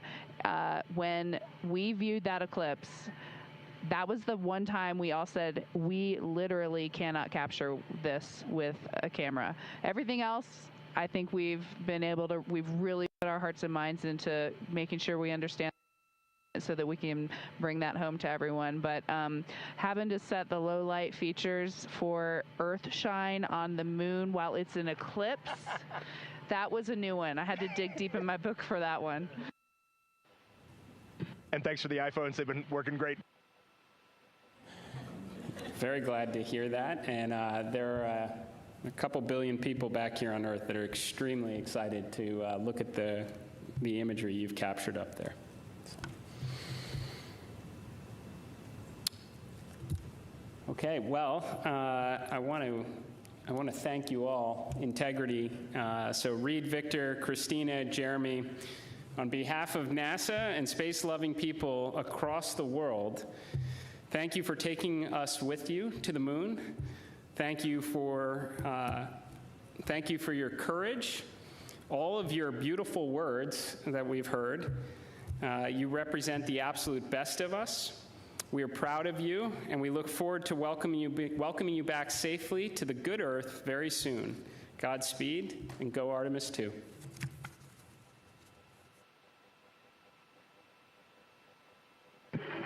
Thank you so much, Administrator. We are just proud to be a part of this team, doing our work every day, and we are supported by a huge world of humans, and we are just honored to be a part of that. Thank you. We'll see you soon. Integrity, this is Houston ACR. That concludes the event. Thank you. Thank you to all participants. Integrity, we are now resuming operational audio comm.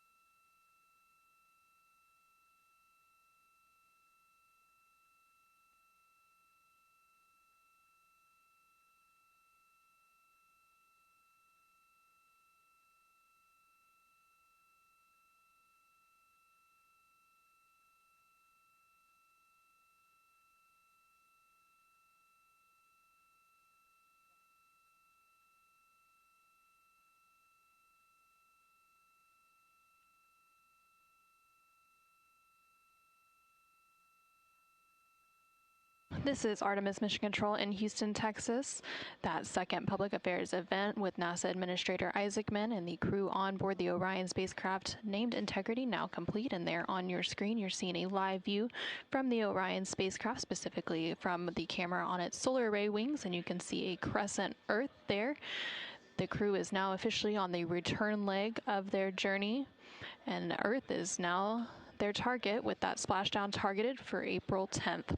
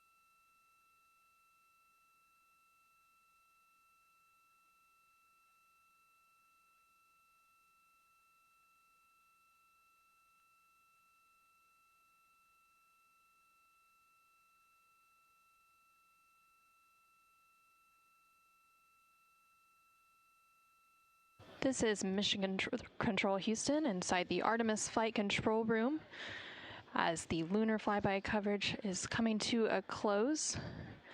You can see a final look there of the Orion spacecraft and that crescent moon in the distance.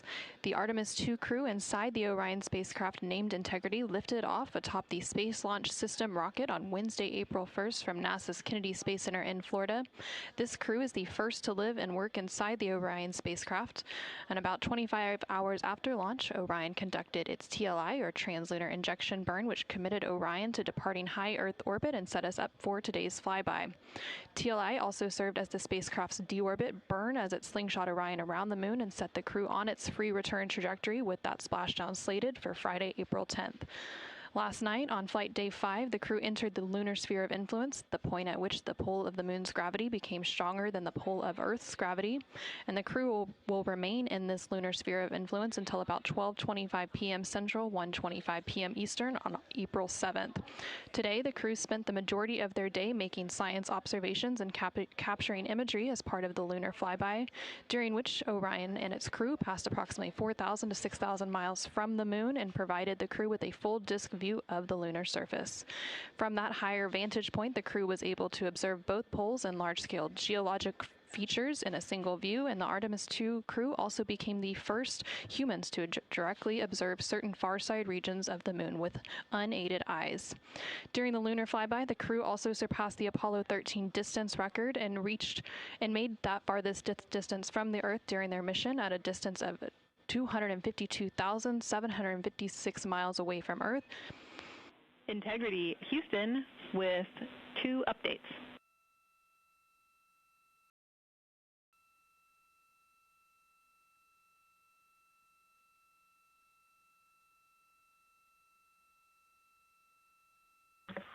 Houston, go ahead with the updates. Hey, Victor, again, awesome job on both of those events. The team down here really enjoyed following along. I've got 2 sync items for you. The first is that based on ground schedules, we'd like to pull your Flight Director Conference up before your PMC, so we'll start the Flight Director Conference at the time the PMC is currently scheduled.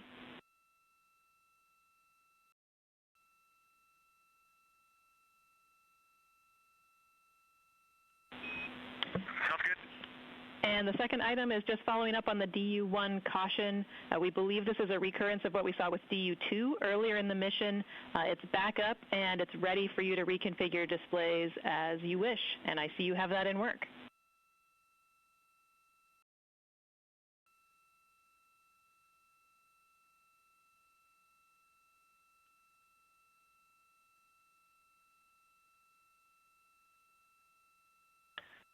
Okay, great. We would love a main and secondary dump line status, or really the main line.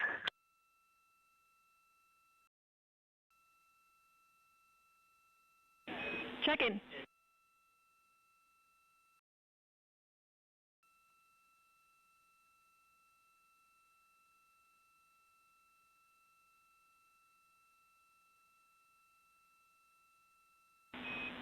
And Reed, back with you on the dump lines. The main dump is open, and it's proceeding very slowly, but the secondary is still configured and go for use.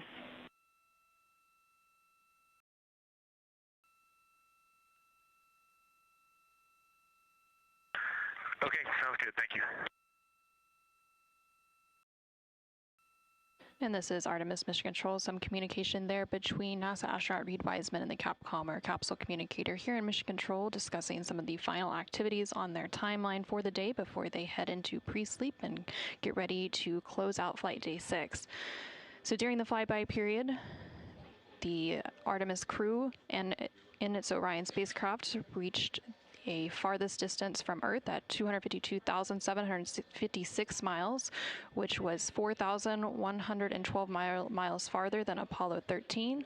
And a couple minutes prior to that farthest distance milestone, Orion also made its closest approach to the moon at a distance of 4,067 miles. And at the end of the lunar flyby period, the crew was also able to see an eclipse with the sun hidden from view behind the opposite side of the moon from the perspective of Orion. And during this time, the crew saw a mostly dark moon, and the crew also used the opportunity to analyze the solar corona, which is the sun's outermost atmosphere. And once the sun was completely out of view behind the moon, the crew observed impact flashes, which are flashes of light from meteoroids striking the surface, and some deep space targets, including planets such as the Mars, Venus, and Saturn. The crew's observations during this flyby, along with handheld photography and images from the Orion spacecraft, will form the basis for scientific investigations into the moon's geologic history, the lunar environment, and current processes such as new impacts. At this point in the Artemis II mission, the crew and the teams on the ground have begun or completed 23 of the 27 high-priority objectives for the mission, providing a tremendous insight into the operation of the Orion spacecraft and critical information as we prepare for future Artemis missions. Now that the lunar flyby observation period has concluded, along with the public affairs events that followed with President Donald Trump and NASA Administrator Jared Isaacman, we are going to wrap our broadcast coverage on NASA Plus. Thank you to everyone who tuned into our coverage on NASA Plus, as well as through our streaming partners on Peacock, Netflix, Amazon Prime, and HBO Max. While our NASA Plus coverage is concluding, our 24/7 continuous coverage will continue on NASA's YouTube page, so you can continue to follow our Artemis II crew on their return journey back to Earth. This is Mission Control Houston.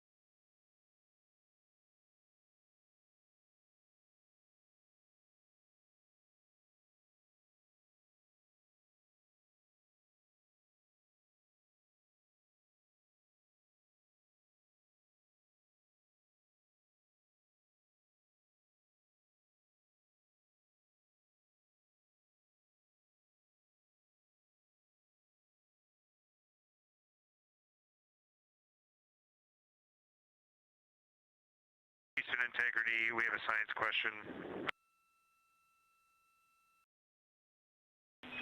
We are ready to copy.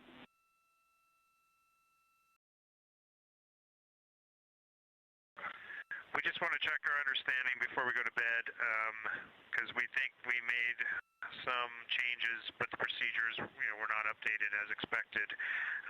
We no longer have to transfer any of the audio recordings on our PCDs or any notes we made in OneNote. That you will just go into the applicable locations and pull that stuff down from where they are originally created. That is a good recollection, Jeremy. That is correct.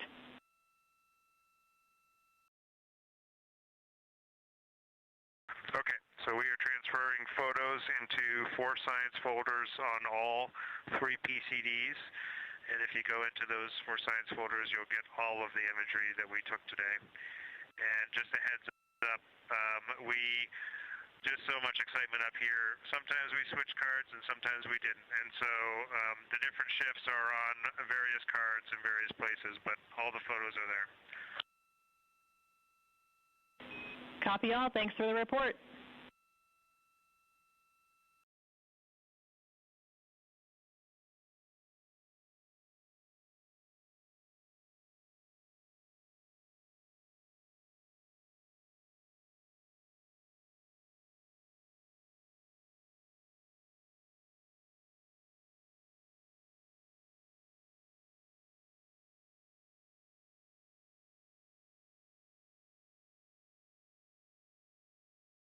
This is Artemis Mission Control in Houston, Texas. We're currently 5 days, 4 hours, and 52 minutes into the Artemis II mission. You just heard some call down from the crew on board the Orion spacecraft, and you can see a live view of the exterior of that Orion spacecraft there on your screen. They are working to downlink some of the imagery that they captured throughout the Lunar FlyBy today. And here shortly, they are also going to wrap up some of the final activities for the day, which includes a private medical conference with their medical teams here on the ground, as well as a private conference with the flight director here on the ground to go through vehicle status and any questions, comments, concerns they may have ahead of the next flight day. After those private conferences are complete, they will then enter their pre-sleep period. During this pre-sleep period, the crew has about 2.5 hours to decompress for the day. They can also complete any necessary personal activities and hygiene activities, and it's also when they have an opportunity to eat their dinner. The meals provided to the crew throughout the mission are from the Space Food Systems Laboratory here in Houston, Texas. That team works closely with every human spaceflight crew, both on the Artemis missions as well as missions to the International Space Station ahead of launch, to taste their food and go through their standard menus and what they will expect, as well as some training on how to use the food warmers, as well as how to rehydrate some of that food. Some of the food that the crew may be eating for dinner tonight includes chicken with corn and black beans, sweet and sour pork, rice pilaf, spicy green beans, citrus fruit salad, maple cream cookies, as well as shrimp cocktail, Turkish fish stew, Caribbean chicken, mashed potatoes, cauliflower with cheese and butter cookies.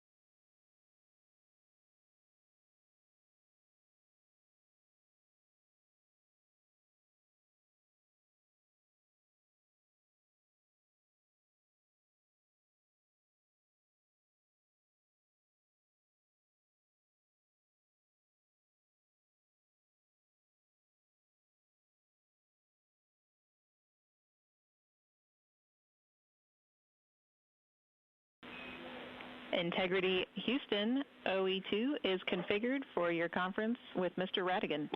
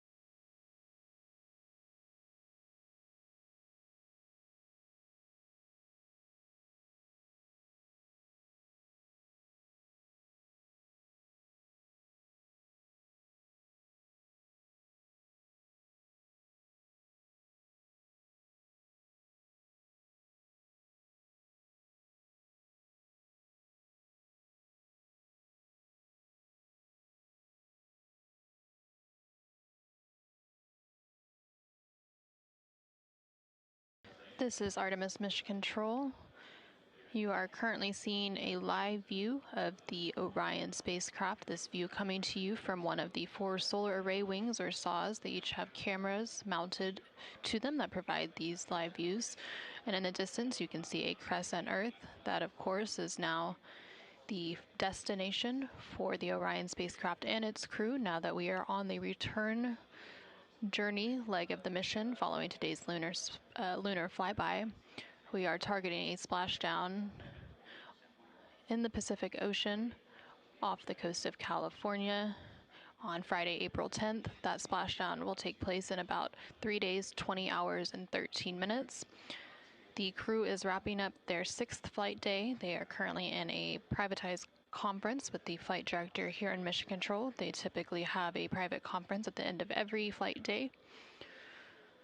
Following this, they will have a brief private conference with their medical teams here on the ground, and then they will head into their pre-sleep period, and that will wrap up their 6th flight day as part of the Artemis II mission.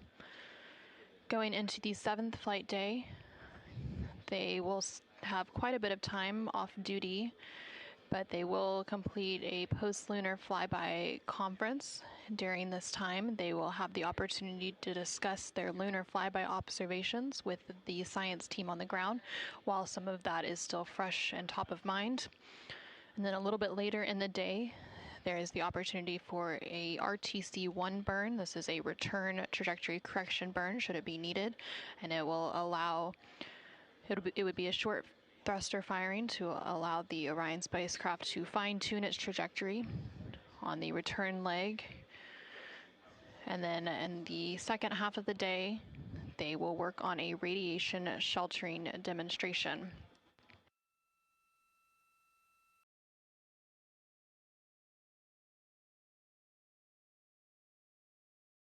During that radiation shelter demonstration, the crew will build a radiation shelter within the cabin of the Orion spacecraft and prepare lockers for radiation shelter ingress or entering into them. On missions to the moon through the Artemis program, astronauts venture beyond Earth's protective magnetic field. The Orion spacecraft serves as the main protection against the sun's intense power. And NASA has radiation dosage level thresholds that they look for inside Orion. The first threshold signals a caution, prompting closer monitoring and coordination with medical and flight operations team. And then a higher threshold triggers a recommendation for the crew to take shelter. Radiation shielding in space is all about mass.